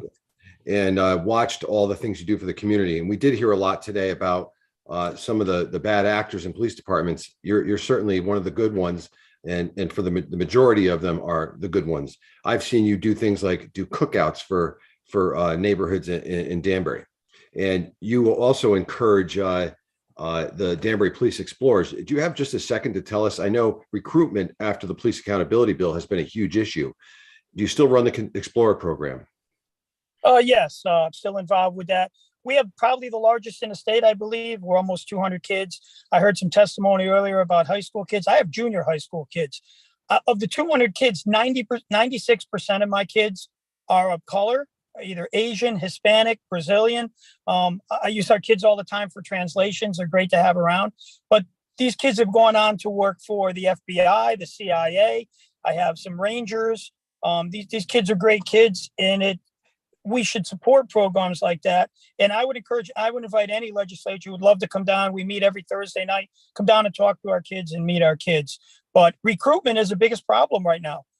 We're offering bonuses and we can't get anyone to sign up. Nobody wants to work under the conditions in Connecticut that we're forced to work under now.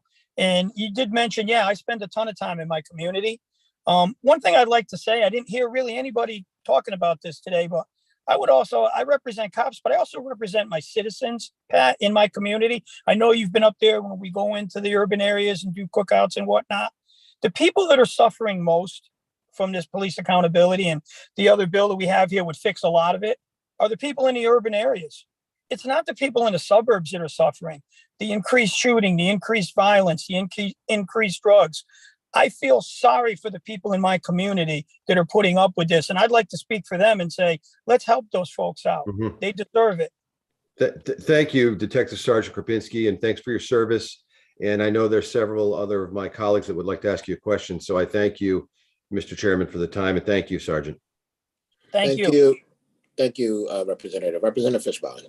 Thank you, Mr. Chairman. Good afternoon, John. I see you're driving. Nice to see you again. John, you were sort of cut off. You're telling us about the bills and your position on them.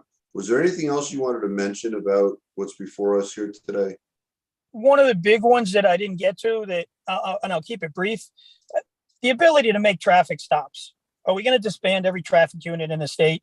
I mean, making traffic stops. I'd like to point out Tim McVeigh, the Oklahoma City bomber, was taken into custody and arrested because of a traffic stop after committing that horrific crime.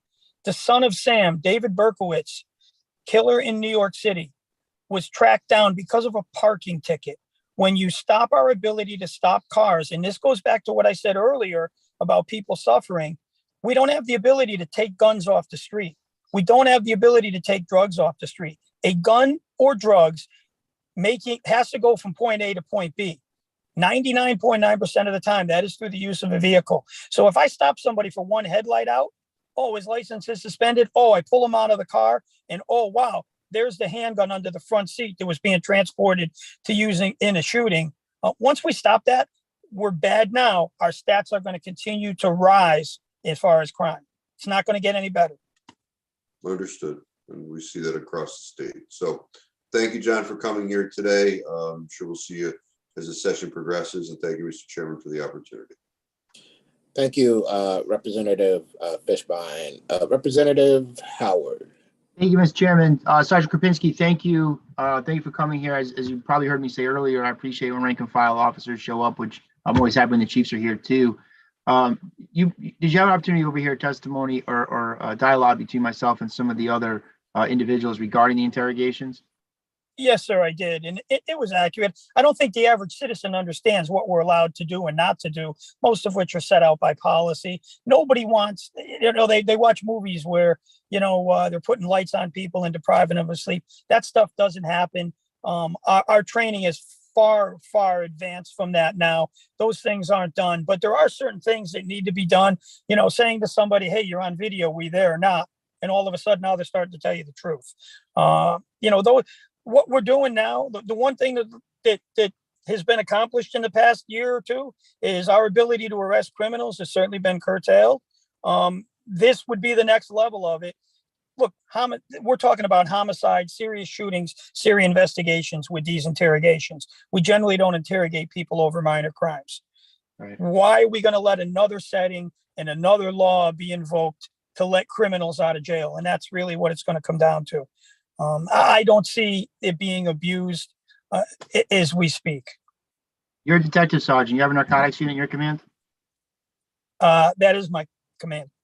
So in an exchange earlier with another person, I represented that narcotics units at known drug locations will use motor vehicle equipment violations as a pretext to stop people coming from those things to flip informants. He basically said that's not happening. Oh, that's correct. If this goes through, we can't stop the cars. I can give you one. In Danbury, we're the first city coming from New York City, which is obviously drug source. We were able in the past to stop vehicles coming as soon as they said, welcome to Connecticut, they hit my city.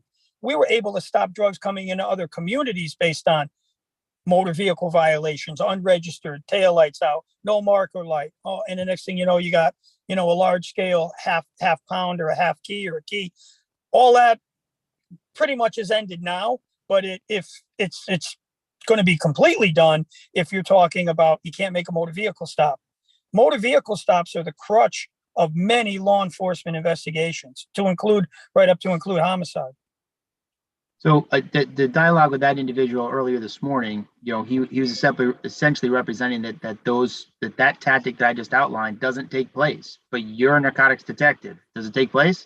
It takes place all the time. Okay. Thank you, sir. Thank you, Representative Howard.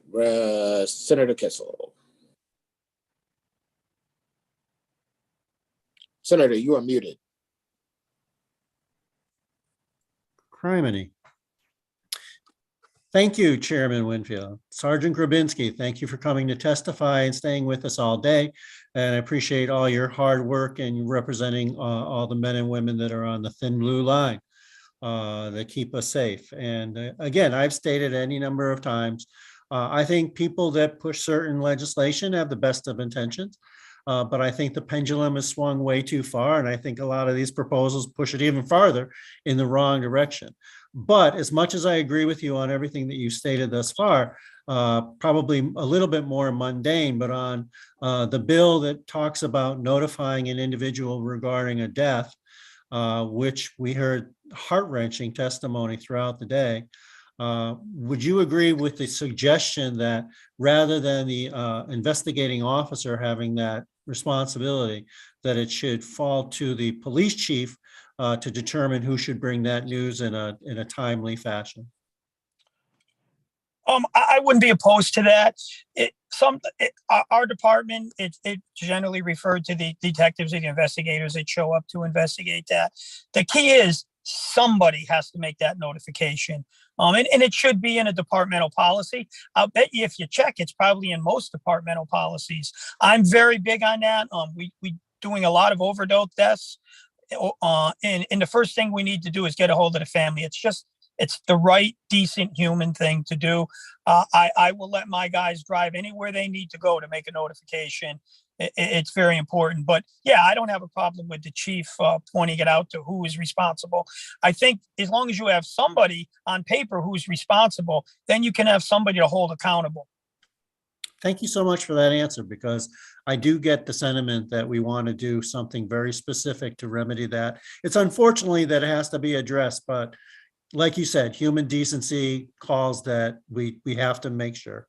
And can't help but feel very heart-wrenched by the testimony that we had today. But thank you so much for your insights. Really super valuable. Thank you, Mr. Chair. Thank you. Comment or question from other members of the committee? Comment or question? Seeing none. Mr. Kopinski, thank you for joining us this evening. Have a great evening. Thank you, Mr. Chairman, and thank you all for allowing me to testify. Have a great evening. Next, we will hear from Robert O'Shaughnessy, followed by Nathaniel Erb. Robert O'Shaughnessy. Thank you, Senator Winfield. Thank you very much for the distinguished members of the Judiciary Committee to present this to talk about Senate Bill 5372. My name is Robert O'Shaughnessy, and I'm the chairman of the Stonington Police Commission. And I'm a retired state police captain, having been retired over 30 years ago. I'm here to speak on the issue of clinical social workers conducting behavioral health assessments of police officers in House Bill 5372. While I would support any changes that may reduce the cost and the availability of clinicians for law enforcement agencies conducting behavioral health assessment of police officers, the Stonington Police Department is currently paying $325 per officer in conducting those assessments. Due to this mandate of police accountability bill, it's costing us $2,600 a year to have those assessments done. And I'm sure that it's costing larger police departments much more money. I do have a concern, however, about how clinical social workers will be vetted on their qualifications to conduct these assessments. The Connecticut Police Officer Standards and Training Council has developed standards to conduct those assessments. The legislature should ensure that clinical social workers are qualified to conduct those assessments and are conducted in a similar manner throughout the state. As we've seen from other testimonies, there are some concerns about that in clinical social workers. So we have to make sure that people are qualified. One clinical social worker is not the same as a psychologist, which we are using presently for these assessments. So I thank you for the testimony. And most of all, I want to thank Representative Howard, who's the detective of our police department. Done a great job.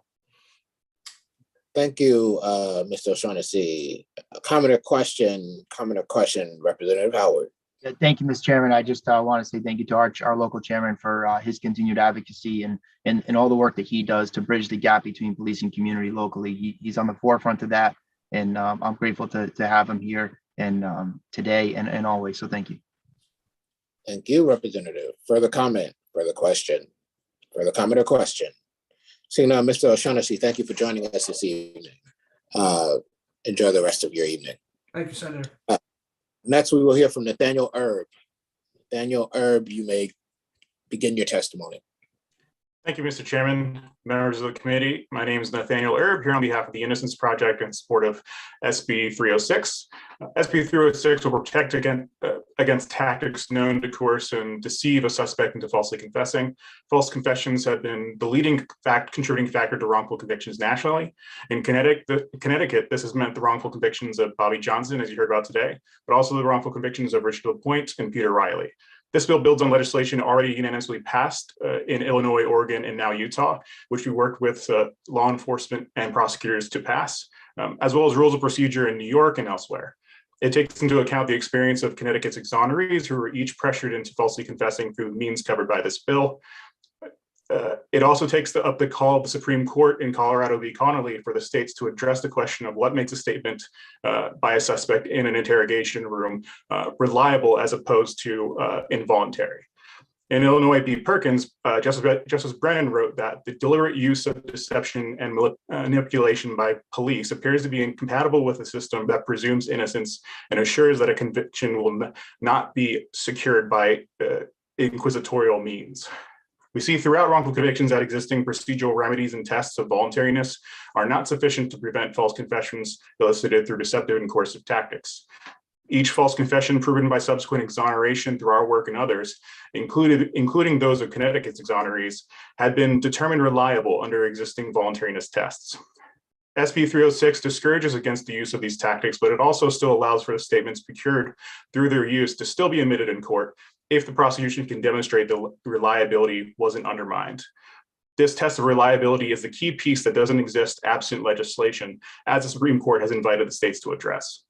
As has been mentioned, law enforcement in Connecticut, as we've seen with other states, likely has already widely stopped using these tactics. Hearing from officers today goes to their upstanding quality, because if they witnessed these tactics, they would obviously have intervened. But it has happened in Connecticut, even if infrequent, as we've seen through wrongful convictions in the state. SB 306 moves Connecticut legislatively in the direction that law enforcement has already led us, by providing guidance on how to assess these statements if and when these tactics are used, as the Supreme Court has charged the states to do. The Innocence Project supports SB 306 and respectfully request the committee's support. Thank you. Thank you, Mr. Erb. Comment or question from members of the committee? Comment or question? Seeing none, Mr. Erb, thank you for joining us to provide us with your testimony. Enjoy the rest of your evening. That would bring me to the conclusion of my list. Is there anyone signed up who's present who didn't get an opportunity? Because we should ask that. I believe the answer to that is no. And so that would bring us to the conclusion of this public hearing. Thank goodness. And we will be back on Friday for another public hearing. Everyone enjoy your evenings. Good night, everyone. Good night.